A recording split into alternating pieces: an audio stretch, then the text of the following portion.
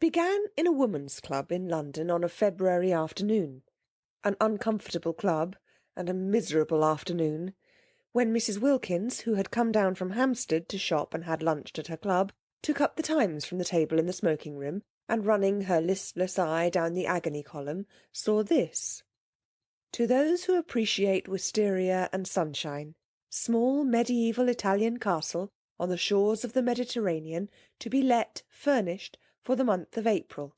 Necessary servants remain. Z. Box 1000, The Times. That was its conception. Yet, as in the case of many another, the conceiver was unaware of it at the moment. So entirely unaware was Mrs. Wilkins that her April for that year had then and there been settled for her, that she dropped the newspaper with a gesture that was both irritated and resigned, and went over to the window and stared drearily out at the dripping street. Not for her were mediaeval castles, even those that are specially described as small. Not for her the shores in April of the Mediterranean, and the wisteria and sunshine. Such delights were only for the rich.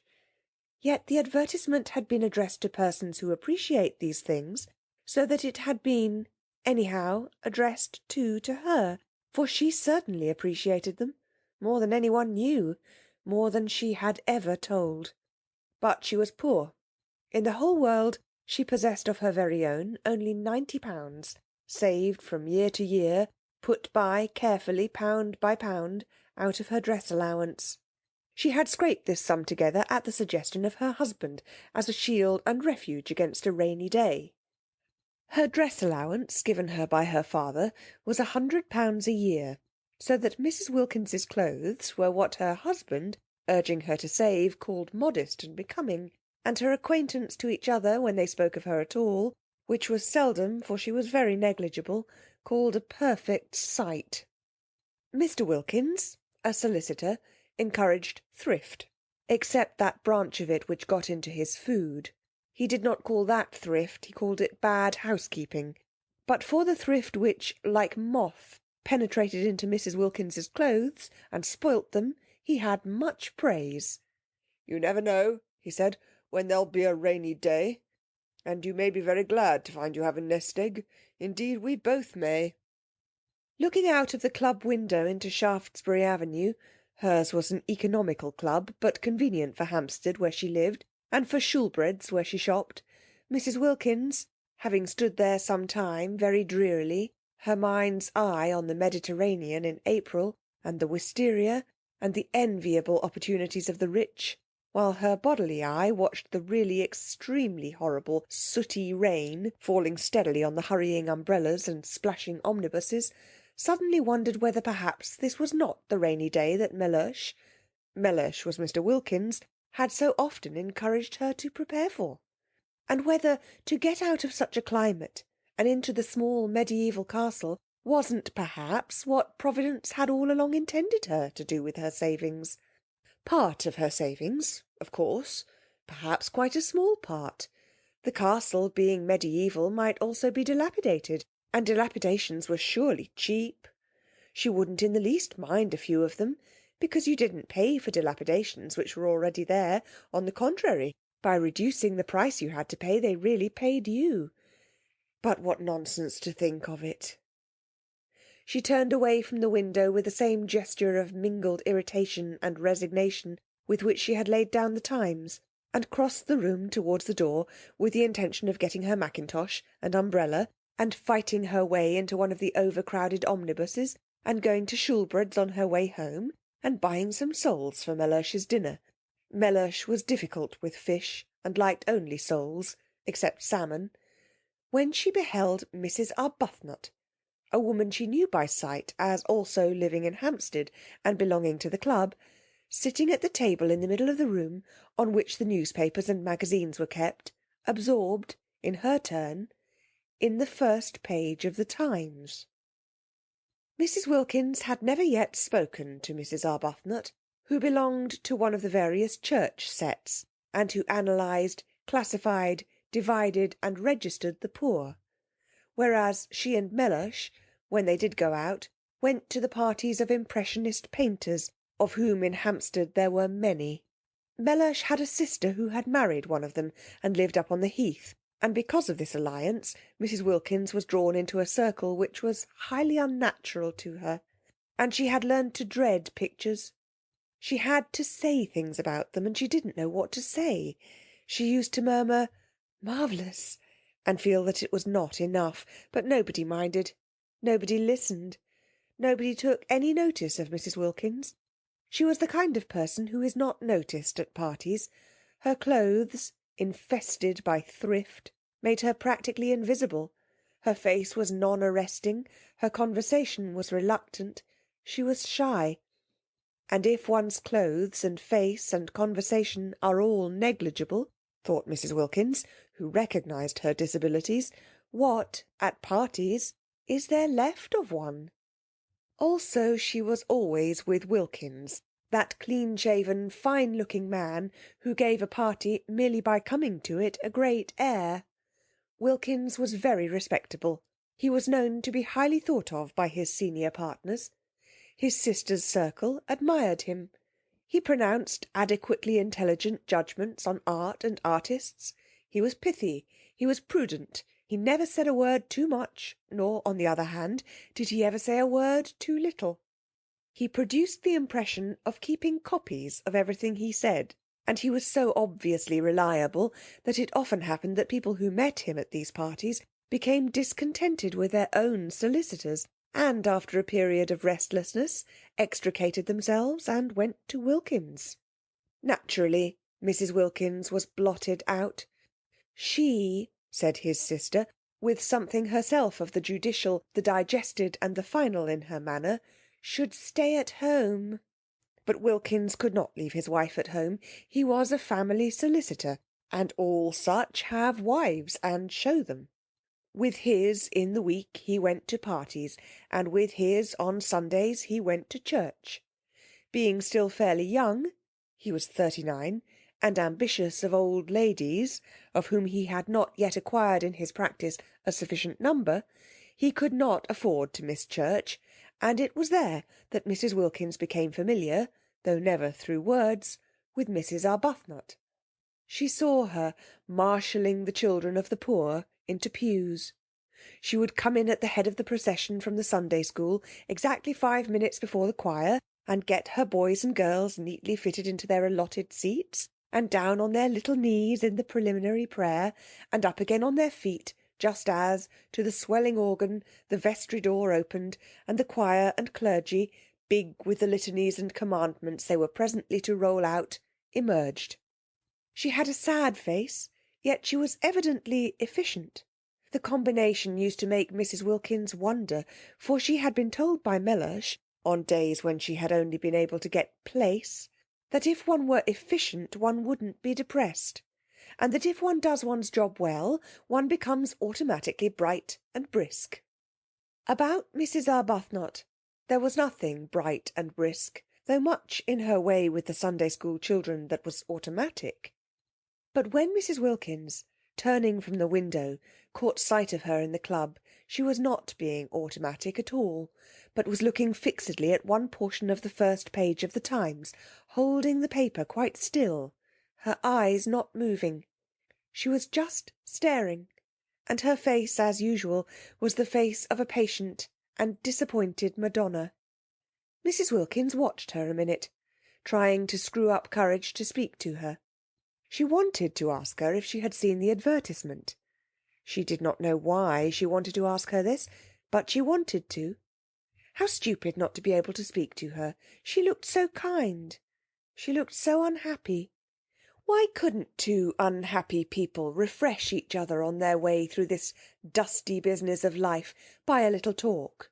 Real, natural talk about what they felt, what they would have liked, what they still tried to hope. And she could not help thinking that Mrs. Arbuthnot, too, was reading that very same advertisement. Her eyes were on the very part of the paper. Was she, too, picturing what it would be like? The colour, the fragrance, the light, the soft lapping of the sea among little hot rocks. Colour, fragrance, light, sea.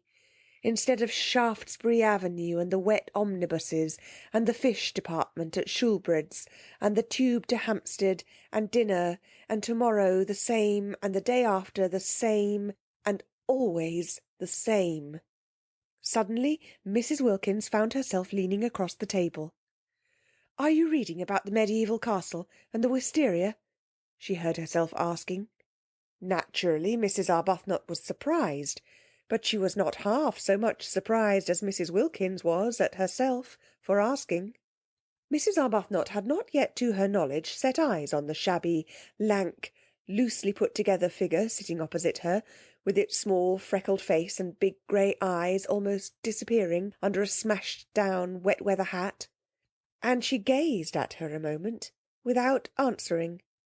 She was reading about the medieval castle and the wisteria, or rather had read about it 10 minutes before, and since then had been lost in dreams of light, of colour, of fragrance, of the soft lapping of the sea among little hot rocks. "Why do you ask me that?" she said in her grave voice, for her training of and by the poor had made her grave and patient.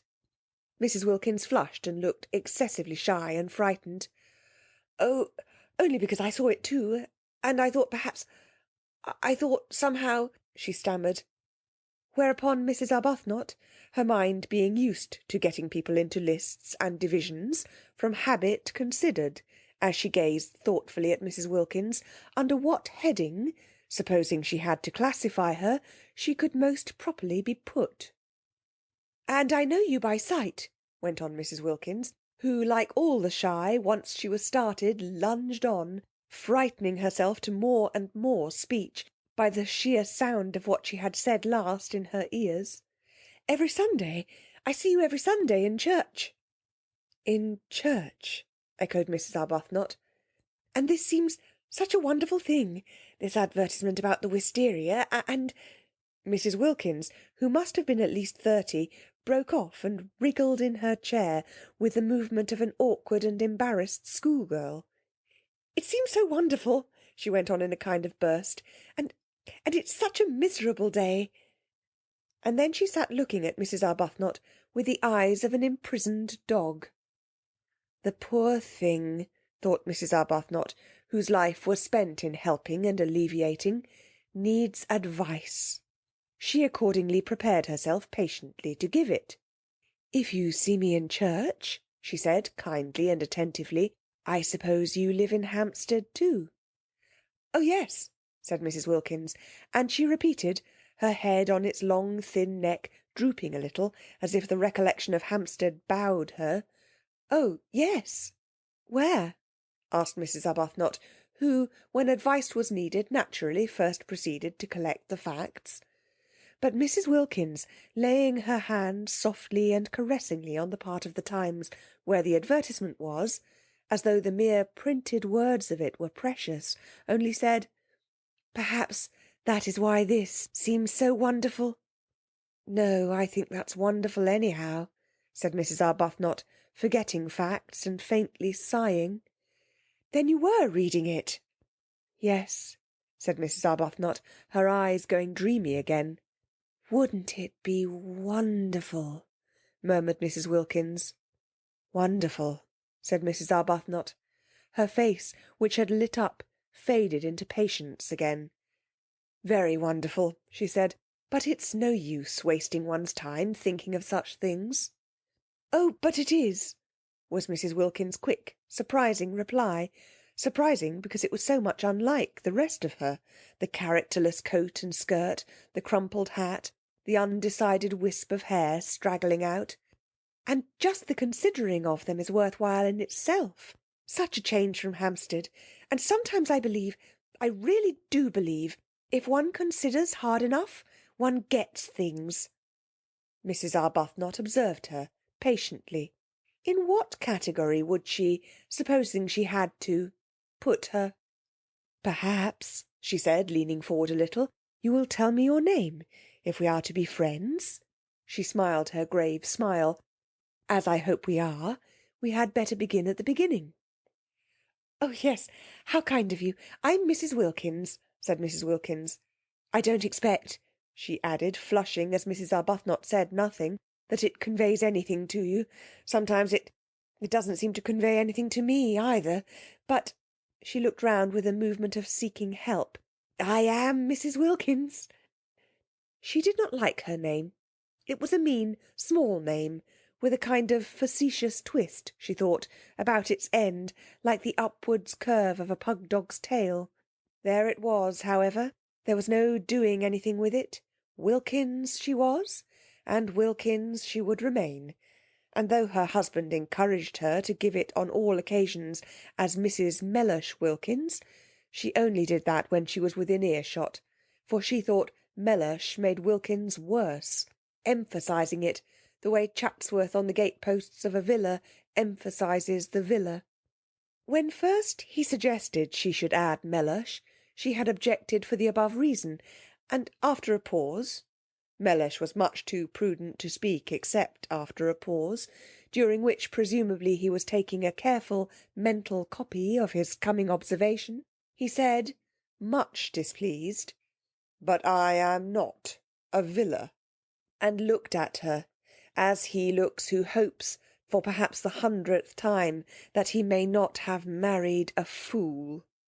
Of course he was not a villa, Mrs. Wilkins assured him. She had never supposed he was. She had not dreamed of meaning.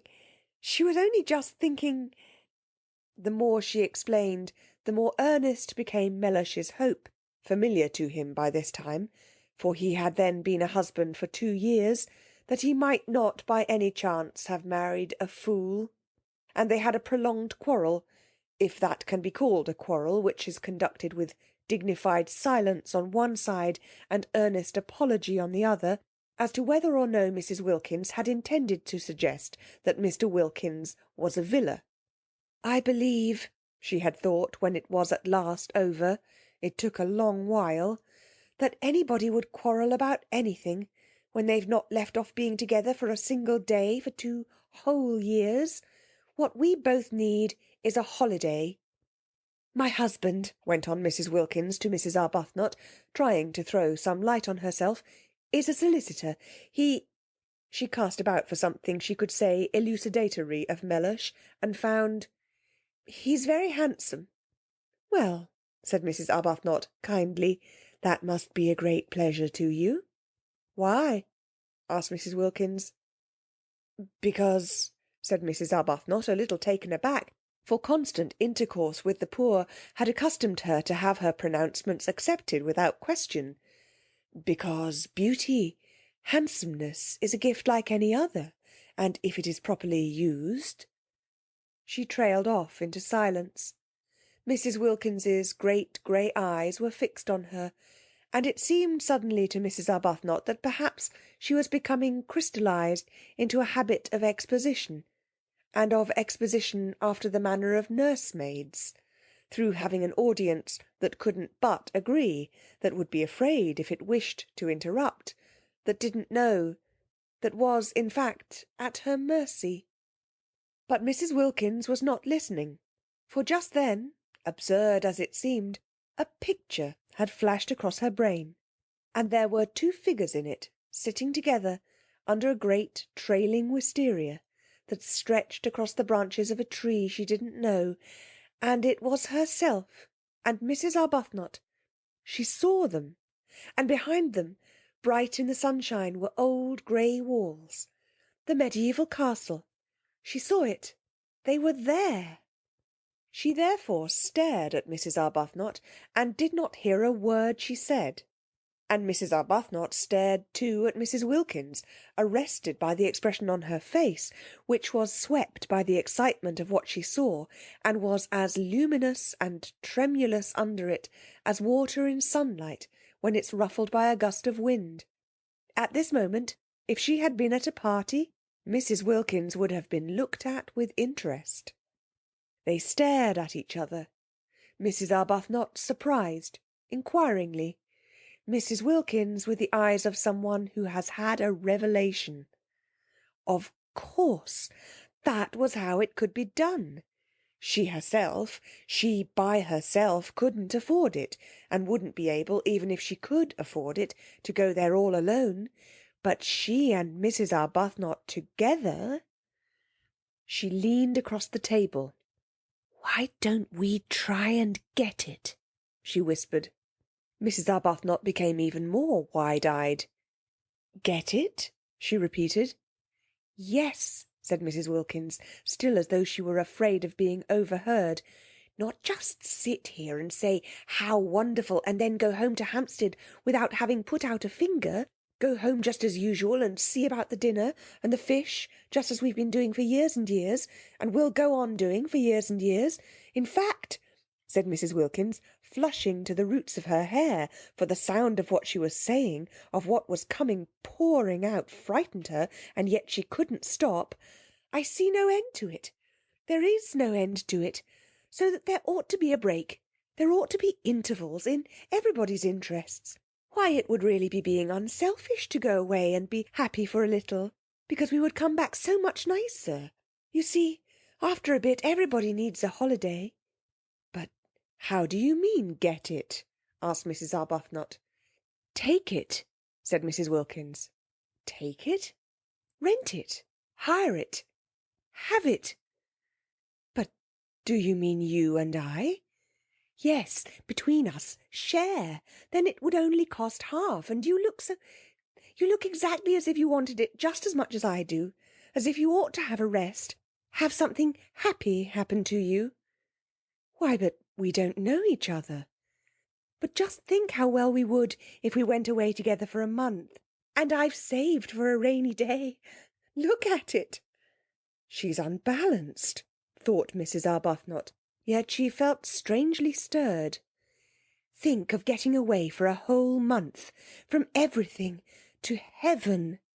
She shouldn't say things like that, thought Mrs. Arbuthnot. The vicar. Yet she felt strangely stirred. It would indeed be wonderful to have a rest, a cessation.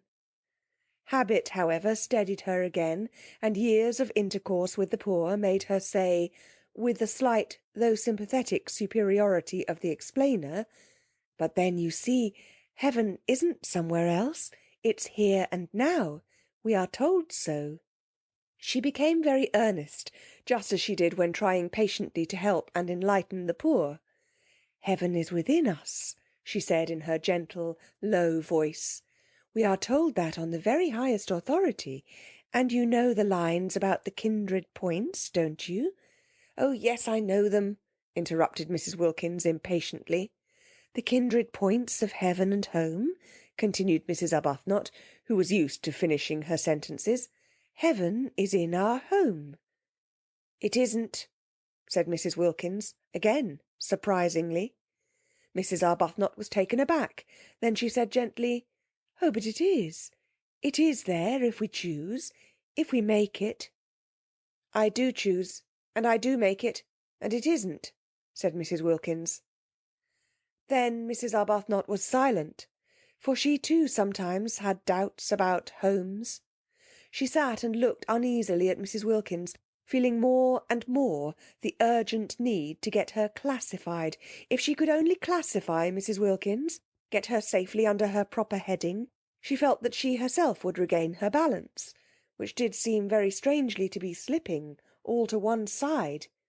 For neither had she had a holiday for years, and the advertisement, when she saw it, had set her dreaming, and Mrs. Wilkins' excitement about it was infectious, and she had the sensation, as she listened to her impetuous odd talk and watched her lit-up face, that she was being stirred out of sleep. Clearly Mrs. Wilkins was unbalanced, but Mrs. Arbuthnot had met the unbalanced before. Indeed, she was always meeting them, and they had no effect on her own stability at all.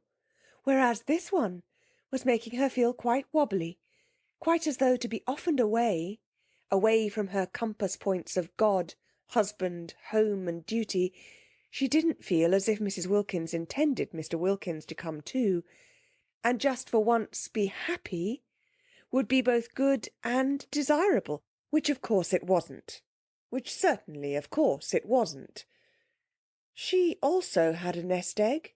invested gradually in the post office savings bank, but to suppose that she would ever forget her duty to the extent of drawing it out and spending it on herself was surely absurd.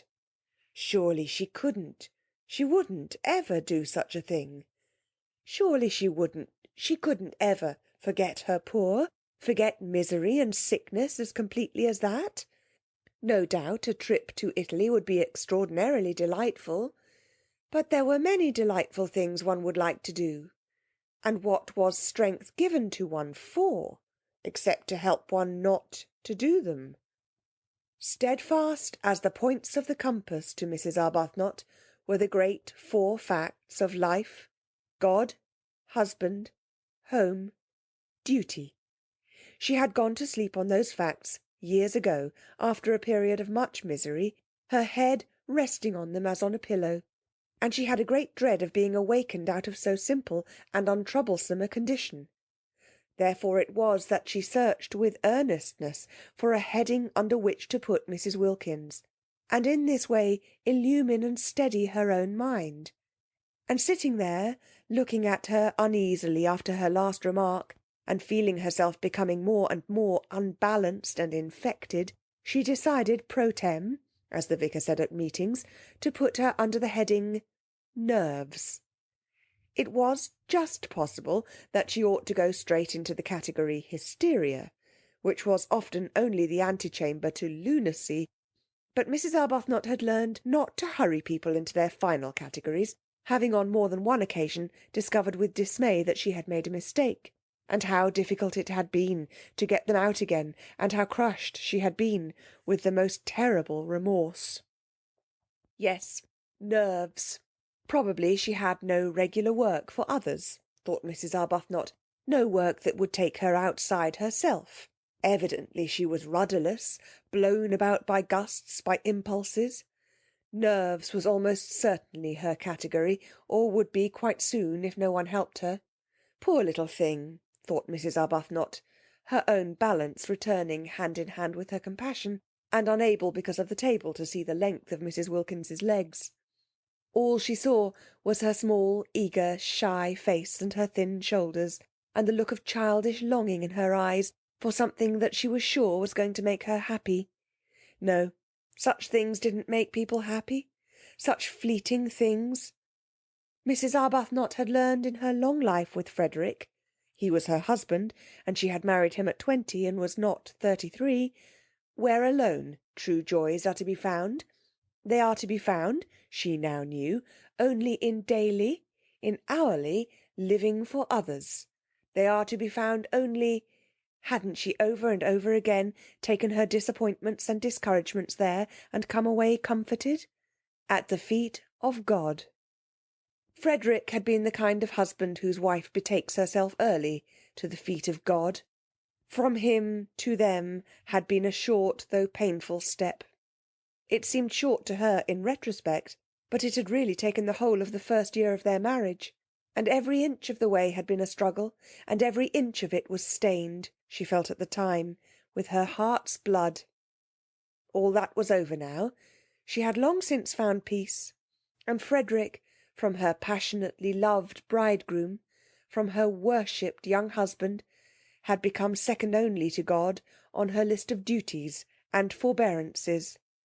There he hung, the second in importance, a bloodless thing bled white by her prayers. For years she had been able to be happy only by forgetting happiness. She wanted to stay like that. She wanted to shut out everything that would remind her of beautiful things, that might set her off again, longing, desiring. "I'd like so much to be friends," she said earnestly. "Won't you come and see me, or let me come to you sometimes? Whenever you feel as if you wanted to talk. I'll give you my address." She searched in her handbag. "And then you won't forget." And she found a card and held it out. Mrs. Wilkins ignored the card. "It's so funny," said Mrs. Wilkins, just as if she had not heard her. "But I see us both, you and me, this April in the mediaeval castle." Mrs. Arbuthnot relapsed into uneasiness. "Do you?" she said, making an effort to stay balanced under the visionary gaze of the shining grey eyes. Do you? Don't you ever see things in a kind of flash before they happen? Asked Mrs. Wilkins. Never, said Mrs. Arbuthnot. She tried to smile. She tried to smile the sympathetic yet wise and tolerant smile with which she was accustomed to listen to the necessarily biased and incomplete view of the poor. She didn't succeed. The smile trembled out. Of course, she said in a low voice, almost as if she were afraid the vicar and the savings bank were listening. It would be most beautiful. Most beautiful. Even if it were wrong, said Mrs. Wilkins, it would only be for a month. That, began Mrs. Arbuthnot, quite clear as to the reprehensibleness of such a point of view, but Mrs. Wilkins stopped her before she could finish. Anyhow, said Mrs. Wilkins, stopping her, I'm sure it's wrong to go on being good for too long, till one gets miserable. And I can see you've been good for years and years, because you look so unhappy. Mrs. Arbuthnot opened her mouth to protest. And I have done nothing but duties, things for other people, ever since I was a girl. And I don't believe anybody loves me a bit the better, and I long for something else. Something else. Was she going to cry? Mrs. Arbuthnot became acutely uncomfortable and sympathetic. She hoped she wasn't going to cry. Not there. Not in that unfriendly room, with strangers coming and going. But Mrs. Wilkins, after tugging agitatedly at a handkerchief that wouldn't come out of her pocket, did succeed at last in merely apparently blowing her nose with it, and then, blinking her eyes very quickly once or twice, looked at Mrs. Arbuthnot with a quivering air of half-humble, half-frightened apology, and smiled. "Will you believe," she whispered, trying to steady her mouth, evidently dreadfully ashamed of herself, "that I've never spoken to anyone before in my life like this? I can't think. I simply don't know what has come over me." "It's the advertisement," said Mrs. Arbuthnot, nodding gravely. "Yes," said Mrs. Wilkins, dabbing furtively at her eyes. "And us both being so—" she blew her nose again a little— "miserable." End of chapter 1.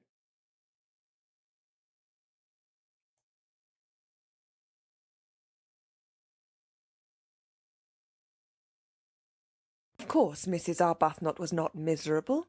How could she be, she asked herself, when God was taking care of her? But she let that pass, for the moment, unrepudiated, because of her conviction that here was another fellow creature in urgent need of her help. And not just boots and blankets and better sanitary arrangements this time, but the more delicate help of comprehension, of finding the exact right words. The exact right words she presently discovered, after trying various ones about living for others and prayer, and the peace to be found in placing oneself unreservedly in God's hands.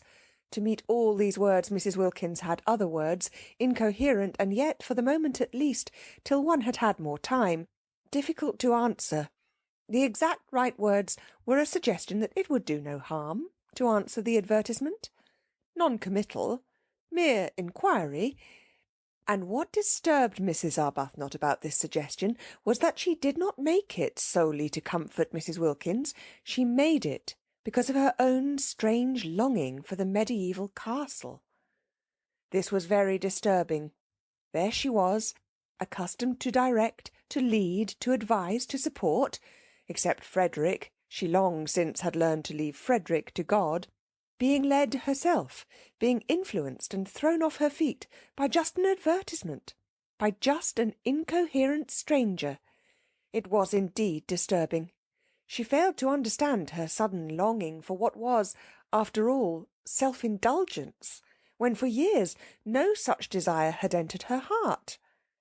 "There's no harm in asking," she said in a low voice, as if the vicar and the savings bank and all her waiting and dependent poor were listening and condemning. "It isn't as if it committed us to anything," said Mrs. Wilkins, also in a low voice, but her voice shook. They got up simultaneously. Mrs. Arbuthnot had a sensation of surprise that Mrs. Wilkins should be so tall, and went to a writing-table, and Mrs. Arbuthnot wrote to Z Box 1000, The Times, for particulars. She asked for all particulars, but the only one they really wanted to see was the one about the rent. They both felt that it was Mrs. Arbuthnot who ought to write the letter and do the business part. Not only was she used to organising and being practical, but she also was older, and certainly calmer, and she herself had no doubt, too, that she was wiser. Neither had Mrs. Wilkins any doubt of this. The very way Mrs. Arbuthnot parted her hair suggested a great calm that could only proceed from wisdom. But if she was wiser, older, and calmer, Mrs. Arbuthnot's new friend nevertheless seemed to her to be the one who impelled. Incoherent, she yet impelled.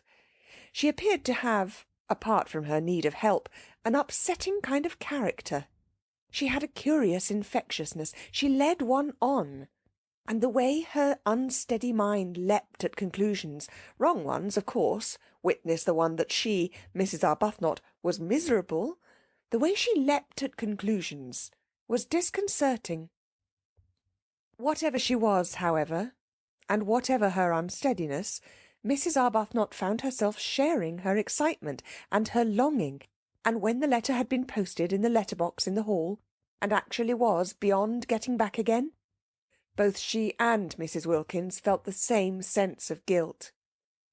"It only shows," said Mrs. Wilkins in a whisper, as they turned away from the letter-box, "how immaculately good we've been all our lives. The very first time we do anything our husbands don't know about, we feel guilty."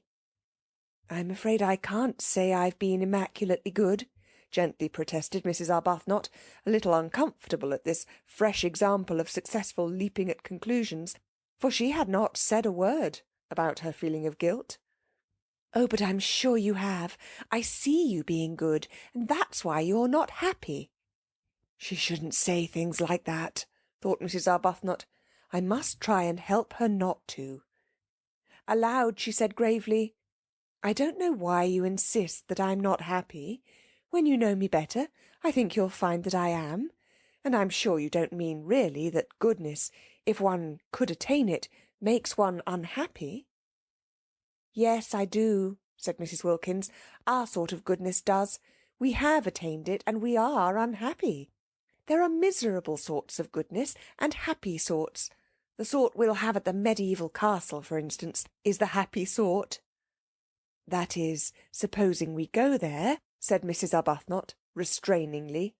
She felt that Mrs. Wilkins needed holding on to. "After all, we've only written just to ask. Anybody may do that.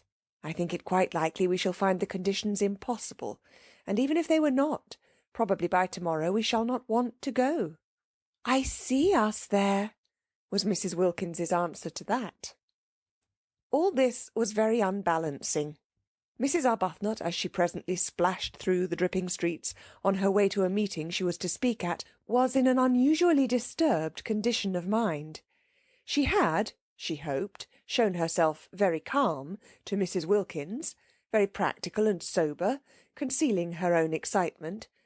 But she was really extraordinarily moved, and she felt happy, and she felt guilty, and she felt afraid, and she had all the feelings, though this she did not know, of a woman who was come away from a secret meeting with her lover. That, indeed, was what she looked like when she arrived late on her platform. She, the open-browed, looked almost furtive as her eyes fell on the staring wooden faces, waiting to hear her try and persuade them to contribute to the alleviation of the urgent needs of the Hampstead poor, each one convinced that they needed contributions themselves. She looked as though she were hiding something discreditable but delightful. Certainly her customary clear expression of candour was not there, and its place was taken by a kind of suppressed and frightened pleasedness, which would have led a more worldly-minded audience to the instant conviction of recent and probably impassioned love-making. Beauty, beauty, beauty. The words kept ringing in her ears as she stood on the platform talking of sad things to the sparsely attended meeting. She had never been to Italy. Was that really what her nest-egg was to be spent on, after all?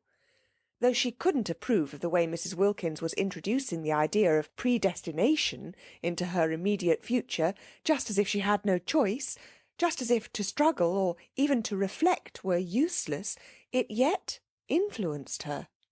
Mrs. Wilkins's eyes had been the eyes of a seer. Some people were like that, Mrs. Arbuthnot knew, and if Mrs. Wilkins had actually seen her at the medieval castle, it did seem probable that struggling would be a waste of time. Still, to spend her nest-egg on self-indulgence! The origin of this egg had been corrupt, but she had at least supposed its end was to be creditable. Was she to deflect it from its intended destination, which alone had appeared to justify her keeping it, and spend it on giving herself pleasure? Mrs. Arbuthnot spoke on, so much practised in the kind of speech that she could have said it all in her sleep. And at the end of the meeting, her eyes dazzled by her secret visions, she hardly noticed that nobody was moved in any way whatever, least of all in the way of contributions. But the vicar noticed. The vicar was disappointed. Usually his good friend and supporter, Mrs. Arbuthnot, succeeded better than this. And what was even more unusual, she appeared, he observed, not even to mind. "I can't imagine," he said to her as they parted, speaking irritably, for he was irritated both by the audience and by her, "what these people are coming to. Nothing seems to move them." "Perhaps they need a holiday," suggested Mrs. Arbuthnot. An unsatisfactory, a queer reply, the vicar thought. "In February?" he called after her sarcastically. "Oh, no, not till April," said Mrs. Arbuthnot over her shoulder. "Very odd," thought the vicar, "very odd indeed." And he went home, and was not perhaps quite Christian to his wife. That night in her prayers, Mrs. Arbuthnot asked for guidance. She felt she ought really to ask, straight out and roundly, that the medieval castle should already have been taken by someone else, and the whole thing thus be settled. But her courage failed her. Suppose her prayer were to be answered? No, she couldn't ask it, she couldn't ask it. And after all, she almost pointed this out to God, if she spent her present nest-egg on a holiday, she could quite soon accumulate another. Frederick pressed money on her, and it would only mean, while she rolled up a second egg, that for a time her contributions to the parish charities would be less, and then it could be the next nest-egg whose original corruption would be purged away by the use to which it was finally put. For Mrs. Arbuthnot, who had no money of her own, was obliged to live on the proceeds of Frederick's activities, and her very nest-egg was the fruit, posthumously ripened, of ancient sin. The way Frederick made his living was one of the standing distresses of her life. He wrote immensely popular memoirs regularly, every year, of the mistresses of kings. There were in history numerous kings who had had mistresses, and there were still more numerous mistresses who had had kings, so that he had been able to publish a book of memoirs during each year of his married life. And even so, there were greater further piles of these ladies waiting to be dealt with. Mrs. Arbuthnot was helpless. Whether she liked it or not, she was obliged to live on the proceeds. He gave her a dreadful sofa once, after the success of his Du Barry memoir, with swollen cushions and soft, receptive lap, and it seemed to her a miserable thing that there, in her very home, should flaunt this reincarnation of a dead old French sinner.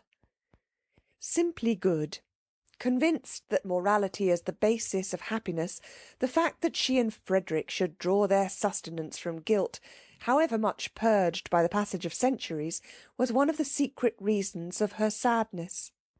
The more the memoired lady had forgotten herself, the more his book about her was read, and the more free-handed he was to his wife, and all that he gave her was spent, after adding slightly to her nest-egg, for she did hope and believe that some day people would cease to want to read of wickedness, and then Frederick would need supporting, on helping the poor. The parish flourished because to take a handful at random of the ill behaviour of the ladies du Barry, Montespan, Pompadour, Nignon de l'Enclos, and even of learned Maintenon. The poor were the filter through which the money was passed, to come out, Mrs. Arbuthnot hoped, purified. She could do no more. She had tried in days gone by to think the situation out, to discover the exact right course for her to take, but had found it, as she had found Frederick, too difficult, and had left it, as she had left Frederick, to God. Nothing of this money was spent on her house or dress. Those remained, except for the great soft sofa, austere. It was the poor who profited. Their very boots were stout with sins. But how difficult it had been! Mrs. Arbuthnot, groping for guidance, prayed about it to exhaustion. Ought she perhaps to refuse to touch the money, to avoid it, as she would have avoided the sins which were its source? But then what about the parish's boots? She asked the vicar what he thought, and through much delicate language, evasive and cautious, it did finally appear that he was for the boots. At least she had persuaded Frederick when first he began his terrible, successful career. He only began it after their marriage. When she married him, he had been a blameless official attached to the library of the British Museum, to publish the memoirs under another name, so that she was not publicly branded. Hampstead read the books with glee, and had no idea that their writer lived in its midst. Frederick was almost unknown, even by sight, in Hampstead. He never went to any of its gatherings. Whatever it was he did in the way of recreation was done in London, but he never spoke of what he did, or whom he saw. He might have been perfectly friendless, for any mention he ever made of friends to his wife. Only the vicar knew where the money for the parish came from, and he regarded it, he told Mrs. Arbuthnot, as a matter of honour not to mention it. And at least her little house was not haunted by the loose-lived ladies, for Frederick did his work away from home. He had 2 rooms near the British Museum, which were the scene of his exhumations, and there he went every morning, and he came back long after his wife was asleep. Sometimes he did not come back at all. Sometimes she did not see him for several days together. Then he would suddenly appear at breakfast, having let himself in with his latchkey the night before, very jovial and good-natured and free-handed, and glad if she would allow him to give her something. A well-fed man, contented with the world, a jolly, full-blooded, satisfied man. And she was always gentle, and anxious that his coffee should be as he liked it. He seemed very happy. Life, she often thought, however much one tabulated, was yet a mystery. There were always some people it was impossible to place. Frederick was one of them. He didn't seem to bear the remotest resemblance to the original Frederick. He didn't seem to have the least need of any of the things he used to say were so important and beautiful. Love, home, complete communion of thoughts, complete immersion in each other's interests. After those early painful attempts to hold him up to the point from which they had hand in hand so splendidly started, attempts in which she herself had got terribly hurt, and the Frederick she supposed she had married was mangled out of recognition, she hung him up finally by her bedside as the chief subject of her prayers, and left him, except for those, entirely to God. She had loved Frederick too deeply to be able now to do anything but pray for him. He had no idea that he never went out of the house without her blessing going with him too, hovering, like a little echo of finished love, round that once dear head. She didn't dare think of him as he used to be, as he had seemed to her to be in those marvellous first days of their love-making, of their marriage. Her child had died. She had nothing, nobody of her own to lavish herself on. The poor became her children, and God the object of her love. What could be happier than such a life, she sometimes asked herself, but her face, and particularly her eyes, continued sad. Perhaps when we're old, perhaps when we are both quite old, she would think wistfully. End of chapter 2. The owner of the medieval castle was an Englishman, a Mr. Briggs, who was in London at the moment, and wrote that it had beds enough for 8 people, exclusive of servants, 3 sitting-rooms, battlements, dungeons, and electric light. The rent was £60 for the month. The servants' wages were extra, and he wanted references. He wanted assurances that the second half of his rent would be paid, the first half being paid in advance, and he wanted assurances of respectability from a solicitor or a doctor or a clergyman. He was very polite in his letter, explaining that his desire for references was what was usual and should be regarded as a mere formality. Mrs. Arbuthnot and Mrs. Wilkins had not thought of references, and they had not dreamed a rent could be so high. In their minds had floated sums like 3 guineas a week, or less, seeing that the place was small and old. £60 for a single month! It staggered them. Before Mrs. Arbuthnot's eyes rose up boots, endless vistas, all the stout boots that £60 would buy, and besides the rent there would be the servants' wages, and the food, and the railway journeys out and home. While as for references, these did indeed seem a stumbling block. It did seem impossible to give any without making their plan more public than they had intended. They had both, even Mrs. Arbuthnot, lured for once away from perfect candour by the realisation of the great saving of trouble and criticism an imperfect explanation would produce, they had both thought it would be a good plan to give out, each to her own circle, their circles being luckily distinct, that each was going to stay with a friend who had a house in Italy. It would be true as far as it went.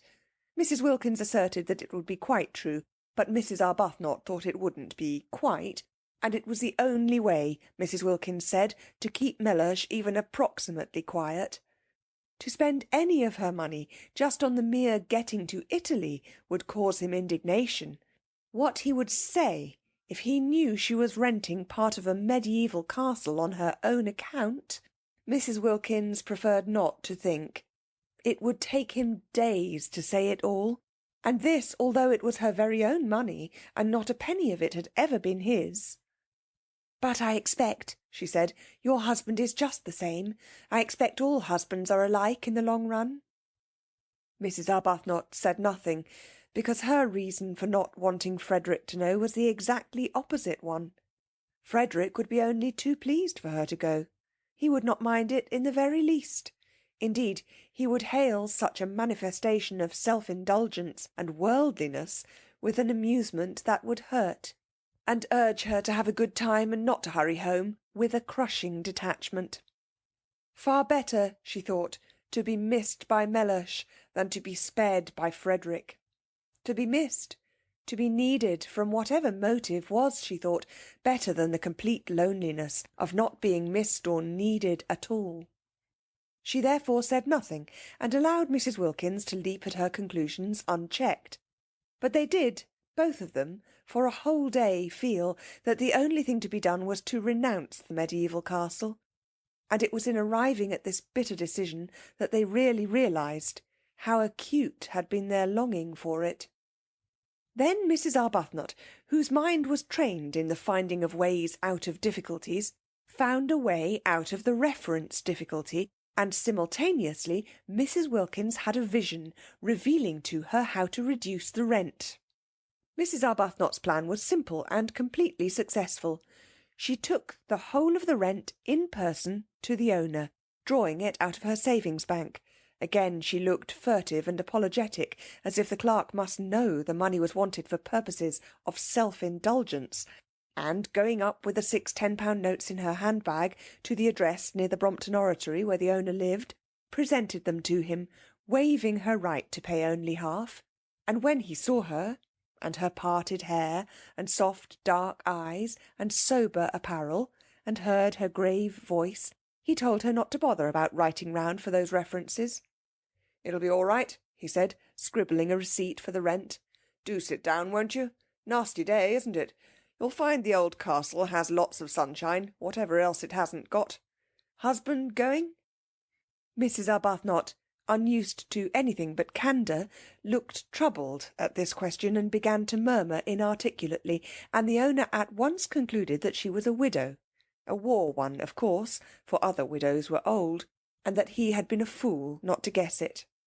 "Oh, I'm sorry," he said, turning red right up to his fair hair. "I didn't mean to—" He ran his eye over the receipt he had written. "Yes, I think that's all right," he said, getting up and giving it to her. "Now," he added, taking the 6 notes she held out and smiling, for Mrs. Arbuthnot was agreeable to look at, "I'm richer and you're happier. I've got money and you've got San Salvatore. I wonder which is best." "I think you know," said Mrs. Arbuthnot, with her sweet smile. He laughed and opened the door for her. It was a pity the interview was over. He would have liked to ask her to lunch with him. She made him think of his mother, of his nurse, of all things kind and comforting, besides having the attraction of not being his mother or his nurse. "I hope you'll like the old place," he said, holding her hand a minute at the door. The very feel of her hand, even through its glove, was reassuring. It was the sort of hand, he thought, that children would like to hold in the dark. "In April, you know, it's simply a mass of flowers. And then there's the sea. You must wear white. You'll fit in very well. There are several portraits of you there." "Portraits?" "Madonnas, you know. There's one on the stairs really exactly like you." Mrs. Arbuthnot smiled and said good-bye and thanked him. Without the least trouble, and at once, she had got him placed in his proper category. He was an artist and of an effervescent temperament. She shook hands and left, and he wished she hadn't. After she was gone, he supposed that he ought to have asked for those references, if only because she would think him so unbusinesslike not to. But he could as soon have insisted on references from a saint in a nimbus as from that grave, sweet lady. Rose Arbuthnot. Her letter, making the appointment, lay on the table. Pretty name. That difficulty, then, was overcome, but there still remained the other one, the really annihilating effect of the expense on the nest-eggs, and especially on Mrs. Wilkins's, which was in size, compared with Mrs. Arbuthnot's, as the egg of the plover is to that of the duck.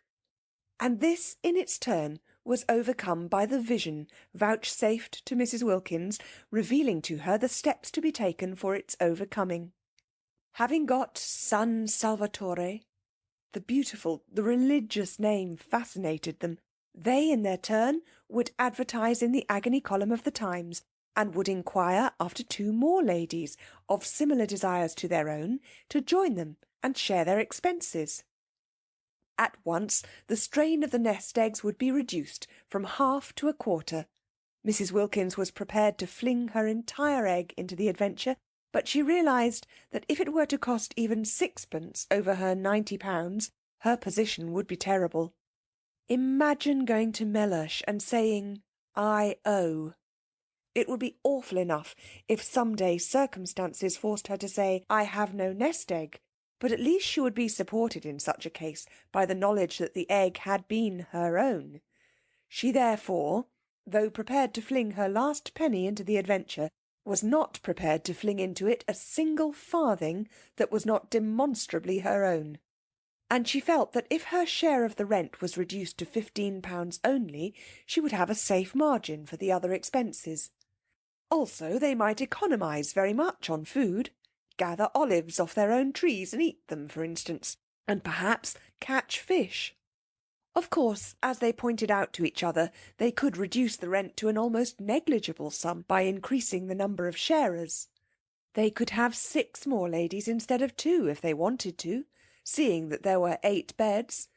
But supposing the 8 beds were distributed in couples in 4 rooms, it would not be altogether what they wanted, to find themselves shut up at night with a stranger. Besides, they thought that perhaps having so many would not be quite so peaceful. After all, they were going to San Salvatore for peace and rest and joy, and 6 more ladies, especially if they got into one's bedroom, might a little interfere with that. However, there seemed to be only 2 ladies in England at that moment who had any wish to join them, for they only had 2 answers to their advertisement. "Well, we only want 2, said Mrs. Wilkins, quickly recovering, for she had imagined a great rush. I think a choice would be a good thing, said Mrs. Arbuthnot. You mean because then we needn't have had Lady Caroline Dester. I didn't say that, gently protested Mrs. Arbuthnot. We needn't have her, said Mrs. Wilkins. Just one more person would help us a great deal with the rent. We're not obliged to have two. But why should we not have her? She seems really quite what we want. Yes, she does from her letter, said Mrs. Wilkins doubtfully. She felt she would be terribly shy of Lady Caroline. Incredible as it may seem, seeing how they get into everything, Mrs. Wilkins had never come across any members of the aristocracy. They interviewed Lady Caroline, and they interviewed the other applicant, a Mrs. Fisher. Lady Caroline came to the club in Shaftesbury Avenue, and appeared to be wholly taken up by one great longing, a longing to get away from everybody she had ever known. When she saw the club, and Mrs. Arbuthnot and Mrs. Wilkins, she was sure that here was exactly what she wanted. She would be in Italy, a place she adored. She would not be in hotels, places she loathed, and she would not be staying with friends, persons she disliked, and she would be in the company of strangers who would never mention a single person she knew, for the simple reason that they had not, could not have, and would not come across them.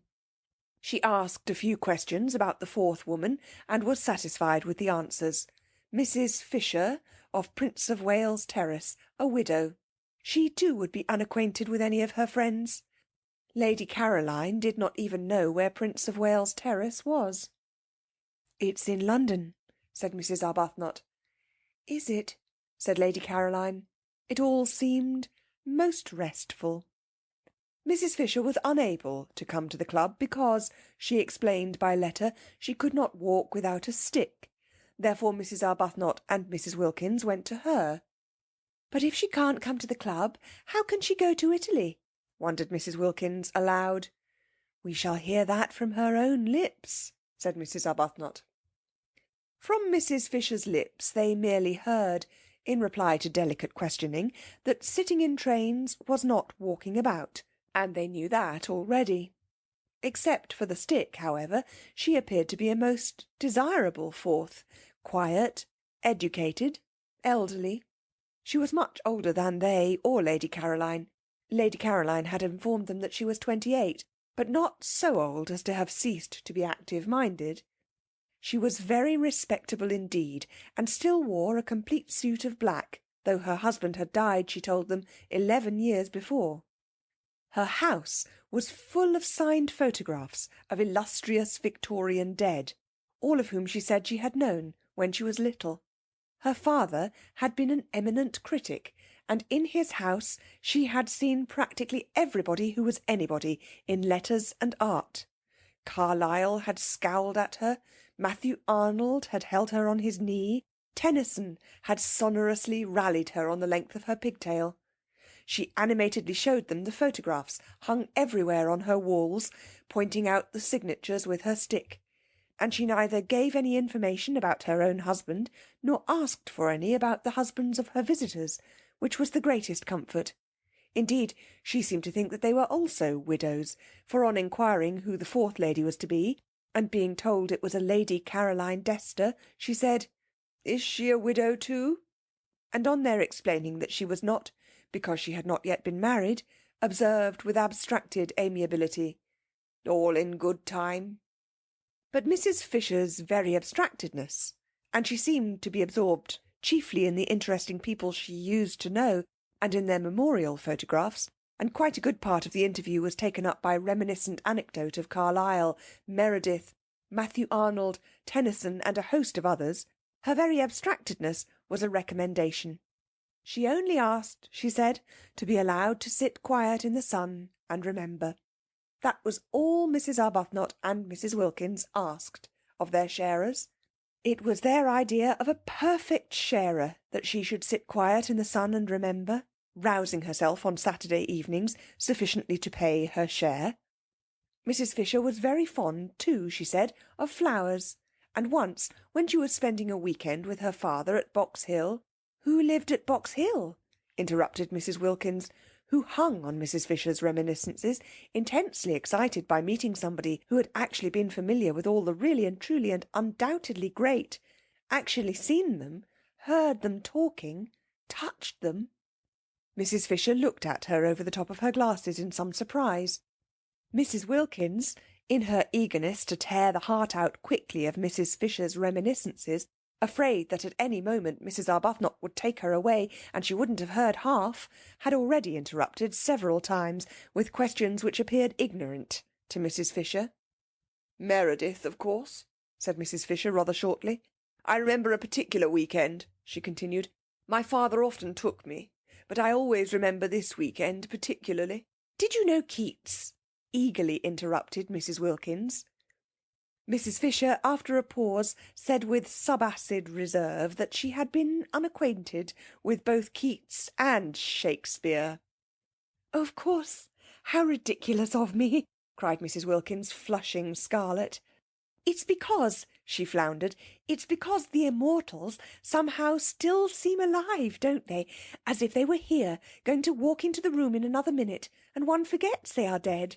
In fact, one knows perfectly well that they are not dead. Not nearly so dead as you and I, even now," she assured Mrs. Fisher, who observed her over the top of her glasses. "I thought I saw Keats the other day," Mrs. Wilkins incoherently proceeded, driven on by Mrs. Fisher's look over the top of her glasses, "in Hampstead, crossing the road in front of that house, you know, the house where he lived." Mrs. Arbuthnot said they must be going. Mrs. Fisher did nothing to prevent them.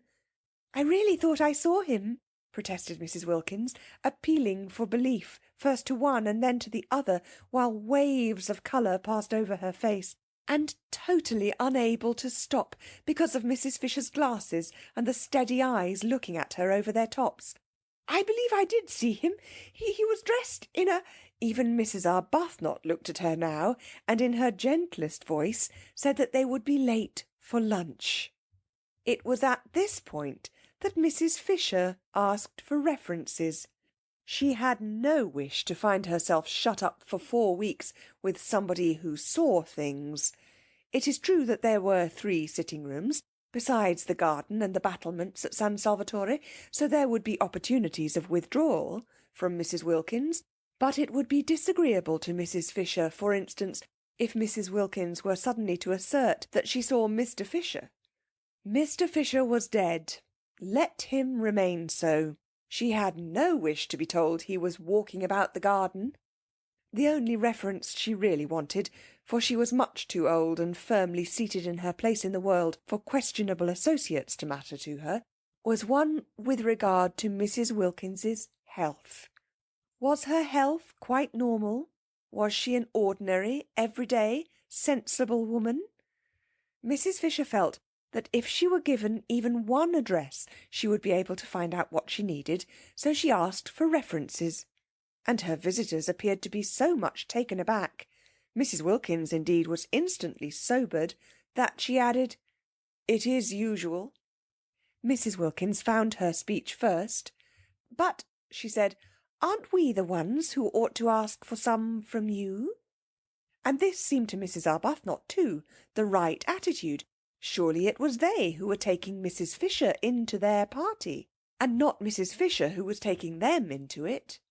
For answer, Mrs. Fisher, leaning on her stick, went to the writing-table, and in a firm hand wrote down 3 names and offered them to Mrs. Wilkins. And the names were so respectable, more, they were so momentous, they were so nearly august, that just to read them was enough. The President of the Royal Academy, the Archbishop of Canterbury, and the Governor of the Bank of England. Who would dare disturb such personages in their meditations with inquiries as to whether a female friend of theirs was all she should be? "They have known me since I was little," said Mrs. Fisher. Everybody seemed to have known Mrs. Fisher since or when she was little. "I don't think references are nice things at all between ordinary decent women," burst out Mrs. Wilkins, made courageous by being, as she felt, at bay.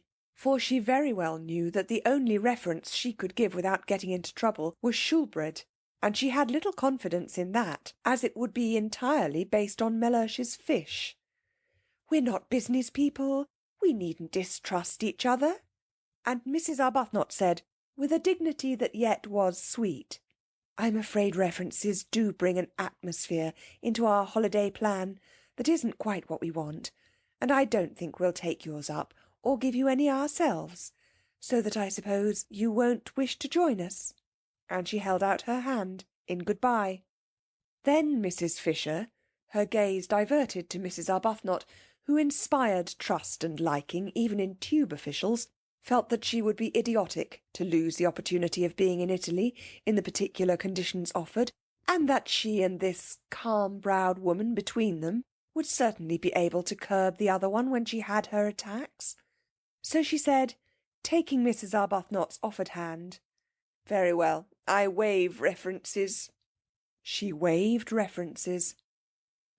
The two, as they walked to the station in Kensington High Street, could not help thinking that this way of putting it was lofty.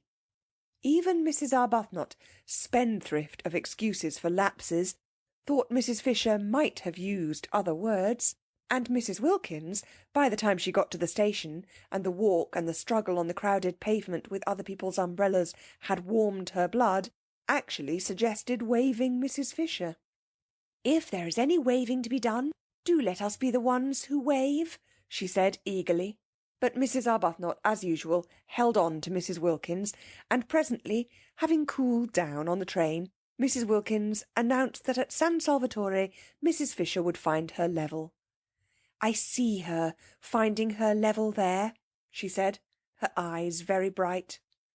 Whereupon Mrs. Arbuthnot, sitting with her quiet hands folded, turned over in her mind how best she could help Mrs. Wilkins not to see quite so much, or at least, if she must see, to see in silence.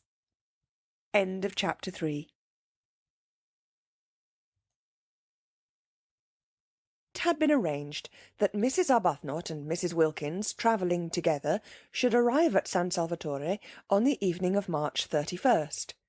The owner, who told them how to get there, appreciated their disinclination to begin their time in it on April the 1st, and Lady Caroline and Mrs. Fisher, as yet unacquainted, and therefore under no obligations to bore each other on the journey, for only towards the end would they find out by a process of sifting who they were to arrive on the morning of April the 2nd.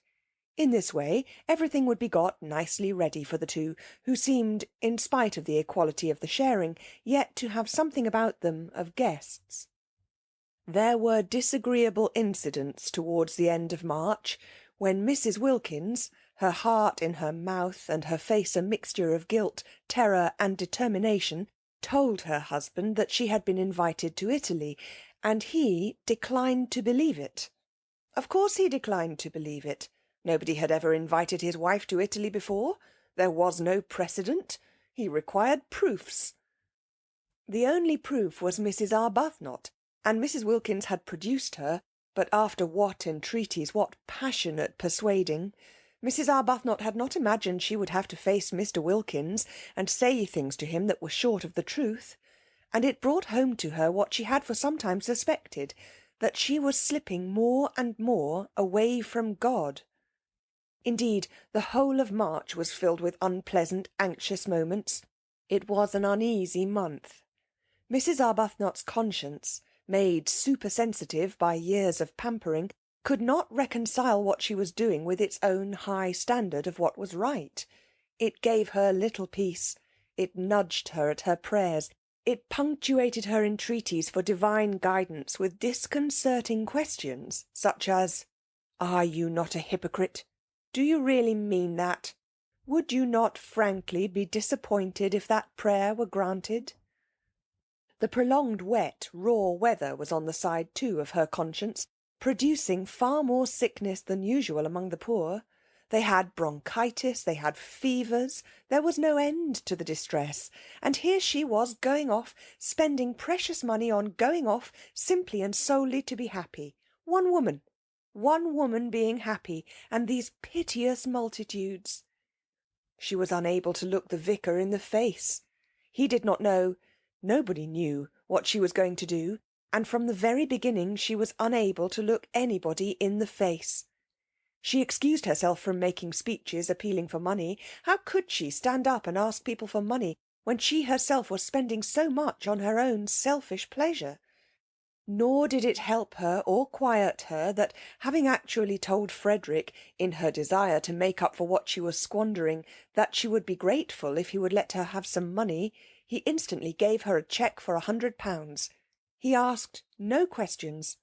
She was scarlet. He looked at her a moment and then looked away. It was a relief to Frederick that she should take some money. She gave it all immediately to the organisation she worked with, and found herself more tangled in doubts than ever. Mrs. Wilkins, on the contrary, had no doubts.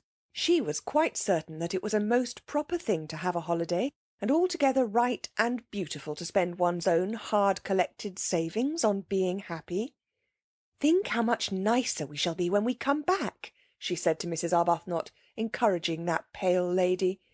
No, Mrs. Wilkins had no doubts, but she had fears, and March was for her too an anxious month, with the unconscious Mr. Wilkins coming back daily to his dinner and eating his fish in the silence of imagined security.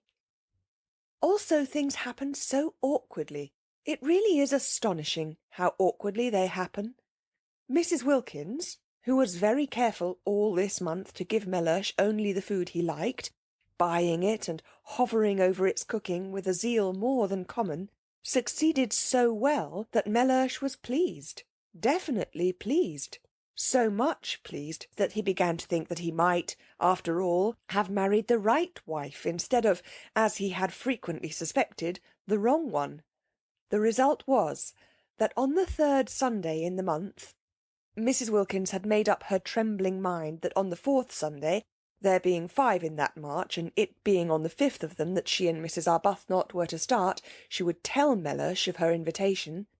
On the 3rd Sunday, then, after a very well-cooked lunch in which the Yorkshire pudding had melted in his mouth, and the apricot tart had been so perfect that he ate it all, Mellersh, smoking his cigar by the brightly burning fire, while hail gusts banged on the window, said, "I'm thinking of taking you to Italy for Easter," and paused for her astounded and grateful ecstasy.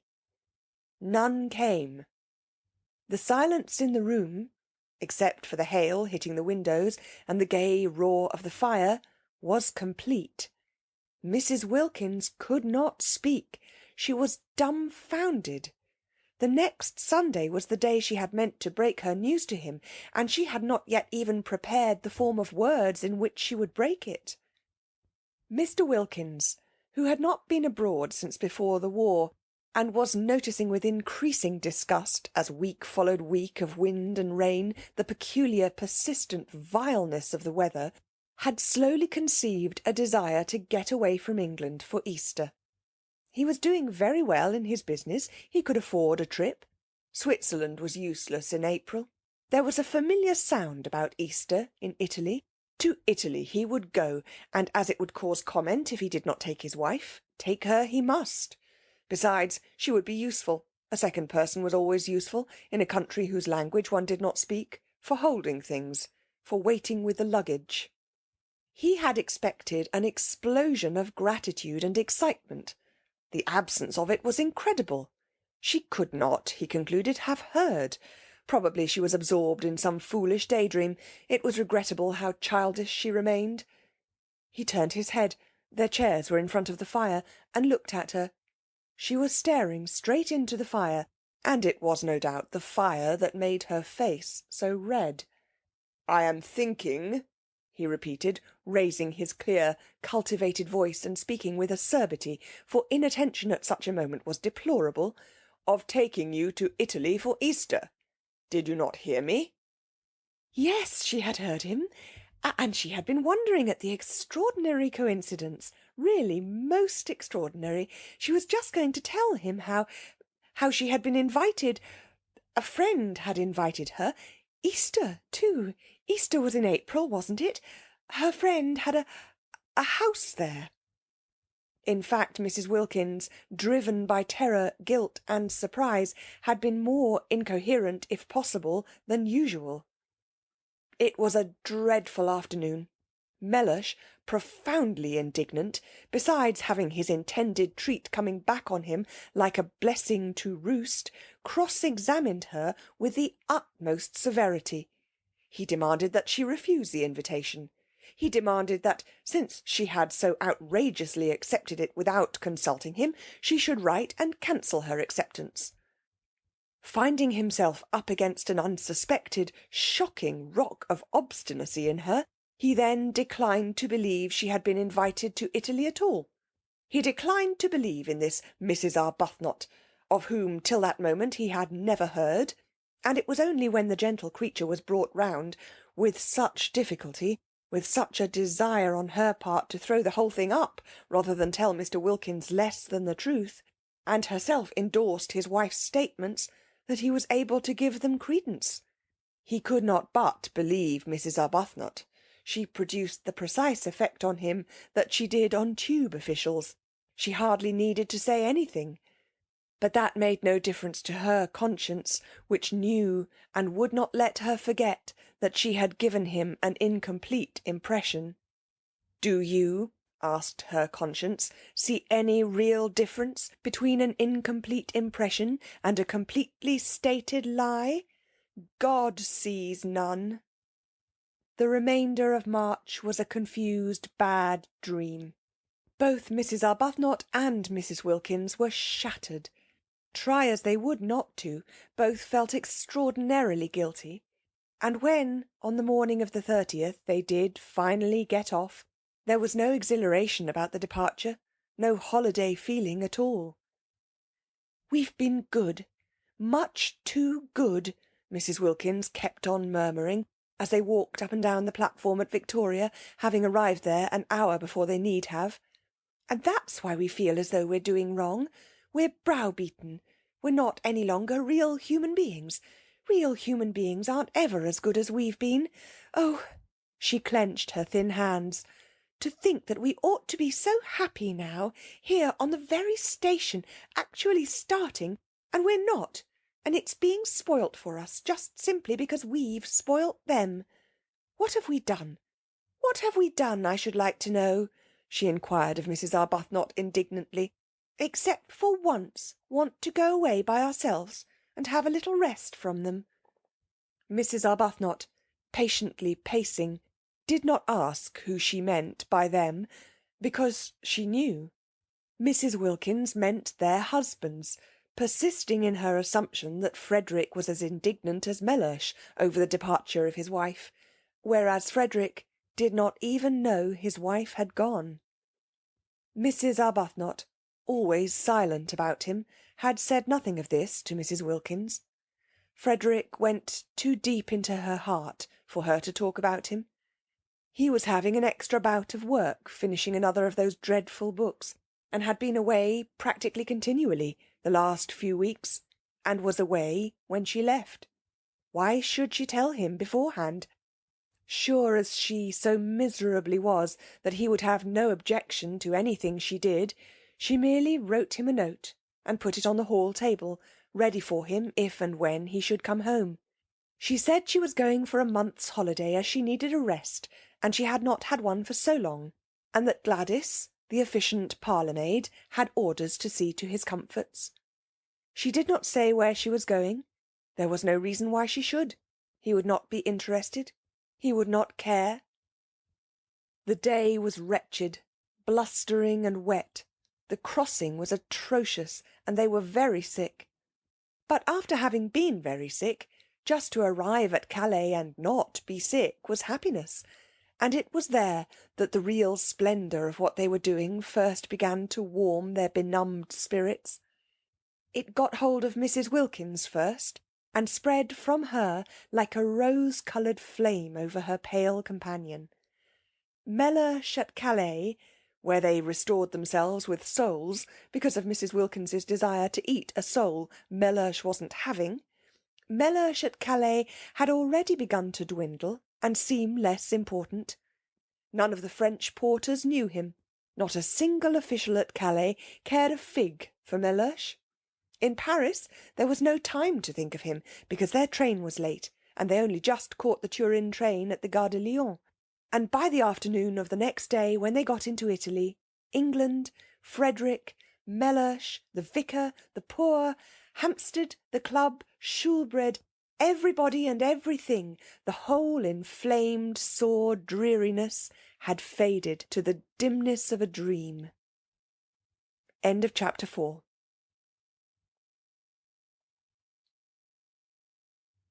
It was cloudy in Italy, which surprised them. They had expected brilliant sunshine. But never mind. It was Italy, and the very clouds looked fat. Neither of them had ever been there before. Both gazed out of the windows with rapt faces. The hours flew as long as it was daylight, and after that there was the excitement of getting nearer, getting quite near, getting there. At Genoa it had begun to rain. Genoa! Imagine actually being at Genoa, seeing its name written up in the station just like any other name. At Nervi it was pouring, and when at last towards midnight, for again the train was late, they got to Mezzago, the rain was coming down in what seemed solid sheets. But it was Italy. Nothing it did could be bad. The very rain was different.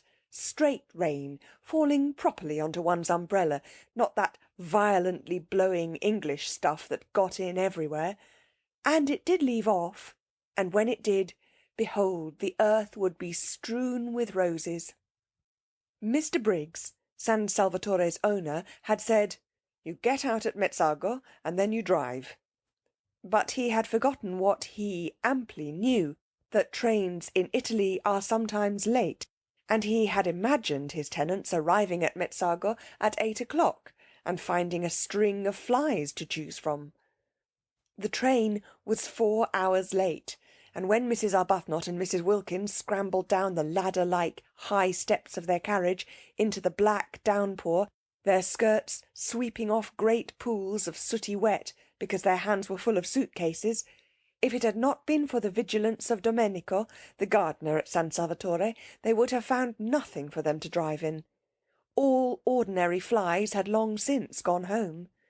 Domenico, foreseeing this, had sent his aunt's fly, driven by her son, his cousin, and his aunt and her fly lived at Castagneto, the village crouching at the feet of San Salvatore, and therefore, however late the train was, the fly would not dare come home without containing that which it had been sent to fetch.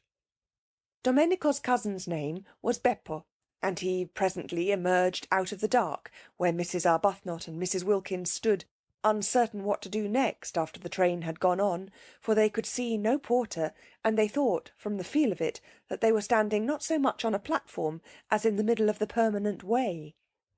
Beppo, who had been searching for them, emerged from the dark with a kind of pounce, and talked Italian to them vociferously. Beppo was a most respectable young man, but he did not look as if he were, especially not in the dark, and he had a dripping hat slouched over one eye. They did not like the way he seized their suitcases. He could not be, they thought, a porter. However, they presently, from out of his streaming talk, discerned the words San Salvatore, and after that they kept on saying them to him, for it was the only Italian they knew, as they hurried after him, unwilling to lose sight of their suitcases, stumbling across rails and through puddles, out to where in the road a small high fly stood. Its hood was up, and its horse was in an attitude of thought. They climbed in, and the minute they were in, Mrs. Wilkins, indeed, could hardly be called in, the horse awoke with a start from its reverie, and immediately began going home rapidly, without Beppo, without the suitcases. Beppo darted after him, making the night ring with his shouts, and caught the hanging reins just in time. He explained proudly, and as it seemed to him with perfect clearness, that the horse always did that, being a fine animal, full of corn and blood, and cared for by him, Beppo, as if he were his own son, and the ladies mustn't be alarmed. He had noticed they were clutching each other. But clear and loud and profuse of words though he was, they only looked at him blankly. He went on talking, however, while he piled the suitcases up around them, sure that sooner or later they must understand him, especially as he was careful to talk very loud and illustrate everything he said with the simplest elucidatory gestures. But they both continued only to look at him. They both, he noticed sympathetically, had white faces, fatigued faces, and they both had big eyes, fatigued eyes. They were beautiful ladies, he thought, and their eyes, looking at him over the tops of their suitcases, watching his every movement — there were no trunks, only numbers of suitcases — were like the eyes of the Mother of God. The only thing the ladies said, and they repeated it at regular intervals, even after they had started, gently prodding him as he sat on his box to call his attention to it, was "San Salvatore?" And each time he answered vociferously, encouragingly, "Si, si, San Salvatore." "We don't know, of course, if he's taking us there," said Mrs. Arbuthnot at last, in a low voice, after they had been driving, as it seemed to them, a long while, and had got off the paving stones of the sleep-shrouded town, and were out on a winding road, with what they could just see was a low wall on their left, beyond which was a great black emptiness and the sound of the sea. On their right was something close and steep and high and black. Rocks, they whispered to each other. Huge rocks. They felt very uncomfortable. It was so late. It was so dark. The road was so lonely. Suppose a wheel came off? Suppose they met fascisti, or the opposite of fascisti? How sorry they were now that they had not slept at Genoa and come on the next morning in daylight. "But that would have been the 1st of April," said Mrs. Wilkins in a low voice. "It is that now," said Mrs. Arbuthnot beneath her breath. "So it is," murmured Mrs. Wilkins. They were silent. Beppo turned round on his box, a disquieting habit already noticed, for surely his horse ought to be carefully watched, and again addressed them with what he was convinced was lucidity, no patois, and the clearest explanatory movements. How much they wished their mothers had made them learn Italian when they were little. If only now they could have said, "Please sit round the right way and look after the horse." They did not even know what horse was in Italian. It was contemptible to be so ignorant. In their anxiety, for the road twisted round great jutting rocks, and on their left was only the low wall to keep them out of the sea should anything happen, they too began to gesticulate, waving their hands at Beppo, pointing ahead. They wanted him to turn round again and face his horse, that was all. He thought they wanted him to drive faster, and there followed a terrifying 10 minutes, during which, as he supposed, he was gratifying them. He was proud of his horse, and it could go very fast. He rose in his seat, the whip cracked, the horse rushed forwards, the rocks leapt towards them, the little fly swayed, the suitcases heaved. Mrs. Arbuthnot and Mrs. Wilkins clung.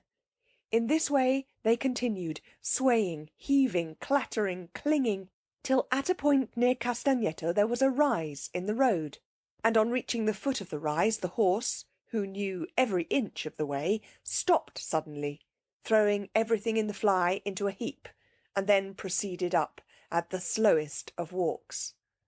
Beppo twisted himself round to receive their admiration, laughing with pride at his horse. There was no answering laugh from the beautiful ladies. Their eyes, fixed on him, seemed bigger than ever, and their faces against the black of the night showed milky. But here, at least, once they were up the slope, were houses.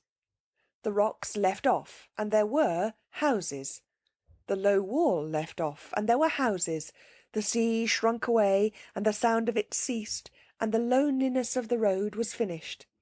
No lights anywhere, of course, nobody to see them pass, and yet Beppo, when the houses began, after looking over his shoulder and shouting "Castagneto" at the ladies, once more stood up and cracked his whip, and once more made his horse dash forward. "We shall be there in a minute," Mrs. Arbuthnot said to herself, holding on. "We shall soon stop now," Mrs. Wilkins said to herself, holding on.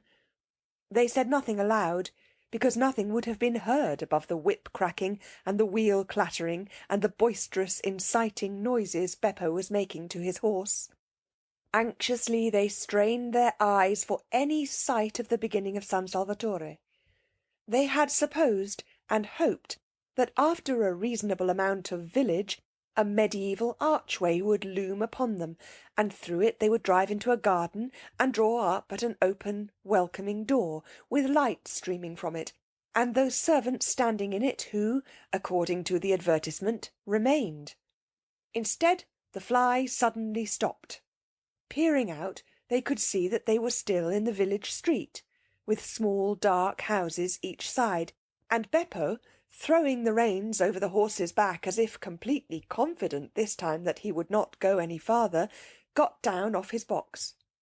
At the same moment, springing, as it seemed, out of nothing, a man and several half-grown boys appeared on each side of the fly and began dragging out the suitcases. "No, no, San Salvatore! San Salvatore!" exclaimed Mrs. Wilkins, trying to hold on to what suitcases she could. "Si, si, San Salvatore!" they all shouted, pulling. "This can't be San Salvatore," said Mrs. Wilkins, turning to Mrs. Arbuthnot, who sat quite still, watching her suitcases being taken from her with the same patience she applied to lesser evils. She knew she could do nothing if these men were wicked men, determined to have her suitcases. "I don't think it can be," she admitted, and could not refrain from a moment's wonder at the ways of God. Had she really been brought here, she and poor Mrs. Wilkins, after so much trouble in arranging it, so much difficulty and worry, along such devious paths of prevarication and deceit, only to be— She checked her thoughts, and gently said to Mrs. Wilkins, while the ragged youths disappeared with the suitcases into the night, and the man with the lantern helped Beppo pull the rug off her, that they were both in God's hands. And for the first time, on hearing this, Mrs. Wilkins was afraid. There was nothing for it but to get out. Useless to try to go on sitting in the fly, repeating San Salvatore. Every time they said it, and their voices each time were fainter, Beppo and the other man merely echoed it in a series of loud shouts. If only they had learned Italian when they were little, if only they could have said, "We wish to be driven to the door." But they did not even know what door was in Italian. Such ignorance was not only contemptible, it was, they now saw, definitely dangerous. Useless, however, to lament it now. Useless to put off whatever it was that was going to happen to them by trying to go on sitting in the fly. They therefore got out. The two men opened their umbrellas for them and handed them to them. From this they received a faint encouragement, because they could not believe that if these men were wicked they would pause to open umbrellas. The man with the lantern then made signs to them to follow him, talking loudly and quickly, and Beppo, they noticed, remained behind. Ought they to pay him? Not, they thought, if they were going to be robbed and perhaps murdered. Surely on such an occasion one did not pay.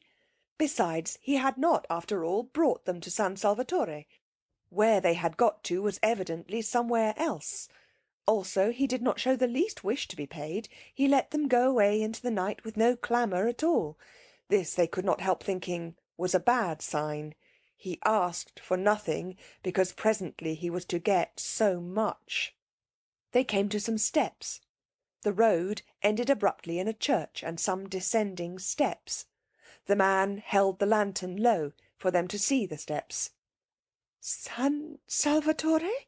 said Mrs. Wilkins once again, very faintly, before committing herself to the steps. It was useless to mention it now, of course, but she could not go down steps in complete silence. No mediaeval castle, she was sure, was ever built at the bottom of steps. Again, however, came the echoing shout, "Si, si, San Salvatore." They descended gingerly, holding up their skirts, just as if they would be wanting them another time, and had not in all probability finished with skirts for ever. The steps ended in a steeply sloping path, with flat stone slabs down the middle. They slipped a good deal on these wet slabs, and the man with the lantern, talking loudly and quickly, held them up. His way of holding them up was polite. "Perhaps," said Mrs. Wilkins, in a low voice to Mrs. Arbuthnot, "it is all right after all." "We're in God's hands," said Mrs. Arbuthnot again, and again Mrs. Wilkins was afraid. They reached the bottom of the sloping path, and the light of the lantern flickered over an open space, with houses round three sides. The sea was the fourth side, lazily washing backwards and forwards on pebbles. "San Salvatore," said the man, pointing with his lantern to a black mass curved around the water like an arm flung about it. They strained their eyes. They saw the black mass, and on the top of it a light. "San Salvatore?" they both repeated incredulously, for where were the suitcases, and why had they been forced to get out of the fly? "Si, si, San Salvatore." They went along what seemed to be a quay right on the edge of the water. There was not even a low wall here, nothing to prevent the man with the lantern tipping them in if he wanted to.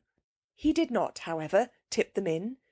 Perhaps it was all right after all, Mrs. Wilkins again suggested to Mrs. Arbuthnot on noticing this, who this time was herself beginning to think that it might be, and said no more about God's hands. The flicker of the lantern danced along, reflected in the wet pavement of the quay. Out to the left, in the darkness and evidently at the end of a jetty, was a red light. They came to an archway with a heavy iron gate.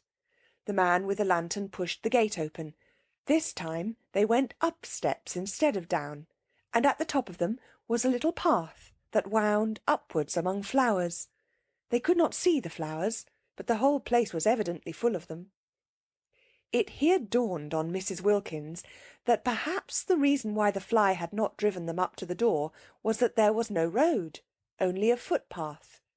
That also would explain the disappearance of the suitcases. She began to feel confident that they would find their suitcases waiting for them when they got up to the top. San Salvatore was, it seemed, on the top of a hill, as a mediaeval castle should be. At a turn of the path they saw above them, much nearer now and shining more brightly, the light they had seen from the quay. She told Mrs. Arbuthnot of her dawning belief, and Mrs. Arbuthnot agreed that it was very likely a true one. Once more, but this time in a tone of real hopefulness, Mrs. Wilkins said, pointing upwards at the black outline against the only slightly less black sky, "San Salvatore?" And once more, but this time comfortingly, encouragingly, came back the assurance, "Si, si, San Salvatore." They crossed a little bridge, over what was apparently a ravine, and then came a flat bit with long grass at the sides and more flowers. They felt the grass flicking wet against their stockings, and the invisible flowers were everywhere. Then up again through trees, along a zigzag path, with the smell all the way of the flowers they could not see. The warm rain was bringing out all the sweetness. Higher and higher they went in this sweet darkness, and the red light on the jetty dropped farther and farther below them. The path wound round to the other side of what appeared to be a little peninsula. The jetty and the red light disappeared. Across the emptiness on their left were distant lights. "Mezzago," said the man, waving his lantern at the lights. "Si, si," they answered, for they had by now learned si, si, upon which the man congratulated them with a great flow of polite words, not one of which they understood, on their magnificent Italian. For this was Domenico, the vigilant and accomplished gardener of San Salvatore, the prop and stay of the establishment, the resourceful, the gifted, the eloquent, the courteous, the intelligent Domenico. Only they did not know that yet, and he did in the dark, and even sometimes in the light, look with his knife-sharp, swarthy features and swift panther movements, very like somebody wicked.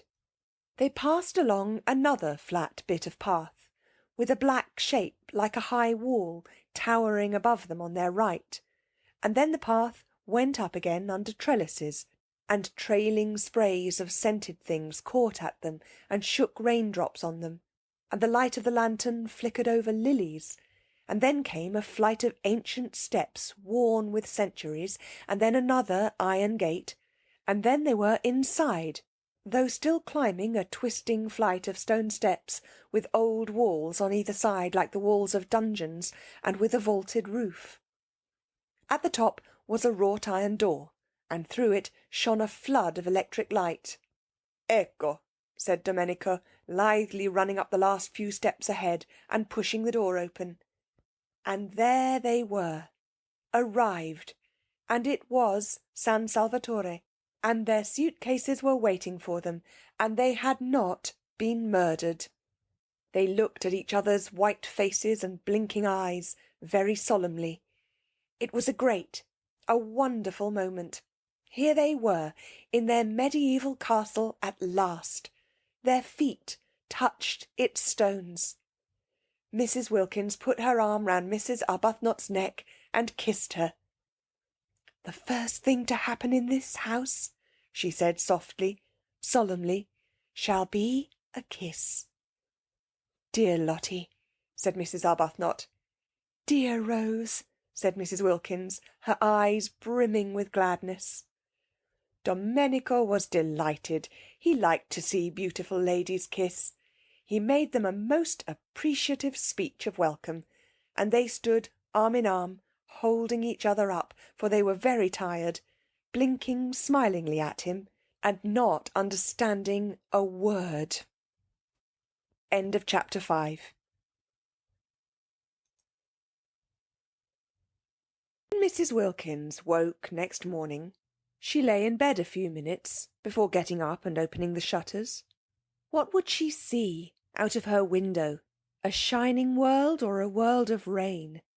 But it would be beautiful. Whatever it was would be beautiful. She was in a little bedroom with bare white walls and a stone floor and sparse old furniture. The beds, there were two, were made of iron, enamelled black and painted with bunches of gay flowers. She lay, putting off the great moment of going to the window, as one puts off opening a precious letter, gloating over it. She had no idea what time it was. She had forgotten to wind up her watch ever since, centuries ago, she last went to bed in Hampstead. No sounds were to be heard in the house, so she supposed it was very early, yet she felt as if she had slept a long while, so completely rested, so perfectly content. She lay with her arms clasped round her head, thinking how happy she was, her lips curved upwards in a delighted smile. In bed by herself. Adorable condition. She had not been in a bed without Mellersh once now for 5 whole years. And the cool roominess of it, the freedom of one's movements, the sense of recklessness, of audacity in giving the blankets a pull if one wanted to, or twitching the pillows more comfortably. It was like the discovery of an entirely new joy. Mrs. Wilkins longed to get up and open the shutters, but where she was really so very delicious. She gave a sigh of contentment and went on lying there looking round her, taking in everything in her room. Her own little room, her very own, to arrange just as she pleased for this one blessed month. Her room, bought with her own savings, the fruit of her careful denials, whose door she could bolt if she wanted to, and nobody had the right to come in. It was such a strange little room, so different from any she had known, and so sweet. It was like a cell. Except for the 2 beds, it suggested a happy austerity. And the name of the chamber, she thought, quoting and smiling round at it, was Peace. Well, this was delicious, to lie there thinking how happy she was, but outside those shutters it was more delicious still. She jumped up, pulled on her slippers, for there was nothing on the stone floor but one small rug, ran to the window and threw open the shutters. "Oh!" cried Mrs. Wilkins. All the radiance of April in Italy lay gathered together at her feet. The sun poured in on her. The sea lay asleep in it, hardly stirring. Across the bay, the lovely mountains, exquisitely different in colour, were asleep too in the light, and underneath her window, at the bottom of the flower-starred grass slope from which the wall of the castle rose up, was a great cypress, cutting through the delicate blues and violets and rose colours of the mountains and the sea, like a great black sword. She stared. Such beauty, and she there to see it. Such beauty, and she alive to feel it. Her face was bathed in light. Lovely scents came up to the window and caressed her. A tiny breeze gently lifted her hair. Far out into the bay a cluster of almost motionless fishing boats hovered like a flock of white birds on the tranquil sea. How beautiful, how beautiful! Not to have died before this, to have been allowed to see, breathe, feel this.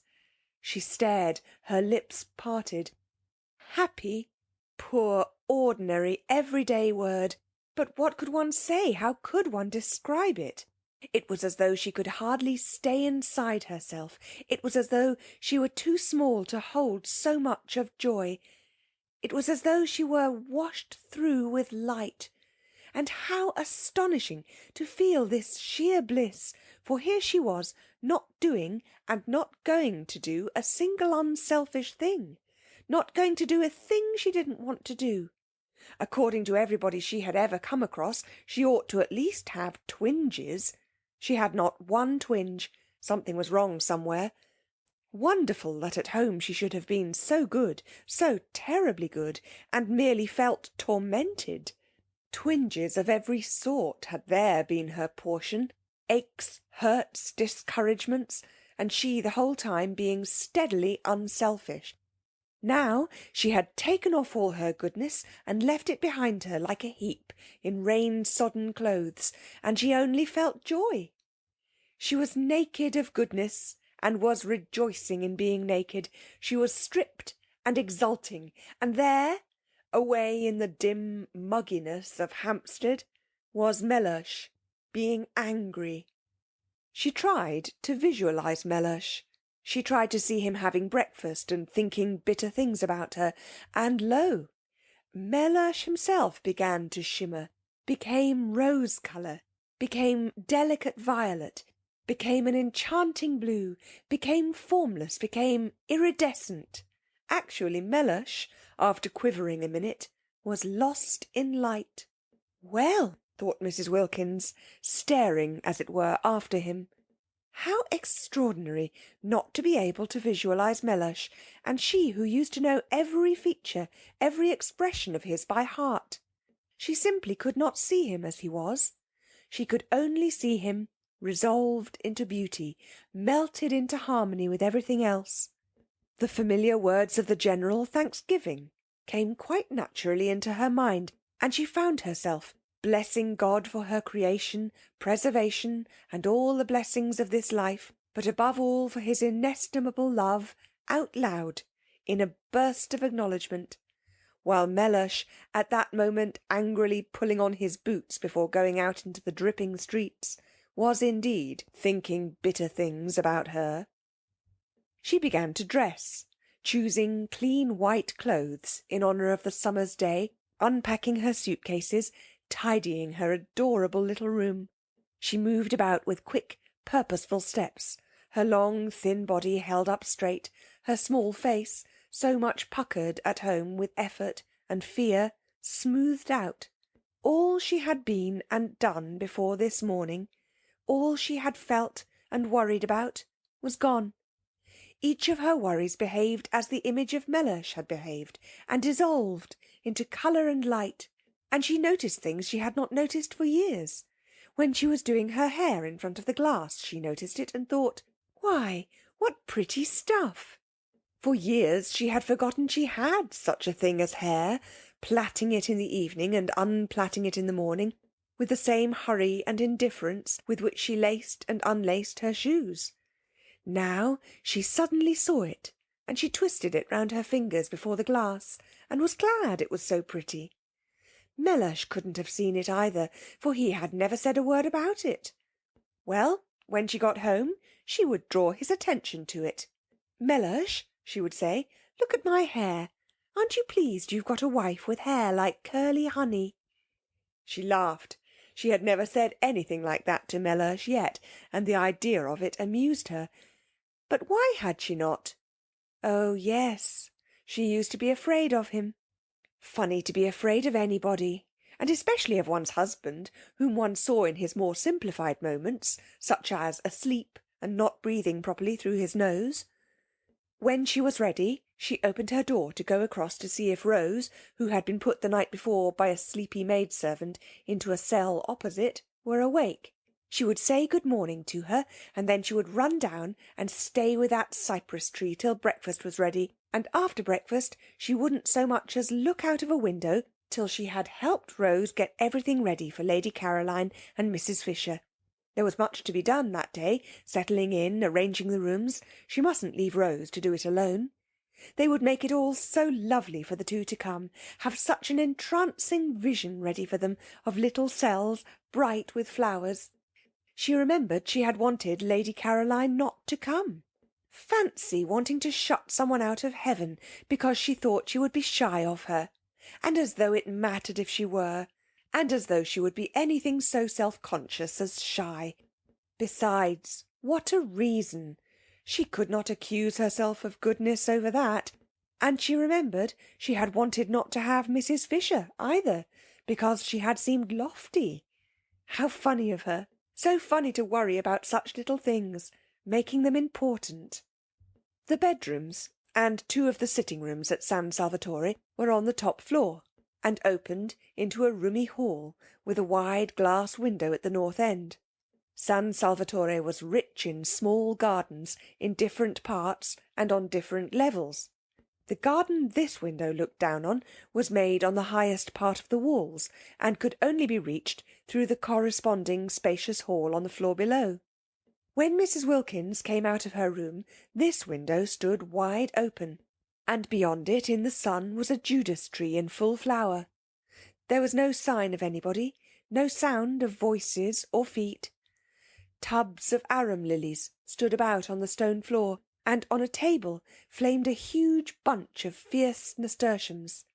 Spacious, flowery, silent, with the wide window at the end opening up into the garden, and the Judas tree absurdly beautiful in the sunshine, it seemed to Mrs. Wilkins, arrested on her way across to Mrs. Arbuthnot, too good to be true. Was she really going to live in this for a whole month? Up to now she had to take what beauty she could as she went along, snatching at little bits of it when she came across it. A patch of daisies on a fine day in a Hampstead field, a flash of sunset between 2 chimney-pots.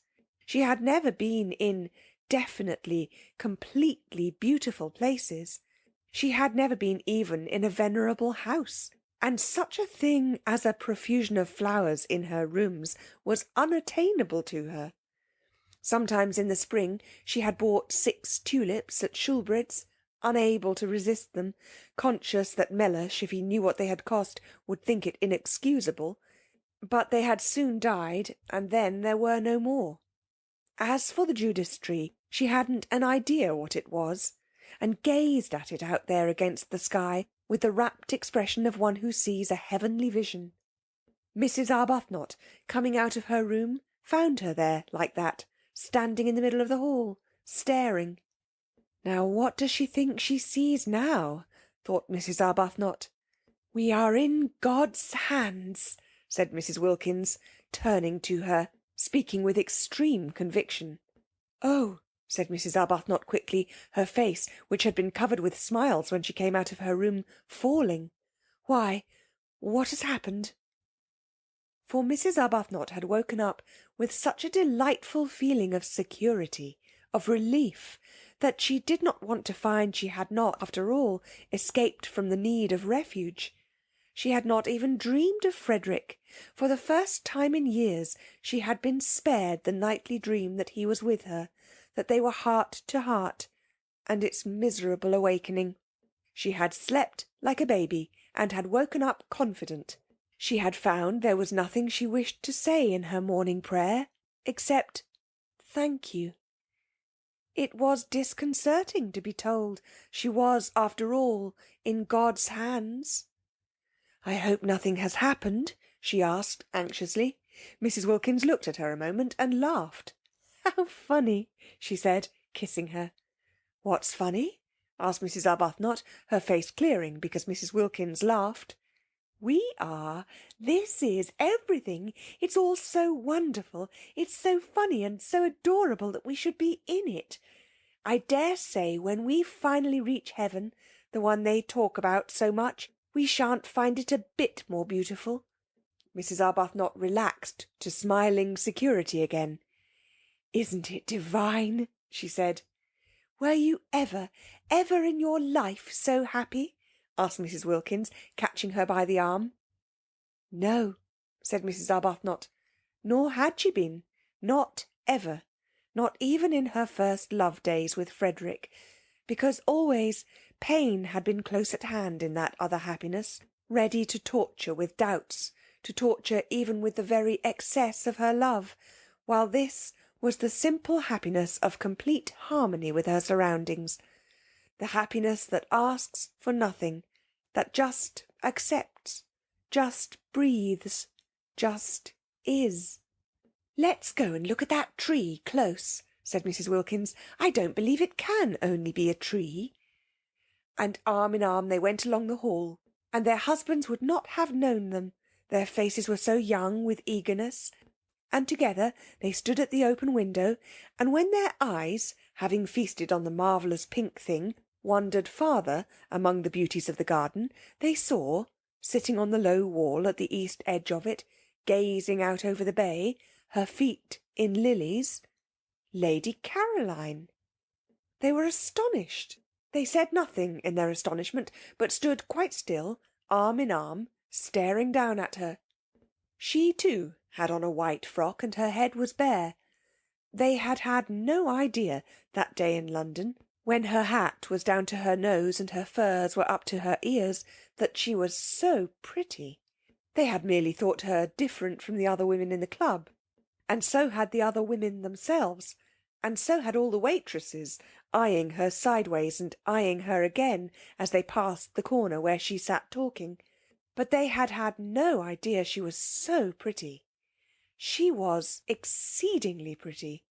Everything about her was very much that which it was. Her fair hair was very fair. Her lovely grey eyes were very lovely and grey. Her dark eyelashes were very dark. Her white skin was very white. Her red mouth was very red. She was extravagantly slender, the merest thread of a girl, though not without little curves beneath her thin frock where little curves should be. She was looking out across the bay, and was sharply defined against the background of empty blue. She was full in the sun. Her feet dangled among the leaves and flowers of the lilies, just as if it did not matter that they should be bent or bruised. "She ought to have a headache," whispered Mrs. Arbuthnot at last, "sitting there in the sun like that." "She ought to have a hat," whispered Mrs. Wilkins. "She's treading on lilies." "But they're hers as much as ours." "Only 1/4 of them." Lady Caroline turned her head. She looked up at them a moment, surprised to see them so much younger than they had seemed that day at the club, and so much less unattractive. Indeed, they were really almost quite attractive, if anyone could ever be really quite attractive in the wrong clothes. Her eyes, swiftly glancing over them, took in every inch of each of them in the half-second before she smiled and waved her hand and called out good morning. There was nothing, she saw at once, to be hoped for in the way of interest from their clothes. She did not consciously think this, for she was having a violent reaction against beautiful clothes and the slavery they impose on one, her experience being that the instant one had got them, they took one in hand and gave one no peace till they had been everywhere and been seen by everybody. You didn't take your clothes to parties, they took you. It was quite a mistake to think that a woman, a really well-dressed woman, wore out her clothes. It was the clothes that wore out the woman, dragging her about at all hours of the day and night. No wonder men stayed younger longer. Just new trousers couldn't excite them. She couldn't suppose that even the newest trousers ever behaved like that, taking the bit between their teeth. Her images were disorderly, but she thought as she chose. She used what images she liked. As she got off the wall and came towards the window, it seemed a restful thing to know that she was going to spend an entire month with people in dresses made, as she dimly remembered dresses used to be made 5 summers ago. "I got here yesterday morning," she said, looking up at them and smiling. She really was bewitching. She had everything, even a dimple. "It's a great pity," said Mrs. Arbuthnot, smiling back, "because we were going to choose the nicest room for you." "Oh, but I've done that," said Lady Caroline. "At least, I think it's the nicest. It looks 2 ways. I adore a room that looks 2 ways, don't you? Over the sea to the west, and over this Judas tree to the north." "And we had meant to make it pretty for you with flowers," said Mrs. Wilkins. "Oh, Domenico did that. I told him directly I got here.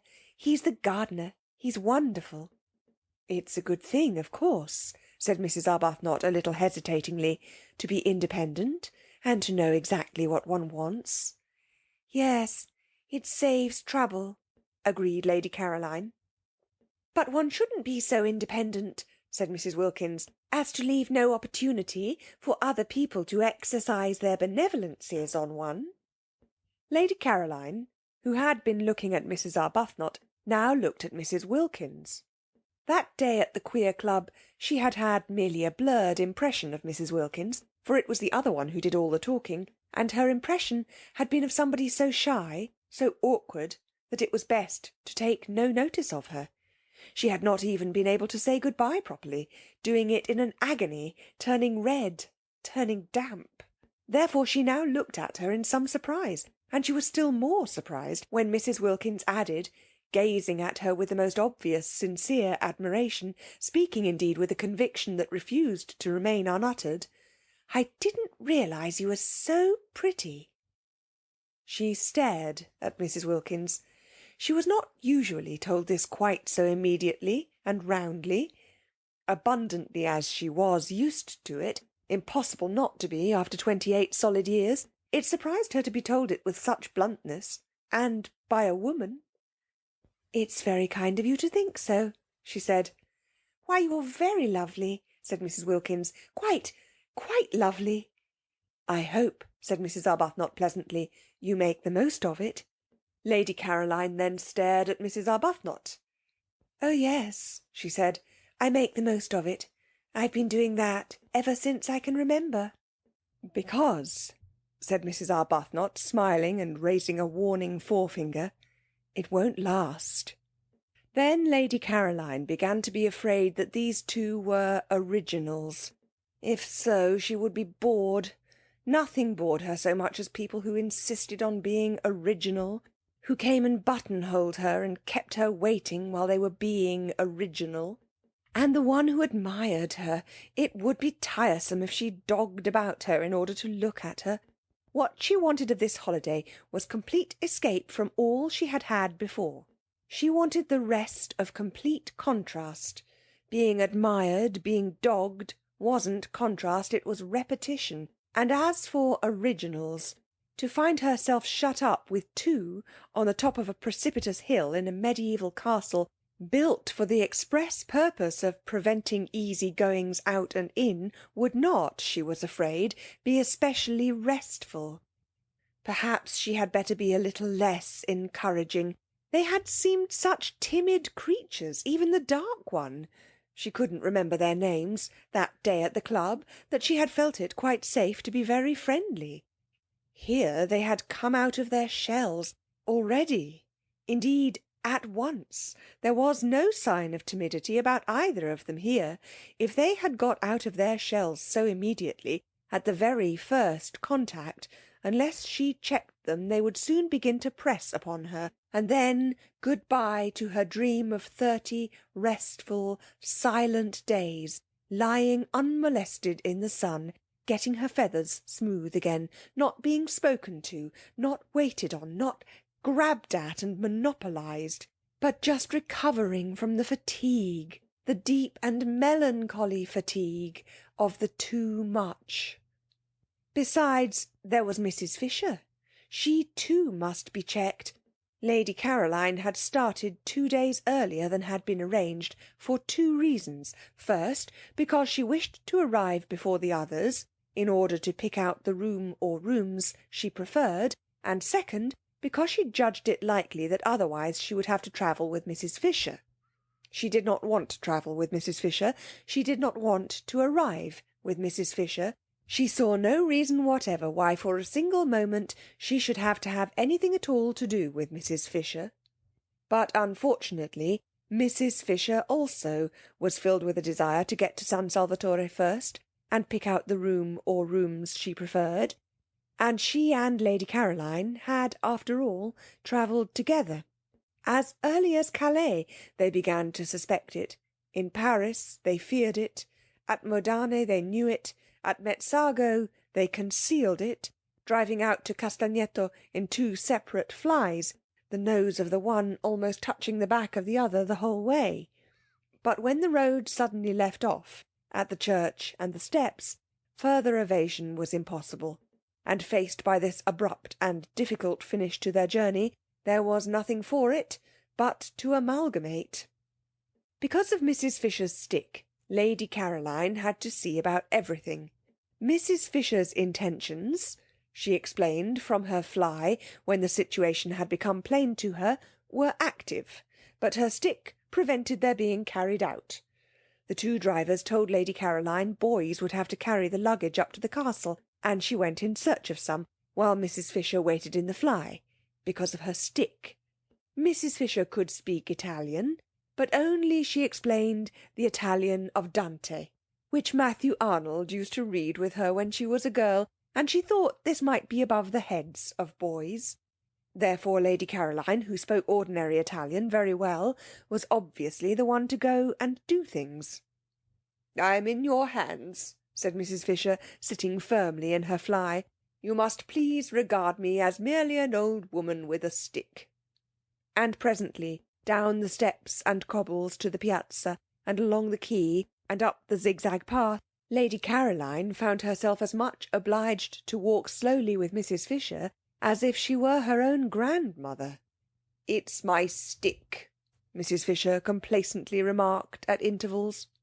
And when they rested at those bends of the zigzag path where seats were, and Lady Caroline, who would have liked to run on and get to the top quickly, was forced, in common humanity, to remain with Mrs. Fisher because of her stick, Mrs. Fisher told her how she had been on a zigzag path once with Tennyson.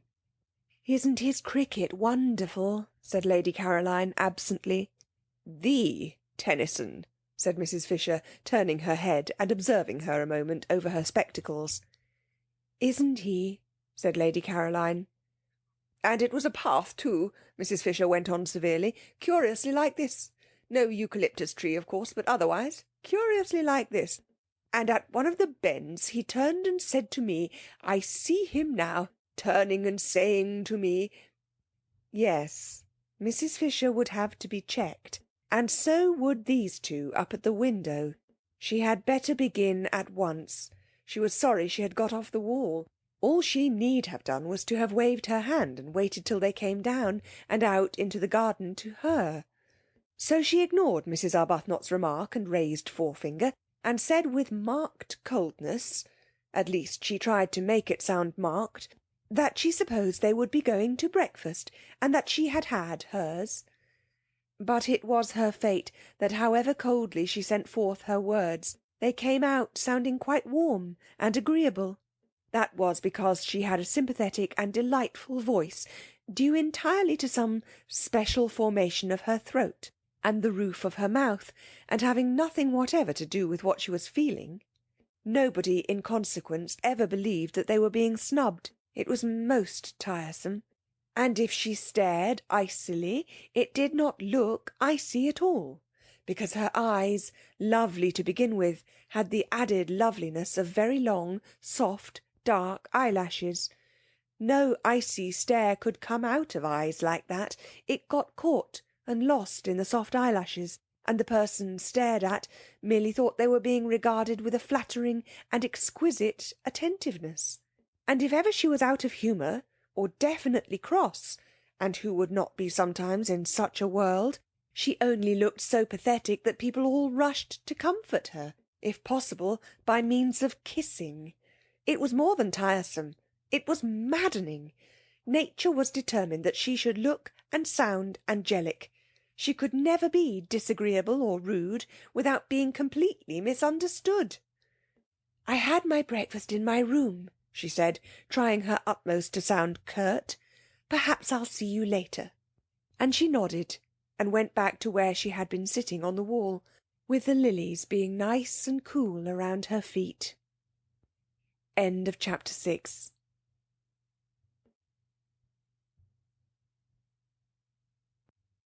Their eyes followed her admiringly. They had no idea they had been snubbed. It was a disappointment, of course, to find that she had forestalled them, and that they were not to have the happiness of preparing for her, of watching her face when she arrived and first saw everything. But there was still Mrs. Fisher. They would concentrate on Mrs. Fisher, and would watch her face instead. Only, like everybody else, they would have preferred to watch Lady Caroline's. Perhaps, then, as Lady Caroline had talked of breakfast, they had better begin by going and having it, for there was too much to be done that day to spend any more time gazing at the scenery. Servants to be interviewed, the house to be gone through and examined, and finally Mrs. Fisher's room to be got ready and adorned.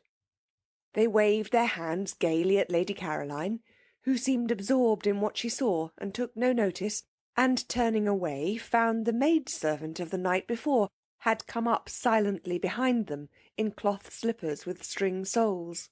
She was Francesca, the elderly parlour-maid, who had been with the owner, he had said, for years, and whose presence made inventories unnecessary. And after wishing them good morning, and hoping they had slept well, she told them breakfast was ready in the dining-room on the floor below, and if they would follow her, she would lead. They did not understand a single word of the very many in which Francesca succeeded in clothing this simple information, but they followed her, for it at least was clear that they were to follow, and going down the stairs and along the broad hall, like the one above, except for glass doors at the end, instead of a window opening into the garden, they were shown into the dining-room, where, sitting at the head of the table, having her breakfast, was Mrs. Fisher. This time they exclaimed, even Mrs. Arbuthnot exclaimed, though her exclamation was only, "Oh!" Mrs. Wilkins exclaimed at greater length. "Why, but it's like having the bread taken out of one's mouth!" exclaimed Mrs. Wilkins. "How do you do?" said Mrs. Fisher. "I can't get up because of my stick." And she stretched out her hand across the table. They advanced and shook it. "We had no idea you were here," said Mrs. Arbuthnot. "Yes," said Mrs. Fisher, resuming her breakfast. "Yes, I am here." And with composure she removed the top of her egg. "It's a great disappointment," said Mrs. Wilkins. "We had meant to give you such a welcome." This was the one, Mrs. Fisher remembered, briefly glancing at her, who, when she came to Prince of Wales Terrace, said she had seen Keats. She must be careful with this one, curb her from the beginning. She therefore ignored Mrs. Wilkins, and said gravely, with a downward face of impenetrable calm, bent on her egg, "Yes, I arrived yesterday, with Lady Caroline."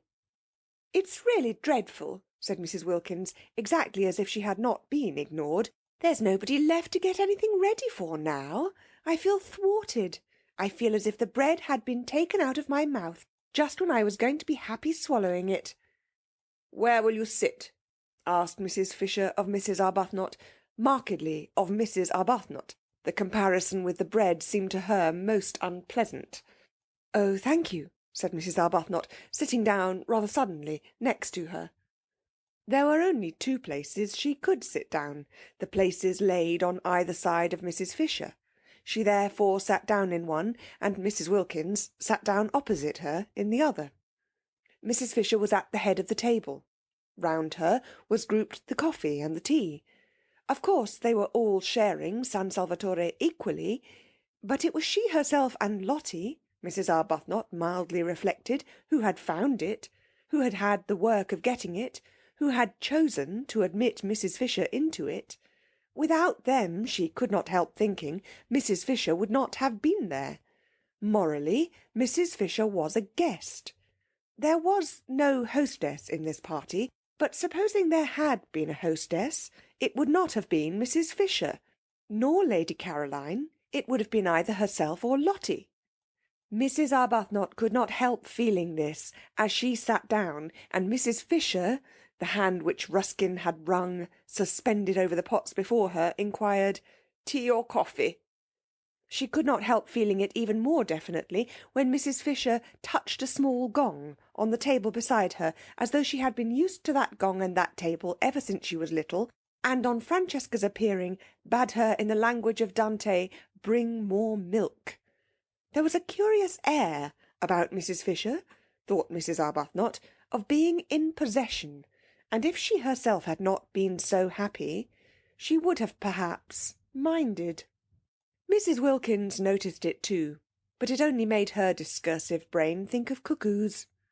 She would no doubt immediately have begun to talk of cuckoos, incoherently, unrestrainably, and deplorably, if she had been in the condition of nerves and shyness she was in last time she saw Mrs. Fisher. But happiness had done away with shyness. She was very serene. She could control her conversation. She did not have, horrified, to listen to herself saying things she had no idea of saying when she began. She was quite at her ease, and completely natural. The disappointment of not going to be able to prepare a welcome for Mrs. Fisher had evaporated at once, for it was impossible to go on being disappointed in heaven. Nor did she mind her behaving as hostess. What did it matter? You did not mind things in heaven? She and Mrs. Arbuthnot, therefore, sat down more willingly than they otherwise would have done, one on either side of Miss Fisher, and the sun, pouring through the two windows facing east across the bay, flooded the room, and there was an open door leading into the garden, and the garden was full of many lovely things, especially freesias. The delicate and delicious fragrance of the freesias came in through the door and floated round Mrs. Wilkins's enraptured nostrils. Freesias in London were quite beyond her. Occasionally she went into a shop and asked what they cost, so as just to have an excuse for lifting up a bunch and smelling them, well knowing that it was something awful like a shilling for about 3 flowers.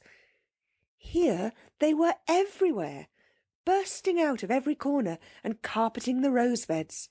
Imagine it, having freesias to pick in armfuls if you wanted to, and with glorious sunshine flooding the room, and in your summer frock, and its being only the 1st of April. "I suppose you realise, don't you, that we've got to heaven?" she said, beaming at Mrs. Fisher with all the familiarity of a fellow angel. "They are considerably younger than I had supposed," thought Mrs. Fisher, "and not nearly so plain." And she mused a moment, while she took no notice of Mrs. Wilkins's exuberance, on their instant and agitated refusal that day at Prince of Wales Terrace to have anything to do with the giving or taking of references. Nothing could affect her, of course, nothing that anybody did. She was far too solidly seated in respectability. At her back stood massively, in a tremendous row, those 3 great names she had offered, and they were not the only ones she could turn to for support and countenance. Even if these young women, she had no grounds for believing the one out in the garden to be really Lady Caroline Dester, she had merely been told she was, even if these young women should all turn out to be what Browning used to call How well she remembered his amusing and delightful way of putting things. Fly-by-nights. What could it possibly, or in any way, matter to her? Let them fly by night if they wished. One was not 65 for nothing. In any case, there would only be 4 weeks of it, at the end of which she would see no more of them. And in the meanwhile there were plenty of places where she could sit quietly away from them and remember. Also there was her own sitting-room, a charming room, all honey-coloured furniture and pictures, with windows to the sea towards Genoa, and a door opening on to the battlements. The house possessed 2 sitting-rooms, and she explained to that pretty creature Lady Caroline, certainly a pretty creature, whatever else she was, Tennyson would have enjoyed taking her for blows on the Downs, who had seemed inclined to appropriate the honey-coloured one, that she needed some little refuge entirely to herself, because of her stick. "Nobody wants to see an old woman hobbling about everywhere," she had said. "I shall be quite content to spend much of my time by myself in here, or sitting out on these convenient battlements." And she had a very nice bedroom, too. It looked 2 ways, across the bay in the morning sun. She liked the morning sun, and on to the garden. There were only 2 of these bedrooms with cross views in the house, she and Lady Caroline had discovered, and they were by far the airiest. They each had 2 beds in them, and she and Lady Caroline had had the extra beds taken out at once and put into 2 of the other rooms. In this way there was much more space and comfort. Lady Caroline, indeed, had turned hers into a bed-sitting-room, with the sofa out of the bigger drawing-room, and the writing-table, and the most comfortable chair. But she herself had not had to do that, because she had her own sitting-room, equipped with what was necessary. Lady Caroline had thought at first of taking the bigger sitting-room entirely for her own, because the dining-room on the floor below could quite well be used between meals to sit in by the 2 others, and was a very pleasant room with nice chairs. But she had not liked the bigger sitting-room's shape. It was a round room in the tower, with deep slit windows piercing through the massive walls, and a domed and ribbed ceiling arranged to look like an open umbrella, and it seemed a little dark. Undoubtedly Lady Caroline had cast covetous glances at the honey-coloured room, and if she, Mrs. Fisher, had been less firm, would have installed herself in it, which would have been absurd. "I hope," said Mrs. Arbuthnot, smilingly, making an attempt to convey to Mrs. Fisher that though she, Mrs. Fisher, might not be exactly a guest, she certainly was not in the very least a hostess, "your room is comfortable?" "Quite," said Mrs. Fisher. "Will you have some more coffee?" "No, thank you. Will you?" "No, thank you. There were 2 beds in my bedroom, filling it up unnecessarily, and I had one taken out. It has made it much more convenient." "Oh, that's why I've got 2 beds in my room," exclaimed Mrs. Wilkins, illuminated. The second bed in her little cell had seemed an unnatural and inappropriate object from the moment she saw it. "I gave no directions," said Mrs. Fisher, addressing Mrs. Arbuthnot. "I merely asked Francesca to move it." "I have 2 in my room as well," said Mrs. Arbuthnot. "Your second one must be Lady Caroline's. She had hers removed too," said Mrs. Fisher. "It seems foolish to have more beds in a room than there are occupiers." "But we haven't got husbands here either," said Mrs. Wilkins, "and I don't see any use in extra beds in one's room if one hasn't got husbands to put in them. Can't we have them taken away too?" "Beds," said Mrs. Fisher coldly, "cannot be removed from one room after another. They must remain somewhere." Mrs. Wilkins's remarks seemed to Mrs. Fisher persistently unfortunate. Every time she opened her mouth she said something best left unsaid. Loose talk about husbands had never, in Mrs. Fisher's circle, been encouraged. In the 80s, when she chiefly flourished, husbands were taken seriously as the only real obstacles to sin. Beds, too, if they had to be mentioned, were approached with caution, and a decent reserve prevented them and husbands ever being spoken of in the same breath. She turned more markedly than ever to Mrs. Arbuthnot. "Do let me give you a little more coffee," she said. "No, thank you, but won't you have some more?" "No, indeed. I never have more than 2 cups at breakfast. Would you like an orange?" "No, thank you. Would you?" "No, I don't eat fruit at breakfast. It's an American fashion which I am too old now to adopt. Have you had all you want?" "Quite. Have you?" Mrs. Fisher paused before replying. Was this a habit, this trick of answering a simple question with the same question? If so, it must be curbed, for no one could live for 4 weeks in any real comfort with somebody who had a habit. She glanced at Mrs. Arbuthnot, and her parted hair and gentle brow reassured her. No, it was accident, not habit, that had produced those echoes. She could as soon imagine a dove having tiresome habits as Mrs. Arbuthnot. Considering her, she thought what a splendid wife she would have been for poor Carlyle. So much better than that horrid, clever Jane. She would have soothed him. "Then shall we go?" she suggested. "Let me help you up," said Mrs. Arbuthnot, all consideration. "Oh, thank you. I can manage perfectly. It's only sometimes that my stick prevents me." Mrs. Fisher got up quite easily. Mrs. Arbuthnot had hovered over her for nothing. "I'm going to have one of these gorgeous oranges," said Mrs. Wilkins, staying where she was and reaching across to a black bowl piled with them.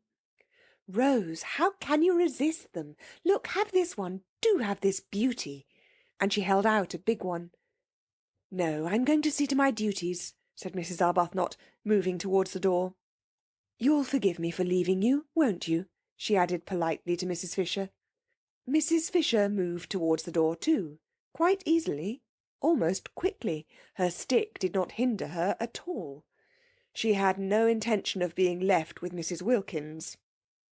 "What time would you like to have lunch?" Mrs. Arbuthnot asked her, trying to keep her head as at least a non-guest, if not precisely a hostess, above water. "Lunch," said Mrs. Fisher, "is at 12:30. "You shall have it at 12:30 then," said Mrs. Arbuthnot. "I'll tell the cook. It will be a great struggle," she continued, smiling, "but I've brought a little dictionary." "The cook," said Mrs. Fisher, "knows." "Oh?" said Mrs. Arbuthnot. "Lady Caroline has already told her," said Mrs. Fisher. "Oh?" said Mrs. Arbuthnot. "Yes, Lady Caroline speaks the kind of Italian cooks understand. I am prevented going into the kitchen because of my stick, and even if I were able to go, I fear I shouldn't be understood." "But," began Mrs. Arbuthnot. "But it's too wonderful," Mrs. Wilkins finished for her from the table, delighted with these unexpected simplifications in hers and Rose's lives. "Why, we've got positively nothing to do here, either of us, except just be happy. You wouldn't believe," she said, turning her head and speaking straight to Mrs. Fisher, portions of orange in either hand, "how terribly good Rose and I have been for years without stopping, and how much now we need a perfect rest." And Mrs. Fisher, going without answering her out of the room, said to herself, "She must, she shall be curbed." End of chapter 7.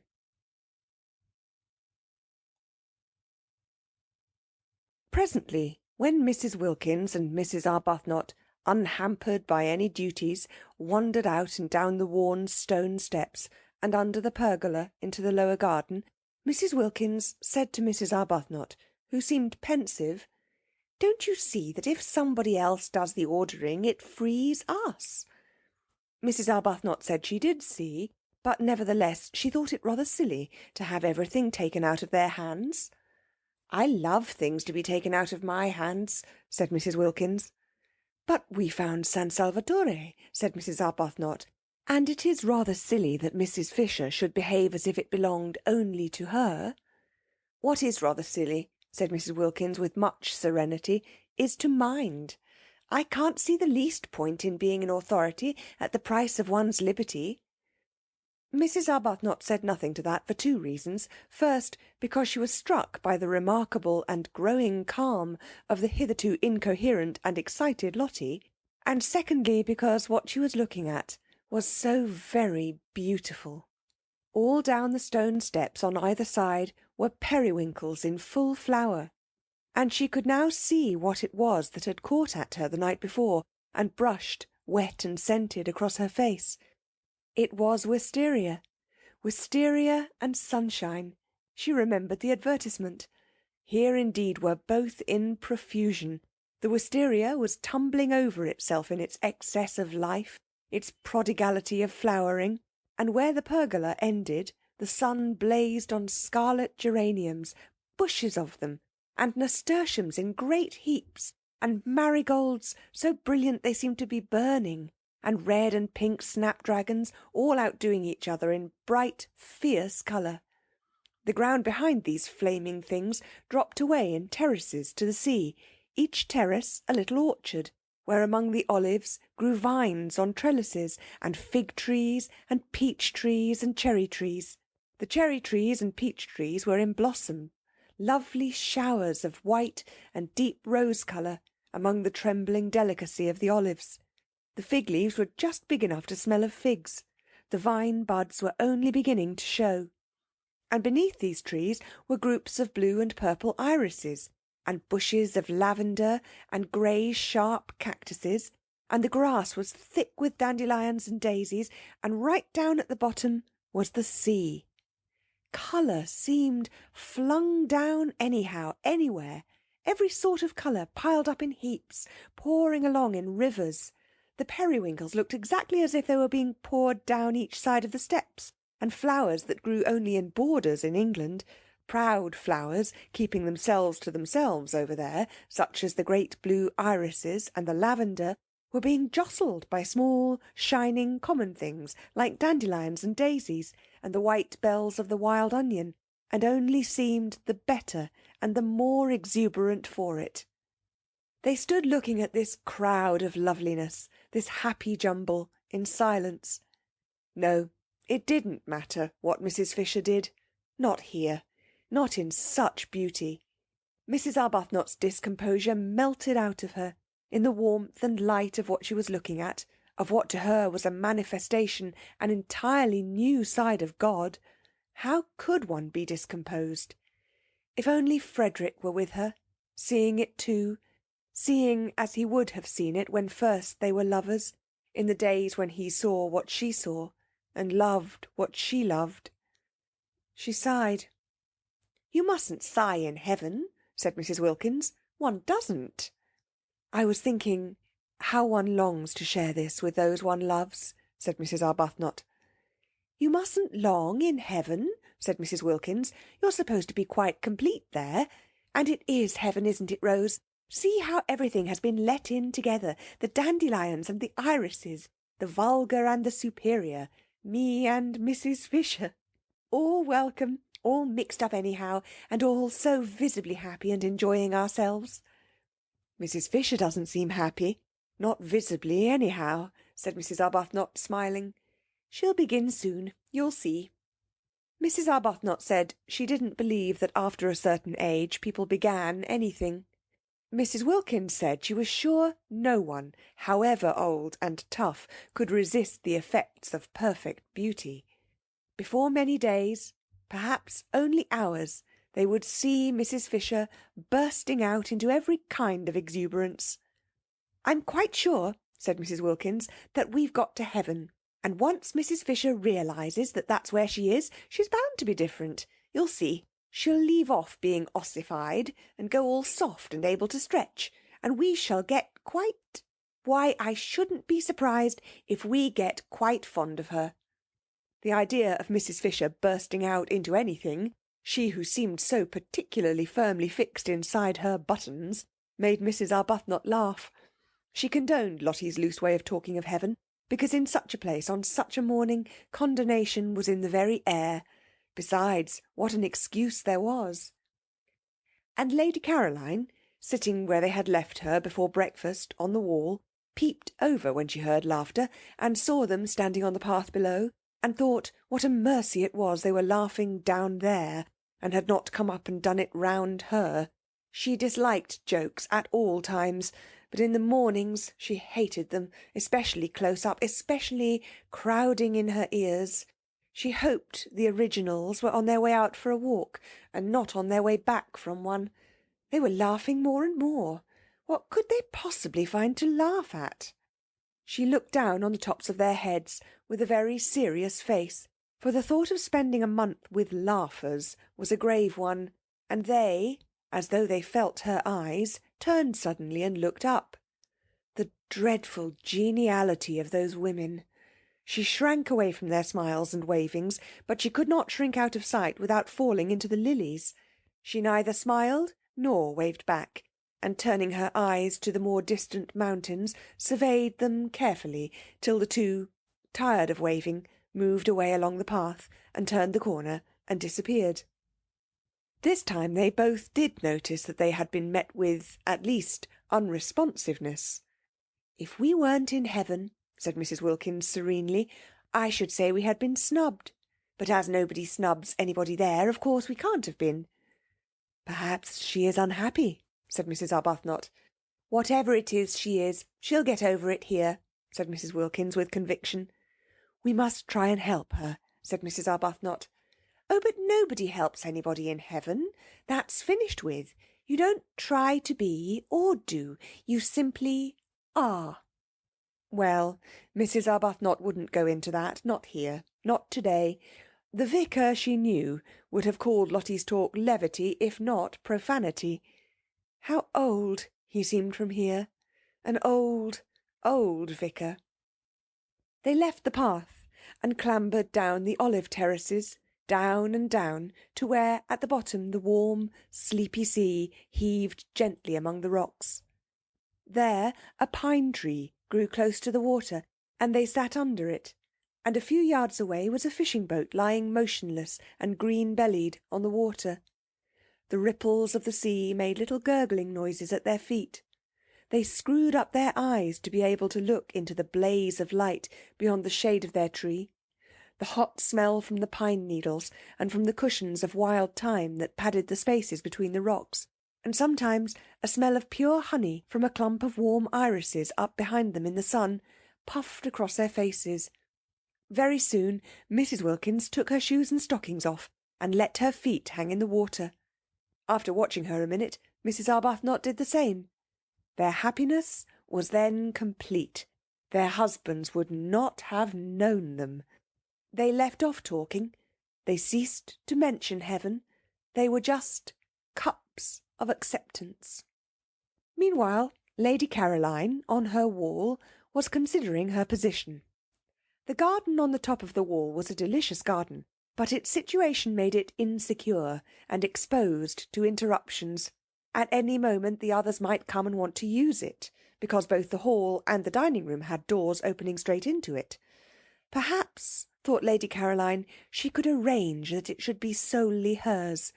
Mrs. Fisher had the battlements, delightful with flowers, and a watch-tower all to herself, besides having snatched the one really nice room in the house. There were plenty of places the originals could go to. She had herself seen at least 2 other little gardens, while the hill the castle stood on was itself a garden, with walks and seats. Why should not this one spot be kept exclusively for her? She liked it. She liked it best of all. It had the Judas tree and an umbrella pine. It had the freesias and the lilies. It had a tamarisk beginning to flush pink. It had the convenient low wall to sit on. It had from each of its 3 sides the most amazing views. To the east the bay and mountains, to the north the village across the tranquil clear green water of the little harbour, and the hills dotted with white houses and orange groves, and to the west was the thin thread of land by which San Salvatore was tied to the mainland, and then the open sea and the coastline beyond Genoa, reaching away into the blue dimness of France. Yes, she would say she wanted to have this entirely to herself. How obviously sensible if each of them had their own special place to sit in apart. It was essential to her comfort that she should be able to be apart, left alone, not talked to. The others ought to like it best too. Why heard? One had enough of that in England, with one's relations and friends, oh, the numbers of them, pressing on one continually. Having successfully escaped them for 4 weeks, why continue? And with persons having no earthly claim on one, to herd. She lit a cigarette. She began to feel secure. Those two had gone for a walk. There was no sign of Mrs. Fisher. How very pleasant this was. Somebody came out through the glass doors just as she was drawing a deep breath of security. Surely it couldn't be Mrs. Fisher wanting to sit with her. Mrs. Fisher had her battlements. She ought to stay on them, having snatched them. It would be too tiresome if she wouldn't, and wanted not only to have them and her sitting-room, but to establish herself in this garden as well. No, it wasn't Mrs. Fisher. It was the cook. She frowned. Was she going to have to go on ordering the food? Surely one or other of those two waving women would do that now. The cook, who had been waiting in increasing agitation in the kitchen, watching the clock getting nearer to lunch, time while she still was without knowledge of what lunch was to consist of, had gone at last to Mrs. Fisher, who had immediately waved her away. She then wandered about the house, seeking a mistress, any mistress who would tell her what to cook, and finding none, and at last, directed by Francesca, who always knew where everybody was, came out to Lady Caroline. Domenico had provided this cook. She was Costanza, the sister of that one of his cousins who kept a restaurant down on the piazza.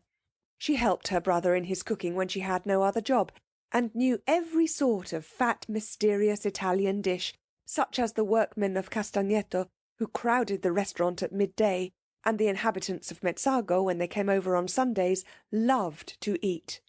She was a fleshless spinster of 50, grey-haired, nimble, rich of speech, and thought Lady Caroline more beautiful than anyone she had ever seen.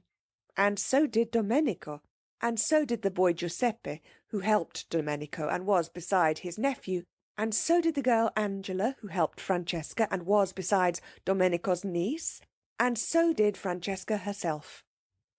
Domenico and Francesca, the only two who had seen them, thought the two ladies who arrived last very beautiful, but compared to the fair young lady who arrived first, they were as candles to the electric light that had lately been installed, and as the tin tubs in the bedrooms to the wonderful new bathroom their master had had arranged on his last visit. Lady Caroline scowled at the cook.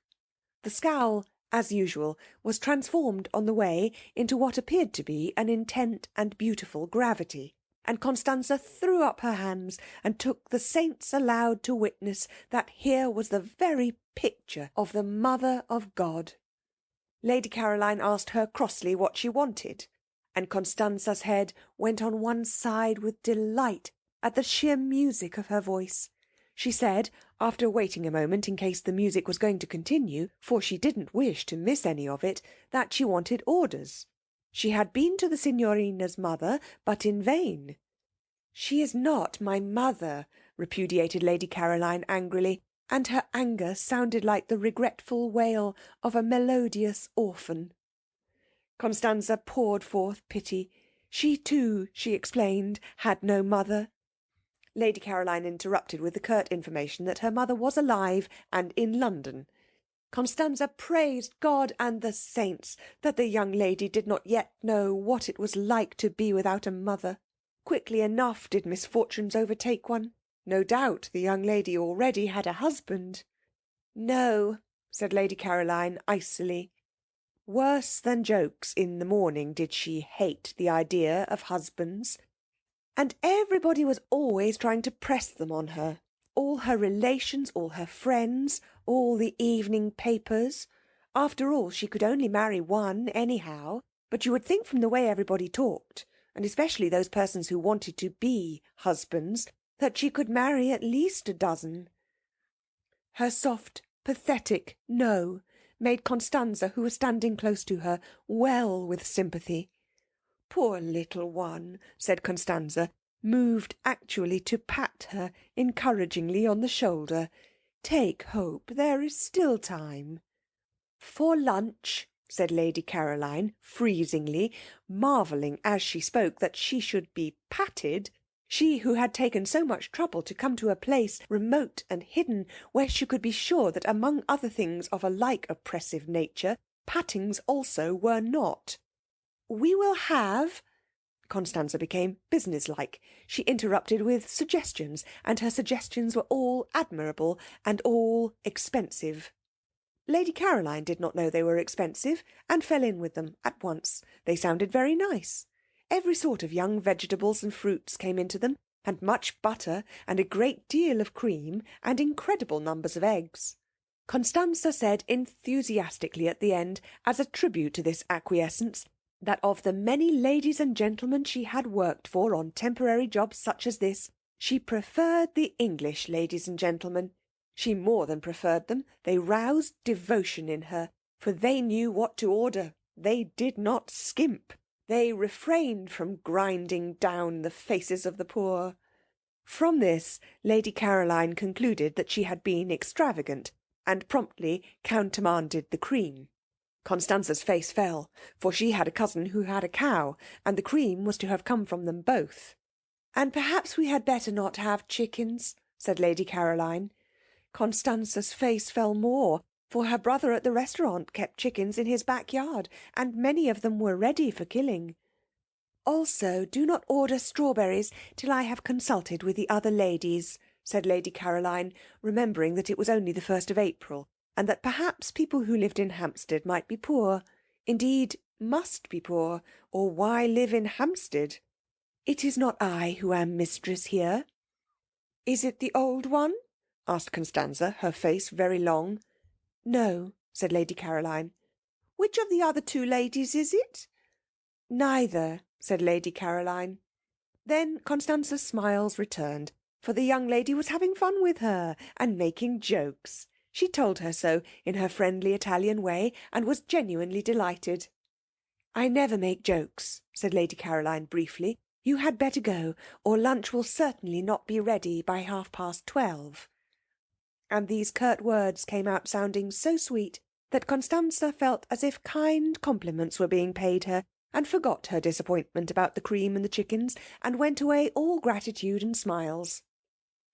"This," thought Lady Caroline, "will never do. I haven't come here to housekeep, and I won't." She called Constanza back. Constanza came running. The sound of her name in that voice enchanted her. "I have ordered the lunch for to-day," said Lady Caroline, with the serious angel face that was hers when she was annoyed, "and I have also ordered the dinner. But from now on you will go to one of the other ladies for orders. I give no more." The idea that she would go on giving orders was too absurd. She never gave orders at home. Nobody there dreamed of asking her to do anything. That such a very tiresome activity should be thrust upon her here, simply because she happened to be able to talk Italian, was ridiculous. Let the originals give orders if Mrs. Fisher refused to. Mrs. Fisher, of course, was the one nature intended for such a purpose. She had the very air of a competent housekeeper. Her clothes were the clothes of a housekeeper, and so was the way she did her hair. Having delivered herself of her ultimatum with an acerbity that turned sweet on the way, and accompanied it by a peremptory gesture of dismissal that had the grace and loving kindness of a benediction, it was annoying that Constanza should only stand still, with her head on one side, gazing at her in obvious delight. "Oh, go away!" exclaimed Lady Caroline in English, suddenly exasperated. There had been a fly in her bedroom that morning, which had stuck just as Constanza was sticking. Only one, but it might have been a myriad, it was so tiresome from daylight on. It was determined to settle on her face, and she was determined it should not. Its persistence was uncanny. It woke her, and would not let her go to sleep again. She hit at it, and it eluded her without fuss or effort, and with an almost visible blandness, and she had only hit herself. It came back again instantly, and with a loud buzz alighted on her cheek. She hit at it again and hurt herself, while it skimmed gracefully away. She lost her temper, and sat up in bed and waited, watching to hit at it and kill it. She kept on hitting at it at last with fury and with all her strength, as if it were a real enemy deliberately trying to madden her, and it elegantly skimmed in and out of her blows, not even angry, to be back again the next instant. It succeeded every time in getting onto her face, and was quite indifferent how often it was driven away. This was why she had dressed and come out so early. Francesca had already been told to put a net over her bed, for she was not going to allow herself to be annoyed twice like that. People were exactly like flies. She wished there were nets for keeping them off too. She hit at them with words and frowns, and like the fly they slipped between her blows and were untouched. Worse than the fly, they seemed unaware that she had even tried to hit them. The fly at least did for a moment go away. With human beings the only way to get rid of them was to go away herself. That was what, so tired, she had done this April, and having got here, having got close up to the details of life at San Salvatore, it appeared that here, too, she was not to be let alone. Viewed from London, there had seemed to be no details. San Salvatore from there seemed to be an empty, a delicious blank. Yet, after only 24 hours of it, she was discovering that it was not a blank at all, and that she was having to ward off as actively as ever. Already she had been much stuck to. Mrs. Fisher had stuck nearly the whole of the day before, and this morning there had been no peace, not 10 minutes uninterruptedly alone. Constanza, of course, had finally to go because she had to cook, but hardly had she gone before Domenico came. He came to water and tie up. That was natural, since he was the gardener, but he watered and tied up all the things that were nearest to her. He hovered closer and closer. He watered to excess. He tied plants that were as straight and steady as arrows. Well, at least he was a man, and therefore not quite so annoying, and his smiling good morning was received with an answering smile, upon which Domenico forgot his family, his wife, his mother, his grown-up children, and all his duties, and only wanted to kiss the young lady's feet. He could not do that, unfortunately, but he could talk while he worked, and talk he did, voluminously, pouring out every kind of information, illustrating what he said with gestures so lively that he had to put down the watering-pot, and thus delay the end of the watering. Lady Caroline bore it for a time, but presently was unable to bear it, and as he would not go, and she could not tell him to, seeing that he was engaged in his proper work, once again it was she who had to. She got off the wall, and moved to the other side of the garden, where in a wooden shed were some comfortable low cane chairs. All she wanted was to turn one of these round, with its back to Domenico and its front to the sea, towards Genoa. Such a little thing to want. One would have thought she might have been allowed to do that unmolested. But he, who watched her every movement, when he saw her approaching the chairs, darted after her and seized one, and asked to be told where to put it. Would she never get away from being waited on, being made comfortable, being asked where she wanted things put, having to say thank you? She was short with Domenico, who instantly concluded the sun had given her a headache, and ran in and fetched her a sunshade, and a cushion, and a footstool, and was skilful, and was wonderful, and was one of nature's gentlemen. She shut her eyes in heavy resignation. She could not be unkind to Domenico. She could not get up and walk indoors, as she would have done if it had been one of the others. Domenico was intelligent and very competent. She had at once discovered that it was he who really ran the house, who really did everything, and his manners were definitely delightful, and he undoubtedly was a charming person. It was only that she did so much long to be let alone. If only she could be left quite quiet for this 1 month, she felt that she might perhaps make something of herself after all. She kept her eyes shut, because then he would think she wanted to sleep and would go away. Domenico's romantic Italian soul melted within him at the sight, for having her eyes shut was extraordinarily becoming to her. He stood entranced, quite still, and she thought he had stolen away, so she opened them again. No, he was there, staring at her. Even he. There was no getting away from being stared at. I have a headache, she said, shutting them again. It is the sun, said Domenico, and sitting on the wall without a hat. I wish to sleep. Si, signorina, he said sympathetically, and went softly away. She opened her eyes with a sigh of relief. The gentle closing of the glass doors showed her that he had not only gone quite away, but had shut her out in the garden, so that she should be undisturbed. Now perhaps she would be alone till lunch-time.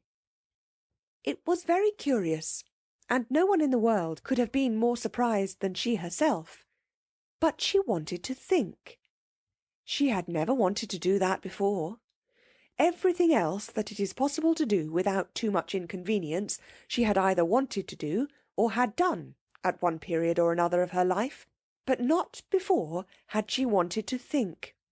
She had come to San Salvatore with the single intention of lying comatose for 4 weeks in the sun, somewhere where her parents and friends were not, lapped in forgetfulness, stirring herself only to be fed. And she had not been there more than a few hours when this strange new desire took hold of her. There had been wonderful stars the evening before, and she had gone out into the top garden after dinner, leaving Mrs. Fisher alone over her nuts and wine, and sitting on the wall at the place where the lilies crowded their ghost heads, she had looked out into the gulf of the night, and it had suddenly seemed as if her life had been a noise, all about nothing. She had been intensely surprised. She knew stars and darkness did produce unusual emotions, because in others she had seen them being produced, but they had not before done it in herself. A noise all about nothing? Could she be quite well? She had wondered. For a long while past she had been aware that her life was a noise, but it had seemed to be very much about something, a noise indeed about so much that she felt she must get out of earshot for a little, or she would be completely and perhaps permanently deafened. But suppose it was only a noise about nothing? She had not had a question like that in her mind before. It had made her feel lonely. She wanted to be alone, but not lonely. That was very different. There was something that ached and hurt dreadfully, right inside one. It was what one dreaded most. It was what made one go to so many parties, and lately even the parties had seemed once or twice not to be a perfectly certain protection.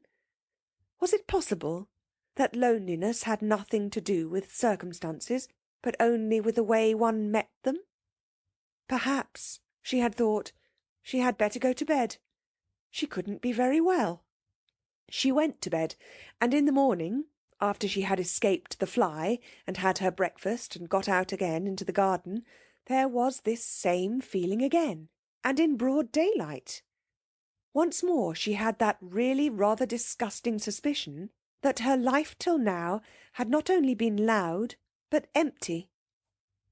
Well, if that were so, and if her first 28 years, the best ones, had gone just in meaningless noise, she had better stop a moment and look round her. Pause, as they said in tiresome novels, and consider. She hadn't got many sets of 28 years. One more would see her growing very like Mrs. Fisher. 2 more. She averted her eyes. Her mother would have been concerned if she had known. Her mother doted.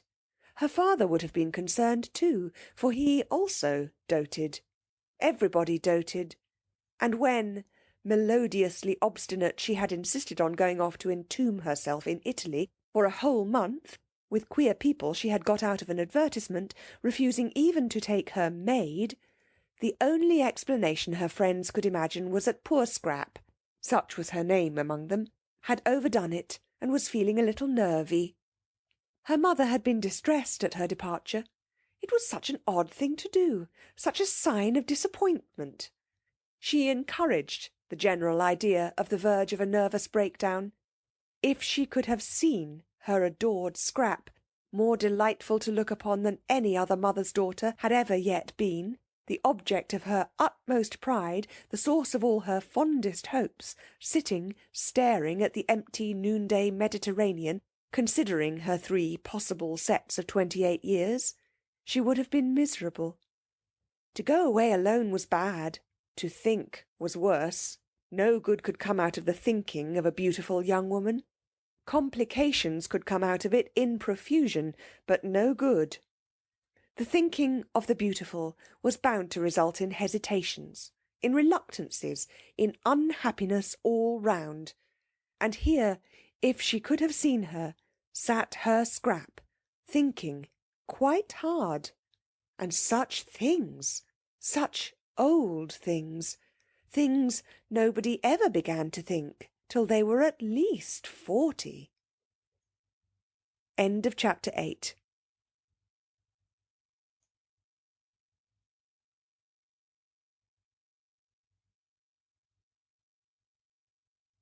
One of the two sitting rooms which Mrs. Fisher had taken for her own was a room of charm and character.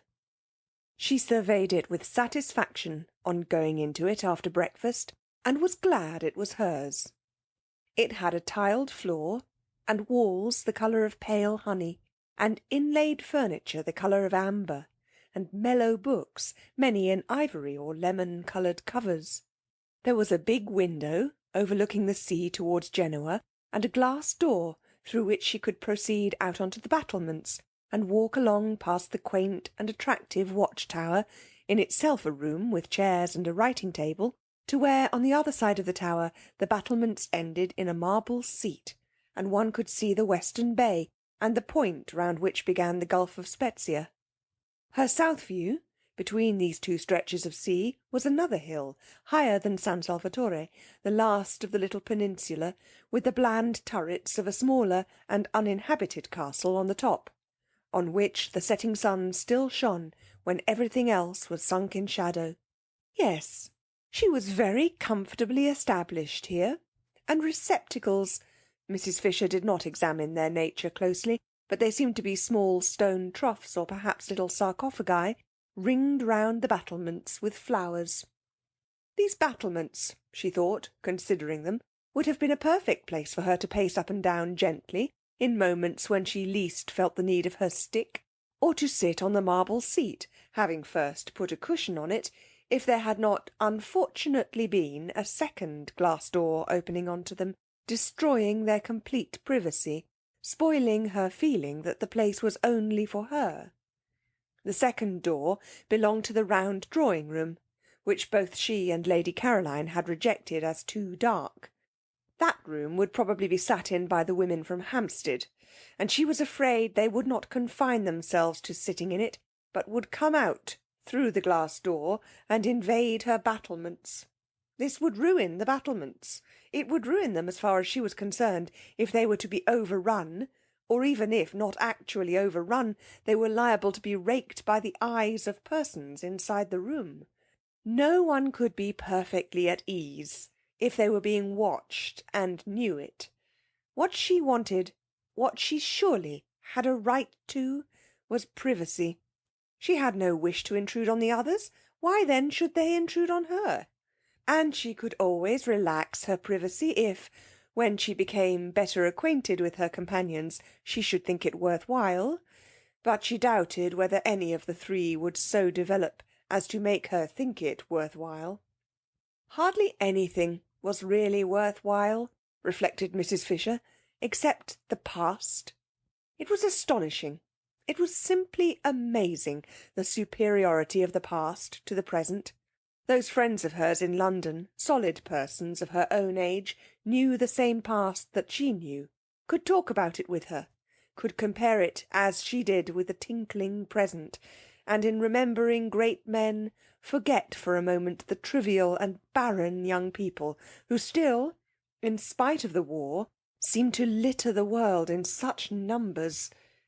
She had not come away from these friends, these conversable, ripe friends, in order to spend her time in Italy, chatting with three persons of another generation and defective experience. She had come away merely to avoid the treacheries of a London April. It was true, what she had told the two who came to Prince of Wales Terrace, that all she wished to do at San Salvatore was to sit by herself in the sun and remember. They knew this, for she had told them. It had been plainly expressed and clearly understood. Therefore she had a right to expect them to stay inside the round drawing-room and not to emerge interruptingly onto her battlements. But would they? The doubt spoiled her morning.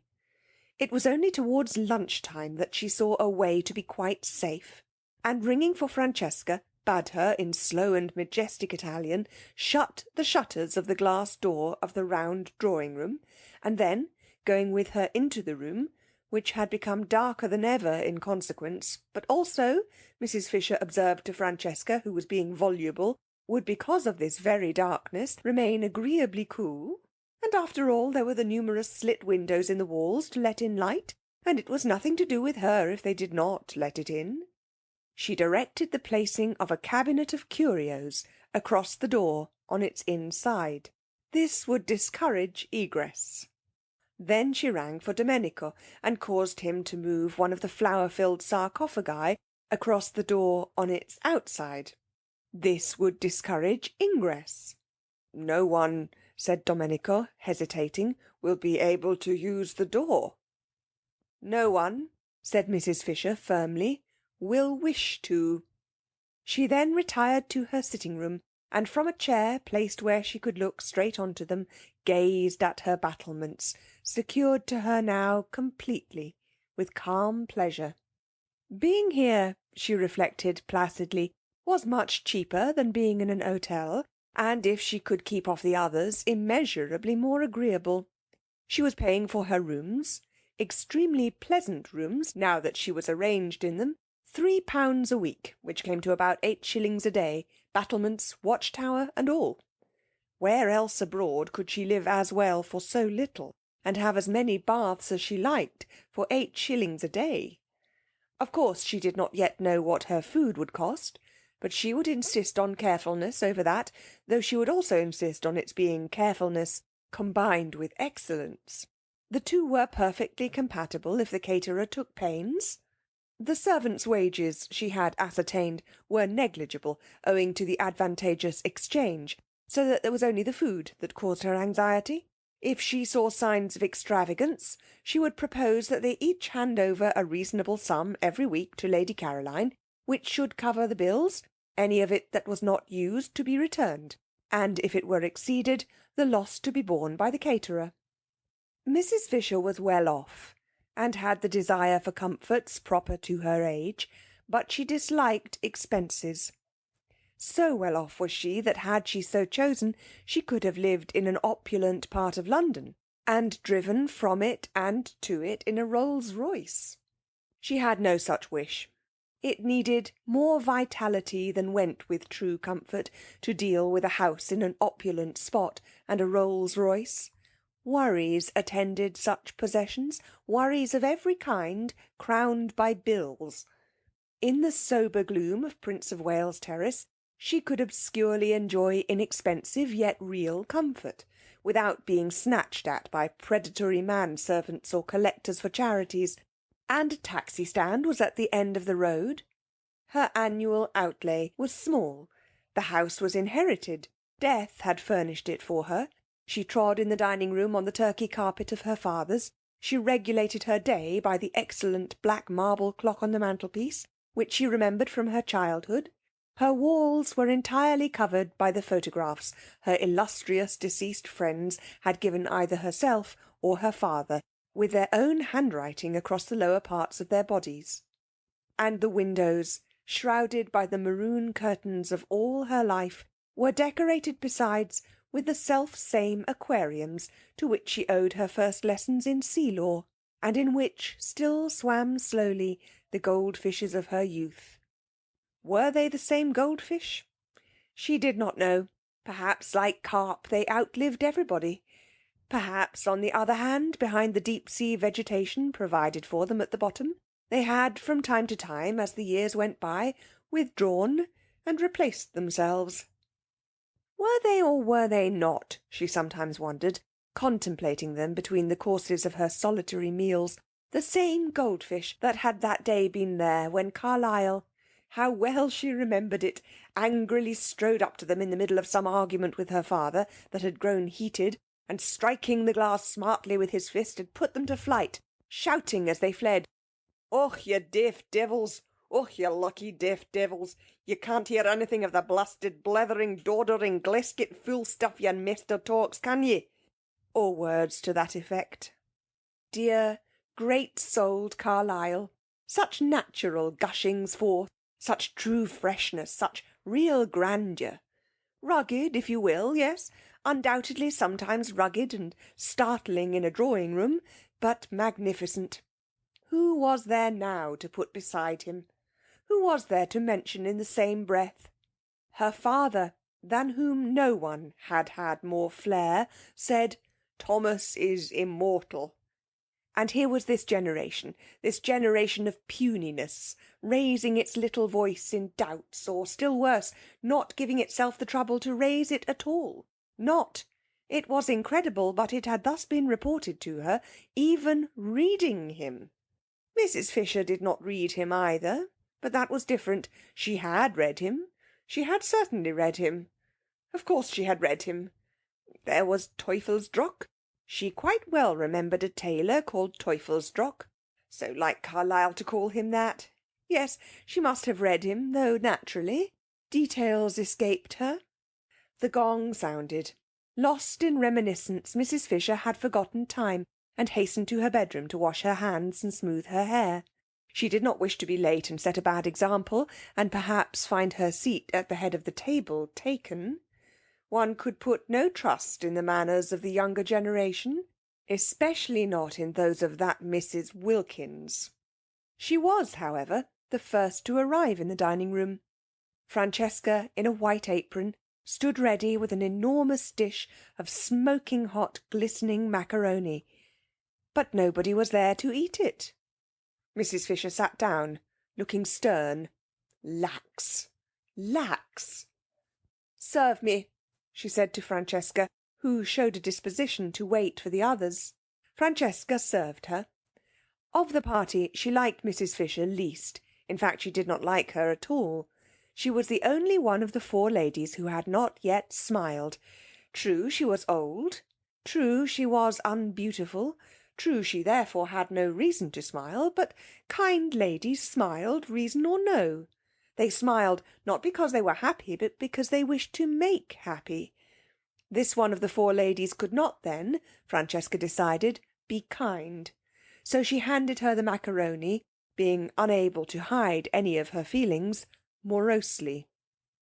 It was very well cooked, but Mrs. Fisher had never cared for macaroni, especially not this long, worm-shaped variety. She found it difficult to eat, slippery, wriggling off her fork, making her look, she felt, undignified, when, having got it, as she supposed, into her mouth, ends of it yet hung out. Always, too, when she ate it, she was reminded of Mr. Fisher. He had, during their married life, behaved very much like macaroni. He had slipped. He had wriggled. He had made her feel undignified, and when at last she had got him safe, as she thought, there had invariably been little bits of him that still, as it were, hung out. Francesca, from the sideboard, watched Mrs. Fisher's way with macaroni gloomily, and her gloom deepened when she saw her at last take her knife to it and chop it small. Mrs. Fisher really did not know how else to get hold of the stuff. She was aware that knives in this connection were improper, but one did finally lose patience. Macaroni was never allowed to appear on her table in London. Apart from its tiresomeness, she did not even like it, and she would tell Lady Caroline not to order it again. Years of practice, reflected Mrs. Fisher, chopping it up, years of actual living in Italy would be necessary to learn the exact trick.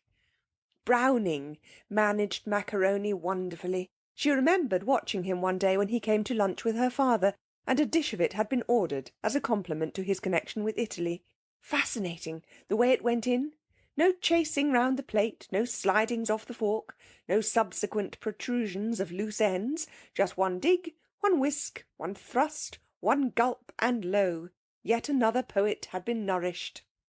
"Shall I go and seek the young lady?"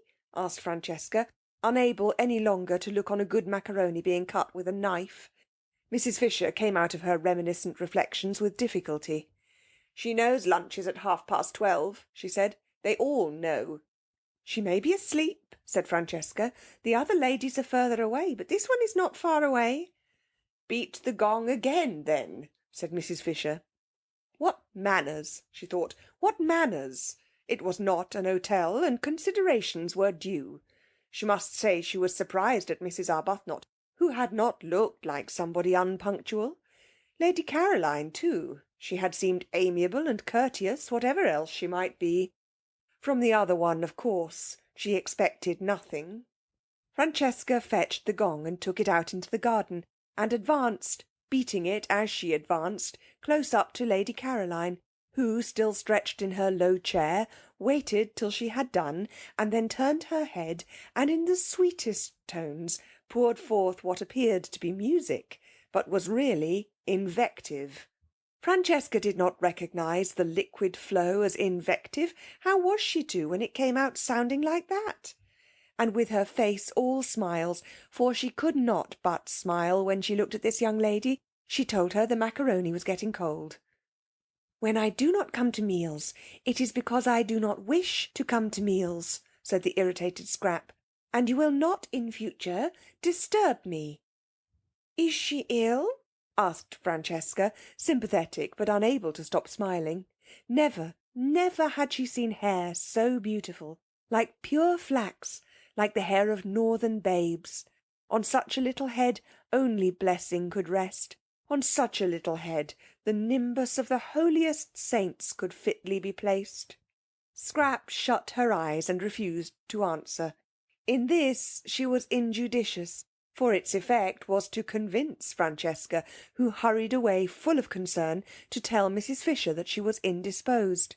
And Mrs. Fisher being prevented, she explained, from going out to Lady Caroline herself because of her stick, sent the two others instead, who had come in at that moment, heated and breathless and full of excuses, while she herself proceeded to the next course, which was a very well-made omelette, bursting most agreeably at both ends with young green peas. "Serve me," she directed Francesca, who again showed a disposition to wait for the others. "Oh, why won't they leave me alone?" Scrap asked herself, when she heard more scrunchings on the little pebbles which took the place of grass, and therefore knew someone else was approaching. She kept her eyes tight shut this time. Why should she go in to lunch if she didn't want to? This wasn't a private house. She was in no way tangled up in duties towards a tiresome hostess.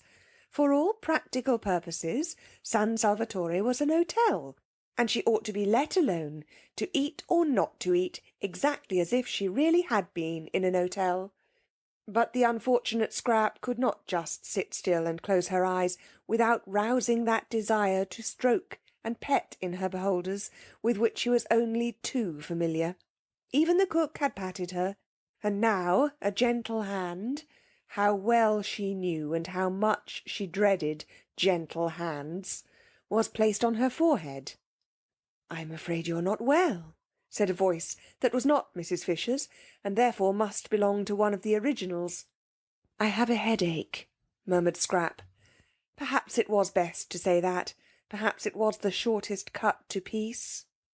"I'm so sorry," said Mrs. Arbuthnot softly, for it was her hand being gentle. "And I," said Scrap to herself, "who thought if I came here I would escape mothers." "Don't you think some tea would do you good?" asked Mrs. Arbuthnot tenderly.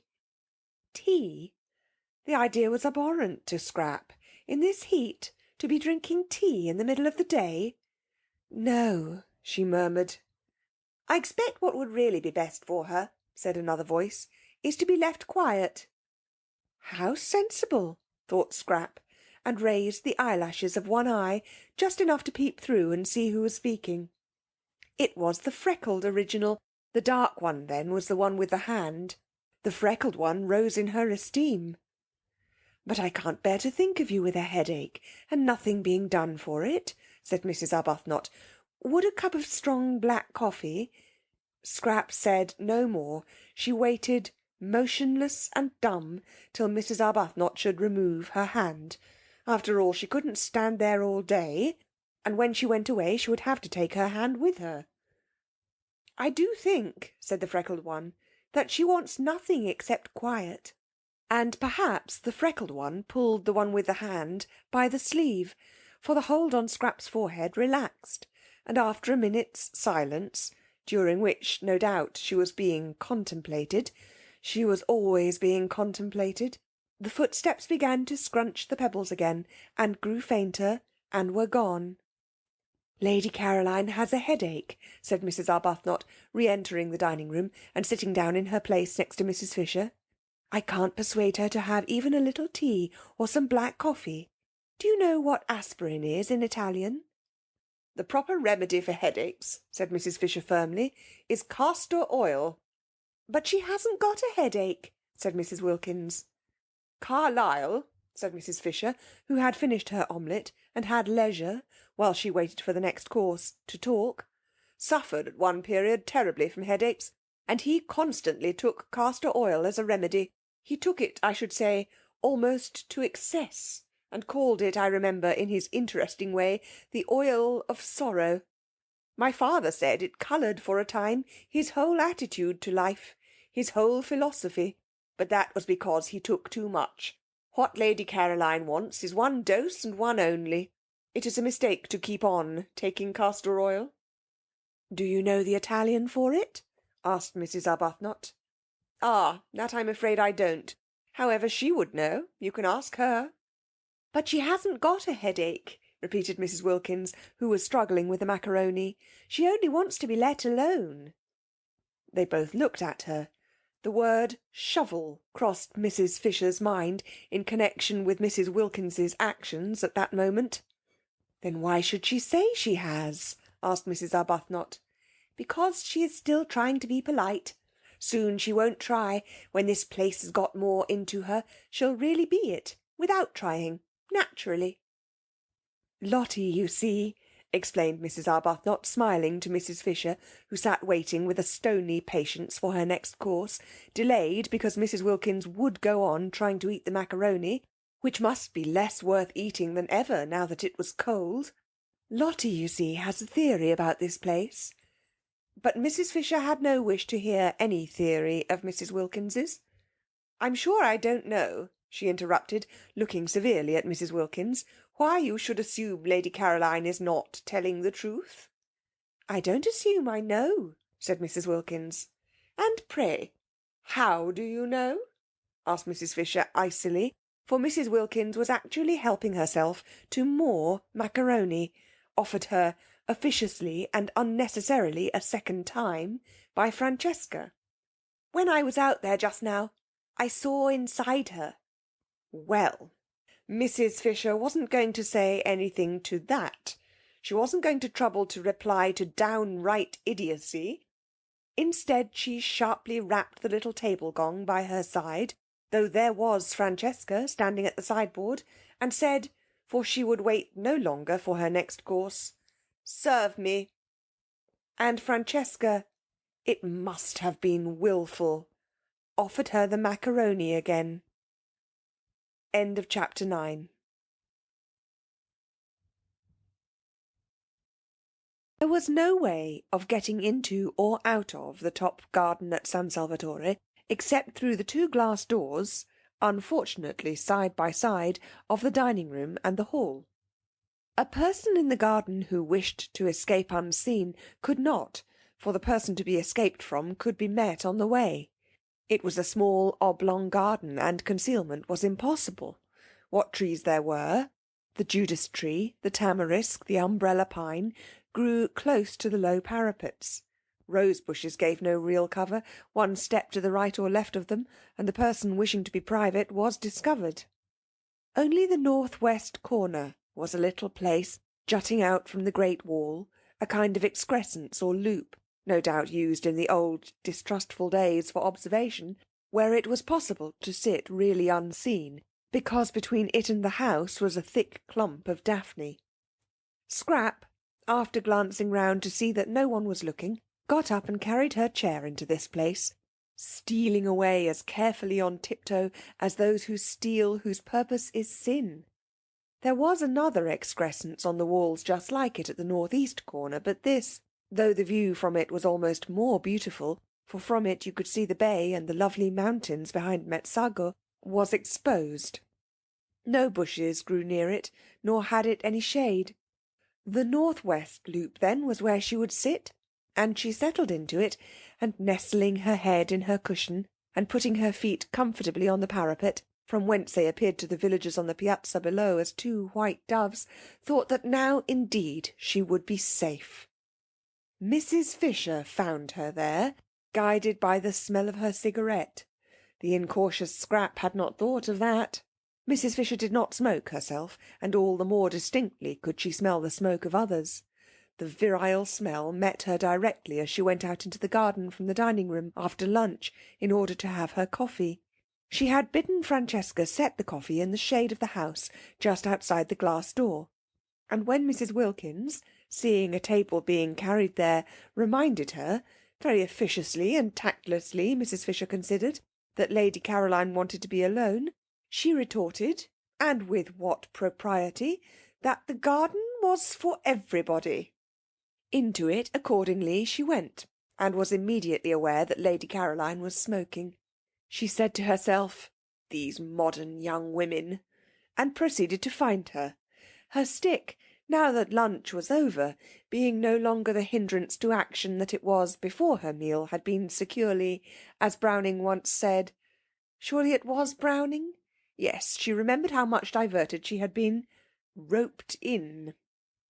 Nobody diverted her now, reflected Mrs. Fisher, making straight for the clump of daphne. The world had grown very dull, and had entirely lost its sense of humour. Perhaps they still had their jokes, these people. In fact, she knew they did, for Punch still went on. But how differently it went on, and what jokes! Thackeray, in his inimitable way, would have made mincemeat of this generation. Of how much it needed the tonic properties of that astringent pen it was, of course, unaware. It no longer even held him, at least so she had been informed, in any particular esteem. Well, she could not give it eyes to see, and ears to hear, and a heart to understand, but she could and would give it represented and united in the form of Lady Caroline one good dose of honest medicine. "I hear you are not well," she said, standing in the narrow entrance of the loop, and looking down with the inflexible face of one who is determined to do good, at the motionless and apparently sleeping Scrap. Mrs. Fisher had a deep voice like a man's, for she had been overtaken by that strange masculinity that sometimes pursues a woman during the last lapse of her life. Scrap tried to pretend that she was asleep, but if she had been, her cigarette would not have been held in her fingers, but would have been lying on the ground. She forgot this. Mrs. Fisher did not, and coming inside the loop, sat down on a narrow stone seat built out of the wall. For a little she could sit on it, for a little, till the chill began to penetrate. She contemplated the figure before her. Undoubtedly a pretty creature, and one that would have been a success at Farringford. Strange how easily even the greatest men were moved by exteriors. She had seen with her own eyes Tennyson turn away from everybody, turn positively his back on a crowd of eminent people assembled to do him honour, and withdraw to the window with a young person nobody had ever heard of, who had been brought there by accident, and whose one and only merit, if it be a merit, that which is conferred by chance, was beauty. Beauty. All over before you can turn round. An affair, one might almost say, of minutes.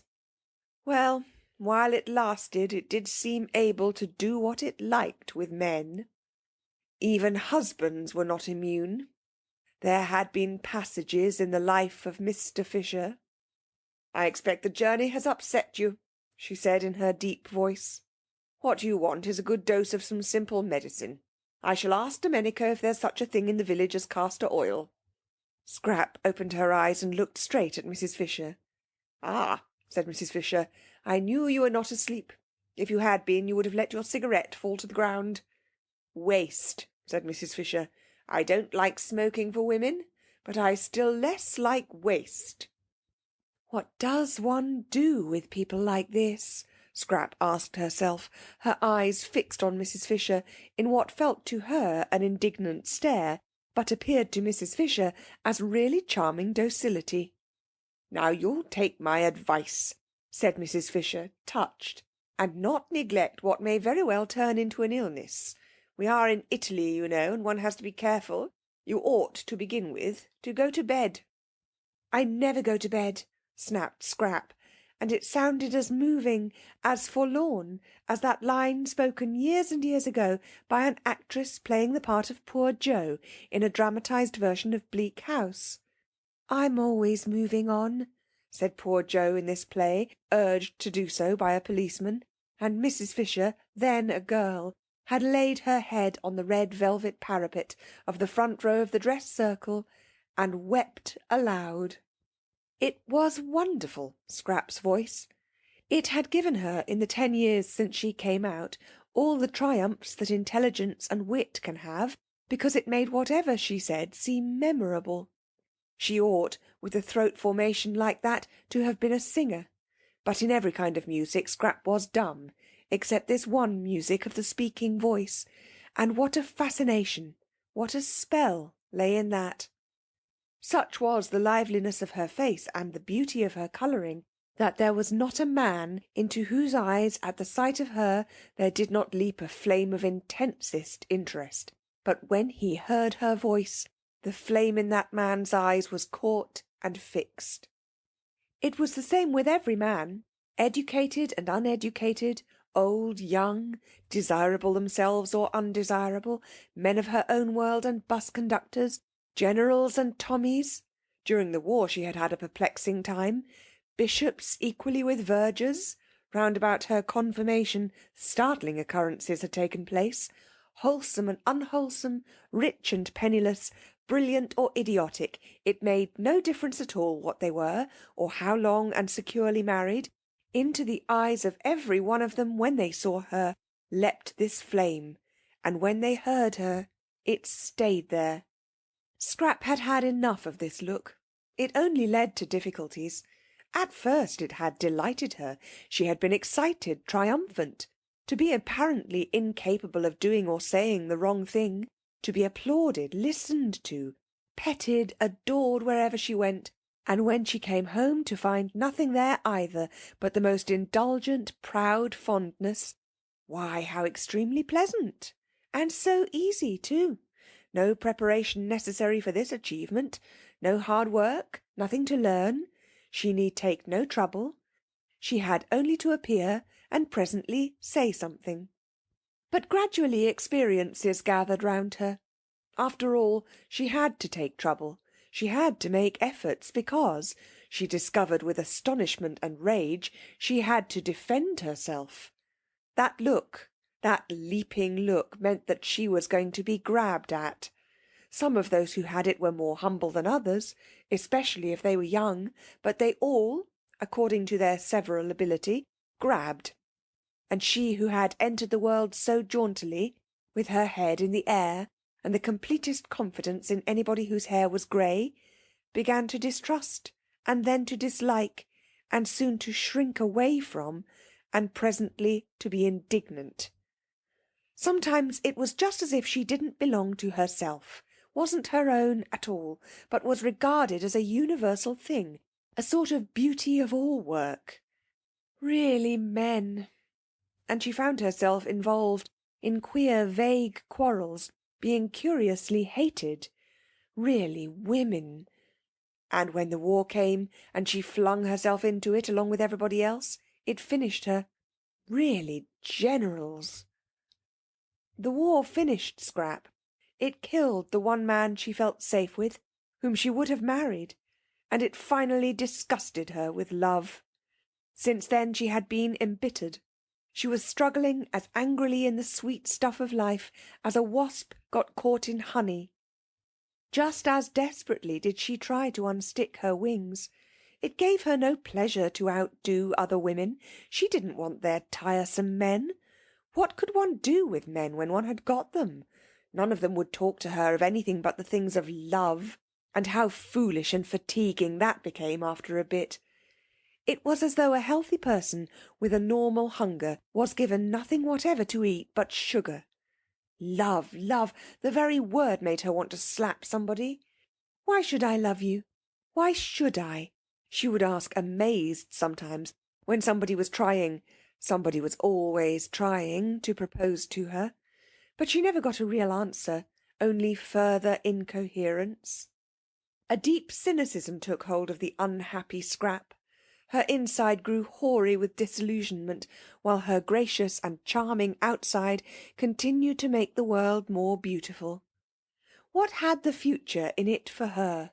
She would not be able, after such a preparation, to take hold of it. She was fit for nothing.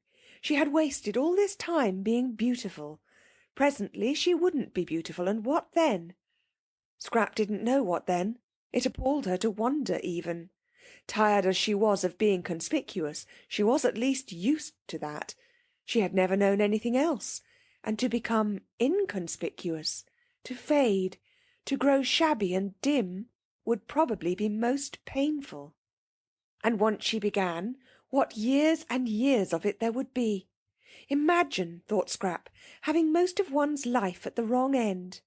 Imagine being old for 2 or 3 times as long as being young. Stupid. Stupid. Everything was stupid. There wasn't a thing she wanted to do. There were thousands of things she didn't want to do. Avoidance, silence, invisibility, if possible, unconsciousness. These negations were all she asked for a moment.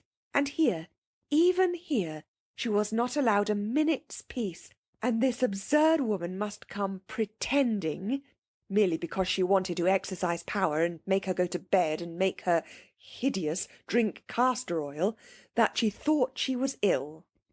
"I'm sure," said Mrs. Fisher, who felt the cold of the stone beginning to come through, and knew she could not sit much longer, "you'll do what is reasonable. Your mother would wish... Have you a mother?" A faint wonder came into Scrap's eyes. Have you a mother? If ever anybody had a mother, it was Scrap. It had not occurred to her that there could be people who had never heard of her mother. She was one of the major marchionesses. There being, as no one knew better than Scrap, marchionesses, and had held high positions at court.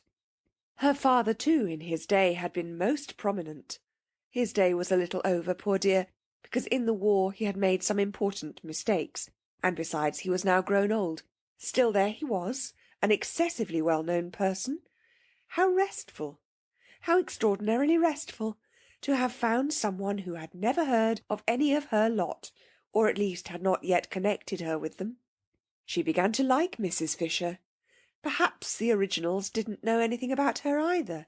When she first wrote to them and signed her name, the great name of Dester, which twisted in and out of English history like a bloody thread, for its bearers constantly killed, she had taken it for granted that they would know who she was, and at the interview of Shaftesbury Avenue she was sure they did know, because they hadn't asked, as they otherwise would have, for references. Scrap began to cheer up. If nobody at San Salvatore had ever heard of her, if for a whole month she could shed herself, get right away from everything connected with herself, be allowed really to forget the clinging and the clogging and all the noise, why perhaps she might make something of herself after all. She might really think, really clear up her mind, really come to some conclusion.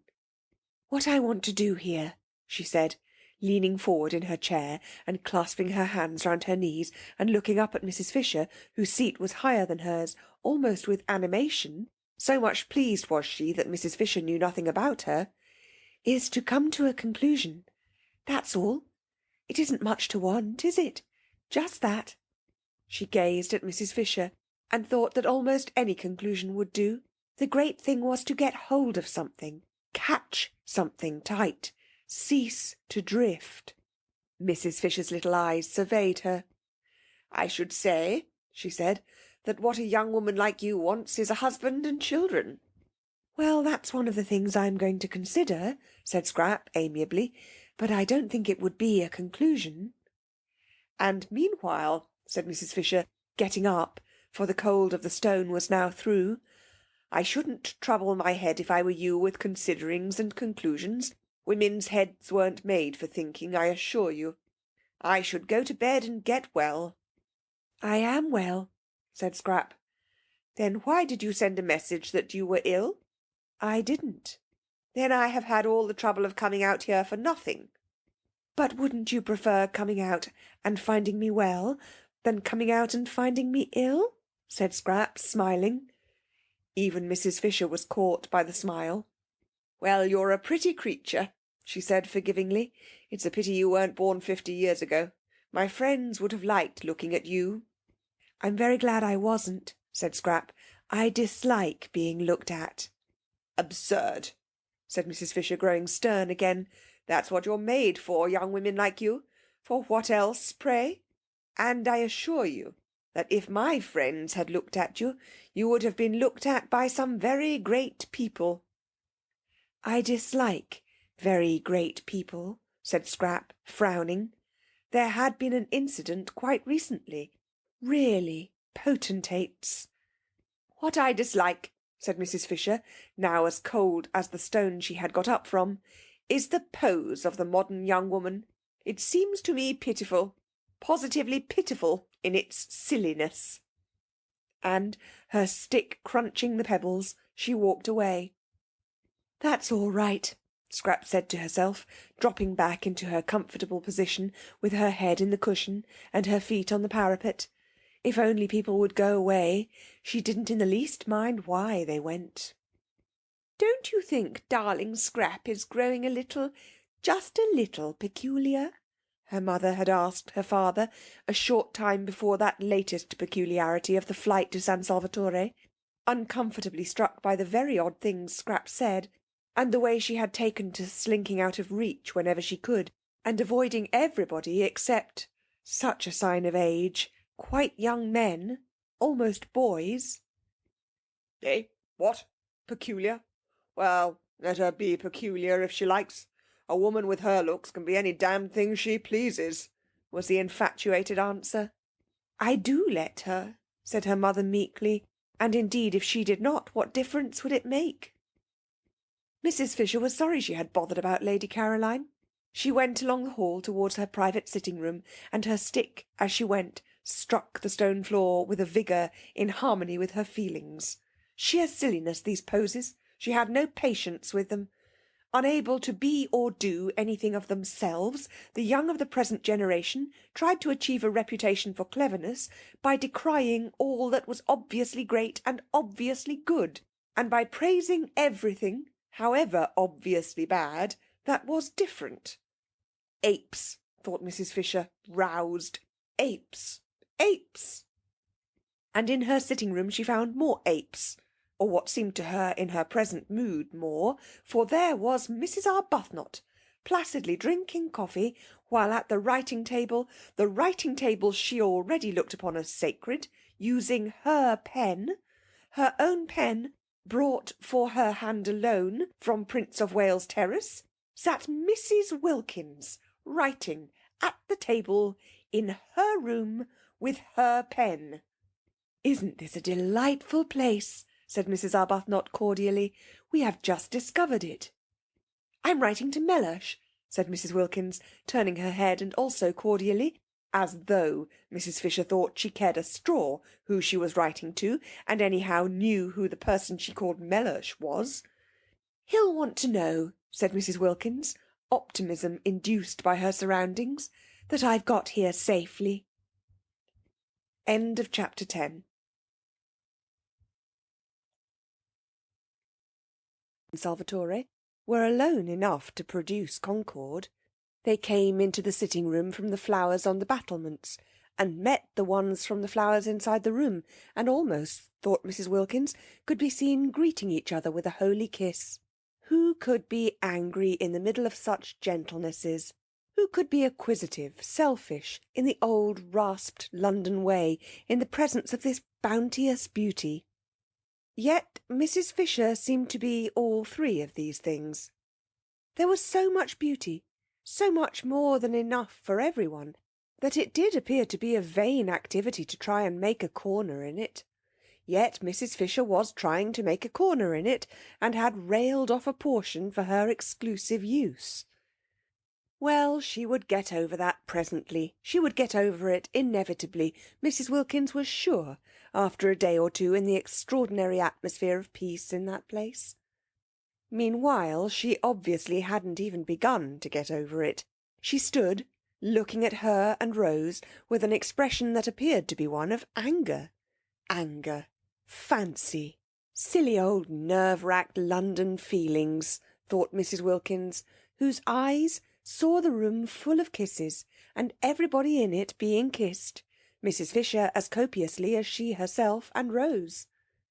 "You don't like us being in here," said Mrs. Wilkins, getting up and at once, after her manner, fixing on the truth. "Why?" "I should have thought," said Mrs. Fisher, leaning on her stick, "you could have seen that this is my room." "You mean because of the photographs?" said Mrs. Wilkins. Mrs. Arbuthnot, who was a little red and surprised, got up too. "And the note-paper," said Mrs. Fisher.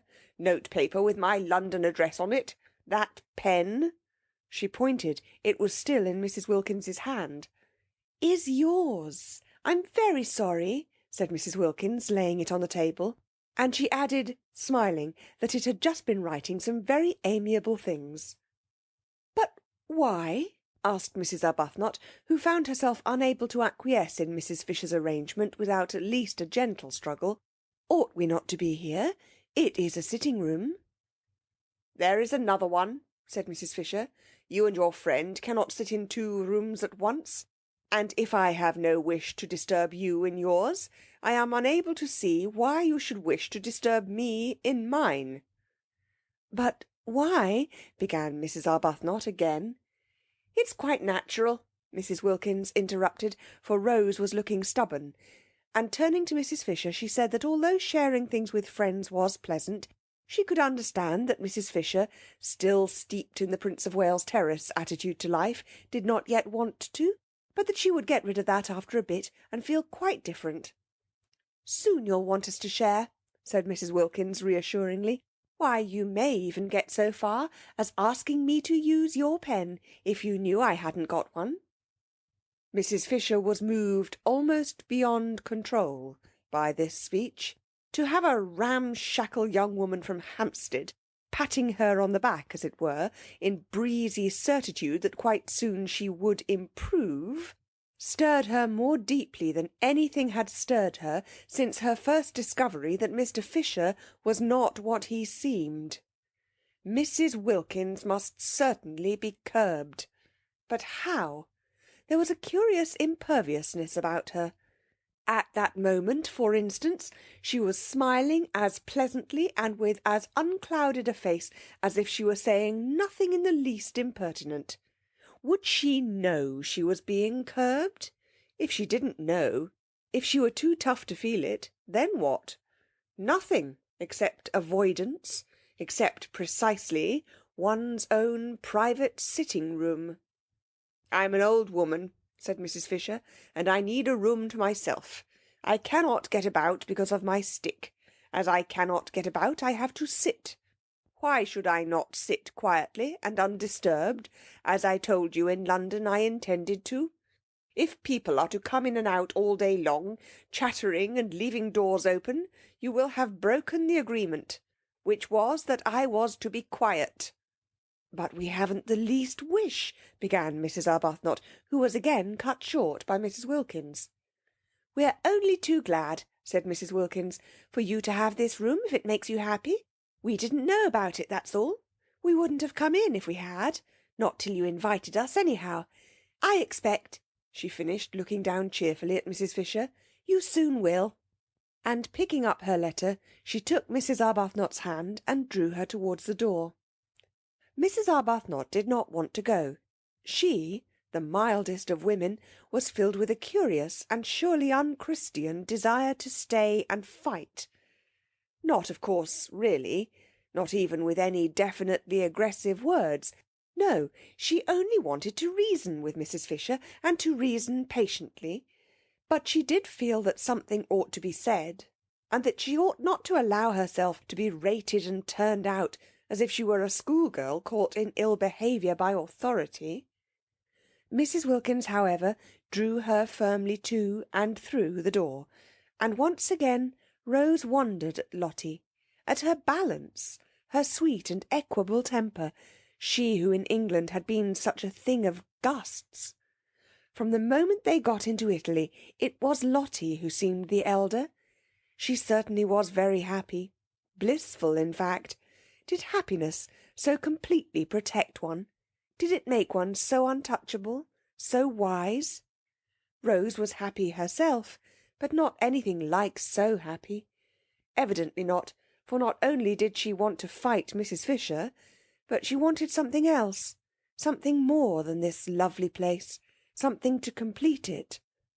She wanted Frederick. For the first time in her life she was surrounded by perfect beauty, and her one thought was to show it to him, to share it with him. She wanted Frederick. She yearned for Frederick. Ah, if only Frederick. Poor old thing, said Mrs. Wilkins, shutting the door gently on Mrs. Fisher and her triumph. Fancy, on a day like this.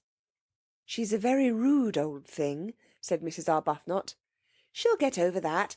I'm sorry we chose just her room to go and sit in. It's much the nicest, said Mrs. Arbuthnot, and it isn't hers. Oh, but there are lots of other places, and she's such a poor old thing. Let her have the room. Whatever does it matter? And Mrs. Wilkins said she was going down to the village to find out where the post office was and post her letter to Mellersh, and would Rose go too? I've been thinking about Mellersh, said Mrs. Wilkins, as they walked, one behind the other, down the narrow zigzag path, up which they had climbed in the rain the night before. She went first. Mrs. Arbuthnot, quite naturally now, followed. In England it had been the other way about. Lottie, timid, hesitating, except when she burst out so awkwardly, getting behind the calm and reasonable Rose whenever she could. I've been thinking about Mellersh, repeated Mrs. Wilkins over her shoulder, as Rose seemed not to have heard. Have you? said Rose, a faint distaste in her voice, for her experiences with Mellersh had not been of a kind to make her enjoy remembering him. She had deceived Mellersh, therefore she didn't like him. She was unconscious that this was the reason of her dislike, and thought it was that there didn't seem to be much, if any, of the grace of God about him. And yet how wrong to feel that, she rebuked herself, and how presumptuous. No doubt Lottie's husband was far, far nearer to God than she herself was ever likely to be. Still, she didn't like him. I've been a mean dog, said Mrs. Wilkins. A what? asked Mrs. Arbuthnot, incredulous of her hearing. All this coming away and leaving him in that dreary place while I rollick in heaven. He had planned to take me to Italy for Easter himself. Did I tell you? No, said Mrs. Arbuthnot, and indeed she had discouraged talk about husbands. Whenever Lottie had begun to blurt out things, she had swiftly changed the conversation. One husband led to another, in conversation as well as in life, she felt, and she could not, she would not, talk of Frederick. Beyond the bare fact that he was there, he had not been mentioned. Mellersh had to be mentioned because of his obstructiveness, but she had carefully kept him from overflowing outside the limits of necessity. Well, he did, said Mrs. Wilkins. He had never done such a thing in his life before, and I was horrified. Fancy, just as I'd planned to come to it myself. She paused on the path and looked up at Rose. Yes, said Rose, trying to think of something else to talk about. Now you see why I say I've been a mean dog. He had planned a holiday in Italy with me, and I had planned a holiday in Italy, leaving him at home. I think, she went on, her eyes fixed on Rose's face, Mellersh has every reason to be both angry and hurt. Mrs. Arbuthnot was astonished. The extraordinary quickness with which, hour by hour, under her very eyes, Lottie became more selfless, disconcerted her. She was turning into something surprisingly like a saint. Here she was now being affectionate about Mellish, Mellish who only that morning, while they hung their feet into the sea, had seemed a mere iridescence, Lottie had told her, a thing of gauze. That was only that morning, and by the time they had had lunch, Lottie had developed so far as to have got him solid enough again to write to, and to write to at length. And now, a few minutes later, she was announcing that he had every reason to be angry with her and hurt, and that she herself had been, the language was unusual, but it did express real penitence, a mean dog. Rose stared at her, astonished. If she went on like this, soon a nimbus might be expected round her head. Was there already, if one didn't know it was the sun through the tree trunks catching her sandy hair. A great desire to love and be friends, to love everybody and to be friends with everybody, seemed to be invading Lottie, a desire for sheer goodness. Rose's own experience was that goodness, the state of being good, was only reached with difficulty and pain. It took a long time to get to it. In fact, one never did get to it, or, if for a flashing instant one did, it was only for a flashing instant. Desperate perseverance was needed to struggle along its path, and all the way was dotted with doubts. Lottie simply flew along. She had certainly, thought Rose, not got rid of her impetuousness. It had merely taken another direction. She was now impetuously becoming a saint. Could one really attain goodness so violently? Wouldn't there be an equally violent reaction? I shouldn't, said Rose with caution, looking down into Lottie's bright eyes. The path was steep, so that Lottie was well below her. I shouldn't be sure of that too quickly. But I am sure of it, and I've written and told him so. Rose stared. Why, but only this morning, she began. It's all in this, interrupted Lottie, tapping the envelope and looking pleased. What, everything? You mean about the advertisement, and my savings being spent? Oh, no, not yet, but I'll tell him all that when he comes. When he comes? Repeated Rose. I've invited him to come and stay with us. Rose could only go on staring. It's the least I could do. Besides, look at this. Lottie waved her hand. Disgusting not to share it. I was a mean dog to go off and leave him. But no dog I've ever heard of was ever as mean as I'd be if I didn't try and persuade Mellish to come out and enjoy this too. It's barest decency that he should have some of the fun out of my nest egg.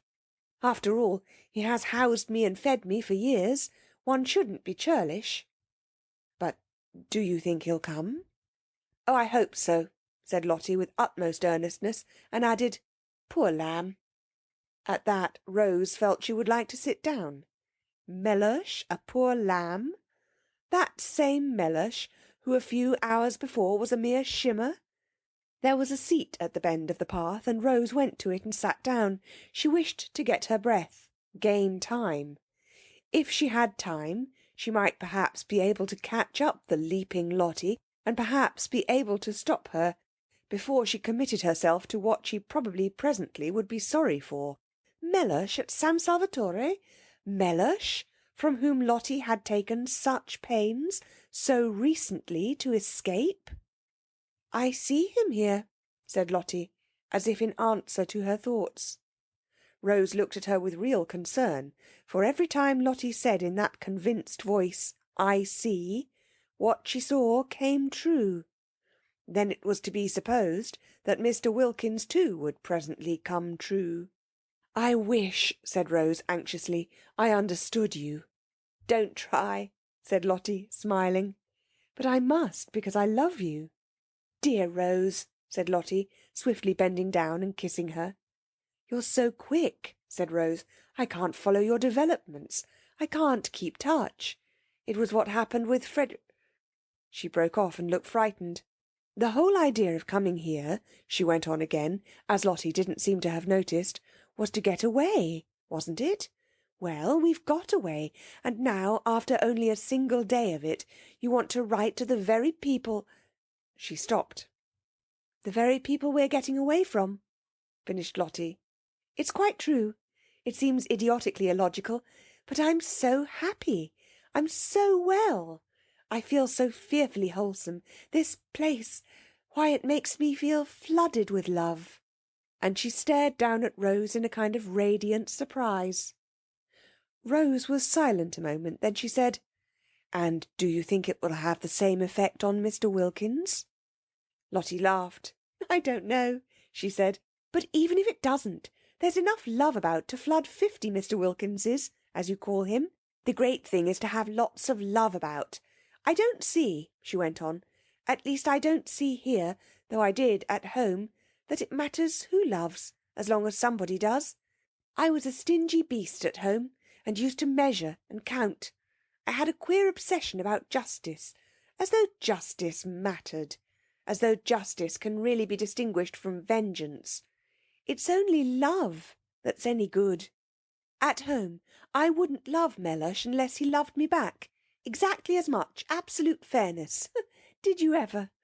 And as he didn't, neither did I. And the aridity of that house. The aridity." Rose said nothing. She was bewildered by Lottie. One odd effect of San Salvatore on her rapidly developing friend was her sudden free use of robust words. She had not used them in Hampstead. Beast and dog were more robust than Hampstead cared about. In words, too, Lottie had come unchained. But how she wished, oh, how Rose wished, that she too could write to her husband and say, "Come." The Wilkins ménage, however pompous Mellersh might be, and he had seemed to Rose pompous, was on a healthier, more natural footing than hers. Lottie could write to Mellersh and would get an answer.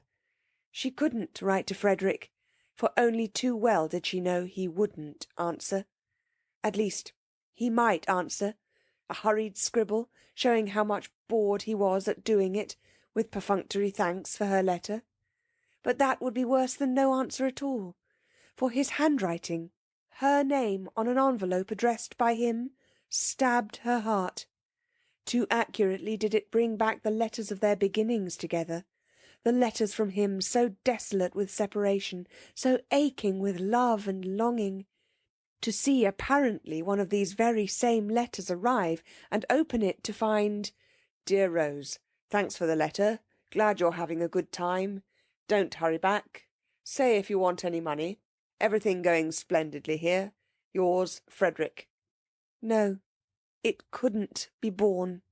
"I don't think I'll come down to the village with you today," she said, looking up at Lottie with eyes suddenly gone dim. "I think I want to think." "All right," said Lottie, at once starting off briskly down the path.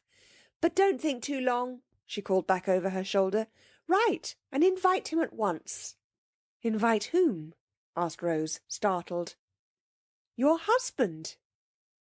End of chapter 11.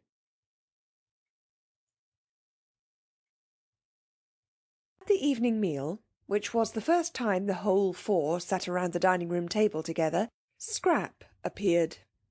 She appeared quite punctually, and in one of those wrappers or tea-gowns which are sometimes described as ravishing. This one really was ravishing. It certainly ravished Mrs. Wilkins, who could not take her eyes off the enchanting figure opposite. It was a shell-pink garment, and clung to the adorable Scrap as though it, too, loved her. "What a beautiful dress!" exclaimed Mrs. Wilkins eagerly. "What, this old rag?" said Scrap, glancing down at it as if to see which one she had got on. "I've had it 100 years." And she concentrated on her soup. "You must be very cold in it," said Mrs. Fisher, thin-lipped, for it showed a great deal of Scrap, the whole of her arms, for instance, and even where it covered her up it was so thin that you still saw her. "Who, me?" said Scrap, looking up a moment. "Oh, no." And she continued her soup. "You mustn't catch a chill, you know," said Mrs. Arbuthnot, feeling that such loveliness must at all cost be preserved unharmed. "There's a great difference here when the sun goes down." "I'm quite warm," said Scrap, industriously eating her soup. "You look as if you had nothing at all on underneath," said Mrs. Fisher. "I haven't. At least, hardly anything," said Scrap, finishing her soup. "How very imprudent," said Mrs. Fisher, "and how highly improper." Whereupon Scrap stared at her. Mrs. Fisher had arrived at dinner feeling friendly towards Lady Caroline. She, at least, had not intruded into her room and sat at her table and written with her pen. She did, Mrs. Fisher had supposed, know how to behave. Now it appeared that she did not know, for was this behaving to come dressed, no, undressed, like that, to a meal? Such behaviour was not only exceedingly improper, but also most inconsiderate, for the indelicate creature would certainly catch a chill, and then infect the entire party. Mrs. Fisher had a great objection to other people's chills. They were always the fruit of folly, and then they were handed on to her, who had done nothing at all to deserve them. Bird-brained, thought Mrs. Fisher, sternly contemplating Lady Caroline. Not an idea in her head except vanity. "But there are no men here," said Mrs. Wilkins, "so how can it be improper? Have you noticed," she inquired of Mrs. Fisher, who endeavoured to pretend she did not hear, "how difficult it is to be improper without men?" Mrs. Fisher neither answered her nor looked at her, but Scrap looked at her, and did that with her mouth which in any other mouth would have been a faint grin. Seen from without across the bowl of nasturtiums, it was the most beautiful of brief and dimpled smiles. "She had a very alive sort of face, that one," thought Scrap, observing Mrs. Wilkins with a dawn of interest. It was rather like a field of corn, swept by lights and shadows. Both she and the dark one, Scrap noticed, had changed their clothes, but only in order to put on silk jumpers. The same amount of trouble would have been enough to dress them properly, reflected Scrap. Naturally they looked like nothing on earth in the jumpers. It didn't matter what Mrs. Fisher wore. Indeed, the only thing for her, short of plumes and ermine, was what she did wear. But these others were quite young still, and quite attractive. They really definitely had faces. How different life would be for them if they made the most of themselves instead of the least. And yet... Scrap was suddenly bored, and turned away her thoughts and absently ate toast. What did it matter? If you did make the most of yourself, you only collected people round you who ended by wanting to grab. "I've had the most wonderful day," began Mrs. Wilkins, her eyes shining. Scrap lowered hers.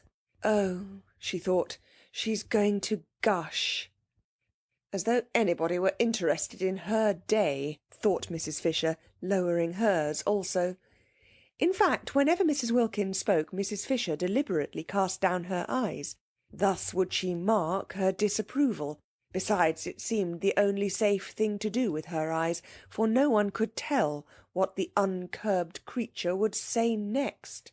That which she had just said, for instance, about men, addressed, too, to her. What could she mean? Better not conjecture, thought Mrs. Fisher. And her eyes, though cast down, yet saw Lady Caroline stretch out her hand to the Chianti flask and fill her glass again. Again? She had done it once already, and the fish was only just going out of the room.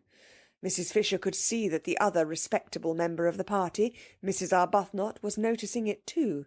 Mrs. Arbuthnot was, she hoped and believed, respectable and well-meaning. It is true she also had invaded her sitting-room, but no doubt she had been dragged there by the other one, and Mrs. Fisher had little, if anything, against Mrs. Arbuthnot, and observed with approval that she only drank water. That was as it should be. So, indeed, to give her her dues, did the freckled one, and very right at their age. She herself drank wine, but with what moderation. 1 meal, 1 glass. And she was 65, and might properly, and even beneficially, have had at least 2. "That," she said to Lady Caroline, cutting right across what Mrs. Wilkins was telling them about her wonderful day, and indicating the wine-glass, "is very bad for you."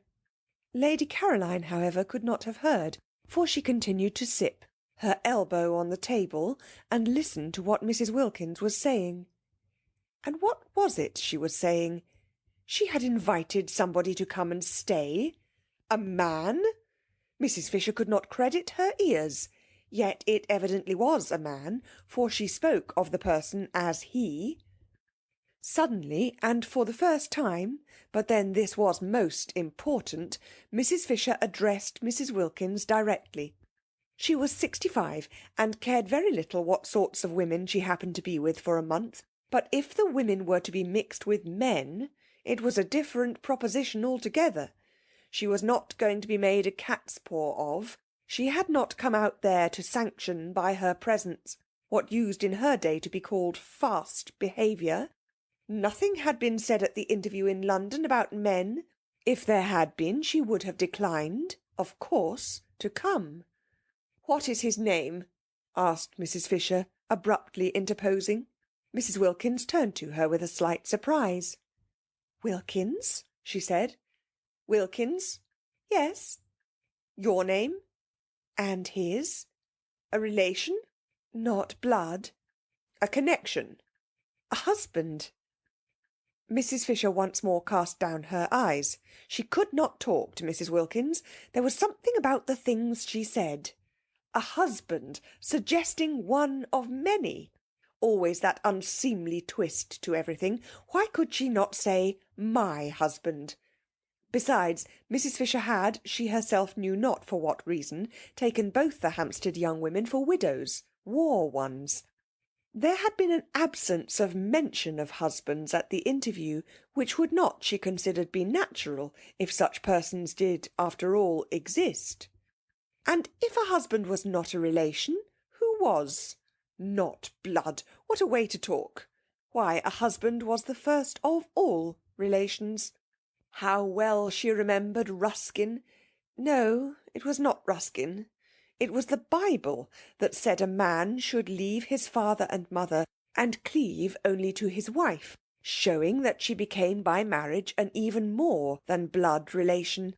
And if the husband's father and mother were to be nothing to him compared to his wife, how much less than nothing ought the wife's father and mother be to her compared to her husband?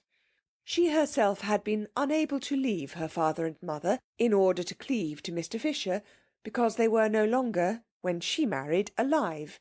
But she certainly would have left them if they had been there to leave. Not blood, indeed. Silly talk. The dinner was very good. Succulence succeeded succulence. Constanza had determined to do as she chose in the matter of cream and eggs the first week, and see what happened at the end of it when the bills had to be paid. Her experience of the English was that they were quiet about bills. They were shy of words. They believed readily. Besides, who was the mistress here? In the absence of a definite one, it occurred to Constanza that she might as well be the mistress herself. So she did as she chose about the dinner, and it was very good. The four, however, were so much preoccupied by their own conversation that they ate it without noticing how good it was. Even Mrs. Fisher, she who in such matters was manly, did not notice. The entire excellent cooking was to her as though it were not, which shows how much she must have been stirred. She was stirred. It was that Mrs. Wilkins. She was enough to stir anybody. And she was undoubtedly encouraged by Lady Caroline, who in her turn was no doubt influenced by the Chianti. Mrs. Fisher was very glad there were no men present, for they certainly would have been foolish about Lady Caroline.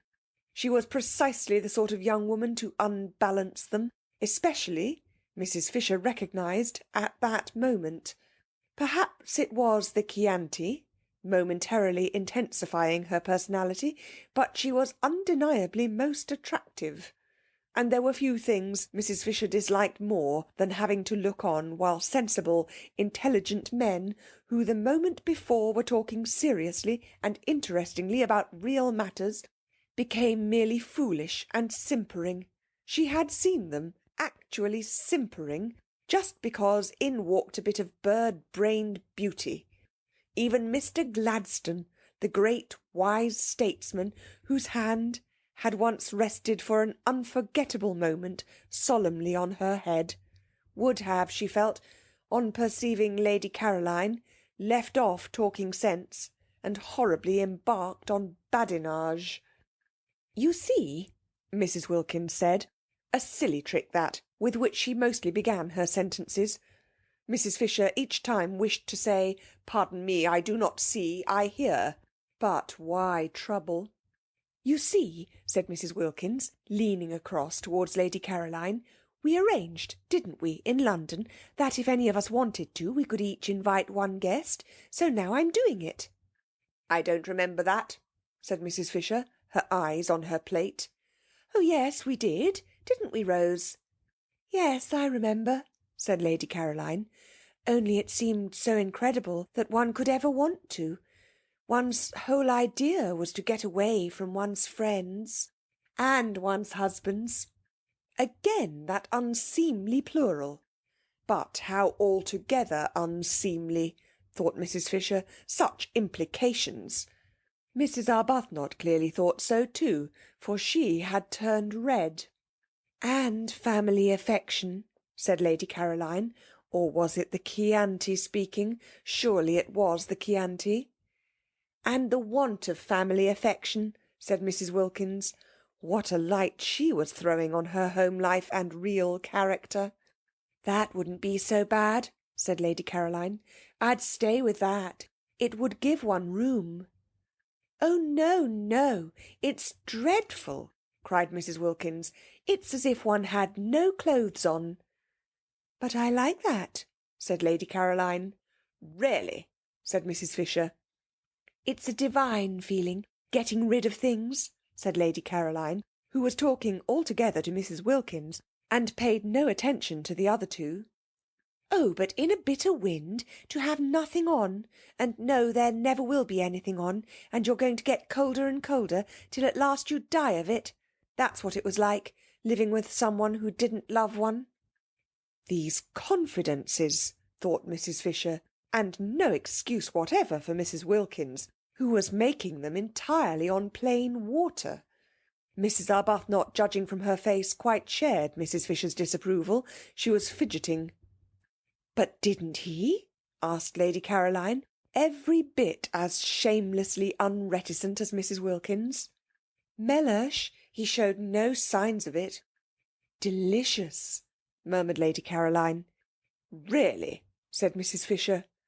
"I didn't think it was at all delicious. I was miserable. And now, since I've been here, I simply stare at myself being miserable as that. And about Mellersh." "You mean he wasn't worth it?" "Really?" said Mrs. Fisher. "No, I don't. I mean I've suddenly got well." Lady Caroline, slowly twisting the stem of her glass in her fingers, scrutinised the lit-up face opposite. "And now I'm well, I find I can't sit here and gloat all to myself. I can't be happy, shutting him out. I must share. I understand exactly what the blessed damozel felt like." "What was the blessed damozel?" asked Scrap. "Really?" said Mrs. Fisher, and with such emphasis this time that Lady Caroline turned to her. "Ought I to know?" she asked. "I don't know any natural history. It sounds like a bird." "It's a poem," said Mrs. Fisher, with extraordinary frost. "Oh," said Scrap. "I'll lend it to you," said Mrs. Wilkins, over whose face laughter rippled. "No," said Scrap. "And its author," said Mrs. Fisher icily, "though not perhaps quite what one would have wished him to be, was frequently at my father's table." "What a bore for you," said Scrap. "That's what my mother's always doing, inviting authors. I hate authors. I wouldn't mind them so much if they didn't write books. Go on about Mellersh," she said, turning to Mrs. Wilkins. "Really?" said Mrs. Fisher. "All those empty beds," said Mrs. Wilkins. "What empty beds?" asked Scrap. "The ones in this house. Why, of course they each ought to have somebody happy inside them. 8 beds and only 4 people. It's dreadful, dreadful to be so greedy and keep everything just for oneself. I want Rose to ask her husband out too. You and Mrs. Fisher haven't got husbands, but why not give some friend a glorious time?" Rose bit her lip. She turned red. She turned pale. If only Lottie would keep quiet, she thought. It was all very well to have suddenly become a saint and want to love everybody, but need she be so tactless? Rose felt that all her poor, sore places were being danced on. If only Lottie would keep quiet. And Mrs. Fisher, with even greater frostiness than that with which she had received Lady Caroline's ignorance of the blessed damozel, said, "There is only one unoccupied bedroom in this house." "Only one?" echoed Mrs. Wilkins, astonished. "Then who are in all the others?" "We are," said Mrs. Fisher. "But we're not in all the bedrooms. There must be at least 6. That leaves 2 over. And the owner told us there were 8 beds, didn't he, Rose?" "There are 6 bedrooms," said Mrs. Fisher, for both she and Lady Caroline had thoroughly searched the house on arriving, in order to see which part of it they would be most comfortable in, and they both knew that there were 6 bedrooms, 2 of which were very small, and in one of these small ones Francesca slept in the company of a chair and a chest of drawers, and the other, similarly furnished, was empty.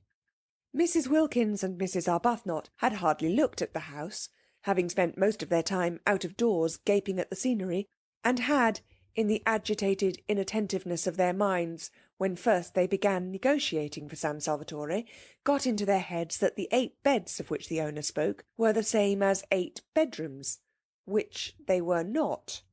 There were indeed 8 beds, but 4 of them were in Mrs. Wilkins and Mrs. Arbuthnot's rooms. "There are 6 bedrooms," repeated Mrs. Fisher. "We have 4. Francesca has the 5th, and the 6th is empty." "So that," said Scrap, "however kind we feel we would be if we could, we can't. Isn't it fortunate?" "But then there's only room for 1," said Mrs. Wilkins, looking round at the 3 faces. "Yes, and you've got him," said Scrap. Mrs. Wilkins was taken aback. This question of beds was unexpected. In inviting Mellersh, she had intended to put him in one of the 4 spare rooms that she imagined were there. When there were plenty of rooms and enough servants, there was no reason why they should, as they did in their small 2-servanted house at home, share the same one. Love, even universal love, the kind of love with which she herself felt flooded, should not be tried. Much patience and self-effacement were needed for successful married sleep. Placidity, a steady faith, these too were needed. She was sure she would be much fonder of Mellersh, and he not mind her nearly so much, if they were not shut up together at night. If in the morning they could meet with the cheery affection of friends, between whom lies no shadow of differences about the window or the washing arrangements, or of absurd little choked-down resentments at something that had seemed to one of them unfair. Her happiness, she felt, and her ability to be friends with everybody, was the result of her sudden new freedom and its peace. Would there be that sense of freedom, that peace, after a night shut up with Mellersh? Would she be able in the morning to be full towards him, as she was at that moment full of nothing at all but loving kindness? After all, she hadn't been very long in heaven. Suppose she hadn't been in it long enough for her to have become fixed in blandness? And only that morning, what an extraordinary joy it had been to find herself alone when she woke, and able to pull the bedclothes any way she liked. Francesca had to nudge her. She was so much absorbed that she did not notice the pudding.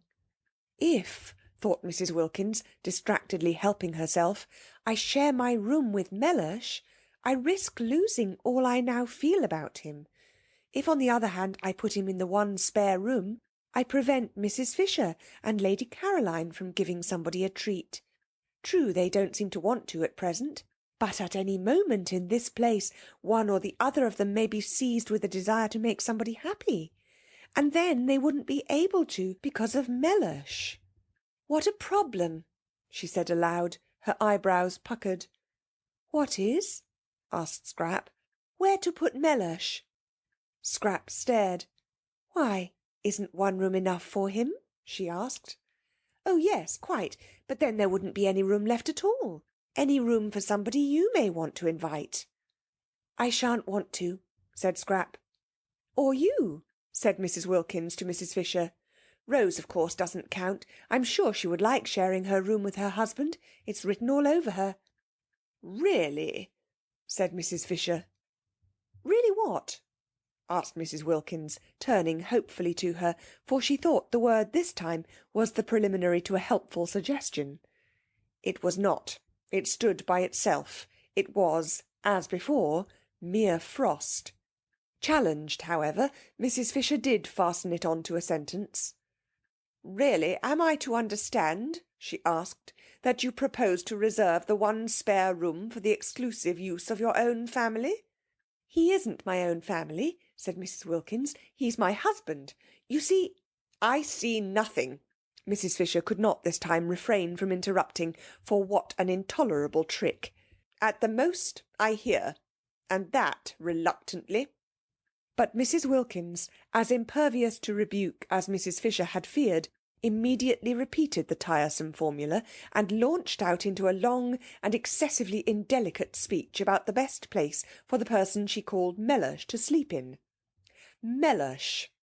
Mrs. Fisher, remembering the Thomases and Johns and Alfreds and Roberts of her day, plain names that yet had all become glorious, thought it sheer affection to be christened Mellersh, was, it seemed, Mrs. Wilkins's husband, and therefore his place was clearly indicated. Why this talk? She herself, as if foreseeing his arrival, had had a second bed put in Mrs. Wilkins's room. There were certain things in life which were never talked about, but only done. Most things connected with husbands were not talked about, and to have a whole dinner table taken up with a discussion as to where one of them should sleep was an affront to the decencies. How and where husbands slept should be known only to their wives. Sometimes it was not known to them, and then the marriage had less happy moments, but these moments were not talked about either.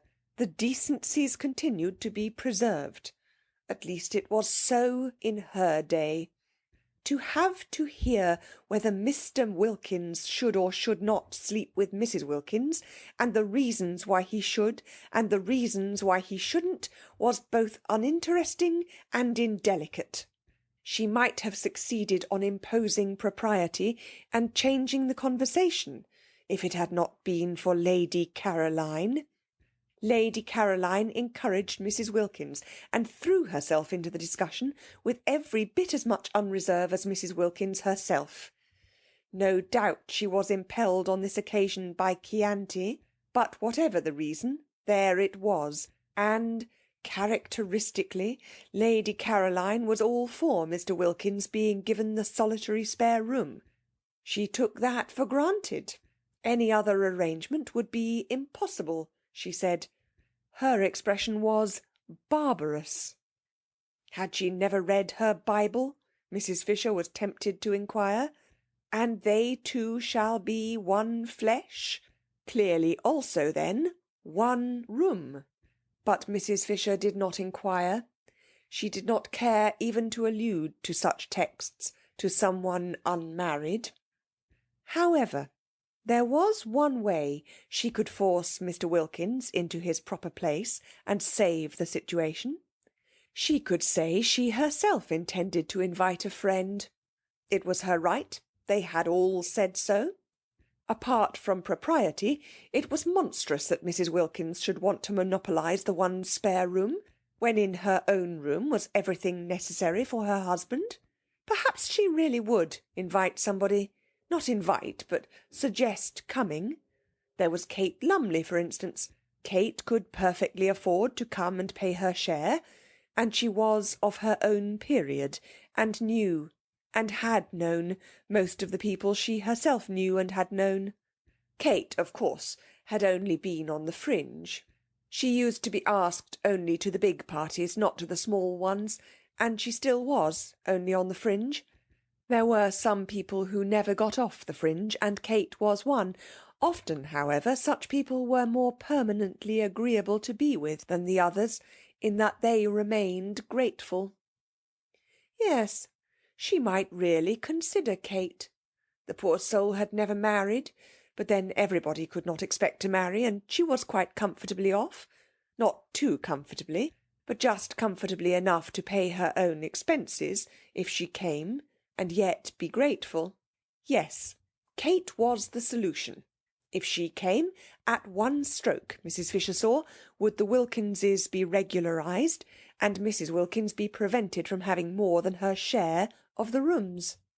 Also, Mrs. Fisher would save herself from isolation, spiritual isolation. She desired physical isolation between meals, but she disliked that isolation which is of the spirit. Such isolation would, she feared, certainly be hers with these three alien-minded young women.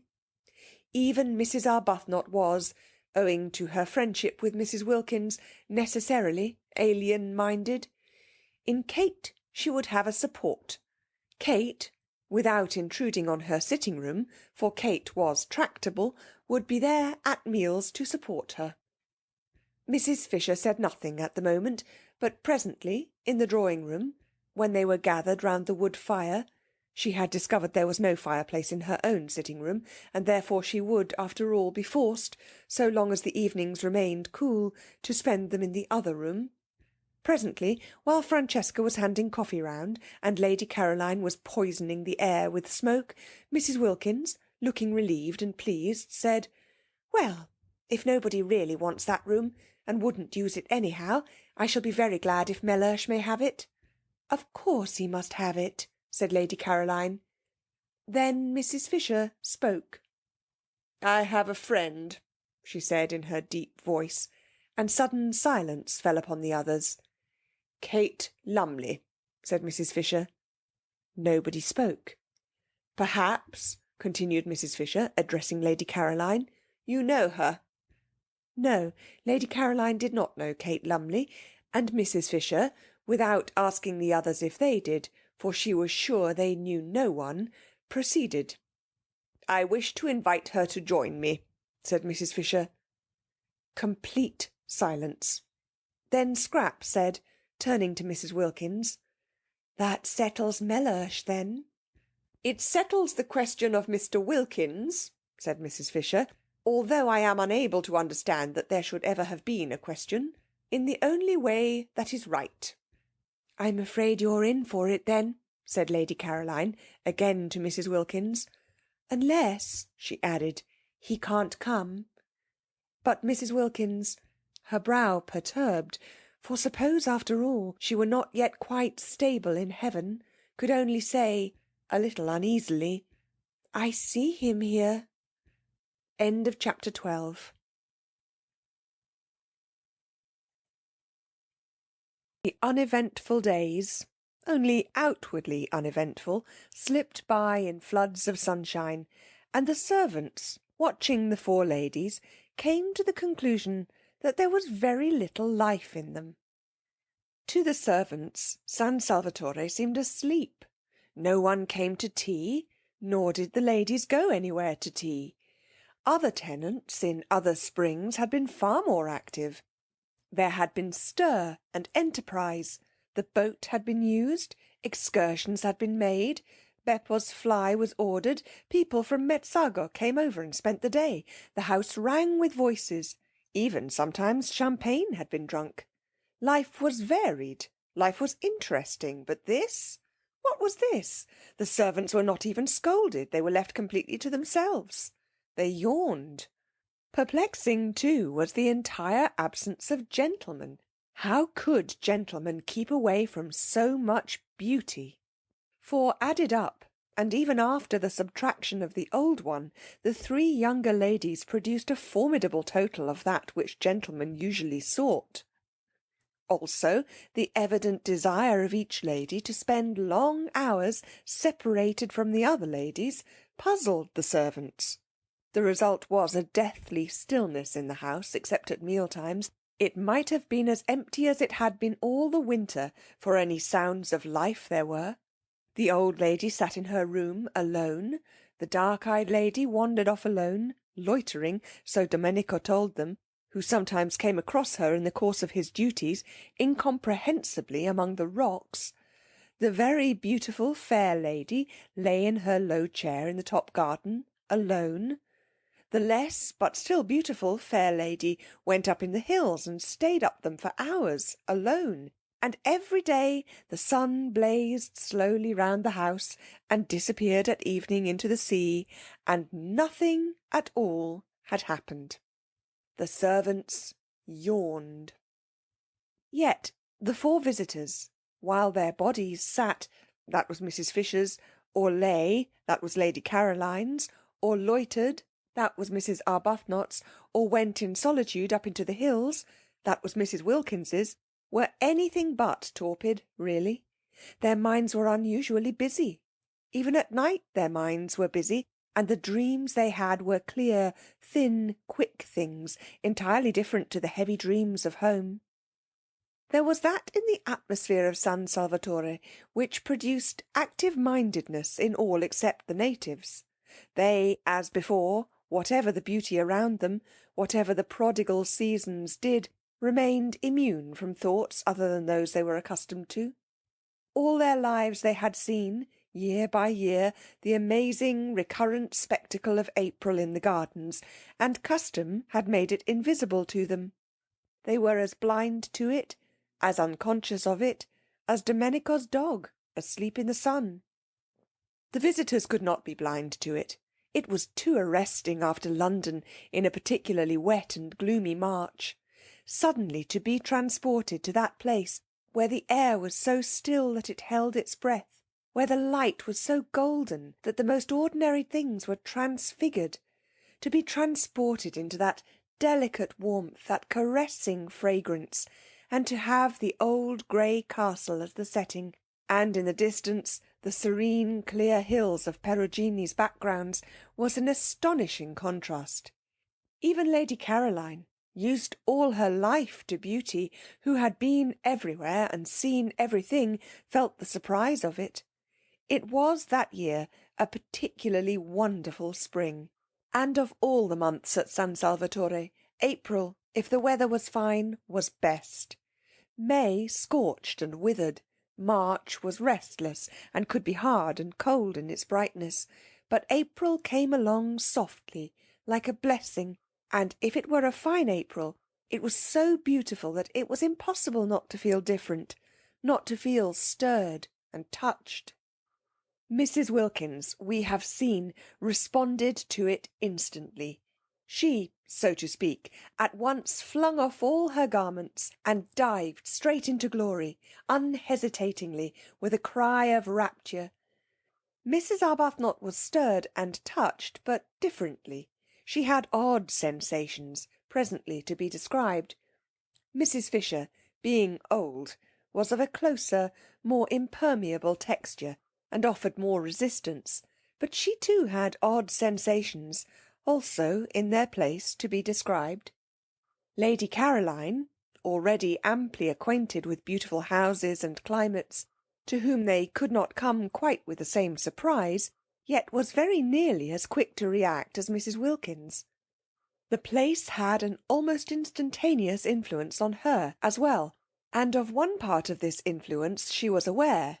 It had made her, beginning on the very first evening, want to think, and acted on her curiously like a conscience. What this conscience seemed to press upon her notice with an insistence that startled her, Lady Caroline hesitated to accept the word, but it would keep on coming into her head, was that she was tawdry. She must think that out. The morning after the first dinner together, she woke up in a condition of regret that she should have been so talkative to Mrs. Wilkins the night before. What had made her be, she wondered.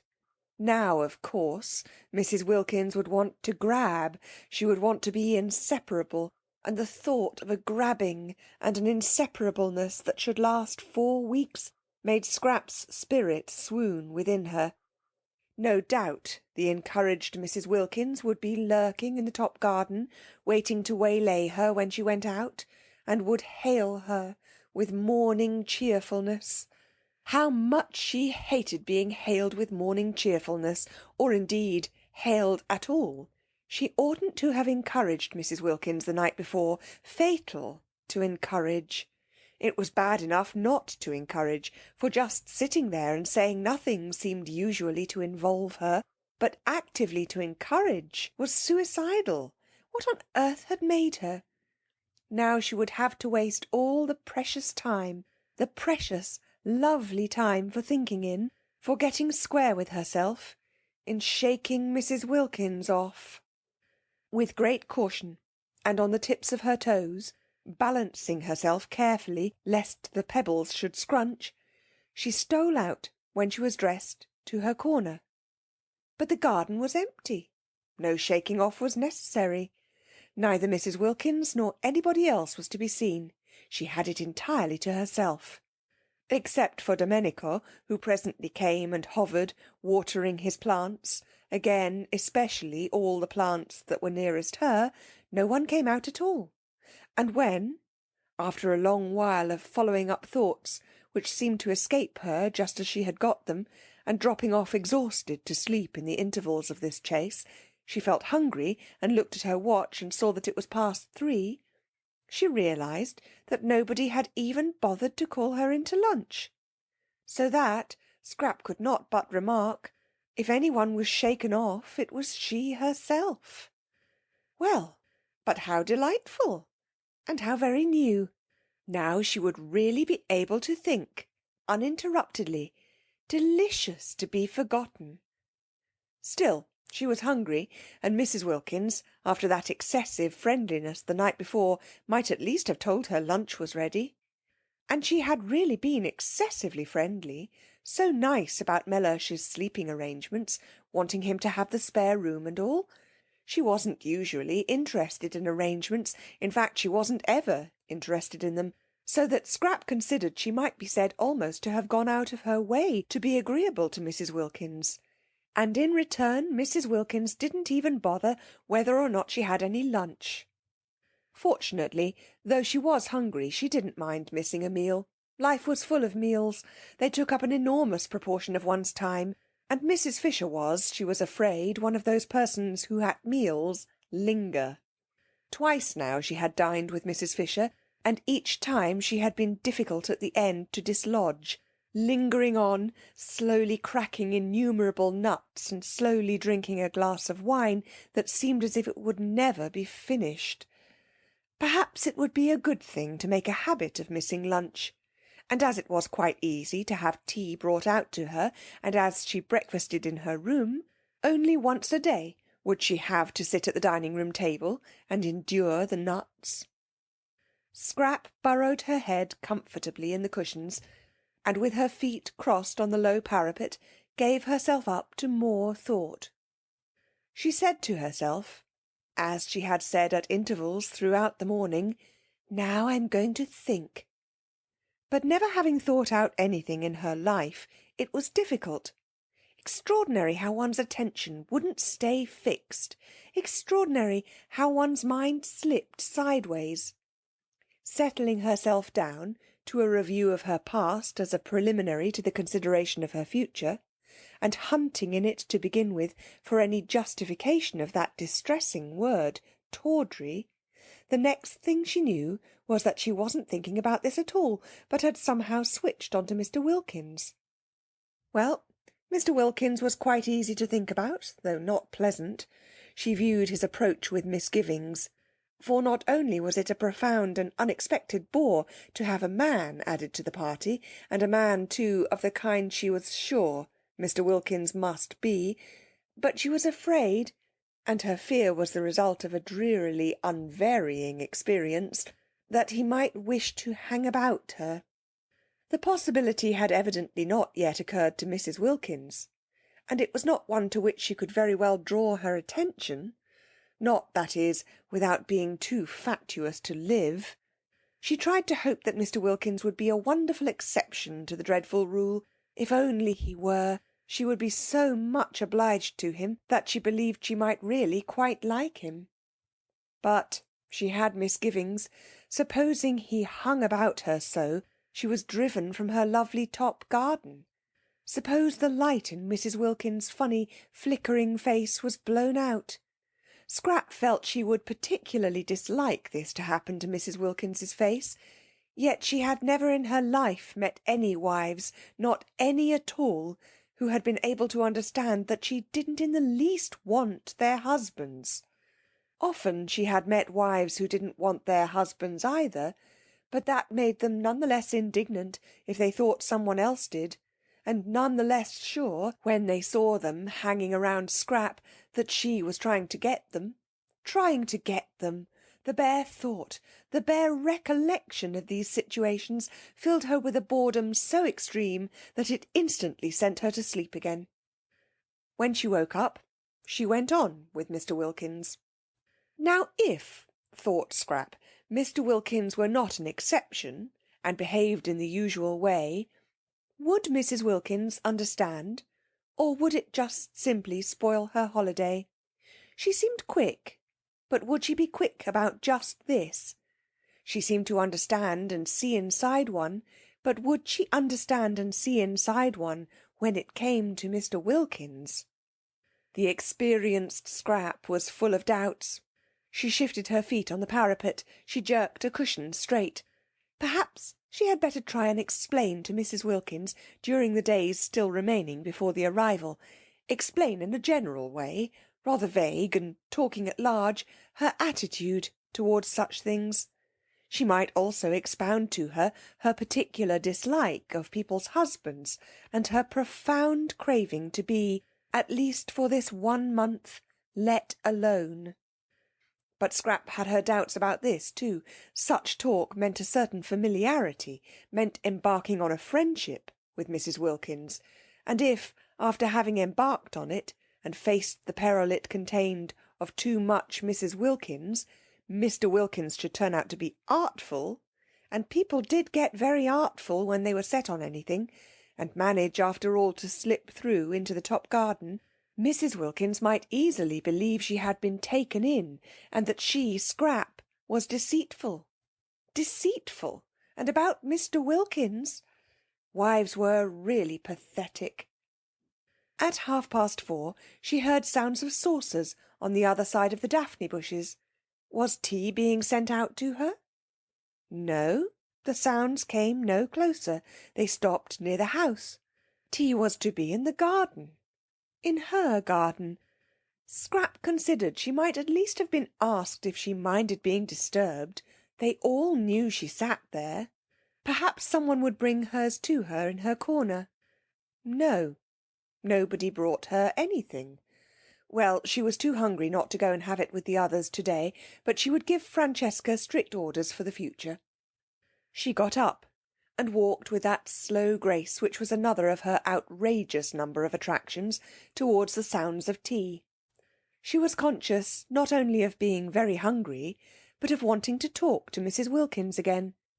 Mrs. Wilkins had not grabbed. She had left her quite free all day, in spite of the rapprochement the night before. Of course she was an original, and put on a silk jumper for dinner, but she hadn't grabbed. This was a great thing. Scrap went towards the tea-table, quite looking forward to Mrs. Wilkins, and when she came in sight of it, she saw only Mrs. Fisher and Mrs. Arbuthnot. Mrs. Fisher was pouring out the tea, and Mrs. Arbuthnot was offering Mrs. Fisher macaroons.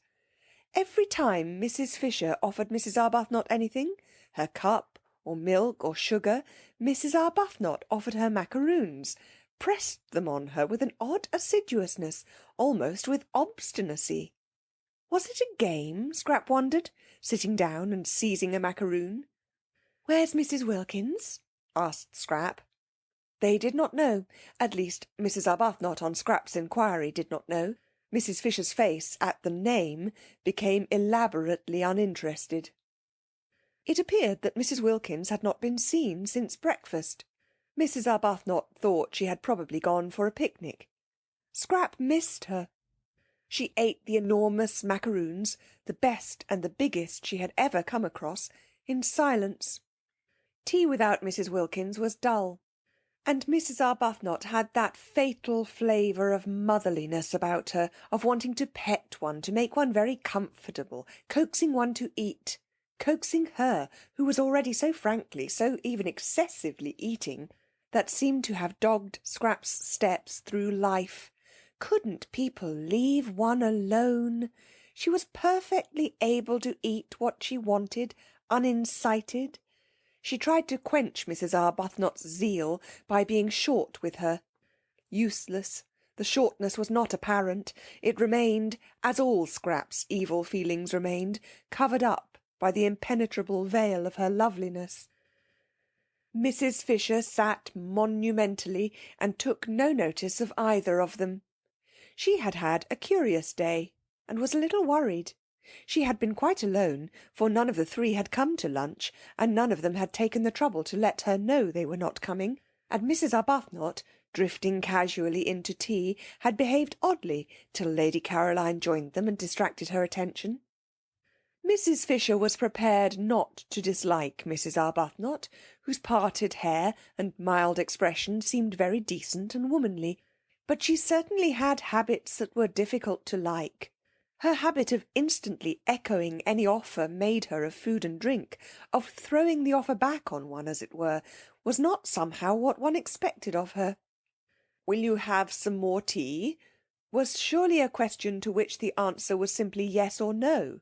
But Mrs. Arbuthnot persisted in the trick she had exhibited the day before at breakfast, of adding to her yes or no the words, "Will you?" She had done it again that morning at breakfast, and here she was doing it at tea, the two meals at which Mrs. Fisher presided and poured out. Why did she do it? Mrs. Fisher failed to understand. But this was not what was worrying her. This was merely by the way. What was worrying her was that she had been quite unable that day to settle to anything, and had done nothing but wander restlessly from her sitting-room to her battlements and back again. It had been a wasted day, and how much she disliked waste. She had tried to read, she had tried to write to Kate Lumley, but no. A few words read, a few lines written, and up she got again and went out onto the battlements and stared at the sea. It did not matter that the letter to Kate Lumley should not be written. There was time enough for that. Let the others suppose her coming was definitely fixed. All the better. So would Mr. Wilkins be kept out of the spare room and put where he belonged. Kate would keep. She could be held in reserve.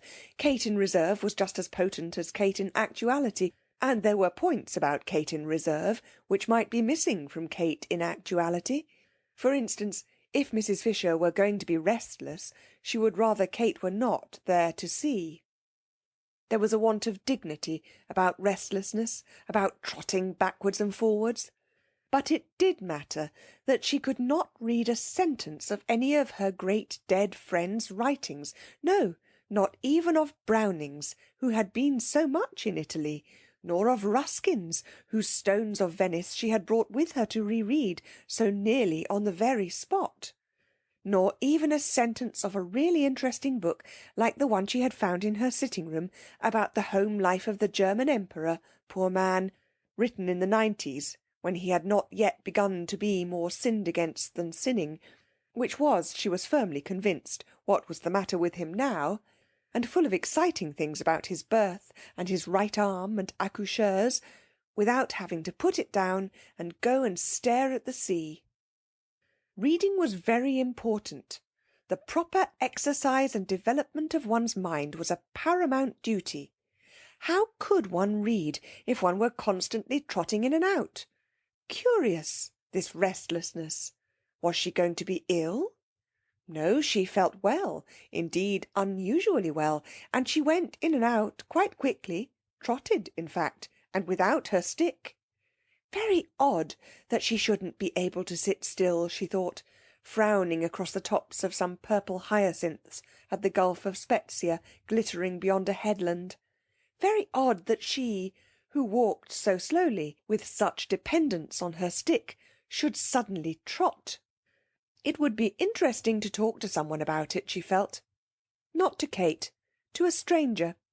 Kate would only look at her and suggest a cup of tea. Kate always suggested cups of tea. Besides, Kate had a flat face. That Mrs. Wilkins, now, annoying as she was, loose-tongued as she was, impertinent, objectionable, would probably understand, and perhaps know what was making her be like this. But she could say nothing to Mrs. Wilkins. She was the last person to whom one would admit sensations. Dignity alone forbade it. Confide in Mrs. Wilkins? Never. And Mrs. Arbuthnot, while she wistfully mothered the obstructive Scrap at tea, felt that she too had had a curious day.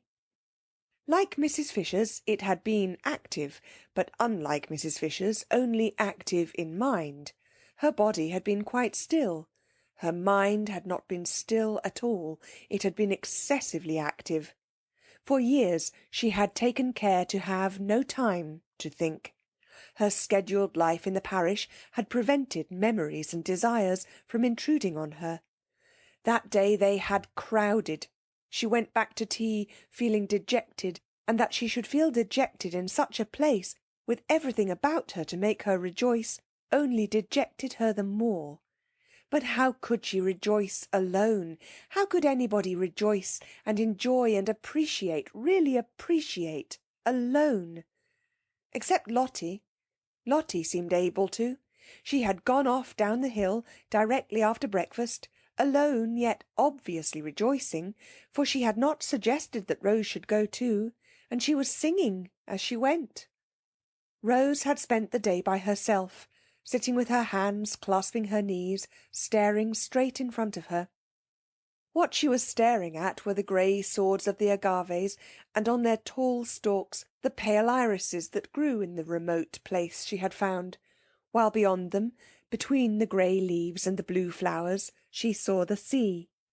The place she had found was a hidden corner, where the sun-baked stones were padded with thyme, and nobody was likely to come. It was out of sight and sound of the house. It was off any path. It was near the end of the promontory. She sat so quiet that presently lizards darted over her feet, and some tiny birds like finches, frightened away at first, came back again and flitted among the bushes round her, just as if she hadn't been there.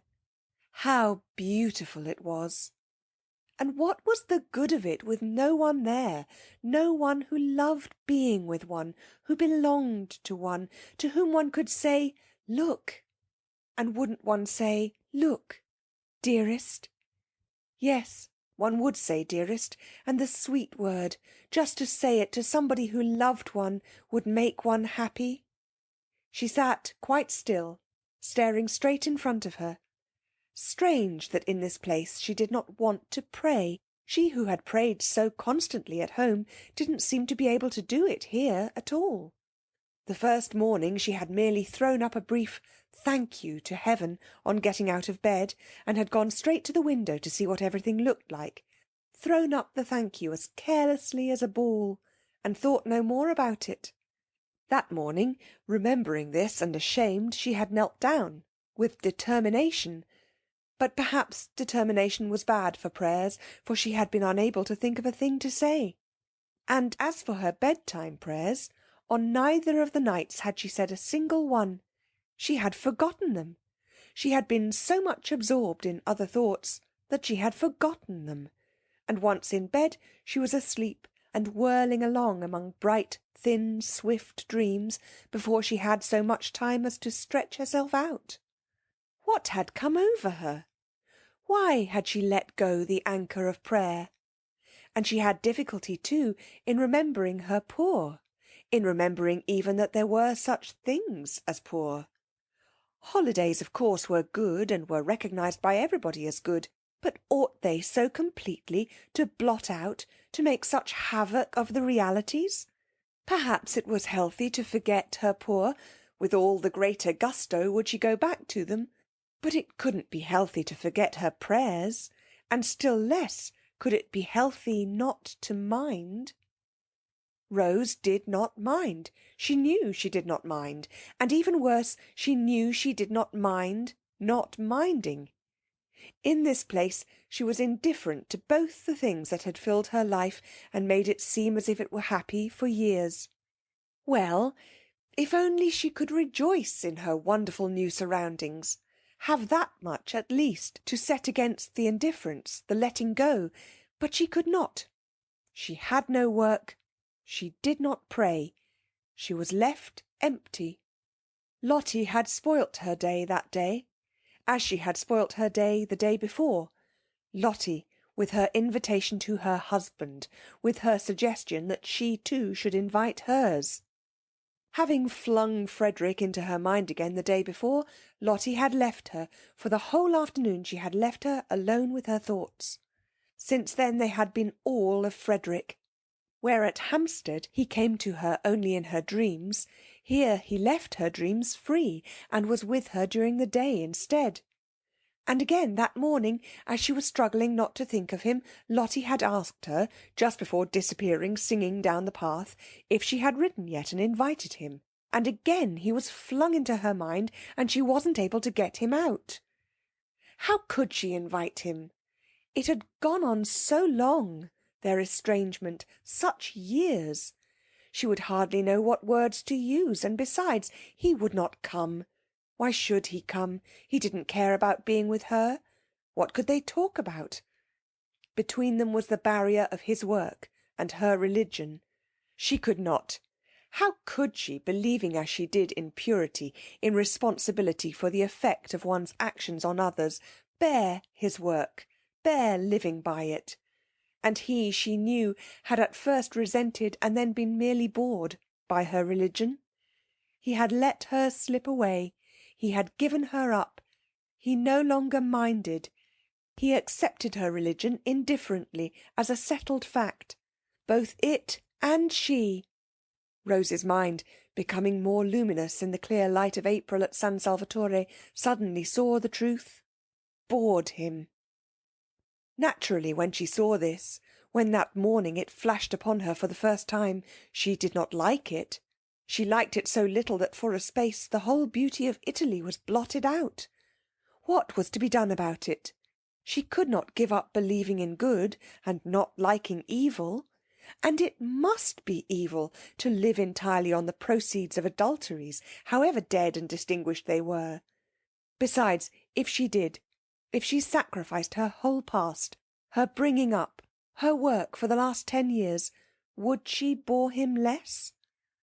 Rose felt right down to her very roots that if you have once thoroughly bored somebody, it is next to impossible to unbore him.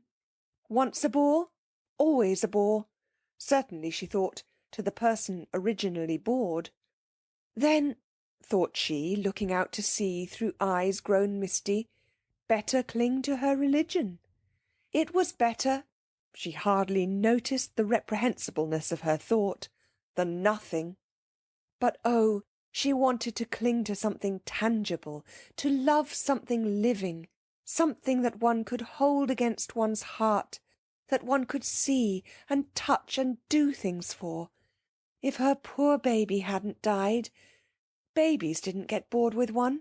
It took them a long while to grow up and find one out. And perhaps one's baby never did find one out. Perhaps one would always be to it, however old and bearded it grew, someone special, somebody different from everyone else, and if for no other reason, precious in that one could never be repeated.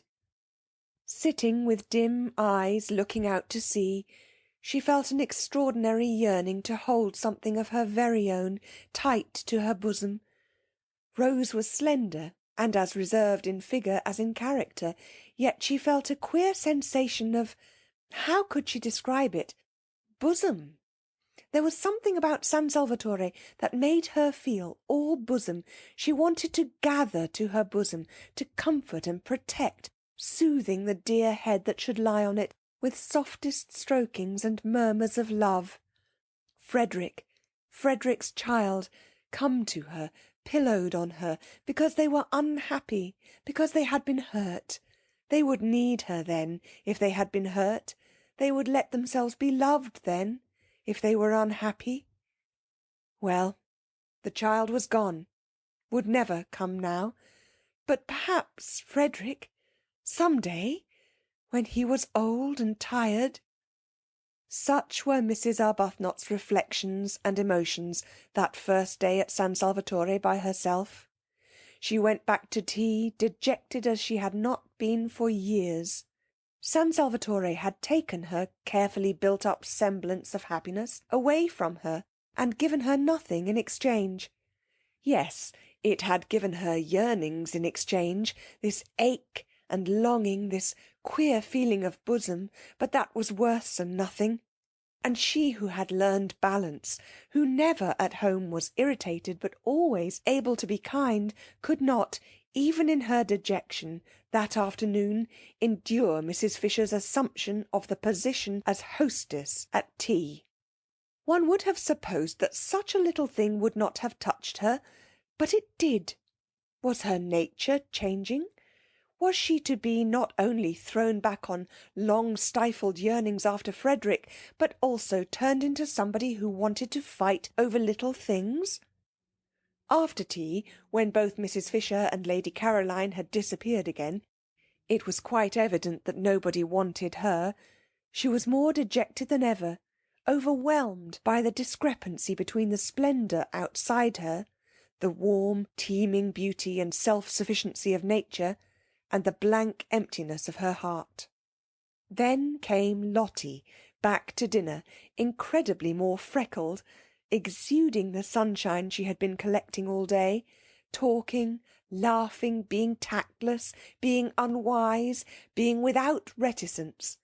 And Lady Caroline, so quiet at tea, woke up to animation, and Mrs. Fisher was not so noticeable, and Rose was beginning to revive a little, for Lottie's spirits were contagious as she described the delights of her day, a day which might easily, to anyone else, have had nothing in it but a very long and very hot walk and sandwiches, when she suddenly said, catching Rose's eye, "Letter gone?"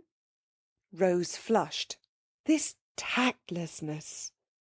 "What letter?" asked Scrap, interested. Both her elbows were on the table, and her chin was supported in her hands, for the nut stage had been reached, and there was nothing for it but to wait in as comfortable a position as possible till Mrs. Fisher had finished cracking. "Asking her husband here," said Lottie. Mrs. Fisher looked up. Another husband? Was there to be no end to them? Nor was this one, then, a widow either. But her husband was no doubt a decent, respectable man, following a decent, respectable calling. She had little hope of Mr. Wilkins, so little that she had refrained from inquiring what he did. "Has it?" persisted Lottie, as Rose said nothing.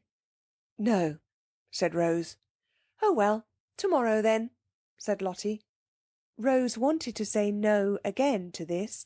Lottie would have in her place, and would besides have expounded all her reasons. But she could not turn herself inside out like that, and invite any and everybody to come and look. How was it that Lottie, who saw so many things, didn't see stuck on her heart, and seeing keep quiet about it, the sore place that was Frederick? "Who is your husband?" asked Mrs. Fisher, carefully adjusting another nut between the crackers. "Who should he be?" said Rose quickly, roused at once by Mrs. Fisher to irritation, "except Mr. Arbuthnot." "I mean, of course, what is Mr. Arbuthnot?" And Rose, gone painfully red at this, said after a tiny pause, "My husband." Naturally, Mrs. Fisher was incensed. She couldn't have believed it of this one, with her decent hair and gentle voice, that she, too, should be impertinent. End of chapter 13.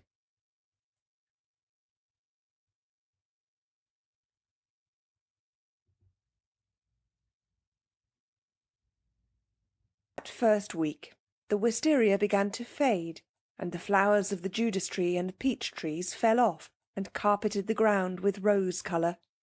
Then all the freesias disappeared, and the irises grew scarce. And then, while these were clearing themselves away, the double Banksia roses came out, and the big summer roses suddenly flaunted gorgeously on the walls and trellises. Fortune's yellow was one of them, a very beautiful rose. Presently the tamarisk and the daphnes were at their best, and the lilies at their tallest. By the end of the week the fig-trees were giving shade, the plum-blossom was out among the olives, the modest wigalias appeared in their fresh pink clothes, and on the rocks sprawled masses of thick-leaved, star-shaped flowers, some vivid purple and some a clear pale lemon. By the end of the week, too, Mr. Wilkins arrived, even as his wife had foreseen he would, so he did. And there were signs almost of eagerness about his acceptance of her suggestion, for he had not waited to write a letter in answer to hers, but had telegraphed. That surely was eager. It showed, Scrap thought, a definite wish for reunion, and watching his wife's happy face, and aware of her desire that Mellersh should enjoy his holiday, she told herself that he would be a very unusual fool should he waste his time bothering about anybody else. If he isn't nice to her, Scrap thought, he shall be taken to the battlements and tipped over. For by the end of the week she and Mrs. Wilkins had become Caroline and Lottie to each other, and were friends. Mrs. Wilkins had always been friends, but Scrap had struggled not to be. She had tried hard to be cautious, but how difficult was caution with Mrs. Wilkins! Free herself from every vestige of it, she was so entirely unreserved, so completely expansive, that soon Scrap, almost before she knew what she was doing, was being unreserved too. And nobody could be more unreserved than Scrap once she let herself go. The only difficulty about Lottie was that she was nearly always somewhere else. You couldn't catch her. You couldn't pin her down to come and talk. Scrap's fears that she would grab seemed grotesque in retrospect. Why, there was no grab in her. At dinner and after dinner were the only times one really saw her. All day long she was invisible, and would come back in the late afternoon looking a perfect sight, her hair full of bits of moss, and her freckles worse than ever.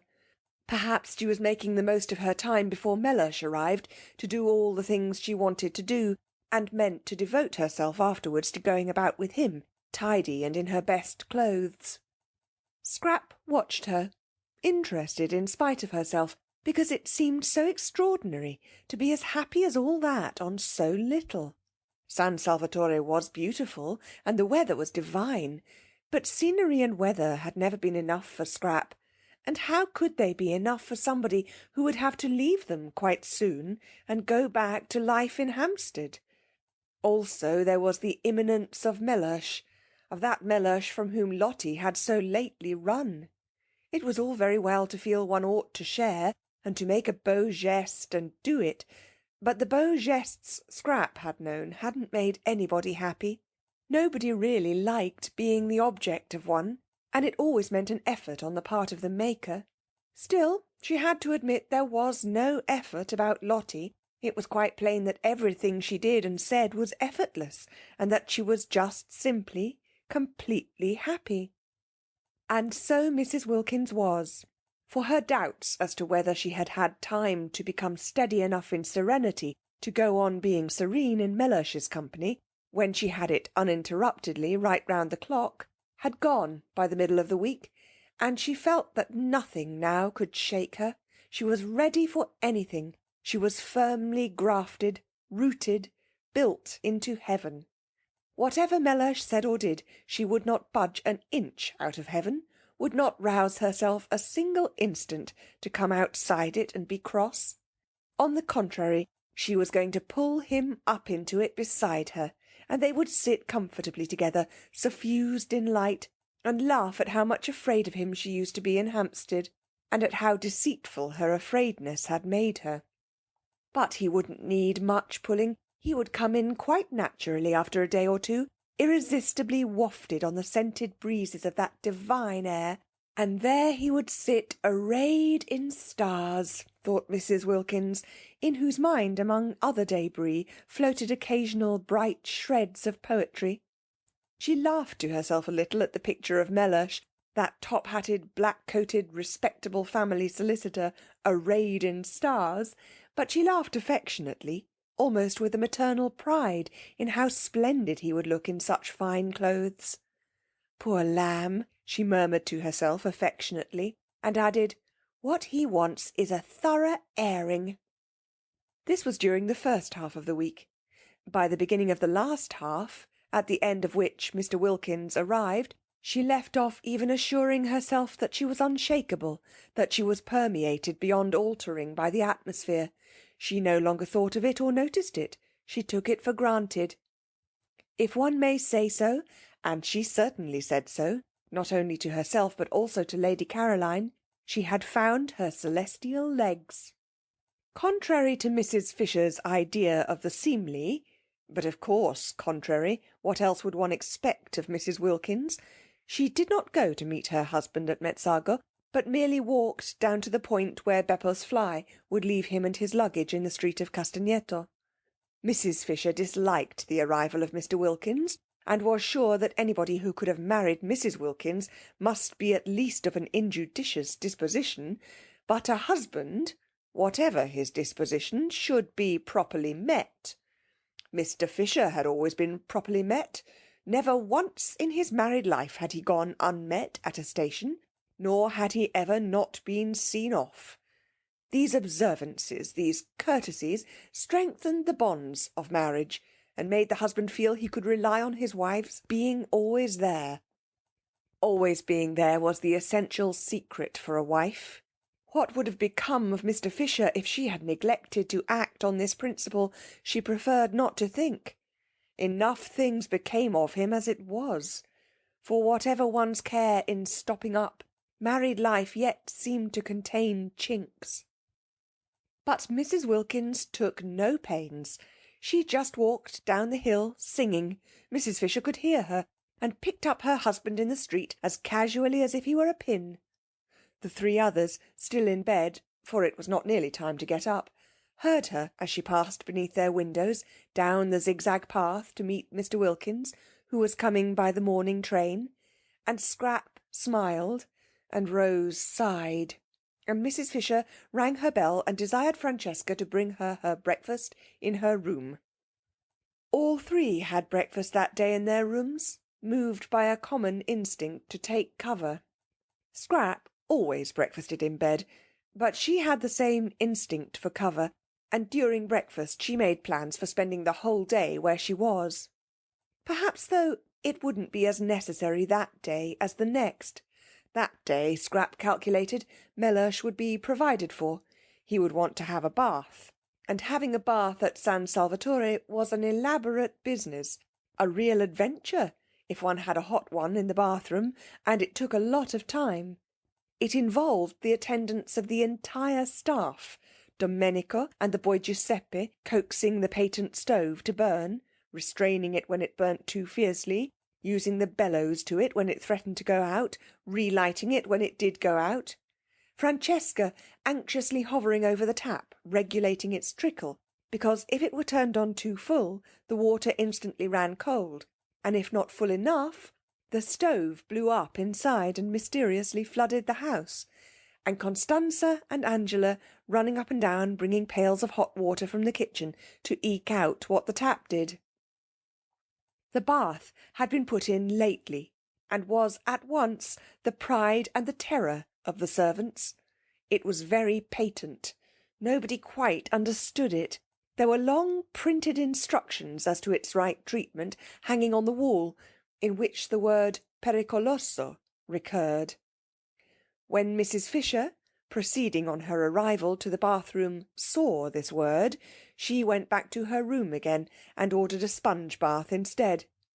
And when the others found what using the bathroom meant, and how reluctant the servants were to leave them alone with the stove, and how Francesca positively refused to, and stayed with her back turned watching the tap, and how the remaining servants waited anxiously outside the door till the bather came safely out again, they too had sponge baths brought to their rooms instead. Mr. Wilkins, however, was a man, and would be sure to want a big bath.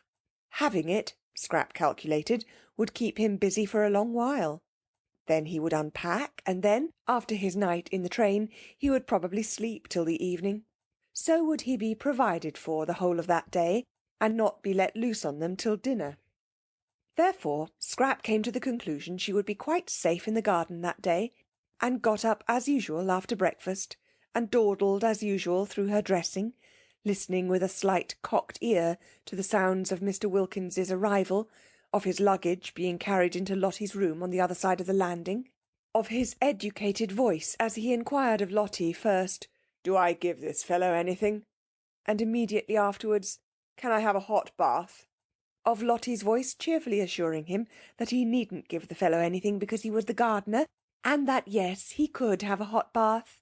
And soon after this the landing was filled with the familiar noises of wood being brought, of water being brought, of feet running, of tongues vociferating, in fact, with the preparation of the bath.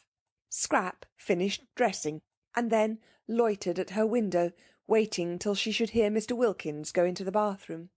When he was safely there, she would slip out and settle herself in her garden, and resume her inquiries into the probable meaning of life.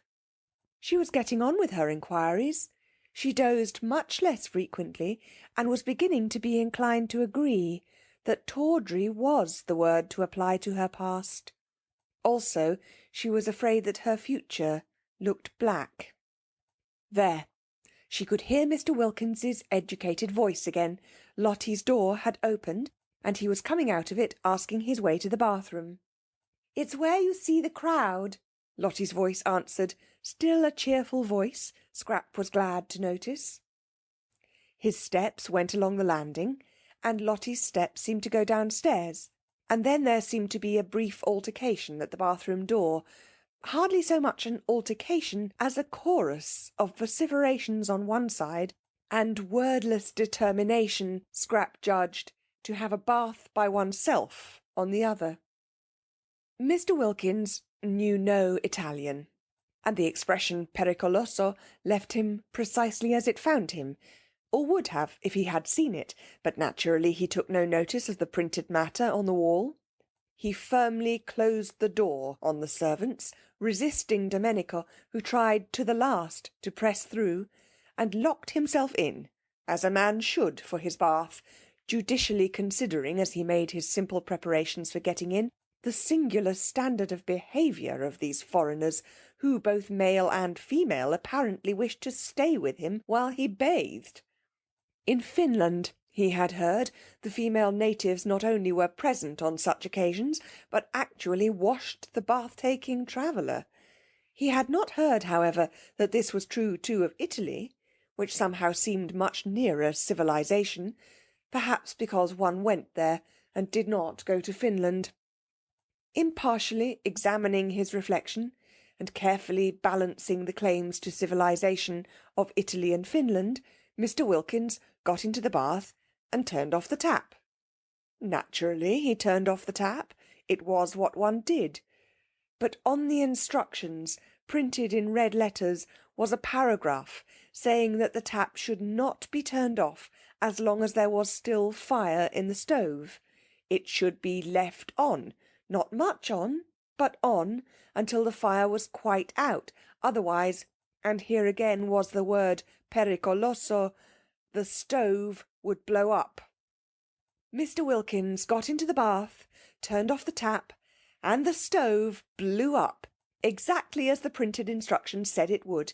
It blew up, fortunately, only on its inside, but it blew up with a terrific noise, and Mr. Wilkins leapt out of the bath and rushed to the door, and only the instinct born of years of training made him snatch up a towel as he rushed. Scrap, halfway across the landing on her way out of the doors, heard the explosion. Good heavens, she thought, remembering the instruction, there goes Mr. Wilkins. And she ran towards the head of the stairs to call the servants. And as she ran, out ran Mr. Wilkins, clutching his towel, and they ran into each other. "That damned bath!" cried Mr. Wilkins, imperfectly concealed in his towel, his shoulders exposed at one end and his legs at the other. to Lady Caroline Dester, to meet whom he had swallowed all his anger with his wife and come out to Italy. For Lottie in her letter had told him who was at San Salvatore, besides herself and Mrs. Arbuthnot, and Mr. Wilkins at once had perceived that this was an opportunity which might never recur. Lottie had merely said, "There are 2 other women here, Mrs. Fisher and Lady Caroline Dester." But that was enough. He knew all about the Droitwiches, their wealth, their connections, their place in history, and the power they had, should they choose to exert it, of making yet another solicitor happy by adding him to those they already employed. Some people employed one solicitor for one branch of their affairs, and another for another. The affairs of the Droitwiches must have many branches. He had also heard, for it was, he considered, part of his business to hear, and having heard, to remember, of the beauty of their only daughter. Even if the Droitwiches themselves did not need his services, their daughter might. Beauty led one into strange situations. Advice could never come amiss. And should none of them, neither parents nor daughter, nor any of their brilliant sons, need him in his professional capacity, it yet was obviously a most valuable acquaintance to make. It opened up vistas. It swelled with possibilities. He might go on living in Hampstead for years, and not again come across such another chance. Directly his wife's letter reached him, he telegraphed and packed. This was business. He was not a man to lose time when it came to business, nor was he a man to jeopardize a chance by neglecting to be amiable. He met his wife perfectly amiably, aware that amiability under such circumstances was wisdom. Besides, he actually felt amiable. Very. For once, Lottie was really helping him. He kissed her affectionately on getting out of Beppo's fly, and was afraid she must have got up extremely early. He made no complaints of the steepness of the walk up. He told her pleasantly of his journey, and when called upon, obediently admired the views. It was all neatly mapped out in his mind, what he was going to do that first day. Have a shave, have a bath, put on clean clothes, sleep a while, and then would come lunch and the introduction to Lady Caroline. In the train he had selected the words of his greeting, going over them with care. Some slight expression of his gratification in meeting one of whom he, in common with the whole world, had heard, but of course put delicately, very delicately. Some slight reference to her distinguished parents, and the part her family had played in the history of England, made, of course, with proper tact. A sentence or 2 about her eldest brother, Lord Winchcombe, who had won his V.C. in the late war under circumstances which could only cause, he might or might not add this, every Englishman's heart to beat higher than ever with pride, and the first steps towards what might well be the turning point in his career would have been taken. And here he was. No, it was too terrible. What could be more terrible? Only a towel on, water running off his legs, and that exclamation. He knew at once that the lady was Lady Caroline. The minute the exclamation was out, he knew it. Rarely did Mr. Wilkins use that word, and never, never in the presence of a lady or a client. While, as for the towel, why had he come? Why had he not stayed in Hampstead? It would be impossible to live this down. But Mr. Wilkins was reckoning without Scrap. She, indeed, screwed up her face at the first flash of him on her astonished sight in an enormous effort not to laugh, and having choked the laughter down and got her face serious again, she said, as composedly as if he had all his clothes on, "How do you do?" What perfect tact! Mr. Wilkins could have worshipped her. This exquisite ignoring. Blue blood, of course, coming out. Overwhelmed with gratitude, he took her offered hand and said, "How do you do?" in his turn, and merely to repeat the ordinary words seemed magically to restore the situation to the normal. Indeed, he was so much relieved and it was so natural to be shaking hands, to be conventionally greeting, that he forgot he had only a towel on, and his professional manner came back to him. He forgot what he was looking like, but he did not forget that this was Lady Caroline Dester, the lady he had come all the way to Italy to see, and he did not forget that it was in her face, her lovely and important face, that he had flung his terrible exclamation. He must at once entreat her forgiveness. To say such a word to a lady, to any lady, but of all ladies to just this one. "I'm afraid I used unpardonable language," began Mr. Wilkins very earnestly and ceremoniously as if he had had his clothes on. "I thought it most appropriate," said Scrap, who was used to damns. Mr. Wilkins was incredibly relieved and soothed by this answer. No offence, then, taken. Blue blood again. Only blue blood could afford such a liberal, such an understanding attitude. "It is Lady Caroline Dester, is it not, to whom I am speaking?" he asked, his voice sounding even more carefully cultivated than usual, for he had to restrain too much pleasure, too much relief, too much of the joy of the pardoned and the shriven from getting into it. "Yes," said Scrap, and for the life of her she couldn't help smiling. She couldn't help it. She hadn't meant to smile at Mr. Wilkins, not ever, but really he looked... And then his voice was the top of the rest of him, oblivious of the towel and his legs, and talking just like a church. "Allow me to introduce myself," said Mr. Wilkins, with the ceremony of the drawing-room. "My name is Mellersh Wilkins." And he instinctively held out his hand a second time at the words. "I thought perhaps it was," said Scrap, a second time having hers shaken, and a second time unable not to smile. He was about to proceed to the first of the graceful tributes he had prepared in the train, oblivious, as he could not see himself, that he was without his clothes, when the servants came running up the stairs, and, simultaneously, Mrs. Fisher appeared in the doorway of her sitting-room. For all this had happened very quickly, and the servants away in the kitchen, and Mrs. Fisher pacing her battlements, had not had time, on hearing the noise, to appear before the second handshake.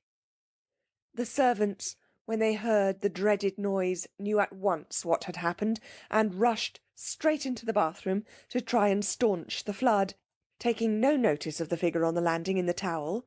But Mrs. Fisher did not know what the noise could be, and coming out of her room to inquire, stood rooted on the door-sill. It was enough to root anybody. Lady Caroline shaking hands with what evidently, if he had had clothes on, would have been Mrs. Wilkins's husband, and both of them conversing just as if... Then Scrap became aware of Mrs. Fisher. She turned to her at once. "Do let me," she said gracefully, "introduce Mr. Mellersh Wilkins. He has just come. This," she added, turning to Mr. Wilkins, "is Mrs. Fisher."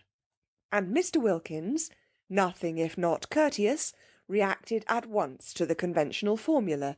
First he bowed to the elderly lady in the doorway, then he crossed over to her, his wet feet leaving footprints as he went, and having got to her he politely held out his hand.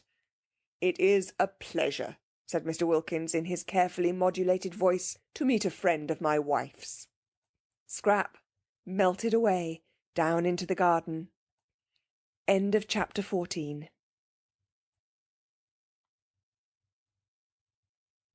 The strange effect of this incident was that when they met that evening at dinner, both Mrs. Fisher and Lady Caroline had a singular feeling of secret understanding with Mr. Wilkins. He could not be to them as other men. He could not be to them as he would have been if they had met him in his clothes. There was a sense of broken ice. They felt at once intimate and indulgent.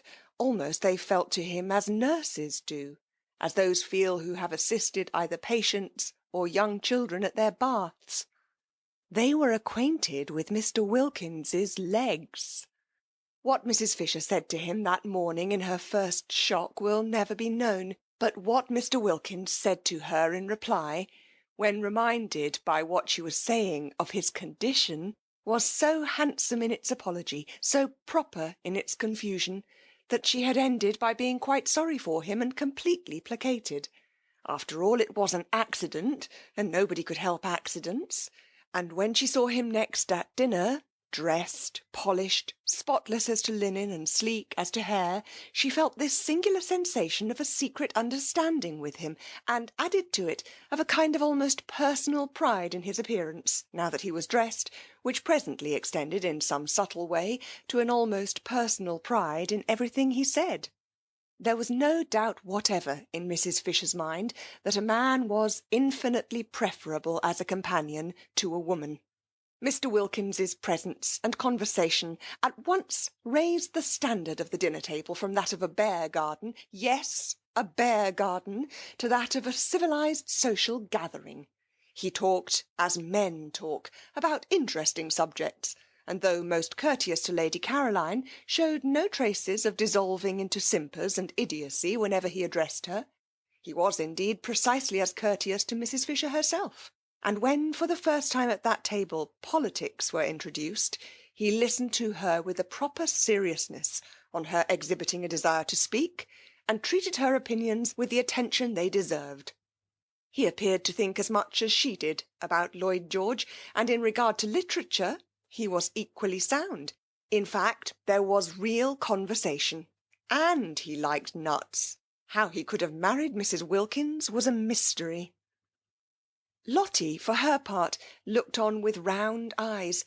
She had expected Mellersh to take at least 2 days before he got to this stage, but the San Salvatore spell had worked instantly.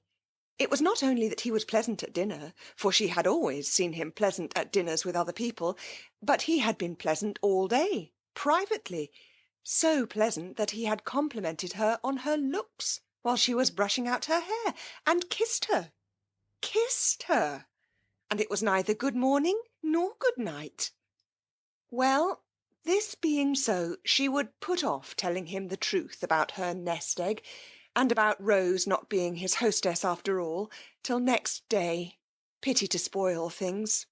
She had been going to blurt it out as soon as he had had a rest, but it did seem a pity to disturb such a very beautiful frame of mind as that of Mellersh this first day.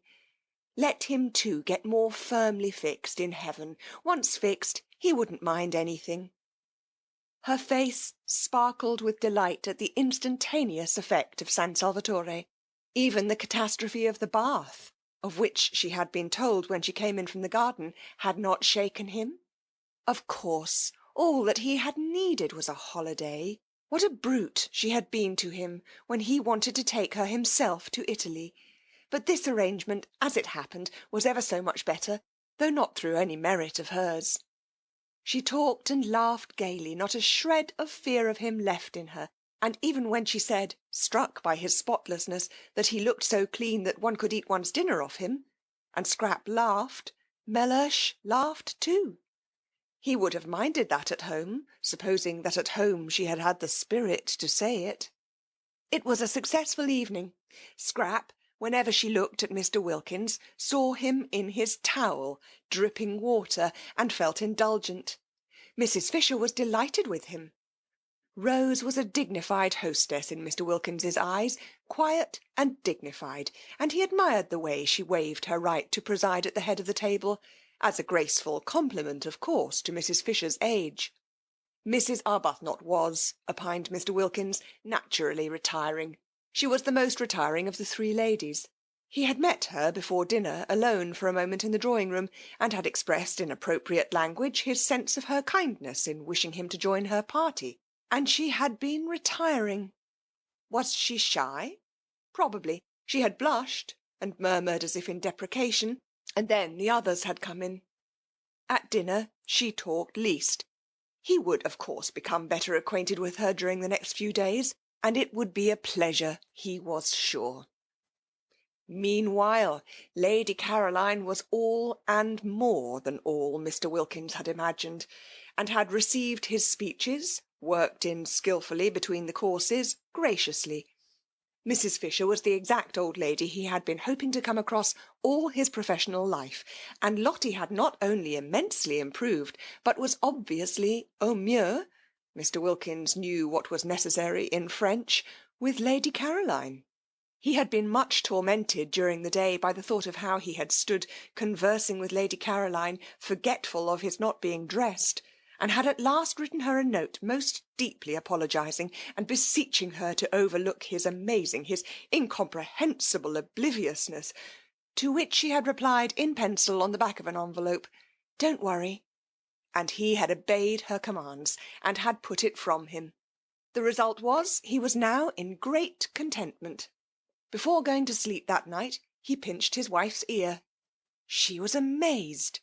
These endearments! What is more, the morning brought no relapse in Mr. Wilkins, and he kept up to his high level throughout the day, in spite of its being the first day of the second week, and therefore pay-day. It being pay-day precipitated Lottie's confession, which she had, when it came to the point, been inclined to put off a little longer. She was not afraid. She dared anything, but Mellersh was in such an admirable humour, why risk clouding it just yet? When, however, soon after breakfast, Constanza appeared with a pile of very dirty little bits of paper covered with sums in pencil, and having knocked on Mrs. Fisher's door and been sent away, and at Lady Caroline's door and been sent away, and at Rose's door and had no answer because Rose had gone out, she waylaid Lottie, who was showing Mellersh over the house, and pointed to the bits of paper, and talked very rapidly and loud, and shrugged her shoulders a great deal, and kept on pointing at the bits of paper.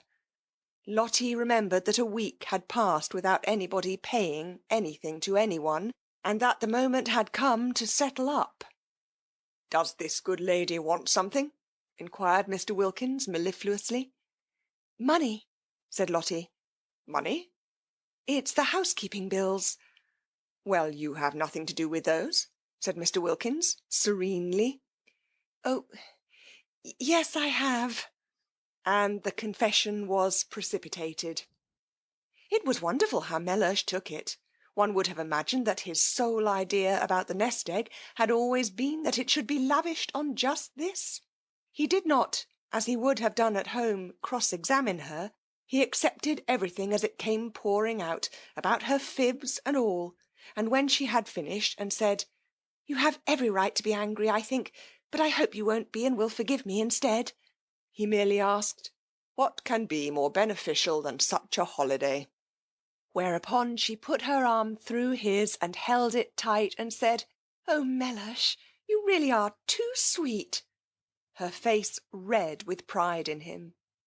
That he should so quickly assimilate the atmosphere, that he should at once become nothing but kindness, showed surely what a real affinity he had with good and beautiful things.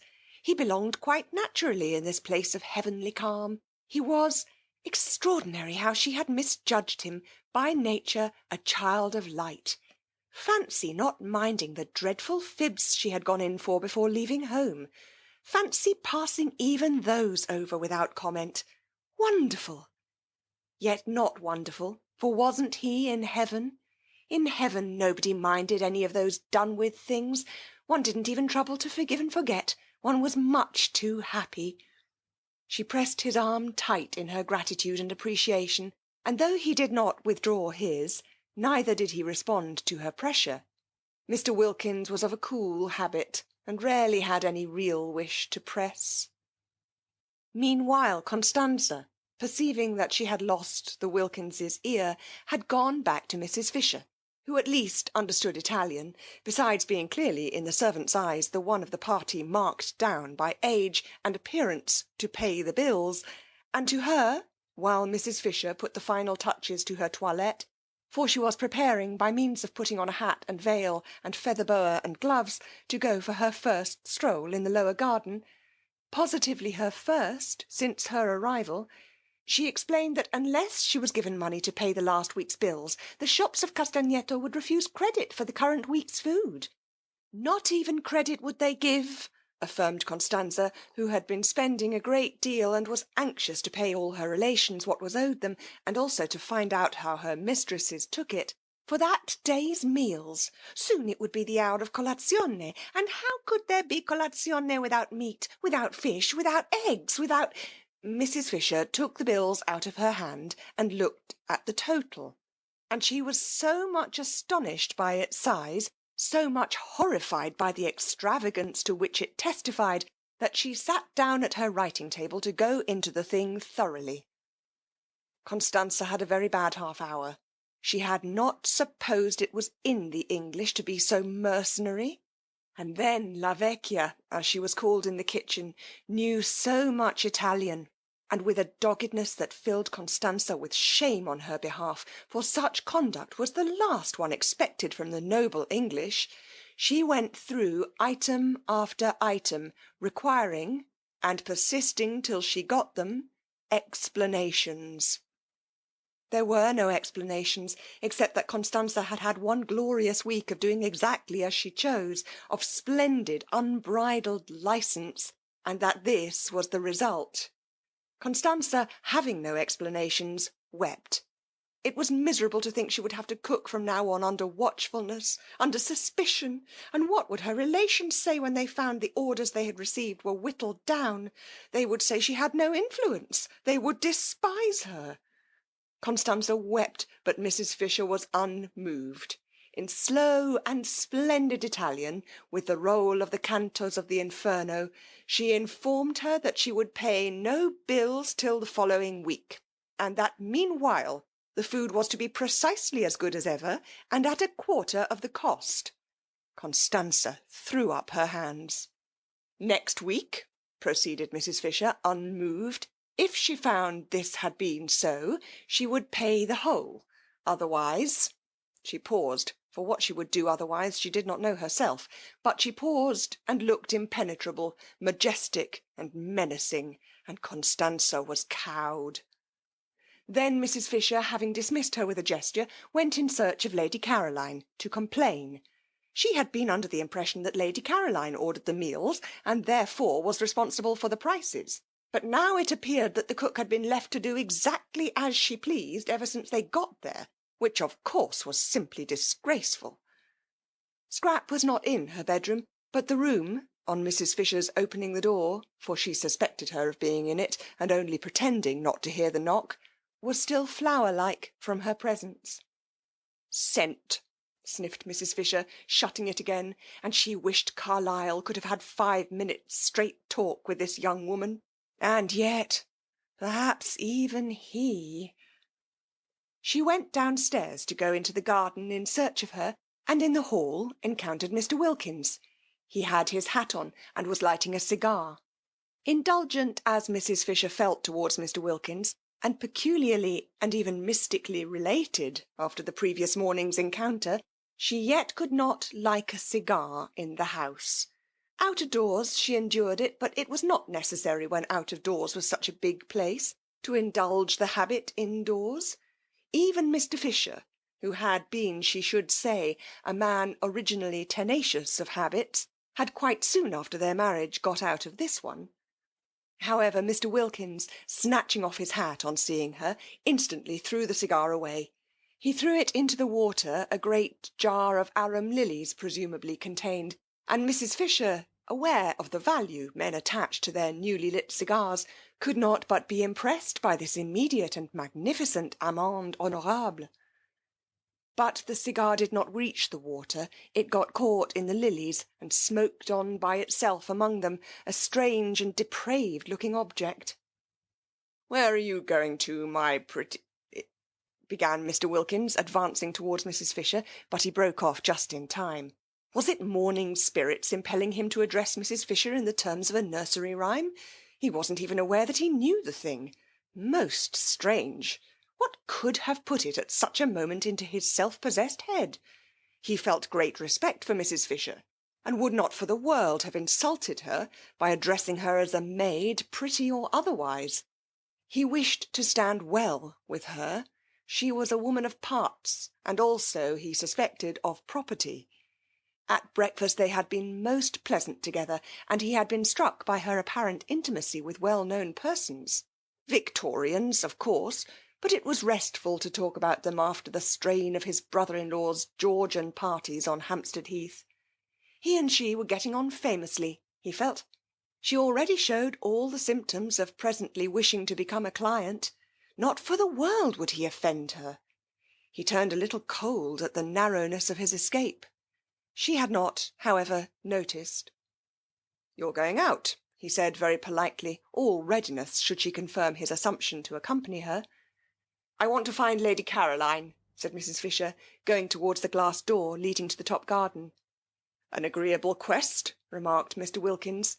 "May I assist in the search? Allow me," he added, opening the door for her. "She usually sits over in that corner behind the bushes," said Mrs. Fisher, "and I don't know about it being an agreeable quest. She has been letting the bills run up in the most terrible fashion, and needs a good scolding." "Lady Caroline?" said Mr. Wilkins, unable to follow such an attitude. "What has Lady Caroline, if I may inquire, to do with the bills here?" "The housekeeping was left to her, and as we all share alike, it ought to have been a matter of honour with her." "But Lady Caroline, housekeeping for the party here, a party which includes my wife? My dear lady, you render me speechless. Do you not know she is the daughter of the Droitwiches?" "Oh, is that who she is?" said Mrs. Fisher, scrunching heavily over the pebbles towards the hidden corner. "Well, that accounts for it. The muddle that man Droitwich made in his department in the war was a national scandal. It amounted to misappropriation of the public funds." "But it is impossible, I assure you, to expect the daughter of the Droitwiches," began Mr. Wilkins earnestly. "The Droitwiches," interrupted Mrs. Fisher, "are neither here nor there. Duties undertaken should be performed. I don't intend my money to be squandered for the sake of any Droitwiches." A headstrong old lady, perhaps not so easy to deal with as he had hoped, but how wealthy! Only the consciousness of great wealth would make her snap her fingers in this manner at the Droitwiches. Lottie, on being questioned, had been vague about her circumstances, and had described her house as a mausoleum with goldfish swimming about in it. But now he was sure she was more than very well off. Still, he wished he had not joined her at this moment, for he had no sort of desire to be present at such a spectacle as the scolding of Lady Caroline Dester. Again, however, he was reckoning without Scrap. Whatever she felt when she looked up and beheld Mr. Wilkins discovering her corner on the very first morning, nothing but angelicness appeared on her face. She took her feet off the parapet on Mrs. Fisher's sitting down on it, and listening gravely to her opening remarks, as to her not having any money to fling about in reckless and uncontrolled household expenditure, interrupted her flow by pulling one of the cushions from behind her head and offering it to her. "Sit on this," said Scrap, holding it out. "You'll be more comfortable." Mr. Wilkins leapt to relieve her of it. "Oh, thanks," said Mrs. Fisher, interrupted. It was difficult to get into the swing again. Mr. Wilkins inserted the cushion solicitously between the slightly raised Mrs. Fisher and the stone of the parapet, and again she had to say thanks. It was interrupted. Besides, Lady Caroline said nothing in her defence. She only looked at her and listened with the face of an attentive angel. It seemed to Mr. Wilkins that it must be difficult to scold a Dester who looked like that and so exquisitely said nothing. Mrs. Fisher, he was glad to see, gradually found it difficult herself, for her severity slackened, and she ended by saying lamely, "You ought to have told me you were not doing it." "I didn't know you thought I was," said the lovely voice.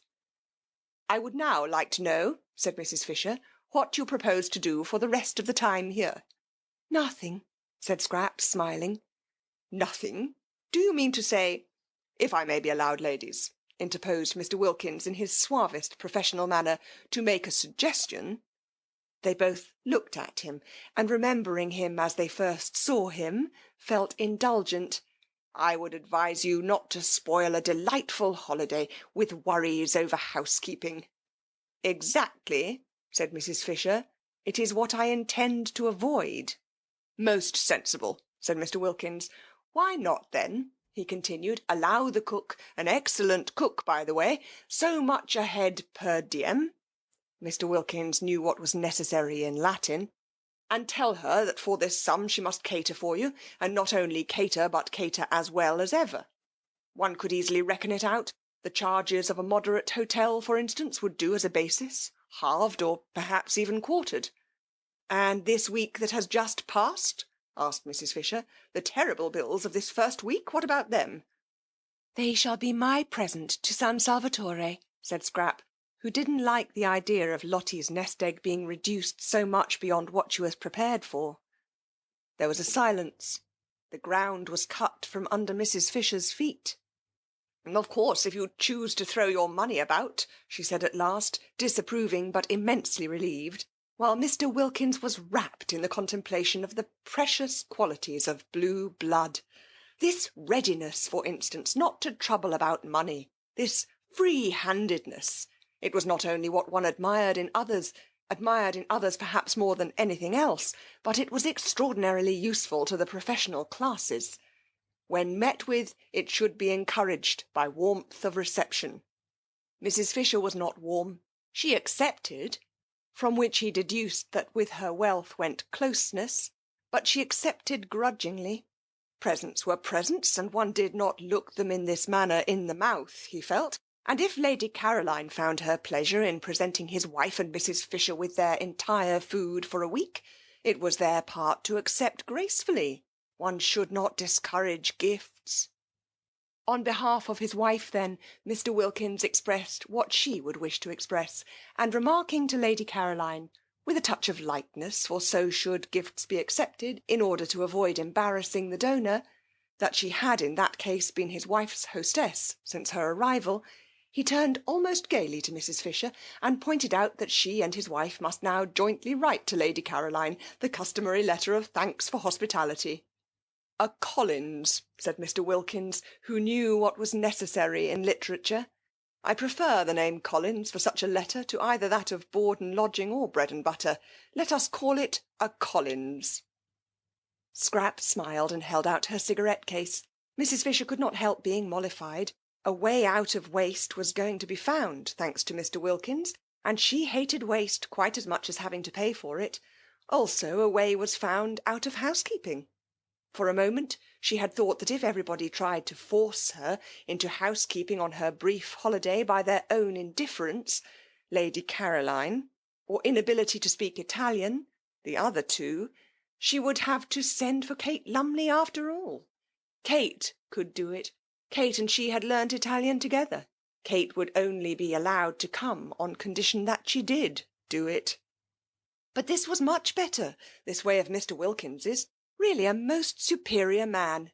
There was nothing like an intelligent, not too young man for profitable and pleasurable companionship.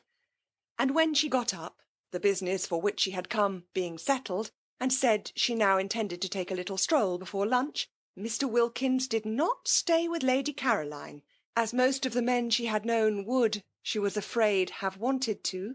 He asked to be permitted to go and stroll with her, so that he evidently, definitely preferred conversation to faces. A sensible, companionable man, a clever, well-read man, a man of the world. A man. She was very glad indeed she had not written to Kate the other day. What did she want with Kate? She had found a better companion.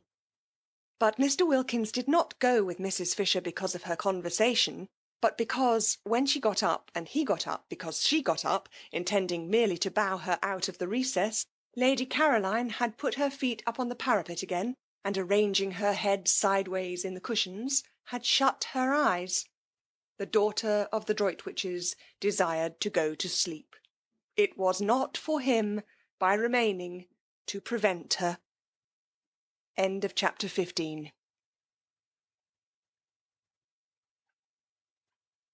So the second week began, and all was harmony. The arrival of Mr. Wilkins, instead of, as 3 of the party had feared, and the 4th had only been protected from fearing by her burning faith in the effect on him of San Salvatore, disturbing such harmony as there was, increased it. He fitted in. He was determined to please, and he did please. He was most amiable to his wife, not only in public, which she was used to, but in private, when he certainly wouldn't have been if he hadn't wanted to. He did want to. He was so much obliged to her, so much pleased with her for making him acquainted with Lady Caroline, that he felt really fond of her.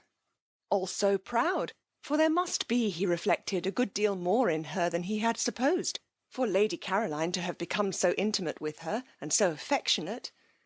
And the more he treated her as though she were really very nice, the more Lottie expanded and became really very nice, and the more he, affected in his turn, became really very nice himself, so that they went round and round, not in a vicious, but in a highly virtuous circle. Positively, for him, Mellersh petted her. There was at no time much pet in Mellersh, because he was by nature a cool man, yet such was the influence on him of, as Lottie supposed, San Salvatore, that in this second week he sometimes pinched both her ears, one after the other, instead of only one, and Lottie, marvelling at such rapidly developing affectionateness, wondered what he would do, should he continue at this rate, in the third week, when her supply of ears would have come to an end. He was particularly nice about the wash-stand, and genuinely desirous of not taking up too much of the space in the small bedroom. Quick to respond, Lottie was even more desirous not to be in his way, and the room became the scene of many an affectionate combat de générosité, each of which left them more pleased with each other than ever. He did not again have a bath in the bathroom, though it was mended and ready for him, but got up and went down every morning to the sea, and in spite of the cool nights making the water cold early, had his dip as a man should, and came up to breakfast rubbing his hands and feeling, as he told Mrs. Fisher, prepared for anything. Lottie's belief in the irresistible influence of the heavenly atmosphere of San Salvatore being thus obviously justified, and Mr. Wilkins, whom Rose knew as alarming, and Scrap had pictured as icily unkind, being so evidently a changed man, both Rose and Scrap began to think that there might after all be something in what Lottie insisted on, and that San Salvatore did work grudgingly on the character. They were the more inclined to think so, in that they too felt a working going on inside themselves. They felt more cleared, both of them, that second week, Scrap in her thoughts, many of which were now quite nice thoughts, real amiable ones about her parents and relations, with a glimmer in them of recognition of the extraordinary benefits she had received at the hands of, what, fate? Providence? Anyhow, of something, and of how, having received them, she had misused them by failing to be happy. And Rose in her bosom, which, though it still yearned to some purpose, for she was reaching the conclusion that merely inactively to yearn was no use at all, and that she must either by some means stop her yearning, or give it at least a chance, remote but still a chance, of being quieted, by writing to Frederick and asking him to come out. If Mr. Wilkins could be changed, thought Rose, why not Frederick? How wonderful it would be, how too wonderful, if the place worked on him too, and were able to make them even a little understand each other, even a little to be friends. Rose, so far had loosening and disintegration gone on in her character, now was beginning to think her obstinate straight-lacedness about his books and her austere absorption in good works had been foolish, and perhaps even wrong. He was her husband, and she had frightened him away. She had frightened love away, precious love, and that couldn't be good. Was not Lottie right when she said the other day that nothing at all except love mattered? Nothing certainly seemed much use unless it was built up on love, but once frightened away, could it ever come back? Yes, it might in that beauty, it might in the atmosphere of happiness Lottie and San Salvatore seemed between them to spread round like some divine infection. She had, however, to get him there first, and he certainly couldn't be got there if she didn't write and tell him where she was. She would write, she must write, For if she did, there was at least a chance of his coming, and if she didn't, there was manifestly none. And then, once here in this loveliness, with everything so soft and kind and sweet all round, it would be easier to tell him, to try and explain, to ask for something different, for at least an attempt at something different in their lives in the future, instead of the blankness of separation, the cold, the cold of nothing at all but the great windiness of faith, the great bleakness of works. Why, one person in the world, one single person belonging to one, of one's very own, to talk to take care of, to love, to be interested in, was worth more than all the speeches on platforms and the compliments of chairmen in the world. It was also worth more, Rose couldn't help it, the thought would come, than all the prayers. These thoughts were not head thoughts, like Scraps, who was altogether free from yearnings, but bosom thoughts. They lodged in the bosom. It was in the bosom that Rose ached, and felt so dreadfully lonely. And when her courage failed her, as it did on most days, and it seemed impossible to write to Frederick, she would look at Mr. Wilkins and revive. There he was, a changed man. There he was, going into that small, uncomfortable room every night, that room whose proximities had been Lottie's only misgiving, and coming out of it in the morning, and Lottie coming out of it too, both of them as unclouded and as nice to each other as when they went in. And hadn't he, so critical at home, Lottie had told her, of the least thing going wrong, emerged from the bath catastrophe as untouched in spirit as Shadrach, Meshach and Abednego were untouched in body when they emerged from the fire? Miracles were happening in this place. If they could happen to Mr. Wilkins, why not to Frederick? She got up quickly. Yes, she would write. She would go and write to him at once. But suppose... She paused. Suppose he didn't answer. Suppose he didn't even answer.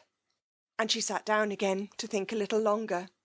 In these hesitations did Rose spend most of the second week. Then there was Mrs. Fisher. Her restlessness increased that second week. It increased to such an extent that she might just as well have not had her private sitting-room after all, for she could no longer sit. Not for 10 minutes together could Mrs. Fisher sit. And added to the restlessness, as the days of the second week proceeded on their way, she had a curious sensation, which worried her, of rising sap. She knew the feeling, because she had sometimes had it in childhood, in specially swift springs, when the lilacs and the syringas seemed to rush out into blossom in a single night. But it was strange to have it again after over 50 years. She would have liked to remark on the sensation to someone, but she was ashamed. It was such an absurd sensation at her age. Yet, oftener and oftener, and every day more and more, did Mrs. Fisher have a ridiculous feeling, as if she were presently going to burgeon. Sternly she tried to frown the unseemly sensation down. Burgeon, indeed! She had heard of dried staffs, pieces of mere dead wood, suddenly putting forth fresh leaves, but only in legend. She was not in legend. She knew perfectly well what was due to herself. Dignity demanded that she should have nothing to do with fresh leaves at her age. And yet, there it was, the feeling that presently, that at any moment now, she might crop out all green. Mrs. Fisher was upset. There were many things she disliked more than anything else, and one was when the elderly imagined that they felt young and behaved accordingly. Of course they only imagined it, they were only deceiving themselves, but how deplorable were the results. She herself had grown old as people should grow old, steadily and firmly. No interruptions, no belated afterglows and spasmodic returns. If after all those years she was now going to be deluded into some sort of unsuitable breaking out, how humiliating! Indeed, she was thankful that second week that Kate Lumley was not there. It would be most unpleasant, should anything different occur in her behaviour, to have Kate looking on.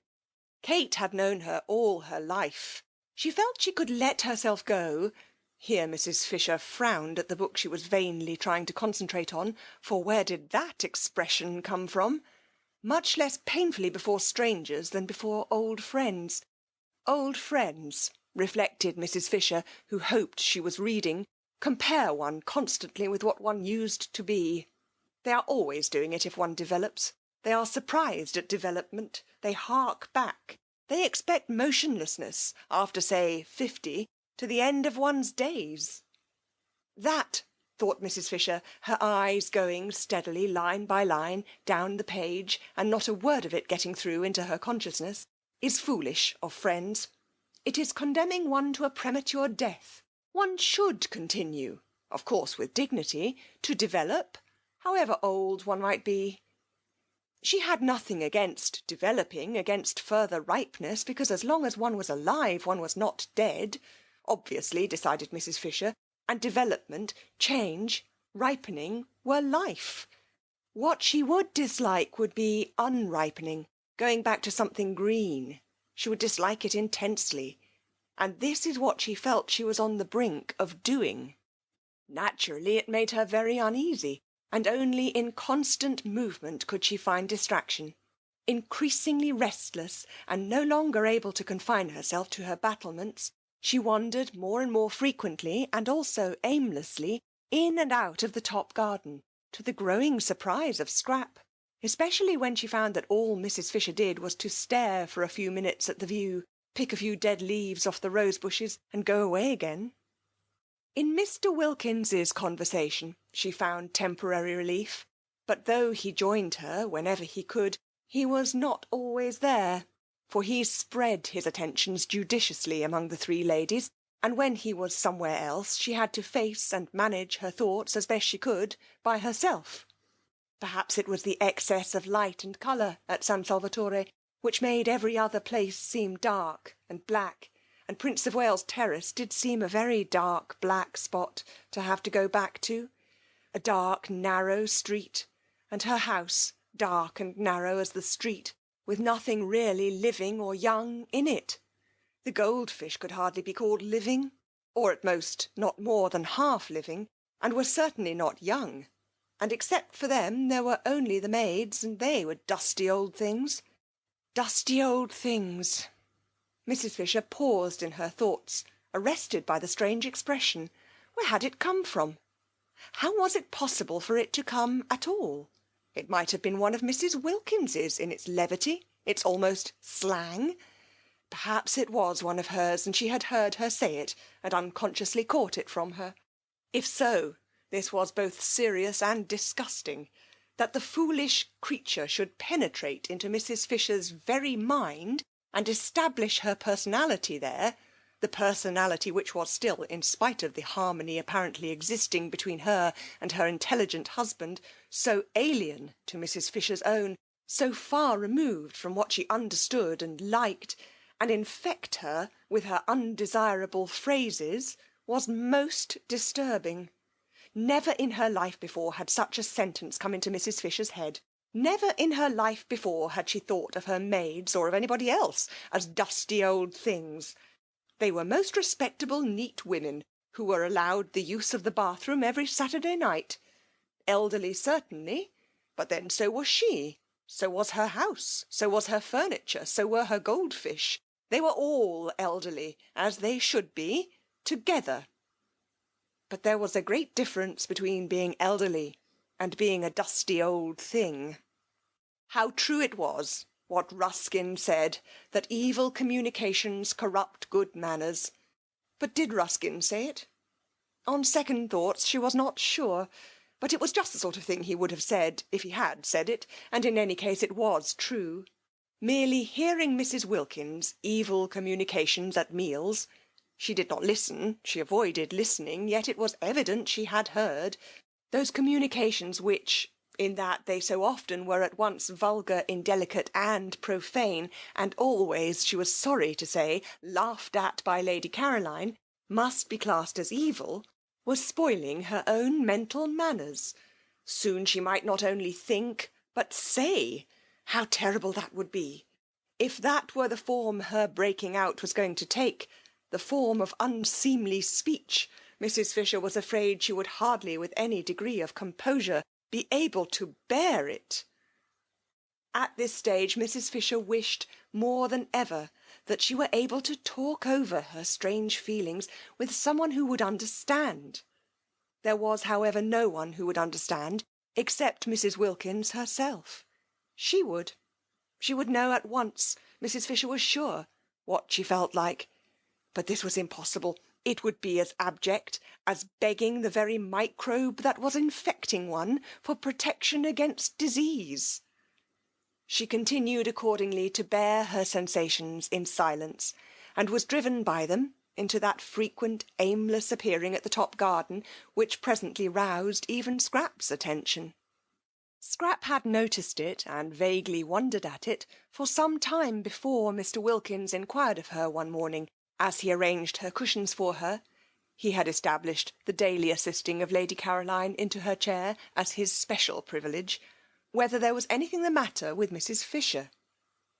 At that moment Mrs. Fisher was standing by the eastern parapet, shading her eyes and carefully scrutinising the distant white houses of Mezzago. They could see her through the branches of the daphnes. "I don't know," said Scrap. "She is a lady, I take it," said Mr. Wilkins, "who would be unlikely to have anything on her mind." "I should imagine so," said Scrap, smiling. "If she has, and her restlessness appears to suggest it, I should be more than glad to assist her with advice." "I am sure you would be most kind." "Of course she has her own legal adviser, but he is not on the spot. I am, and a lawyer on the spot," said Mr. Wilkins, who endeavoured to make his conversation when he talked to Lady Caroline light, aware that one must be light with young ladies, "is worth two in... we won't be ordinary and complete the proverb, but say London." "You should ask her." "Ask her if she needs assistance? Would you advise it? Would it not be a little delicate to touch on such a question? The question whether or no a lady has something on her mind?" "Perhaps she will tell you if you go and talk to her. I think it must be lonely to be Mrs. Fisher." "You are all thoughtfulness and consideration," declared Mr. Wilkins, wishing for the first time in his life that he were a foreigner, so that he might respectfully kiss her hand on withdrawing to go obediently and relieve Mrs. Fisher's loneliness. It was wonderful what a variety of exits from her corner Scrap contrived for Mr. Wilkins. Each morning she found a different one, which sent him off pleased after he had arranged her cushions for her. She allowed him to arrange the cushions because she instantly had discovered, the very first 5 minutes of the very first evening, that her fears lest he should cling to her and stare in dreadful admiration were baseless. Mr. Wilkins did not admire like that. It was not only, she instinctively felt, not in him, but if it had been, he would not have dared to in her case. He was all respectfulness. She could direct his movements in regard to herself with the raising of an eyelash. His one concern was to obey. She had been prepared to like him if he would only be so obliging as not to admire her, and she did like him. She did not forget his moving defencelessness the first morning in his towel, and he amused her, and he was kind to Lottie. It is true she liked him most when he wasn't there, but then she usually liked everybody most when they weren't there. Certainly he did seem to be one of those men, rare in her experience, who never looked at a woman from the predatory angle. The comfort of this, the simplification it brought into the relations of the party, was immense. From this point of view Mr. Wilkins was simply ideal. He was unique and precious. Whenever she thought of him, and was perhaps inclined to dwell on the aspects of him that were a little boring, she remembered this and murmured, "But what a treasure!" Indeed, it was Mr. Wilkins's one aim during his stay at San Salvatore to be a treasure. At all costs, the 3 ladies who were not his wife must like him and trust him. Then presently, when trouble arose in their lives, and in what lives did not trouble sooner or later arise, they would recollect how reliable he was, and how sympathetic, and turn to him for advice. Ladies with something on their minds were exactly what he wanted. Lady Caroline, he judged, had nothing on hers at the moment, but so much beauty, for he could not but see what was evident, must have had its difficulties in the past, and would have more of them before it had done. In the past he had not been at hand, in the future he hoped to be. And meanwhile the behaviour of Mrs. Fisher, the next in importance of the ladies from the professional point of view, showed definite promise. It was almost certain that Mrs. Fisher had something on her mind. He had been observing her attentively, and it was almost certain. With the third, with Mrs. Arbuthnot, he had up to this made least headway, for she was so very retiring and quiet. But might not this very retiringness, this tendency to avoid the others and spend her time alone, indicate that she too was troubled? If so, he was her man. He would cultivate her, he would follow her and sit with her and encourage her to tell him about herself. Arbuthnot, he understood from Lottie, was a British Museum official, nothing specially important at present, but Mr. Wilkins regarded it as his business to know all sorts and kinds. Besides, there was promotion. Arbuthnot promoted might become very much worthwhile. As for Lottie, she was charming. She really had all the qualities he had credited her with during his courtship, and they had been, it appeared, merely in abeyance since. His early impressions of her were now being endorsed by the affection and even admiration Lady Caroline showed for her. Lady Caroline Dester was the last person, he was sure, to be mistaken on such a subject. Her knowledge of the world, her constant association with only the best, must make her quite unerring.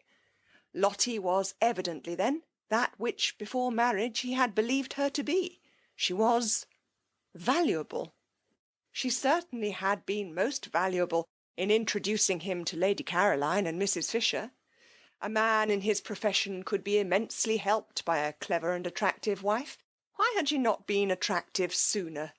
Why this sudden flowering? Mr. Wilkins began too to believe there was something peculiar, as Lottie had almost at once informed him, in the atmosphere of San Salvatore. It promoted expansion, it brought out dormant qualities, and feeling more and more pleased and even charmed by his wife, and very content with the progress he was making with the two others, and hopeful of progress to be made with the retiring third, Mr. Wilkins could not remember ever having had such an agreeable holiday. The only thing that might perhaps be bettered was the way they would call him Mr. Wilkins. Nobody said Mr. Mellersh Wilkins, yet he had introduced himself to Lady Caroline. He flinched a little on remembering the circumstances, as Mellersh Wilkins. Still, this was a small matter, not enough to worry about. He would be foolish if in such a place and such society he worried about anything. He was not even worrying about what the holiday was costing, and had made up his mind to pay not only his own expenses, but his wife's as well, and surprise her at the end by presenting her with her nest egg as intact as when she started. And just the knowledge that he was preparing a happy surprise for her made him feel warmer than ever towards her. In fact, Mr. Wilkins, who had begun by being consciously and according to plan on his best behaviour, remained on it unconsciously and with no effort at all. And meanwhile the beautiful golden days were dropping gently from the second week one by one, equal in beauty with those of the first, and the scent of bean fields in flower on the hillside behind the village came across to San Salvatore whenever the air moved. In the garden that second week the poet's eyed narcissus disappeared out the long grass at the edge of the zigzag path, and wild gladiolus, slender and rose-coloured, came in their stead. White pinks bloomed in their borders, filling the whole place with their smoky sweet smell, and a bush nobody had noticed burst into glory and fragrance, and it was a purple lilac bush. Such a jumble of spring and summer was not to be believed in, except by those who dwelt in those gardens. Everything seemed to be out together, all the things crowded into 1 month, which in England are spread penuriously over 6. Even primroses were found one day by Mrs. Wilkins in a cold corner up in the hills, and when she brought them down to the geraniums and heliotrope of San Salvatore, they looked quite shy. End of chapter 16.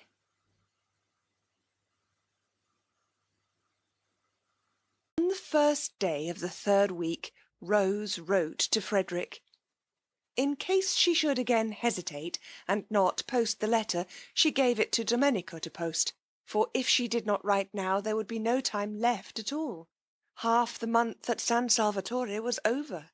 Even if Frederick started directly he got the letter, which of course he wouldn't be able to do, what with packing and passport, besides not being in a hurry to come, he couldn't arrive for 5 days.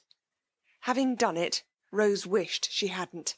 He wouldn't come, he wouldn't bother to answer, and if he did answer, it would just be giving some reason which was not true, and about being too busy to get away, and all that had been got by writing to him would be that she would be more unhappy than before. What things one did when one was idle! This resurrection of Frederick, or rather this attempt to resurrect him, what was it but the result of having nothing whatever to do? She wished she had never come away on a holiday. What did she want with holidays? Work was her salvation. Work was the only thing that protected one, that kept one steady and one's values true. At home in Hampstead, absorbed and busy, she had managed to get over Frederick, thinking of him latterly only with the gentle melancholy with which one thinks of someone once loved but long since dead. And now this place, idleness in this soft place, had thrown her back to the wretched state she had climbed so carefully out of years ago. Why, if Frederick did come, she would only bore him. Hadn't she seen in a flash quite soon after getting to San Salvatore that that was what really kept him away from her? And why should she suppose that now, after such a long estrangement, she would be able not to bore him, be able to do anything but stand before him like a tongue-tied idiot, with all the fingers of her spirit turned into thumbs? Besides, what a hopeless position, to have, as it were, to beseech. Please wait a little, please don't be impatient. I think perhaps I shan't be a bore presently. 1,000 times a day Rose wished she had let Frederick alone. Lottie, who asked her every evening whether she had sent her letter yet, exclaimed with delight when her answer at last was yes, and threw her arms around her. Now we shall be completely happy, cried the enthusiastic Lottie. But nothing seemed less certain to Rose, and her expression became more and more the expression of one who has something on her mind. Mr. Wilkins, wanting to find out what it was, strolled in the sun in his Panama hat and began to meet her accidentally. I did not know, said Mr. Wilkins the first time, courteously raising his hat, that you two liked this particular spot. And he sat down beside her.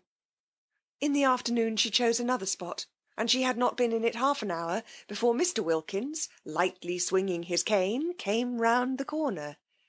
We are destined to meet in our rambles, said Mr. Wilkins pleasantly, and he sat down beside her.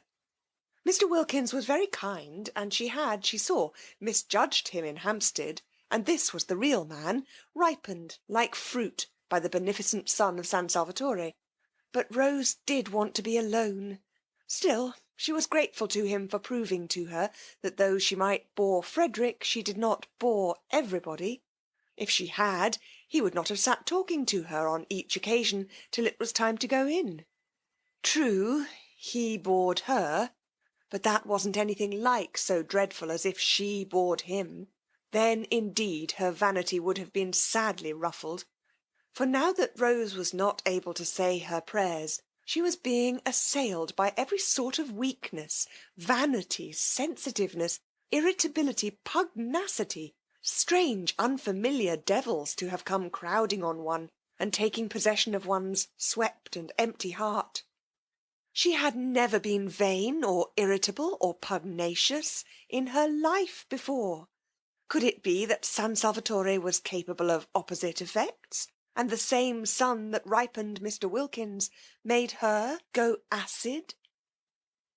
The next morning, so as to be sure of being alone, she went down, while Mr. Wilkins was still lingering pleasantly with Mrs. Fisher over breakfast, to the rocks by the water's edge, where she and Lottie had sat on the first day. Frederick by now had got her letter. Today, if he were like Mr. Wilkins, she might get a telegram from him. She tried to silence the absurd hope by jeering at it. Yet, if Mr. Wilkins had telegraphed, why not Frederick? The spell of San Salvatore lurked even, it seemed, in note-paper. Lottie had not dreamed of getting a telegram, and when she came in at lunch-time, there it was. It would be too wonderful if, when she went back at lunch-time, she found one there for her, too. Rose clasped her hands tight round her knees.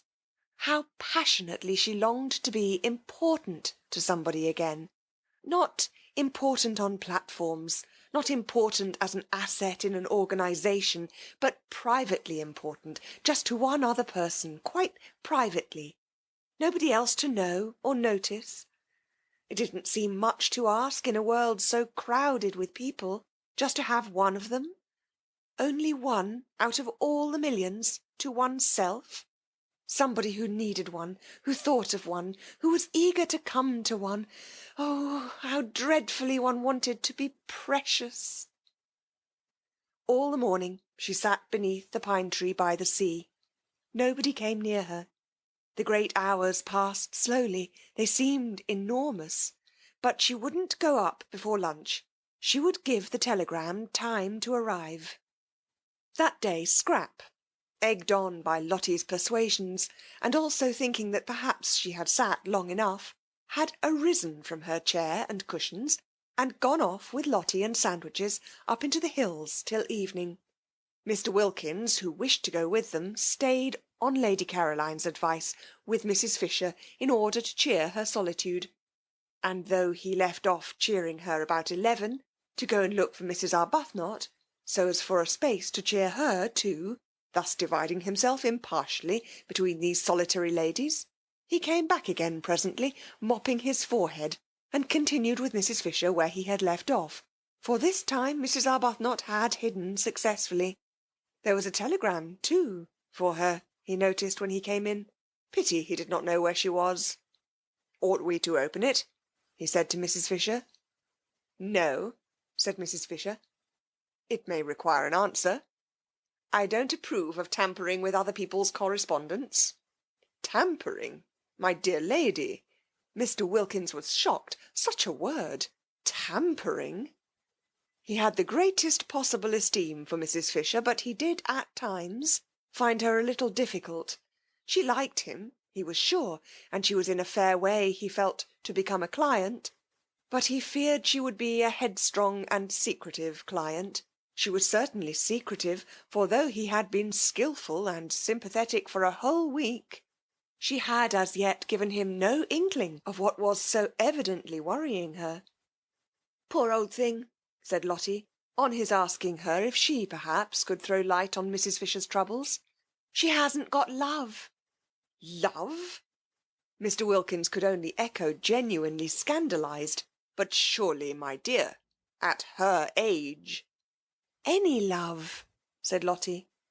That very morning he had asked his wife, for he now sought and respected her opinion, if she could tell him what was the matter with Mrs. Arbuthnot, for she too, though he had done his best to thaw her into confidence, had remained persistently retiring. "She wants her husband," said Lottie. "Ah," said Mr. Wilkins, a new light shed on Mrs. Arbuthnot's shy and modest melancholy, and he added, "Very proper." And Lottie said, smiling at him, "One does." And Mr. Wilkins said, smiling at her, "Does one?" And Lottie said, smiling at him, "Of course." And Mr. Wilkins, much pleased with her, though it was still quite early in the day, a time when caresses are sluggish, pinched her ear. Just before 12:30, Rose came slowly up through the pergola and between the camellias ranged on either side of the old stone steps. The rivulets of periwinkles that flowed down them when first she arrived were gone, and now there were these bushes, incredibly rosetted, pink, white, red, striped. She fingered and smelt them one after the other, so as not to get to her disappointment too quickly. As long as she hadn't seen for herself, seen the table in the hall quite empty, except for its bowl of flowers, she still could hope. She still could have the joy of imagining the telegram, lying on it waiting for her. But there is no smell in a camellia, as Mr. Wilkins, who was standing in the doorway on the lookout for her, and knew what was necessary in horticulture, reminded her. She started at his voice and looked up. "A telegram has come for you," said Mr. Wilkins. She stared at him, her mouth open. "I searched for you everywhere, but failed—" Of course, she knew it. She had been sure of it all the time. Bright and burning, youth in that instant flashed down again on Rose. She flew up the steps, red as the camellia she had just been fingering, and was in the hall and tearing open the telegram before Mr. Wilkins had finished his sentence. Why, but if things could happen like this, why, but there was no end to... Why, she and Frederick, they were going to be again, at last. "Not bad news, I trust," said Mr. Wilkins, who had followed her. For when she had read the telegram, she stood staring at it and her face went slowly white. Curious to watch how her face went slowly white. She turned and looked at Mr. Wilkins as if trying to remember him. "Oh, no, on the contrary," she managed to smile. "I'm going to have a visitor," she said, holding out the telegram. And when he had taken it, she walked away towards the dining-room, murmuring something about lunch being ready. Mr. Wilkins read the telegram. It had been sent that morning from Mezzago, and was: "Am passing through on way to Rome. May I pay my respects this afternoon? Thomas Briggs." Why should such a telegram make the interesting lady turn pale? For her pallor on reading it had been so striking as to convince Mr. Wilkins that she was receiving a blow. "Who is Thomas Briggs?" he asked, following her into the dining-room. She looked at him vaguely. "Who is—" she repeated, getting her thoughts together again. "Thomas Briggs." "Oh, yes, he is the owner. This is his house. He's very nice. He's coming this afternoon." Thomas Briggs was at that very moment coming. He was jogging along the road between Mezzago and Castagneto in a fly, sincerely hoping that the dark-eyed lady would grasp that all he wanted was to see her, and not at all to see if his house was still there. He felt that an owner of delicacy did not intrude on a tenant, but he had been thinking so much of her since that day. Rose Arbuthnot. Such a pretty name, and such a pretty creature. Mild, milky, mothery in the best sense being that she wasn't his mother, and couldn't have been if she'd tried, for parents were the only things impossible to have younger than oneself. Also, he was passing so near, it seemed absurd not just to look in and see if she were comfortable. He longed to see her in his house. He longed to see it as her background, to see her sitting in his chairs, drinking out of his cups, using all his things. Did she put the big crimson brocade cushion in the drawing-room, behind her little dark head? Her hair and the whiteness of her skin would look lovely against it. Had she seen the portrait of herself on the stairs? He wondered if she liked it. He would explain it to her. If she didn't paint, and she had said nothing to suggest it, she wouldn't perhaps notice how exactly the moulding of the eyebrows and the slight hollow of the cheek. He told the fly to wait in Castagneto and crossed the piazza, hailed by children and dogs who all knew him and sprang up suddenly from nowhere, and walking quickly up the zigzag path, for he was an active young man, not much more than 30, he pulled the ancient chain that rang the bell, and waited decorously on the proper side of the open door to be allowed to come in. At the sight of him, Francesca flung up every bit of her that would fling up. eyebrows, eyelids, and hands, and volubly assured him that all was in perfect order, and that she was doing her duty. Of course, said Briggs, cutting her short. No one doubts it. And he asked her to take in his card to her mistress. Which mistress? Asked Francesca. Which mistress? There are 4, said Francesca, scenting an irregularity on the part of the tenants, for her master looked surprised, and she felt pleased, for life was dull, and irregularities helped it along, at least a little. 4? He repeated, surprised. Well, take it to the lot, then, he said, recovering himself, for he noticed her expression. Coffee was being drunk in the top garden in the shade of the umbrella pine. Only Mrs. Fisher and Mr. Wilkins were drinking it, for Mrs. Arbuthnot, after eating nothing and being completely silent during lunch, had disappeared immediately afterwards. While Francesca went away into the garden with his card, her master stood examining the picture on the staircase of the Madonna, by an early Italian painter, name unknown, picked up by him at Orvieto, who was so much like his tenant. It really was remarkable, the likeness. Of course, his tenant that day in London had had her hat on, but he was pretty sure her hair grew just like that off her forehead. The expression of the eyes, grave and sweet, was exactly the same. He rejoiced to think that he would always have that portrait. He looked up at the sound of footsteps, and there she was, coming down the stairs, just as he had imagined her in that place, dressed in white. She was astonished to see him so soon. She had supposed he would come about tea-time, and till then she had meant to sit somewhere out of doors, where she could be by herself. He watched her coming down the stairs with the utmost eager interest. In a moment she would be level with her portrait. It really is extraordinary, said Briggs. How do you do? Said Rose, intent only on a decent show of welcome. She did not welcome him. He was here, she felt, the telegram bitter in her heart, instead of Frederick, doing what she had longed Frederick would do, taking his place. Just stand still a moment. She obeyed automatically. Yes, quite astonishing. Do you mind taking off your hat? Rose, surprised, took it off obediently. Yes, I thought so. I just wanted to make sure. And look, have you noticed? He began to make odd, swift passes with his hand over the face in the picture, measuring it, looking from it to her. Rose's surprise became amusement, and she could not help smiling. Have you come to compare me with my original? She asked. You do see how extraordinarily alike. I didn't know I looked so solemn. Well, you don't. Not now. You did a minute ago, quite as solemn. Oh, yes. How do you do? He finished suddenly, noticing her outstretched hand, and he laughed and shook it, flushing, a trick of his, to the roots of his hair. Francesca came back. The Signora Fisher, she said, will be pleased to see him. Who is the Signora Fisher? He asked Rose. One of the 4 who are sharing your house. Then there are 4 of you? Yes, my friend and I found we couldn't afford it by ourselves. Oh, I say, began Briggs in confusion, for he would best have liked Rose Arbuthnot, pretty name, not to have to afford anything, but to stay at San Salvatore as long as she liked as his guest.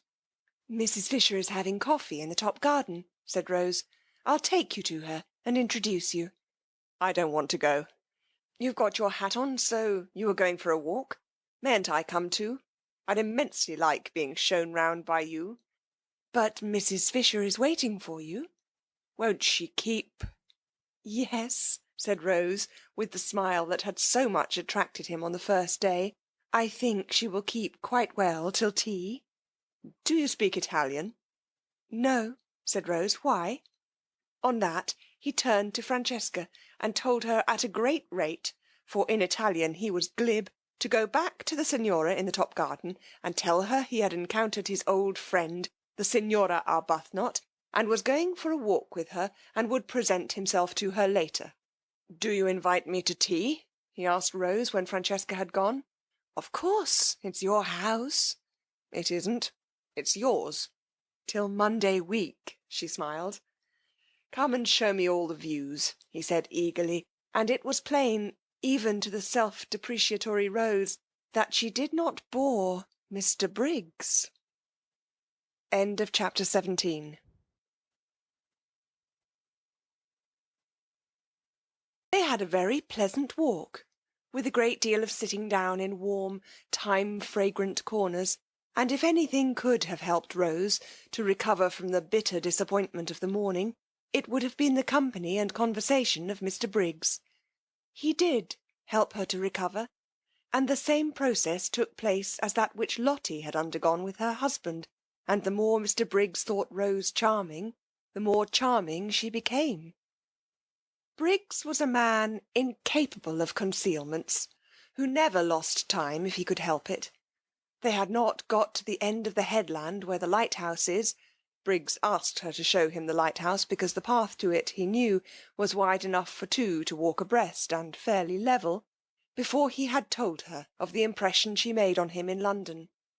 Since even the most religious, sober women like to know that they have made an impression, particularly the kind that has nothing to do with character or merits, Rose was pleased. Being pleased, she smiled. Smiling, she was more attractive than ever. Colour came into her cheeks and brightness into her eyes.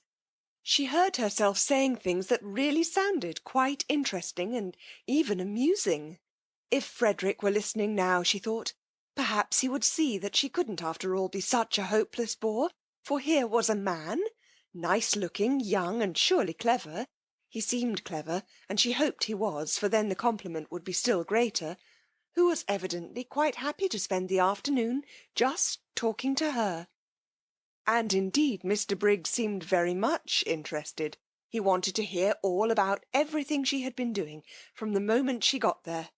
He asked her if she had seen this, that, and the other in the house, what she liked best, which room she had, if she were comfortable, if Francesca was behaving, if Domenico took care of her, and whether she didn't enjoy using the yellow sitting-room, the one that got all the sun and looked out towards Genoa. Rose was ashamed how little she had noticed in the house, and how few of the things he spoke of as curious or beautiful in it she had even seen. Swamped in thoughts of Frederick, she appeared to have lived in San Salvatore blindly, and more than half the time had gone, and what had been the good of it? She might just as well have been sitting hankering on Hampstead Heath. No, she mightn't. Through all her hankerings, she had been conscious that she was at least in the very heart of beauty, and indeed it was this beauty, this longing to share it, that had first started her off hankering. Mr. Briggs, however, was too much alive for her to be able to spare any attention at this moment for Frederick, and she praised the servants in answer to his questions, and praised the yellow sitting-room, without telling him she had only been in it once and then was ignominiously ejected. And she told him she knew hardly anything about art and curiosities, but thought perhaps if somebody would tell her about them she would know more. And she said she had spent every day since her arrival out of doors, because out of doors there was so very wonderful and different from anything she had ever seen. Briggs walked by her side along his paths that were yet so happily for the moment her paths, and felt all the innocent glows of family life. He was an orphan and an only child, and had a warm, domestic disposition. He would have adored a sister and spoilt a mother, and was beginning at this time to think of marrying. For though he had been very happy with his various loves, each of whom, contrary to the usual experience, turned ultimately into his devoted friend, he was fond of children, and thought he had perhaps now got to the age of seeing if he did not wish to be too old by the time his eldest son was 20. San Salvatore had latterly seemed a little forlorn. He fancied it echoed when he walked about it. He had felt lonely there, so lonely that he had preferred this year to miss out a spring and let it. It wanted a wife in it. It wanted that final touch of warmth and beauty, for he never thought of his wife except in terms of warmth and beauty. She would, of course, be beautiful and kind. It amused him how much in love with this vague wife he was already. At such a rate was he making friends with the lady with the sweet name as he walked along the path towards the lighthouse, that he was sure presently he would be telling her everything about himself and his past doings and his future hopes, and the thought of such a swiftly developing confidence made him laugh. "Why are you laughing?" she asked, looking at him and smiling. "It's so like coming home," he said. "But it is coming home for you to come here." "I mean really like coming home. To one's family. I never had a family. I'm an orphan." "Oh, are you?" said Rose, with a proper sympathy. "I hope you've not been one very long. No, I don't mean I hope you have been one very long. No, I don't know what I mean, except that I'm sorry." He laughed again. "Oh, I'm used to it. I haven't anybody. No sisters or brothers." "Then you're an only child," she observed intelligently. "Yes, and there's something about you that's exactly my idea of a family." She was amused. "So cosy," he said, looking at her and searching for a word. "You wouldn't think so if you saw my house in Hampstead," she said, a vision of that austere and hard-seated dwelling presenting itself in her mind, with nothing soft in it except the shunned and neglected Du Barry sofa. No wonder, she thought, for a moment clear-brained, that Frederick avoided it. There was nothing cosy about his family. "I don't believe any place you lived in could be anything but exactly like you," he said. "You're not going to pretend San Salvatore is like me?" "Indeed I do pretend it. Surely you admit that it is beautiful?" He said several things like that.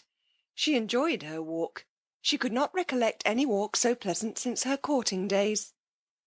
She came back to tea, bringing Mr. Briggs, and looking quite different, Mr. Wilkins noticed, from what she had looked till then.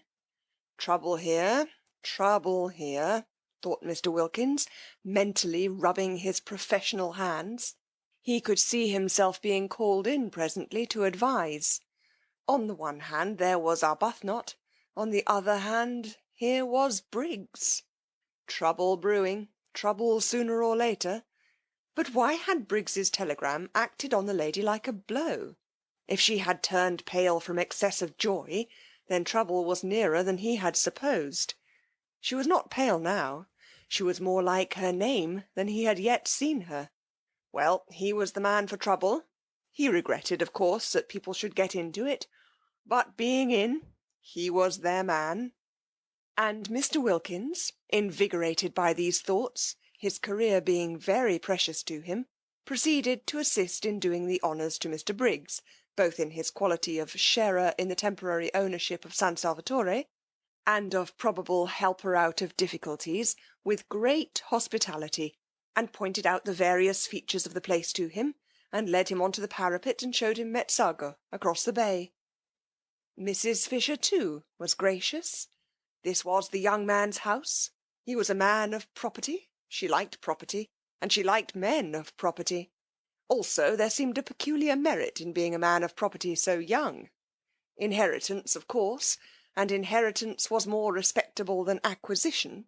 It did indicate fathers, and in an age where most people appeared neither to have them nor to want them, she liked this too. Accordingly, it was a pleasant meal, with everybody amiable and pleased. Briggs thought Mrs. Fisher a dear old lady, and showed he thought so, and again the magic worked, and she became a dear old lady. She developed benignity with him, and a kind of benignity that was almost playful, actually, before tea was over, including in some observation she made him the words, "My dear boy." Strange words in Mrs. Fisher's mouth. It is doubtful whether in her life she had used them before. Rose was astonished. How nice people really were! When would she leave off making mistakes about them? She hadn't suspected this side of Mrs. Fisher, and she began to wonder whether those other sides of her, with which alone she was acquainted, had not perhaps after all been the effect of her own militant and irritating behaviour. Probably they were. How horrid then she must have been. She felt very penitent when she saw Mrs. Fisher beneath her eyes blossoming out into real amiability the moment someone came along who was charming to her, and she could have sunk into the ground with shame when Mrs. Fisher presently laughed, and she realised by the shock it gave her that the sound was entirely new. Not once before had she or anyone else there heard Mrs. Fisher laugh. What an indictment of the lot of them! For they had all laughed, the others, some more and some less, at one time or another since their arrival, and only Mrs. Fisher had not. Clearly, since she could enjoy herself as she was now enjoying herself, she had not enjoyed herself before. Nobody had cared whether she did or not, except perhaps Lottie. Yes, Lottie had cared, and had wanted her to be happy. But Lottie seemed to produce a bad effect on Mrs. Fisher, while as for Rose herself, she had never been with her for 5 minutes without wanting, really wanting, to provoke and oppose her. How very horrid she had been! She had behaved unpardonably. Her penitence showed itself in a shy and deferential solicitude towards Mrs. Fisher, which made the observant Briggs think her still more angelic, and wish for a moment that he was an old lady himself, in order to be behaved to by Rose Arbuthnot just like that. There was evidently no end, he thought, to the things she could do sweetly. He would even not mind taking medicine, really nasty medicine, if it were Rose Arbuthnot bending over him with the dose. She felt his bright blue eyes, the brighter because he was so sunburnt, fixed on her with a twinkle in them, and smiling, asked him what he was thinking about. But he couldn't very well tell her that, he said, and added, some day. Trouble, thought Mr. Wilkins at this, again mentally rubbing his hands. Well, I'm their man. I'm sure, said Mrs. Fisher benignly, you have no thoughts we may not hear. I'm sure, said Briggs, I would be telling you every one of my secrets in a week. You would be telling somebody very safe then, said Mrs. Fisher benevolently. Just such a son would she have liked to have had. And in return, she went on, I dare say I would tell you mine. Ah, no, said Mr. Wilkins, adapting himself to this tone of easy badinage. I must protest, I really must. I have a prior claim. I am the older friend. I have known Mrs. Fisher 10 days, and you, Briggs, have not yet known her 1. I assert my right to be told her secrets first.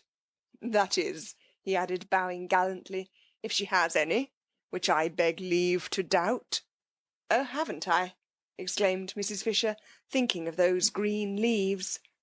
That she should exclaim at all was surprising, but that she should do it with gaiety was miraculous. Rose could only watch her in wonder. Then I shall worm them out, said Briggs with equal gaiety. They won't need much worming out, said Mrs. Fisher. My difficulty is to keep them from bursting out. It might have been Lottie talking. Mr. Wilkins adjusted the single eyeglass he carried with him for occasions like this, and examined Mrs. Fisher carefully. Rose looked on, unable not to smile too, since Mrs. Fisher seemed so much amused, though Rose did not quite know why, and her smile was a little uncertain, for Mrs. Fisher amused was a new sight, not without its awe-inspiring aspects, and had to be got accustomed to. What Mrs. Fisher was thinking was how much surprised they would be if she told them of her very odd and exciting sensation of going to come out all over buds. They would think she was an extremely silly old woman, and so would she have thought as lately as 2 days ago, but the bud idea was becoming familiar to her. She was more apprivoisée now, as dear Matthew Arnold used to say, and though it would undoubtedly be best if one's appearance and sensations matched, yet supposing they did not, one couldn't have everything, was it not better to feel young somewhere rather than old everywhere? Time enough to be old everywhere again, inside as well as out, when she got back to her sarcophagus in Prince of Wales Terrace. Yet it is probable that without the arrival of Briggs, Mrs. Fisher would have gone on secretly fermenting in her shell. The others only knew her as severe. It would have been more than her dignity could bear, suddenly to relax, especially towards the three young women. But now came the stranger Briggs, a stranger who at once took to her as no young man had taken to her in her life, and it was the coming of Briggs and his real and manifest appreciation, for just such a grandmother, thought Briggs, hungry for home life and its concomitants, would he have liked to have, that released Mrs. Fisher from her shell, and here she was at last, as Lottie had predicted, pleased, good-humoured and benevolent. Lottie, coming back half an hour later from her picnic, and following the sound of voices into the top garden in the hope of still finding tea, saw at once what had happened, for Mrs. Fisher at that very moment was laughing. She's burst her cocoon, thought Lottie, and swift as she was in all her movements, and impulsive, and also without any sense of propriety to worry and delay her, she bent over the back of Mrs. Fisher's chair and kissed her. Good gracious, cried Mrs. Fisher, starting violently, for such a thing had not happened to her since Mr. Fisher's earlier days, and then only gingerly. This kiss was a real kiss, and rested on Mrs. Fisher's cheek a moment, with a strange, soft sweetness. When she saw whose it was, a deep flush spread over her face. Mrs. Wilkins kissing her, and the kiss feeling so affectionate, even if she had wanted to, she could not, in the presence of the appreciative Mr. Briggs, resume her cast-off severity and begin rebuking again. But she did not want to. Was it possible Mrs. Wilkins liked her, had liked her all this time, while she had been so much disliking her herself? A queer little trickle of warmth filtered through the frozen defences of Mrs. Fisher's heart. Somebody young kissing her. Somebody young wanting to kiss her. Very much flushed, she watched the strange creature, apparently quite unconscious she had done anything extraordinary, shaking hands with Mr. Briggs, on her husband's introducing him, and immediately embarking on the friendliest conversation with him, exactly as if she had known him all her life. What a strange creature! What a very strange creature! It was natural, she being so strange, that one should have, perhaps, misjudged her. I'm sure you want some tea, said Briggs with eager hospitality to Lottie. He thought her delightful, freckles, picnic untidiness and all. Just such a sister, would he? This is cold, he said, feeling the teapot. I'll tell Francesca to make you some fresh. He broke off and blushed. Aren't I forgetting myself? He said, laughing and looking round at them. Very natural, Mr. Wilkins reassured him. I'll go and tell Francesca, said Rose, getting up. No, said Briggs, don't go away. And he put his hands to his mouth and shouted.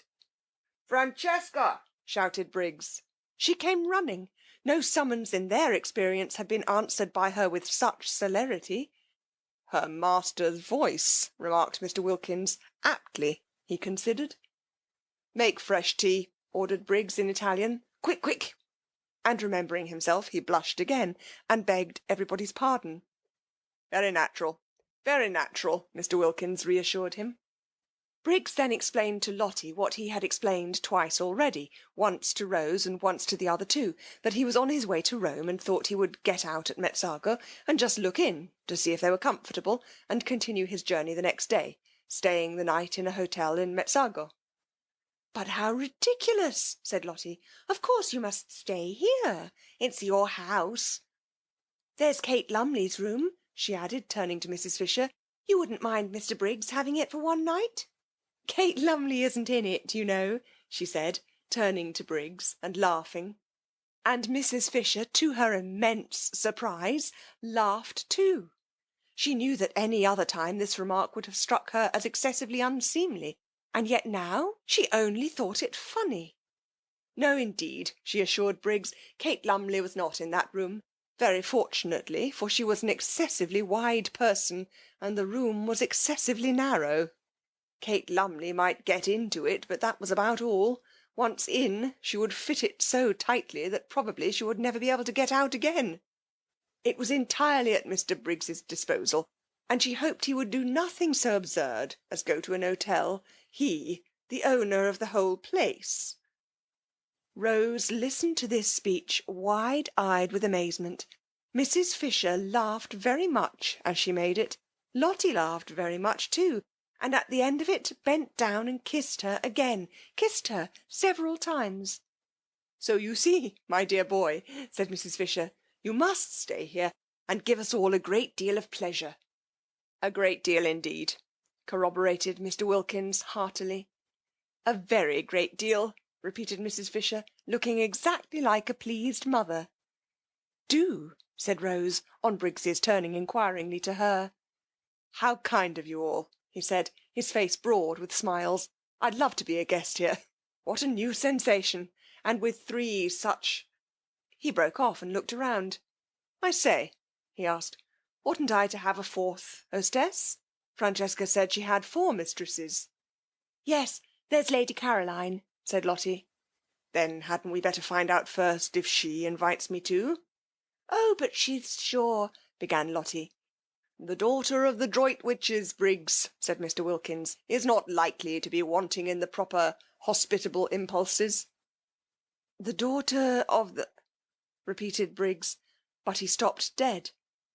For there in the doorway was the daughter of the Droitwiches herself, or rather, coming towards him out of the dark doorway into the brightness of the sunset, was that which he had not yet in his life seen, but only dreamed of, his ideal of absolute loveliness. End of chapter 18.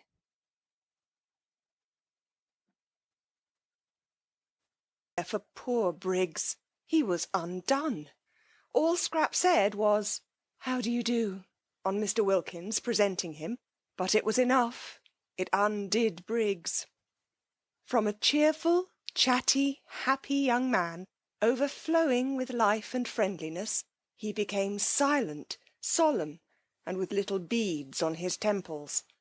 Also he became clumsy, dropping the teaspoon as he handed her her cup, mismanaging the macaroons so that one rolled on the ground. His eyes could not keep off the enchanting face for a moment, and when Mr. Wilkins, elucidating him, for he failed to elucidate himself, informed Lady Caroline that in Mr. Briggs she beheld the owner of San Salvatore, who was on his way to Rome, but had got out at Mezzago, etc., etc., and that the other 3 ladies had invited him to spend the night in what was to all intents and purposes his own house, rather than an hotel, and Mr. Briggs was only waiting for her seal of approval to his invitation, she being the 4th hostess, when Mr. Wilkins, balancing his sentences and being admirably clear, and enjoying the sound of his own cultured voice, explained the position in this manner to Lady Caroline, Briggs sat and never said a word. A deep melancholy invaded Scrap. The symptoms of the incipient grabber were all there, and only too familiar, and she knew that if Briggs stayed, her rest-cure might be regarded as over. Then Kate Lumley occurred to her. She caught at Kate as at a straw. It would have been delightful, she said, faintly smiling at Briggs. She could not in decency not smile, at least a little, but even a little betrayed the dimple, and Briggs's eyes became more fixed than ever. "I'm only wondering if there is room." "Yes, there is," said Lottie. "There's Kate Lumley's room." "I thought," said Scrap to Mrs. Fisher, and it seemed to Briggs that he had never heard music till now, "your friend was expected immediately." "Oh, no," said Mrs. Fisher, with an odd placidness, Scrap thought. "Miss Lumley," said Mr. Wilkins, "or should I," he inquired of Miss Fisher, "say Mrs.?" "Nobody has ever married Kate," said Mrs. Fisher complacently. "Quite so. Miss Lumley does not arrive to-day in any case, Lady Caroline, and Mr. Briggs has, unfortunately, if I may say so, to continue his journey to-morrow, so that his staying would in no way interfere with Miss Lumley's possible movements." "Then, of course, I join in with the invitation," said Scrap, with what was to Briggs the most divine cordiality. He stammered something, flushing scarlet, and Scrap thought, "Oh," and turned her head away. But that merely made Briggs acquainted with her profile, and if there existed anything more lovely than Scrap's full face, it was her profile. Well, it was only for this one afternoon and evening. He would leave, no doubt, the first thing in the morning. It took hours to get to Rome. Awful if he hung on till the night train. She had a feeling that the principal express to Rome passed through at night. Why hadn't that woman Kate Lumley arrived yet? She had forgotten all about her, but now she remembered she was to have been invited a fortnight ago. What had become of her? This man, once let in, would come and see her in London, would haunt the places she was likely to go to. He had the makings, her experienced eye could see, of a passionately persistent grabber. If, thought Mr. Wilkins, observing Briggs's face and sudden silence, any understanding existed between this young fellow and Mrs. Arbuthnot, there is now going to be trouble of a different nature from the kind I feared, in which Arbuthnot would have played a leading part, in fact the part of petitioner, but trouble that may need help and advice none the less for its not being publicly scandalous. Briggs, impelled by his passions and her beauty, will aspire to the daughter of the Droitwiches. She, naturally and properly, will repel him. Mrs. Arbuthnot, left in the cold, will be upset and show it. Arbuthnot, on his arrival, will find his wife in enigmatic tears. Inquiring into their cause, he will be met with an icy reserve. More trouble may then be expected, and in me they will seek and find their adviser. When Lottie said Mrs. Arbuthnot wanted her husband, she was wrong. What Mrs. Arbuthnot wants is Briggs, and it looks uncommonly as if she were not going to get him. Well, I'm their man. Where are your things, Mr. Briggs? Asked Mrs. Fisher, her voice round with motherliness. Oughtn't they to be fetched? For the sun was nearly in the sea now, and the sweet-smelling April dampness that followed immediately on its disappearance was beginning to steal into the garden. Briggs started. My things, he repeated. Oh, yes, I must fetch them. They're in Mezzago. I'll send Domenico. My fly is waiting in the village. He can go back in it. I'll go and tell him. He got up. To whom was he talking? To Mrs. Fisher, ostensibly, yet his eyes were fixed on Scrap, who said nothing and looked at no one. Then, recollecting himself, he stammered, I'm awfully sorry, I keep on forgetting. I'll go down and fetch them myself. We can easily send Domenico, said Rose, and at her gentle voice he turned his head. Why, there was his friend, the sweet-named lady. But how had she not in this short interval changed? Was it the failing light making her so colourless, so vague-featured, so dim, so much like a ghost? A nice, good ghost, of course, and still with a pretty name, but only a ghost. He turned from her to Scrap again, and forgot Rose Arbuthnot's existence.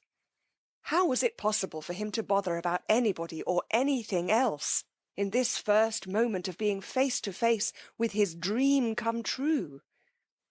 Briggs had not supposed or hoped that anyone as beautiful as his dream of beauty existed. He had never till now met even an approximation.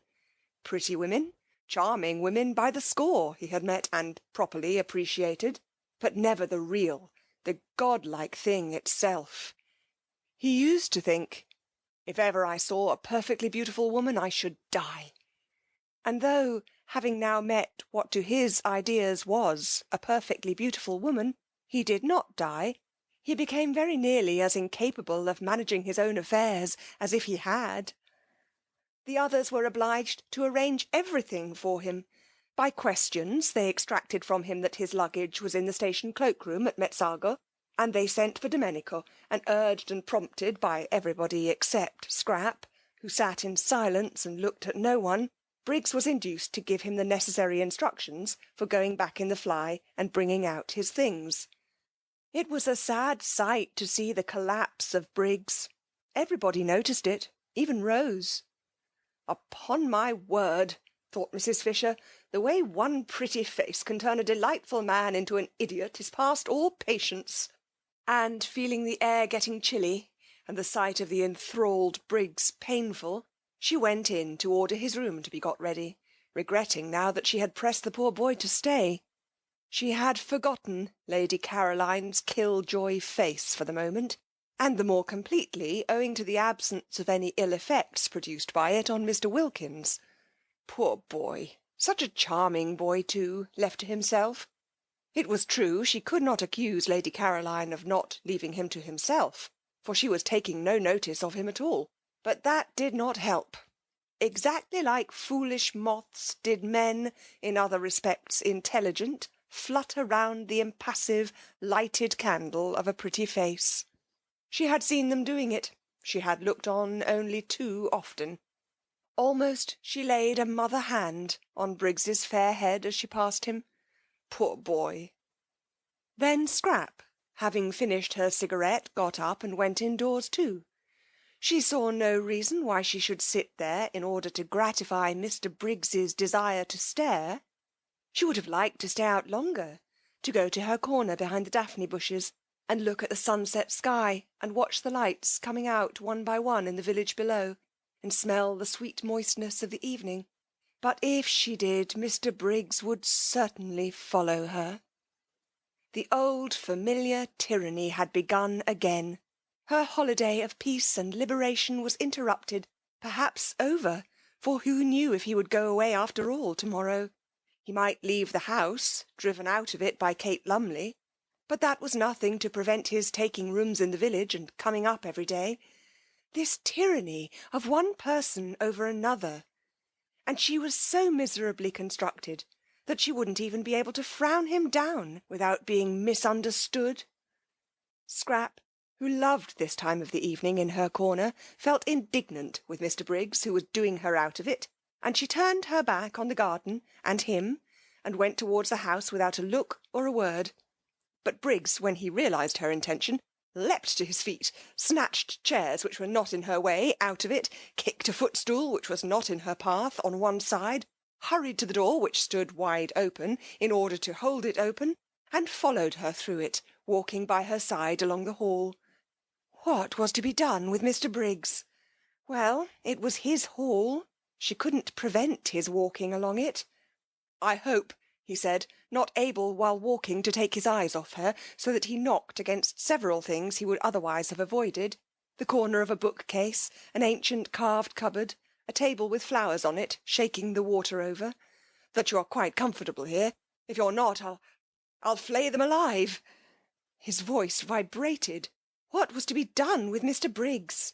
She could, of course, stay in her room the whole time, say she was ill, not appear at dinner, but again, the tyranny of this. I'm very comfortable indeed, said Scrap. If I had dreamed you were coming, he began. It's a wonderful old place, said Scrap, doing her utmost to sound detached and forbidding, but with little hope of success. The kitchen was on this floor, and passing its door, which was open a crack, they were observed by the servants, whose thoughts, communicated to each other by looks, may be roughly reproduced by such rude symbols as aha and oh, symbols which represented and included their appreciation of the inevitable, their foreknowledge of the inevitable, and their complete understanding and approval. Are you going upstairs? Asked Briggs as she paused at the foot of them. Yes. Which room do you sit in? The drawing room or the small yellow room? In my own room. So then he couldn't go up with her. So then all he could do was to wait until she came out again. He longed to ask her which was her own room. It thrilled him to hear her call any room in his house her own room, that he might picture her in it. He longed to know if by any happy chance it was his room, for ever after to be filled with her wonder. But he didn't dare. He would find that out later from someone else. Francesca. Anybody. Then I shan't see you again till dinner. Dinner is at 8, was Scrap's evasive answer as she went upstairs. He watched her go. She passed the Madonna, the portrait of Rosa Arbuthnot, and the dark-eyed figure he had thought so sweet, seemed to turn pale, to shrivel into insignificance as she passed. She turned the bend of the stairs, and the setting sun, shining through the west window a moment on her face, turned her to glory. She disappeared, and the sun went out too, and the stairs were dark and empty. He listened till her footsteps were silent, trying to tell from the sound of the shutting door which room she had gone into, then wandered aimlessly away through the hall again, and found himself back in the top garden. Scrap, from her window, saw him there. She saw Lottie and Rose sitting on the end parapet, where she would have liked to have been, and she saw Mr. Wilkins buttonholing Briggs and evidently telling him the story of the oleander tree in the middle of the garden. Briggs was listening with a patience she thought rather nice, seeing that it was his oleander and his own father's story. She knew Mr. Wilkins was telling him the story by his gestures. Domenico had told it her soon after her arrival, and he had also told Mrs. Fisher, who had told Mr. Wilkins. Mrs. Fisher thought highly of this story and often spoke of it. It was about a cherrywood walking stick. Briggs's father had thrust this stick into the ground at that spot, and said to Domenico's father, who was then the gardener, "Here we will have an oleander." And Briggs's father left the stick in the ground, as a reminder to Domenico's father, and presently, how long afterwards nobody remembered, the stick began to sprout, and it was an oleander. There stood poor Mr. Briggs, being told all about it, and listening to the story he must have known from infancy, with patience. Probably he was thinking of something else. She was afraid he was. How unfortunate, how extremely unfortunate, the determination that seized people to get hold of and engulf other people. If only they could be induced to stand more on their own feet. Why couldn't Mr. Briggs be more like Lottie, who never wanted anything of anybody, but was complete in herself and respected other people's completeness? One loved being with Lottie. With her one was free, and yet befriended. Mr. Briggs looked so really nice too. She thought she might like him, if only he wouldn't so excessively like her. Scrap felt melancholy. Here she was, shut up in her bedroom, which was stuffy from the afternoon sun that had been pouring into it, instead of out in the cool garden, and all because of Mr. Briggs. Intolerable tyranny, she thought, flaring up. She wouldn't endure it. She would go out all the same. She would run downstairs while Mr. Wilkins, really that man was a treasure, held Mr. Briggs down, telling him about the oleander, and get out of the house by the front door, and take cover in the shadows of the zigzag path. Nobody could see her there. Nobody would think of looking for her there.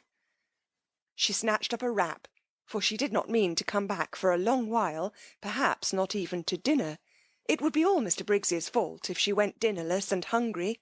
And with another glance out of the window to see if she were still safe, she stole out and got away to the sheltering trees of the zigzag path, and there sat down on one of the seats placed at each bend, to assist the upward journey of those who were breathless.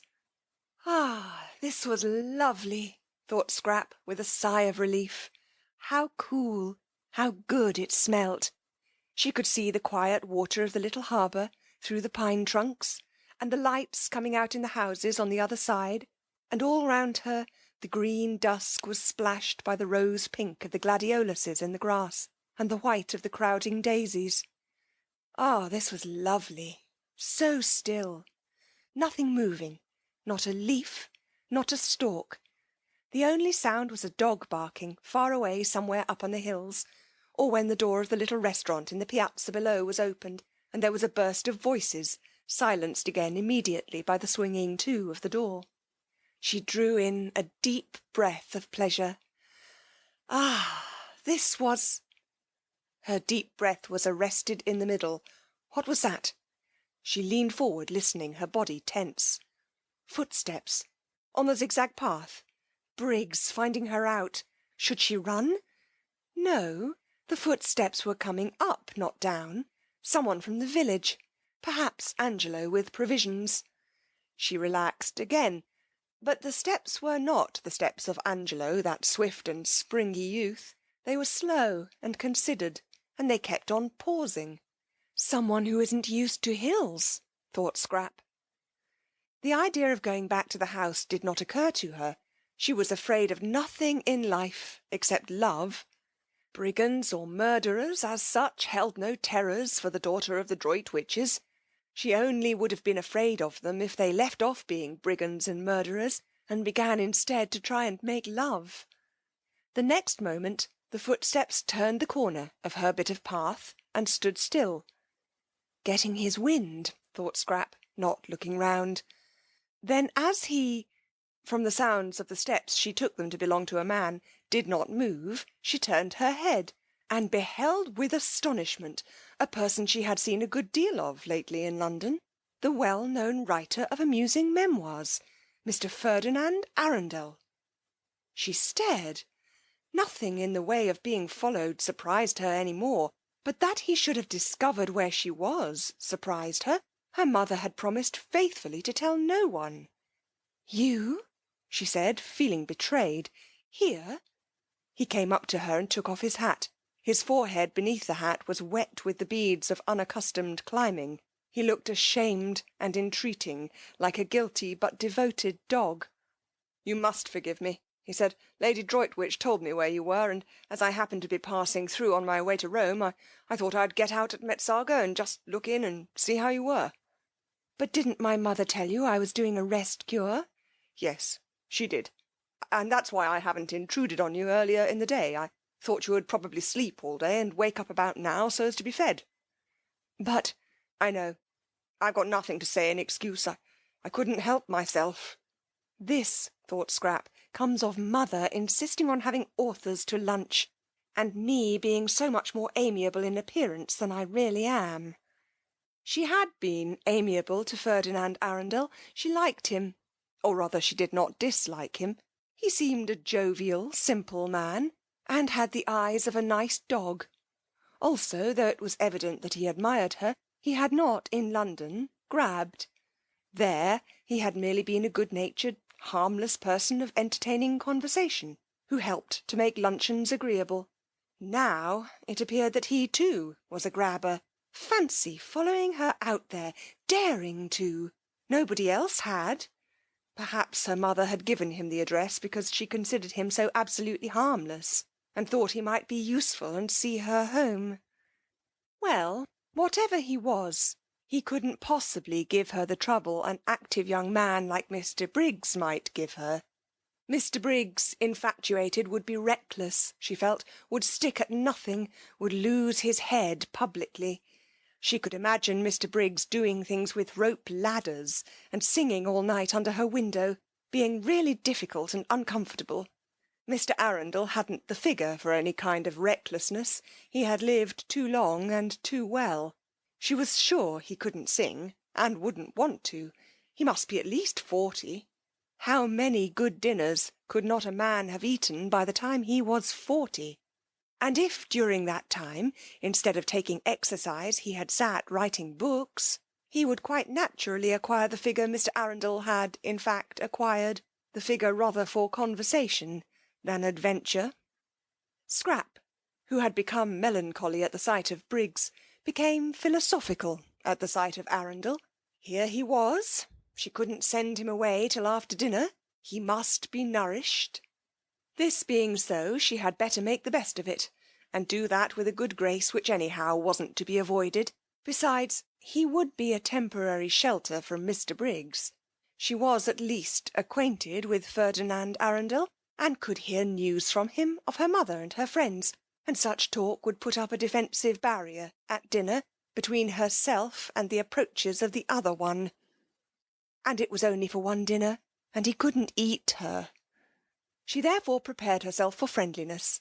I'm to be fed, she said, ignoring his last remark, at 8, and you must come up and be fed too.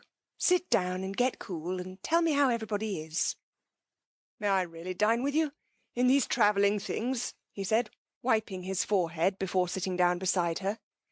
She was too lovely to be true, he thought. Just to look at her for an hour, just to hear her voice, was enough reward for his journey and his fears. Of course. I suppose you've left your fly in the village, and will be going on from Metsago by the night train. or stay in Mezzago in an hotel and go on tomorrow. But tell me," he said, gazing at the adorable profile, "about yourself. London has been extraordinarily dull and empty. Lady Droitwich said you were with people here she didn't know. I hope they've been kind to you. You look well, as if your cure had done everything a cure should." "They've been very kind," said Scrap. "I got them out of an advertisement." "An advertisement?" "It's a good way, I find, to get friends. I'm fonder of one of these than I have been of anybody in years." "Really? Who is it?" "You shall guess which one of them it is when you see them. Tell me about Mother. When did you see her last? We arranged not to write to each other unless there was something special. I wanted to have a month that was perfectly blank." "And now I've come and interrupted. I can't tell you how ashamed I am, both of having done it and of not being able to help it." "Oh, but," said Scrap quickly, for he could not have come on a better day, when up there, waiting and watching for her, was, she knew, the enamoured Briggs, "I'm really very glad indeed to see you. Tell me about Mother." End of chapter 19.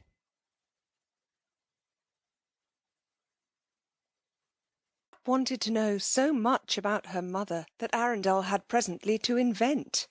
He would talk about anything she wished, if only he might be with her for a while, and see her and hear her, but he knew very little of the Droitwiches and their friends, really. Beyond meeting them at those bigger functions where literature is also represented, and amusing them at luncheons and dinners, he knew very little of them, really. To them he had always remained Mr. Arundel, no one called him Ferdinand, and he only knew the gossip also available to the evening papers and the frequenters of clubs. But he was, however, good at inventing, and as soon as he had come to an end of first-hand knowledge, in order to answer her inquiries and keep her there to himself, he proceeded to invent. It was quite easy to fasten some of the entertaining things he was constantly thinking on to other people, and pretend they were theirs. Scrap, who had that affection for her parents which warms with absence, was athirst for news, and became more and more interested by the news he gradually imparted. At first it was ordinary news. He had met her mother here, and seen her there. She looked very well, and said so and so. But presently the things Lady Droitwich had said took on an unusual quality.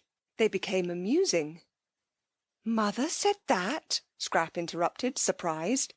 And presently Lady Droitwich began to do amusing things as well as say them.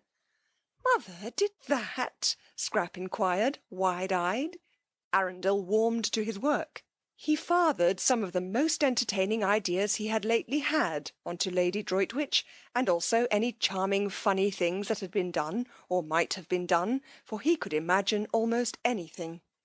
Scrap's eyes grew round with wonder and affectionate pride in her mother. Why, but how funny! Fancy Mother! What an old darling! Did she really do that? How perfectly adorable of her! And did she really say... But how wonderful of her to think of it! What sort of a face did Lloyd George make?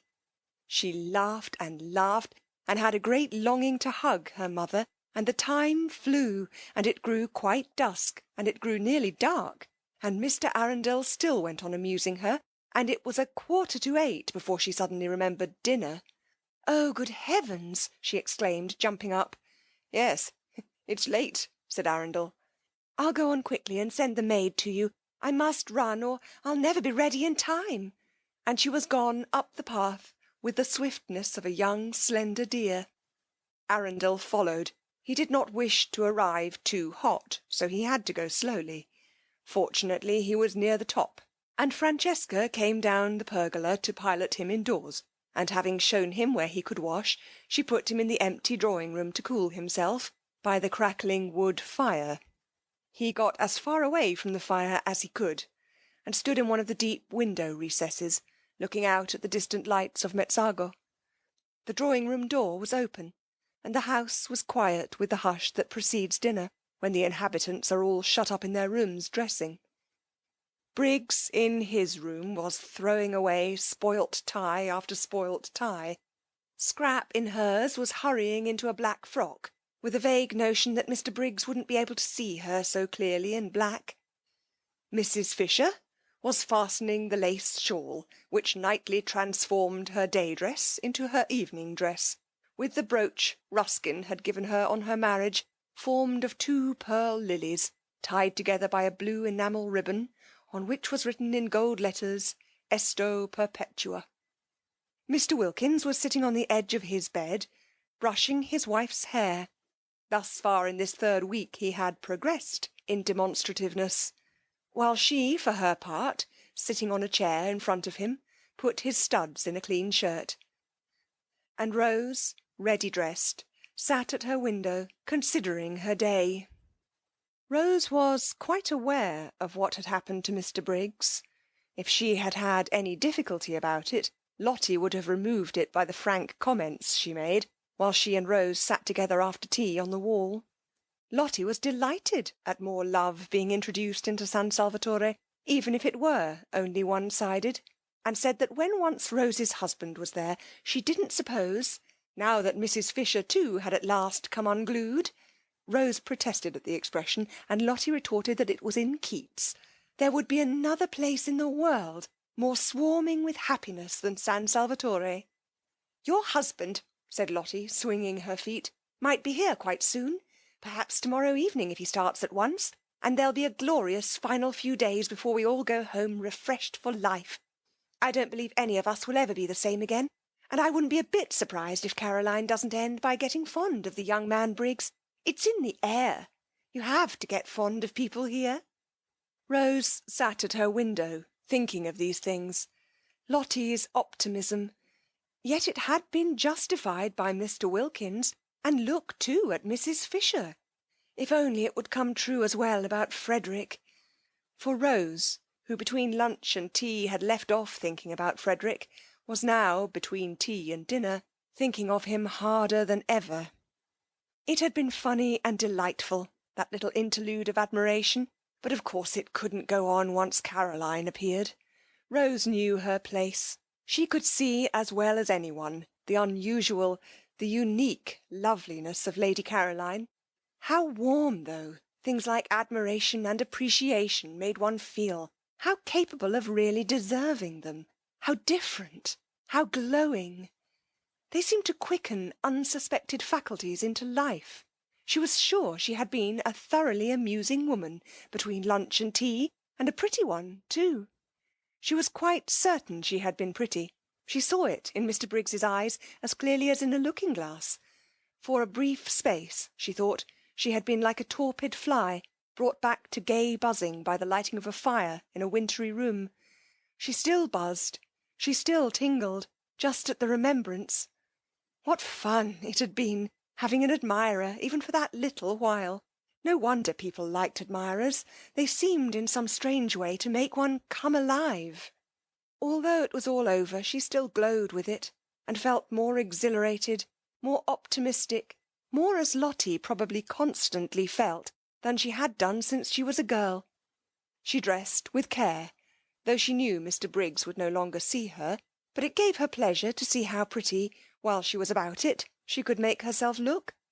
And very nearly she stuck a crimson camellia in her hair down by her ear. She did hold it there for a minute, and it looked almost sinfully attractive, and was exactly the colour of her mouth. But she took it out again with a smile and a sigh, and put it in the proper place for flowers, which is water. She mustn't be silly, she thought. Think of the poor. Soon she would be back with them again, and what would a camellia behind her ears seem like then? Simply fantastic. But on one thing she was determined. The first thing she would do when she got home would be to have it out with Frederick. If he didn't come to San Salvatore, this is what she would do, the very first thing. Long ago she ought to have done this, but always she had been handicapped when she tried to, by being so dreadfully fond of him, and so much afraid that fresh wounds were going to be given her wretched soft heart. But now let him wound her as much as he chose, as much as he possibly could, she would still have it out with him. Not that he ever intentionally wounded her. She knew he never meant to. She knew he often had no idea of having done it. For a person who wrote books, thought Rose, Frederick didn't seem to have much imagination. Anyhow, she said to herself, getting up from her dressing-table. Things couldn't go on like this. She would have it out with him. This separate life, this freezing loneliness, she had had enough of it. Why shouldn't she too be happy? Why on earth, the energetic expression matched her mood of rebelliousness, shouldn't she too be loved and allowed to love? She looked at her little clock.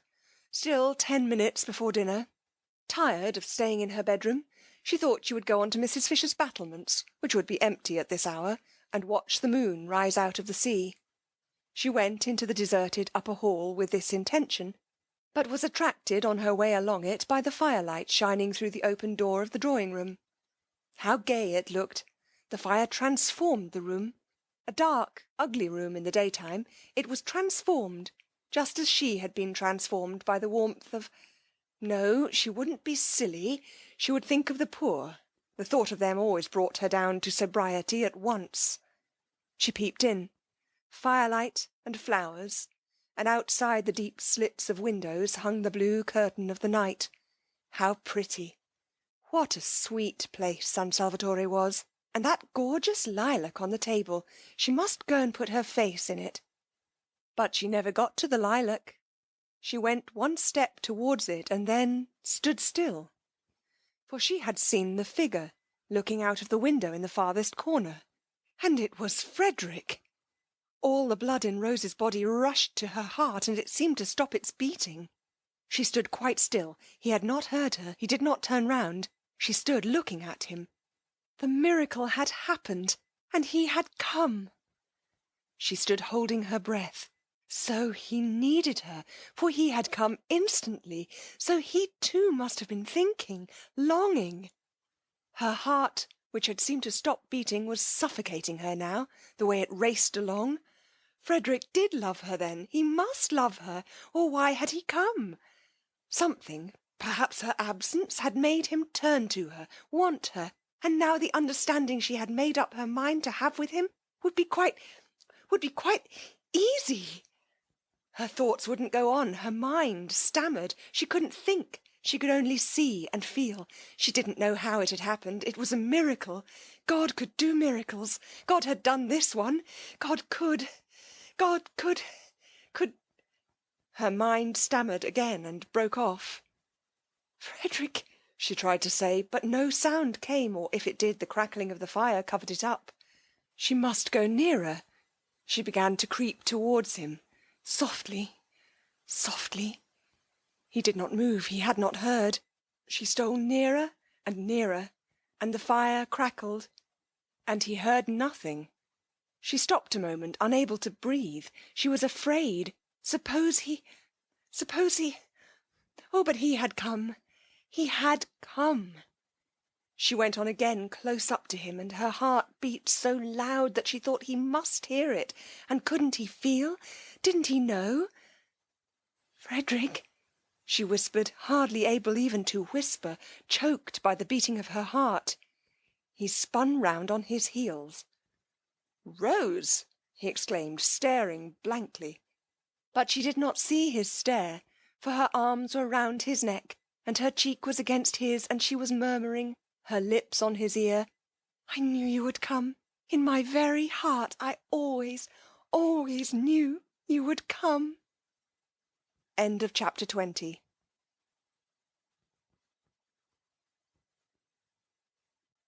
Now, Frederick was not the man to hurt anything if he could help it. Besides, he was completely bewildered. Not only was his wife here, of all places in the world, but she was clinging to him as she had not clung for years, and murmuring love and welcoming him. If she welcomed him, she must have been expecting him. Strange as this was, it was the only thing in the situation which was evident. That, and the softness of her cheek against his, and the long-forgotten sweet smell of her. Frederick was bewildered, but not being the man to hurt anything if he could help it, he too put his arms round her, and having put them round her, he also kissed her, and presently he was kissing her almost as tenderly as she was kissing him, and presently he was kissing her quite as tenderly, And again presently he was kissing her more tenderly, and just as if he had never left off. He was bewildered, but he could still kiss. It seemed curiously natural to be doing it. It made him feel as if he were 30 again instead of 40, and Rose were his Rose of 20, before she began to weigh what he did with her idea of right, and the balance went against him, and she had turned strange and stony, and more shocked, and oh, so lamentable. He couldn't get at her in those days at all. She couldn't understand. She kept on referring everything to what she called God's eyes. In God's eyes it couldn't be right. It wasn't right. Her miserable face, whatever her principles did for her, they didn't make her happy. Her little miserable face, twisted with an effort to be patient, had been at last more than he could bear to see, and he had kept away as much as he could. She never ought to have been the daughter of a low church rector. Narrow devil! She was quite unfitted to stand up against such an upbringing. What had happened, why she was here, why she was his Rose again, passed his comprehension, and meanwhile, and until such time as he understood, he still could kiss. In fact, he could not stop kissing, and it was he now who began to murmur, to say love things in her ear, under the hair that smelt so sweet, and tickled him just as he remembered it used to tickle him. And as he held her close to his heart, and her arms were soft round his neck, he felt stealing over him a delicious sense of... At first he didn't know what it was, this delicate, pervading warmth, and then he recognised it as security. Yes, security. No need now to be ashamed of his figure, and to make jokes about it so as to forestall other people's and show he didn't mind it. No need now to be ashamed of getting hot going up hills, or to torment himself with pictures of how he probably appeared to beautiful young women, how middle-aged, how absurd in his inability to keep away from them. Rose cared nothing for such things. With her he was safe. To her he was her lover, as he used to be, and she would never notice or mind any of the ignoble changes that getting older had made in him, and would go on making more and more. Frederick continued, therefore, with greater and greater warmth and growing delight, to kiss his wife, and the mere holding of her in his arms caused him to forget everything else. How could he, for instance, remember or think of Lady Caroline, to mention only one of the complications with which his situation bristled, when here was his sweet wife, miraculously restored to him, whispering with her cheek against his in the dearest, most romantic words, how much she loved him, how terribly she had missed him. He did for one brief instant, for even in the moments of love there were brief instants of lucid thought, recognise the immense power of the woman present, and being actually held compared to that of the woman, however beautiful, who is somewhere else. But that is as far as he got towards remembering Scrap. No farther. She was like a dream, fleeing before the morning light. "When did you start?" murmured Rose, her mouth on his ear. She couldn't let him go. Not even to talk she couldn't let him go. "Yesterday morning," murmured Frederick, holding her close. He couldn't let her go either. "Oh, the very instant then," murmured Rose. This was cryptic, but Frederick said, "Yes, the very instant," and kissed her neck. "How quickly my letter got to you," murmured Rose, whose eyes were shut in the excess of her happiness. "Didn't it?" said Frederick, who felt like shutting his eyes himself. So there had been a letter. Soon, no doubt, light would be vouchsafed him, and meanwhile this was so strangely, touchingly sweet, this holding his Rose to his heart again, after all the years, that he couldn't bother to try to guess anything. Oh, he had been happy during these years, because it was not in him to be unhappy. Besides, how many interests life had had to offer him, how many friends, how much success, how many women only too willing to help him to blot out the thought of the altered, petrified, pitiful little wife at home, who wouldn't spend his money, who was appalled by his books, who drifted away and away from him, and always, if he tried to have it out with her, asked him with patient obstinacy what he thought the things he wrote and lived by looked in the eyes of God. No one, she said once, should ever write a book God wouldn't like to read. That is the test, Frederick. And he had laughed hysterically, burst into a great shriek of laughter, and rushed out of the house, away from her solemn little face, away from her pathetic, solemn little face. But this, Rose, was his youth again, the best part of his life, the part of it that had had all the visions in it and all the hopes. How they had dreamed together, he and she, before he struck that vein of memoirs. How they had planned and laughed and loved. They had lived for a while in the very heart of poetry. After the happy days came the happy nights, the happy, happy nights, with her asleep close against his heart, with her, when he woke in the morning, still close against his heart, for they hardly moved in their deep, happy sleep. It was wonderful to have it all come back to him at the touch of her, at the feel of her face against his. Wonderful that she should be able to give him back his youth. Sweetheart, sweetheart, he murmured, overcome by remembrance, clinging to her now in his turn. Beloved husband, she breathed, the bliss of it, the sheer bliss. Briggs, coming in a few minutes before the gong went on the chance that Lady Caroline might be there, was much astonished. He had supposed Rose Arbuthnot was a widow, and he still supposed it, so that he was much astonished. Well, I'm damned, thought Briggs, quite clearly and distinctly, for the shock of what he saw in the window startled him so much that for a moment he was shaken free of his own confused absorption. Aloud he said, very red, I say, I beg your pardon, and then stood hesitating and wondering whether he oughtn't to go back to his bedroom again. If he had said nothing, they would not have noticed he was there, but when he begged their pardon, Rose turned and looked at him, as one looks who is trying to remember, and Frederick looked at him too, without at first quite seeing him.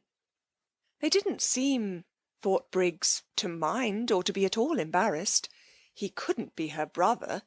No brother ever brought that look into a woman's face. It was very awkward.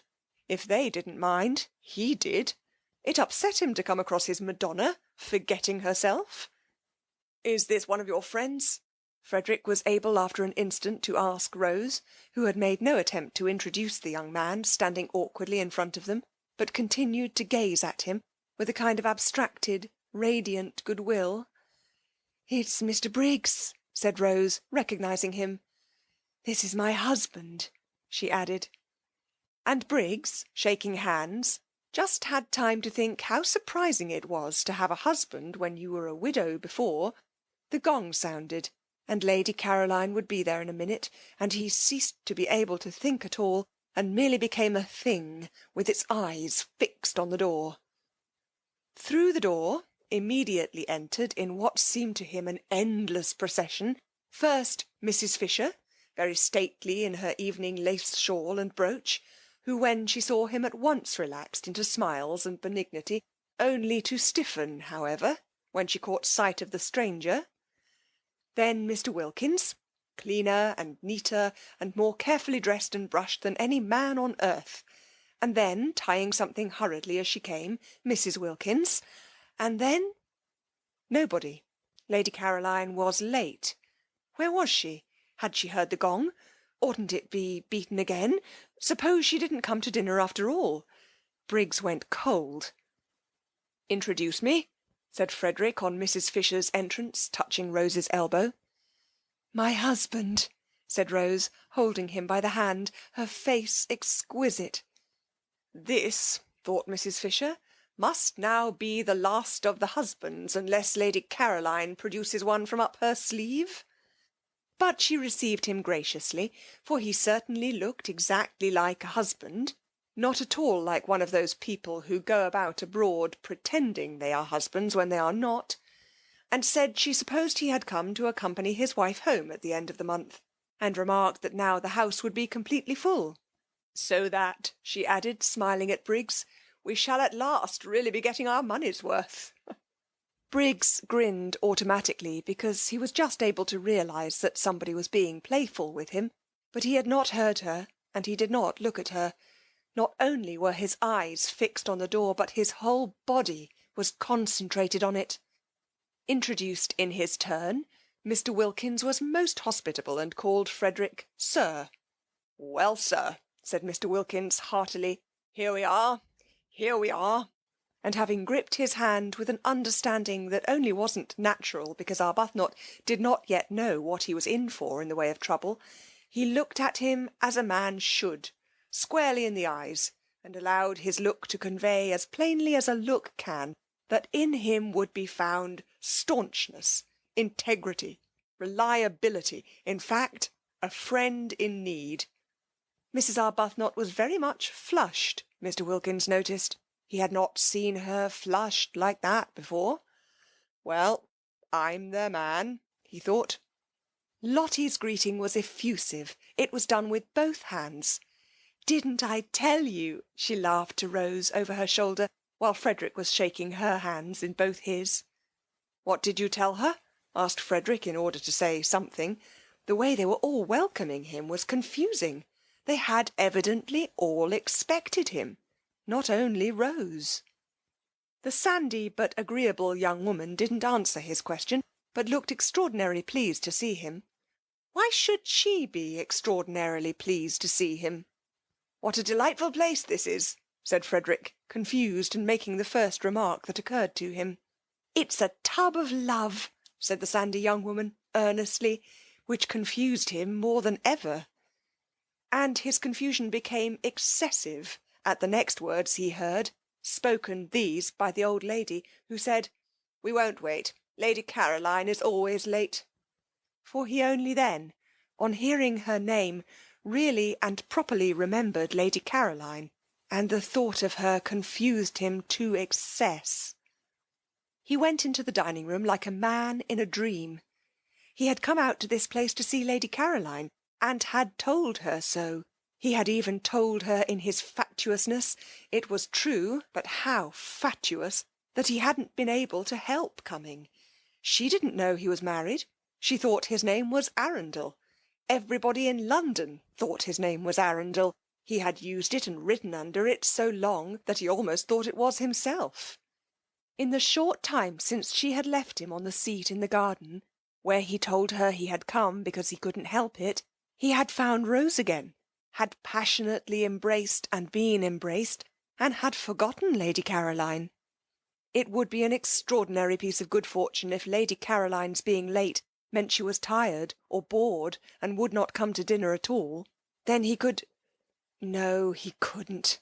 He turned a deeper red even than usual, he being a man of full habit and red anyhow, at the thought of such cowardice. No, he couldn't go away after dinner and catch his train and disappear to Rome, not unless, that is, Rose came with him. But even so, what a running away! No, he couldn't. When they got to the dining-room, Mrs. Fisher went to the head of the table. Was this Mrs. Fisher's house? He asked himself. He didn't know. He didn't know anything. And Rose, who in her earlier day of defying Mrs. Fisher had taken the other end as her place, for after all no one could say by looking at a table which was its top and which its bottom, led Frederick to the seat next to her. If only, he thought, he could have been alone with Rose, just 5 minutes more alone with Rose, so that he could have asked her. But probably he wouldn't have asked her anything, and only gone on kissing her. He looked round. The sandy young woman was telling the man they called Briggs to go and sit beside Mrs. Fisher. Was the house then the sandy young woman's, and not Mrs. Fisher's? He didn't know. He didn't know anything. And she herself sat down on Rose's other side, so that she was opposite him, Frederick, and next to the genial man, who had said, "Here we are," when it was only too evident that there they were indeed. Next to Frederick, and between him and Briggs, was an empty chair. Lady Caroline's. no more than Lady Caroline knew of the presence in Frederick's life of Rose, was Rose aware of the presence in Frederick's life of Lady Caroline. What would each think? He didn't know. He didn't know anything. Yes, he did know something, and that was that his wife had made it up with him, suddenly, miraculously, unaccountably, and divinely. Beyond that he knew nothing. The situation was one with which he felt he could not cope. It must lead him whither it would. He could only drift. In silence Frederick ate his soup, and the eyes, the large expressive eyes of the young woman opposite, were on him, he could feel, with a growing look in them of inquiry. They were, he could see, very intelligent and attractive eyes, and full, apart from the inquiry, of goodwill. Probably she thought he ought to talk, but if she knew everything she wouldn't think so. Briggs didn't talk either. Briggs seemed uneasy. What was the matter with Briggs? And Rose, too, didn't talk, but then that was natural. She never had been a talker. She had the loveliest expression on her face. How long would it be on it after Lady Caroline's entrance? He didn't know. He didn't know anything. But the genial man on Mrs. Fisher's left was talking enough for everybody. That fellow ought to have been a parson. Pulpits were the place for a voice like his. It would get him a bishopric in 6 months. He was explaining to Briggs, who shuffled about in his seat. Why did Briggs shuffle about in his seat? That he must have come out by the same train as Arbuthnot, and when Briggs, who said nothing, wriggled in apparent dissent, he undertook to prove it to him, and did prove it to him in long, clear sentences. "Who's the man with the voice?" Frederick asked Rose in a whisper, and the young woman opposite, whose ears appeared to have the quickness of hearing of wild creatures, answered, "He's my husband." "Then, by all the rules," said Frederick pleasantly, pulling himself together, "you oughtn't to be sitting next to him." "But I want to. I like sitting next to him. I didn't before I came here." Frederick could think of nothing to say to this, so he only smiled generally. "It's this place," she said, nodding at him. "It makes one understand. You've no idea what a lot you'll understand before you have done here." "I'm sure I hope so," said Frederick, with real fervour. The soup was taken away, and the fish was brought. Briggs, on the other side of the empty chair, seemed more uneasy than ever. What was the matter with Briggs? Didn't he like fish? Frederick wondered what Briggs would do in the way of fidgets if he were in his own situation. Frederick kept on wiping his moustache, and was not able to look up from his plate, but that was as much as he showed of what he was feeling. Though he didn't look up, he felt the eyes of the young woman opposite raking him like searchlights, and Rose's eyes were on him too, he knew, but they rested on him unquestioningly, beautifully, like a benediction. How long would they go on doing that once Lady Caroline was there? He didn't know. He didn't know anything. He wiped his moustache for the 20th unnecessary time, and could not quite keep his hand steady, and the young woman opposite saw his hand not being quite steady, and her eyes raked him persistently. Why did her eyes rake him persistently? He didn't know. He didn't know anything. Then Briggs leapt to his feet. What was the matter with Briggs? Oh, yes, quite. She had come. Frederick wiped his moustache and got up too. He was in for it now. Absurd, fantastic situation. Well, whatever happened, he could only drift and look like an ass to Lady Caroline, the most absolute as well as deceitful ass, an ass who was also a reptile, for she might well think he had been mocking her out in the garden when he said, no doubt in a shaking voice, fool and ass, that he had come because he couldn't help it. Well, as for what he would look like to his Rose, when Lady Caroline introduced him to her, when Lady Caroline introduced him as her friend, whom she had invited in to dinner, well, God alone knew that.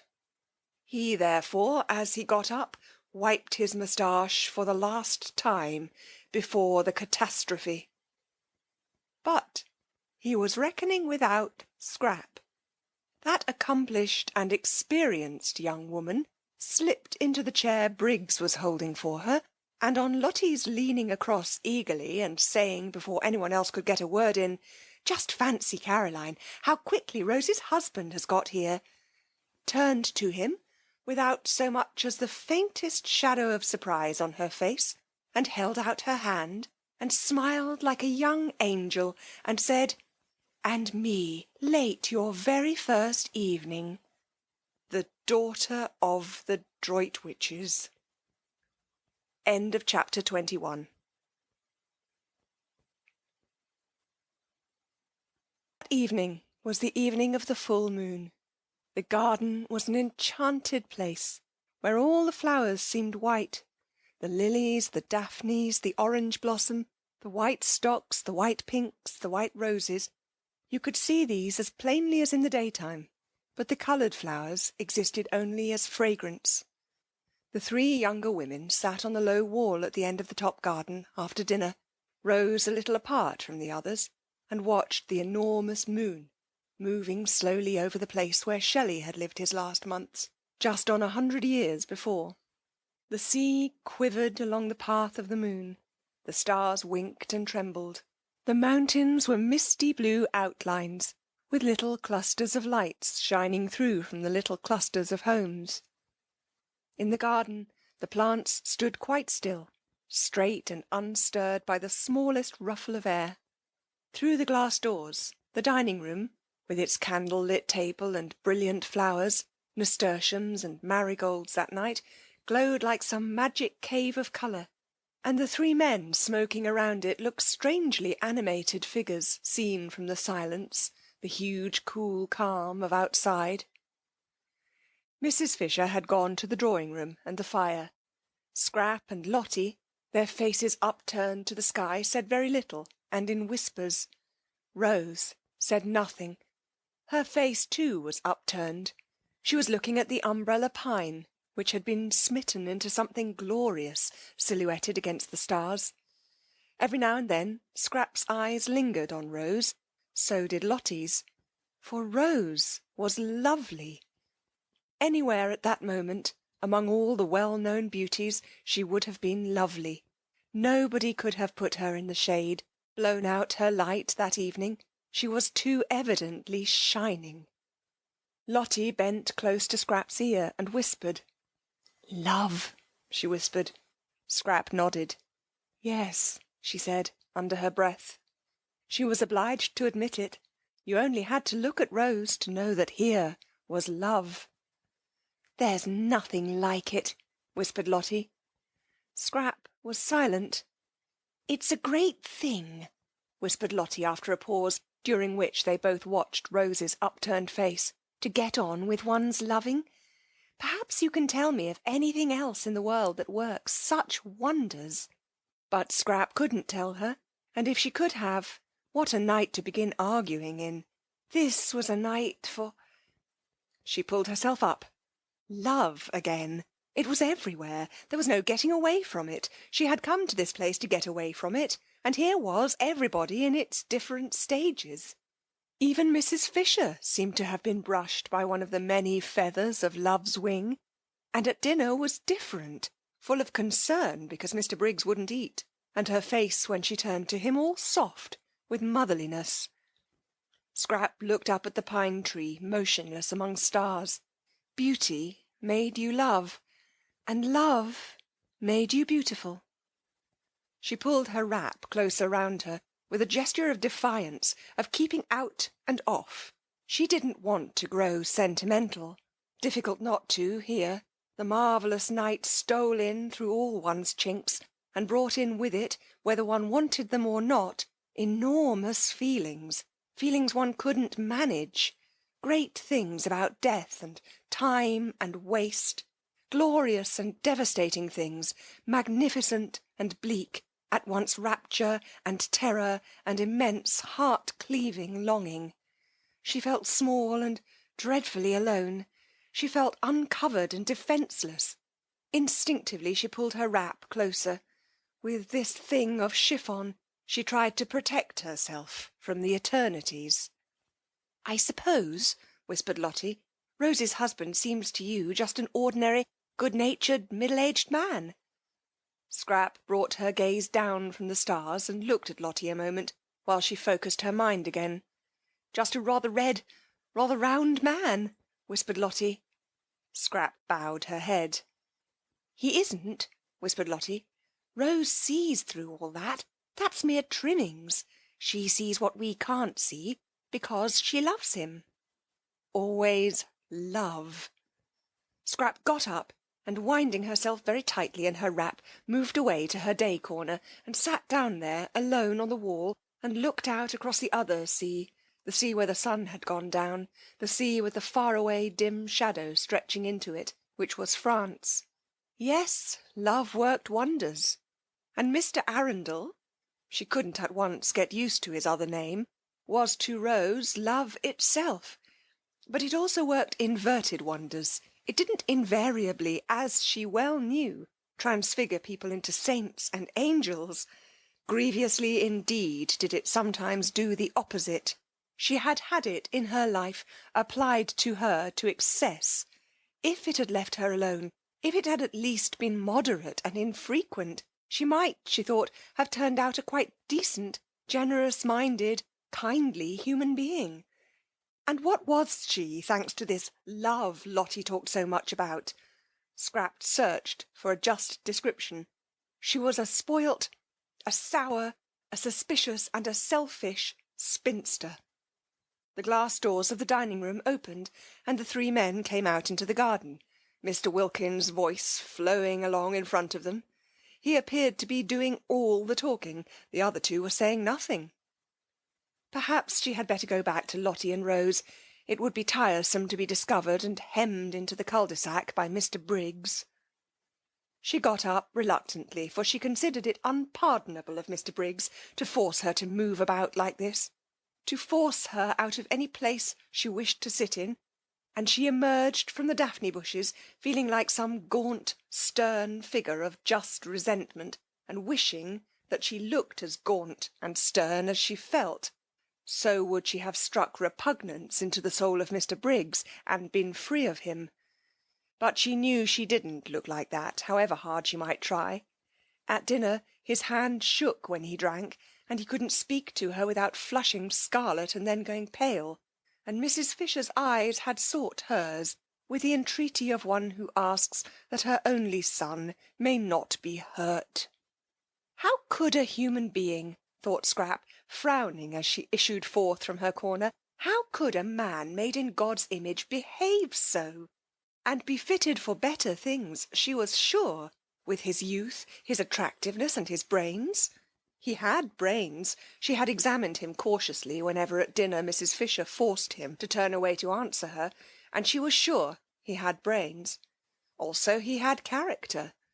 There was something noble about his head, about the shape of his forehead, noble and kind, all the more deplorable that he should allow himself to be infatuated by a mere outside and waste any of his strength, any of his peace of mind, hanging around just a woman thing.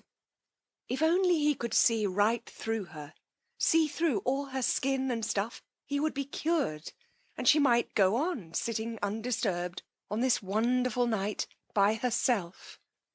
Just beyond the daphne bushes she met Frederick, hurrying. "I was determined to find you first," he said, "before I go to Rose." And he added quickly, "I want to kiss your shoes."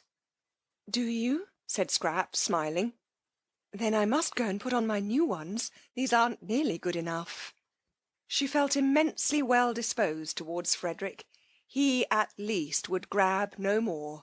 His grabbing days, so sudden and so brief, were done. Nice man, agreeable man. She now definitely liked him. Clearly he had been getting into some sort of a tangle, and she was grateful to Lottie for stopping her in time at dinner from saying something hopelessly complicating. But whatever he had been getting into, he was now out of it. His face and Rose's face had the same light in them. "I shall adore you for ever now," said Frederick.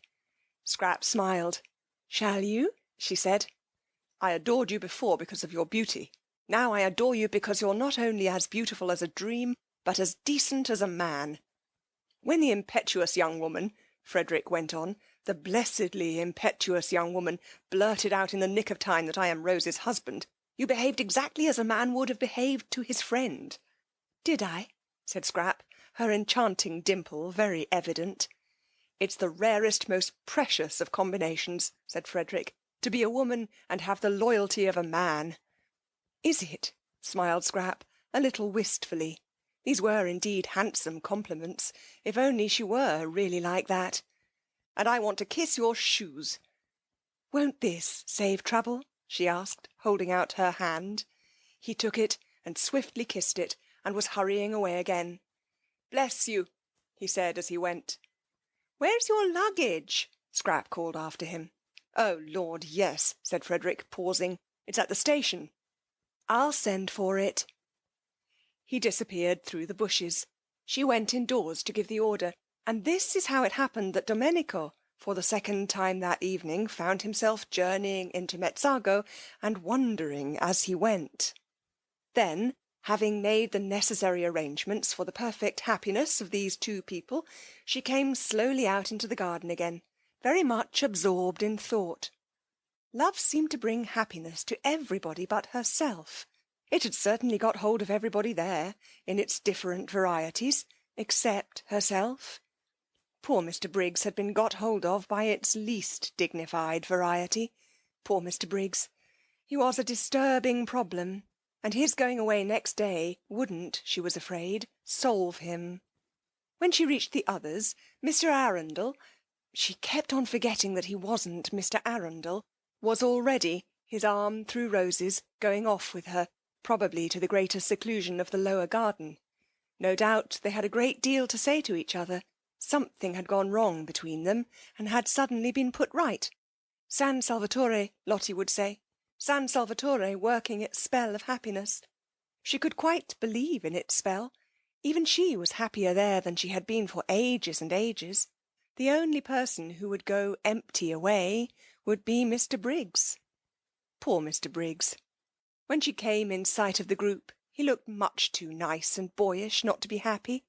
It seemed out of the picture that the owner of the place, the person to whom they owed all this, should be the only one to go away from it unblessed. Compunction seized Scrap. What very pleasant days she had spent in his house, lying in his garden, enjoying his flowers, loving his views, using his things, being comfortable, being rested, recovering, in fact. She had had the most leisured, peaceful and thoughtful time of her life, and all really thanks to him. Oh, she knew she paid him some ridiculous small sum a week, out of all proportion to the benefits she got in exchange, but what was that in the balance? And wasn't it entirely thanks to him that she had come across Lottie? Never else would she and Lottie have met. Never else would she have known her. Compunction laid its quick, warm hand on Scrap. Impulsive gratitude flooded her. She went straight up to Briggs. I owe you so very much, she said, overcome by the sudden realisation of all she did owe him, and ashamed of her churlishness in the afternoon and at dinner. Of course he hadn't known she was being churlish. Of course her disagreeable inside was camouflaged, as usual, by the chance arrangement of her outside, but she knew it. She was churlish. She had been churlish to everybody for years. Any penetrating eye, thought Scrap, any really penetrating eye, would see her for what she was, a spoilt, a sour, a suspicious and a selfish spinster. I owe you so much, therefore, said Scrap earnestly, walking straight up to Briggs, humbled by these thoughts. He looked at her in wonder. You owe me, he said, but it is I who... He stammered. To see her there in his garden, nothing in it, no white flower was whiter, more exquisite. Please, said Scrap, still more earnestly, won't you clear your mind of everything except just truth? You don't owe me anything. How should you? I don't owe you anything, echoed Briggs. Why, I owe you my first sight of... Oh, for goodness sake, For goodness sake, said Scrap entreatingly, do please be ordinary. Don't be humble. Why should you be humble? It's ridiculous of you to be humble. You're worth 50 of me. Unwise, thought Mr. Wilkins, who was standing there too, while Lottie sat on the wall. He was surprised. He was concerned. He was shocked that Lady Caroline should thus encourage Briggs. Unwise. Very, thought Mr. Wilkins, shaking his head. Briggs's condition was so bad already that the only course to take with him was to repel him utterly, Mr. Wilkins considered. No half measures were the least use with Briggs, and kindliness and familiar talk would only be misunderstood by the unhappy youth. The daughter of the Droitwiches could not really, it was impossible to suppose it, desire to encourage him. Briggs was all very well, but Briggs was Briggs. His name alone proved that. Probably Lady Caroline did not quite appreciate the effect of her voice and face, and how between them they made otherwise ordinary words seem, well, encouraging. But these words were not quite ordinary. She had not, he feared, sufficiently pondered them. Indeed, and indeed she needed an adviser, some sagacious, objective counsellor, like himself. There she was, standing before Briggs, almost holding out her hand to him. Briggs, of course, ought to be thanked, for they were having a most delightful holiday in his house, but not thanked to excess, and not by Lady Caroline alone. That very evening he had been considering the presentation to him next day of a round robin of collective gratitude on his departure. But he should not be thanked like this, in the moonlight, in the garden, by the lady he was so manifestly infatuated with. Mr. Wilkins, therefore, desiring to assist Lady Caroline out of this situation by swiftly applied tact, said with much heartiness, "It is most proper, Briggs, that you should be thanked. You will please allow me to add my expressions of indebtedness, and those of my wife, to Lady Caroline's. We ought to have proposed a vote of thanks to you at dinner. You should have been toasted. There certainly ought to have been some—" But Briggs took no notice of him whatever. He simply continued to look at Lady Caroline as though she were the first woman he had ever seen. Neither, Mr. Wilkins observed, did Lady Caroline take any notice of him. She, too, continued to look at Briggs, and with that odd air of almost appeal. Most unwise. Most. Lottie, on the other hand, took too much notice of him, choosing this moment, when Lady Caroline needed special support and protection, to get up off the wall and put her arm through his and draw him away. "I want to tell you something, Mellersh," said Lottie at this juncture, getting up. "Presently," said Mr. Wilkins, waving her aside. "No, now," said Lottie, and she drew him away. He went with extreme reluctance. Briggs should be given no rope at all, not an inch. "Well, what is it?" he asked impatiently as she led him towards the house. Lady Caroline ought not to be left like that, exposed to annoyance. "Oh, but she isn't," Lottie assured him, just as if he had said this aloud, which he certainly had not. "Caroline is perfectly all right." "Not at all right. That young Briggs is—" "Of course he is. What did you expect? Let's go indoors to the fire, and Mrs. Fisher, she's all by herself." "I cannot," said Mr. Wilkins, trying to draw back. "Leave Lady Caroline alone in the garden." "Don't be silly, Mellersh. She isn't alone. Besides, I want to tell you something." "Well, tell me then." "Indoors." With reluctance that increased at every step, Mr. Wilkins was taken farther and farther away from Lady Caroline. He believed in his wife now, and trusted her, but on this occasion he thought she was making a terrible mistake. In the drawing-room sat Mrs. Fisher by the fire, and it certainly was, to Mr. Wilkins, who preferred rooms and fires after dark to gardens and moonlight, more agreeable to be in there than out of doors, if he could have brought Lady Caroline safely in with him. As it was, he went in with extreme reluctance. Mrs. Fisher, her hands folded in her lap, was doing nothing, merely gazing fixedly into the fire. The lamp was arranged conveniently for reading, but she was not reading. Her great dead friends did not seem worth reading that night. They always said the same things now, Over and over again they said the same things, and nothing new was to be got out of them any more, for ever. No doubt they were greater than anyone was now, but they had this immense disadvantage, that they were dead. Nothing further was to be expected of them, while of the living, what might one not still expect? She craved for the living, the developing. The crystallized and finished wearied her. She was thinking that if only she had had a son like Mr. Briggs, a dear boy like that, going on, unfolding, alive, affectionate, taking care of her and loving her. The look on her face gave Mrs. Wilkins's heart a little twist when she saw it.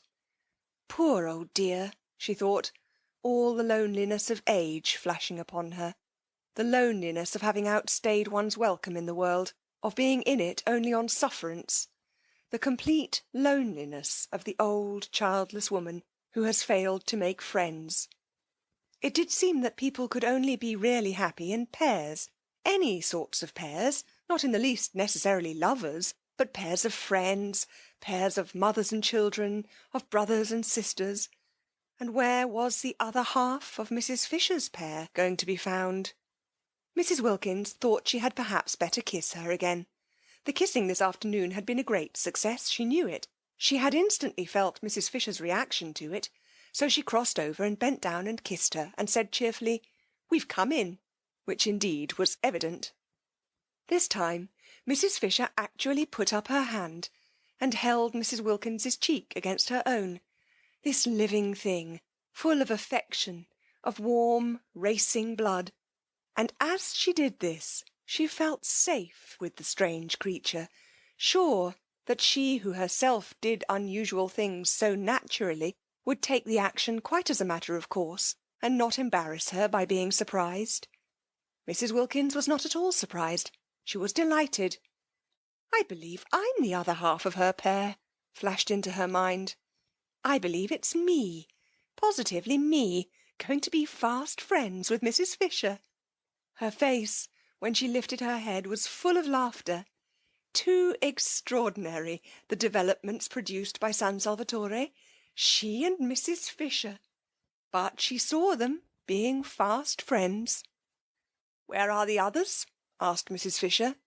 "Thank you, dear," she added, as Mrs. Wilkins put a footstool under her feet. A footstool obviously needed, Mrs. Fisher's legs being short. "I see myself throughout the years," thought Mrs. Wilkins, her eyes dancing, "bringing footstools to Mrs. Fisher. The roses," she said, straightening herself, "have gone into the lower garden, I think, love-making." "The roses?" "The Fredericks, then, if you like. They're completely merged and indistinguishable." "Why not say the Arbuthnot's, my dear?" said Mr. Wilkins. "Very well, Mellersh, the Arbuthnot's. And the Carolines." Both Mr. Wilkins and Mrs. Fisher started. Mr. Wilkins, usually in such complete control of himself, started even more than Mrs. Fisher, and for the first time since his arrival felt angry with his wife. "Really," he began indignantly. "Very well, Mellersh, the Briggses, then." "The Briggses?" cried Mr. Wilkins, now very angry indeed, for the implication was to him a most outrageous insult to the entire race of Desters. Dead Desters, living Desters, and Desters still harmless because they were yet unborn. "Really!" "I'm sorry, Mellersh," said Mrs. Wilkins, pretending meekness, "if you don't like it." "Like it? You've taken leave of your senses. Why, they've never set eyes on each other before to-day." "That's true, but that's why they're able now to go ahead." "Go ahead?" Mr. Wilkins could only echo the outrageous words. "I'm sorry, Mellersh," said Mrs. Wilkins again, "if you don't like it, but—" Her grey eyes shone, and her face rippled with the light and conviction that had so much surprised Rose the first time they met. "It's useless minding," she said. "I shouldn't struggle if I were you, because—" She stopped and looked first at one alarmed, solemn face, and then at the other, and laughter as well as light flickered and danced over her. "I see them being the Briggses," finished Mrs. Wilkins. That last week The syringa came out in San Salvatore, and all the acacias flowered. No one had noticed how many acacias there were till one day the garden was full of a new scent, and there were the delicate trees, the lovely successors to the wisteria, hung all over among their trembling leaves with blossom. To lie under an acacia tree that last week and look up through the branches at its frail leaves and white flowers quivering against the blue of the sky, while the least movement of the air shook down their scent, was a great happiness. Indeed, the whole garden dressed itself gradually towards the end in white pinks and white Banksay roses, and the syringa and the jessamine, and at last the crowning fragrance of the acacias. When, on the 1st of May, everybody went away, even after they had got to the bottom of the hill and passed through the iron gates out into the village, they still could smell the acacias. End of chapter 22. End of The Enchanted April by Elizabeth von Arnim.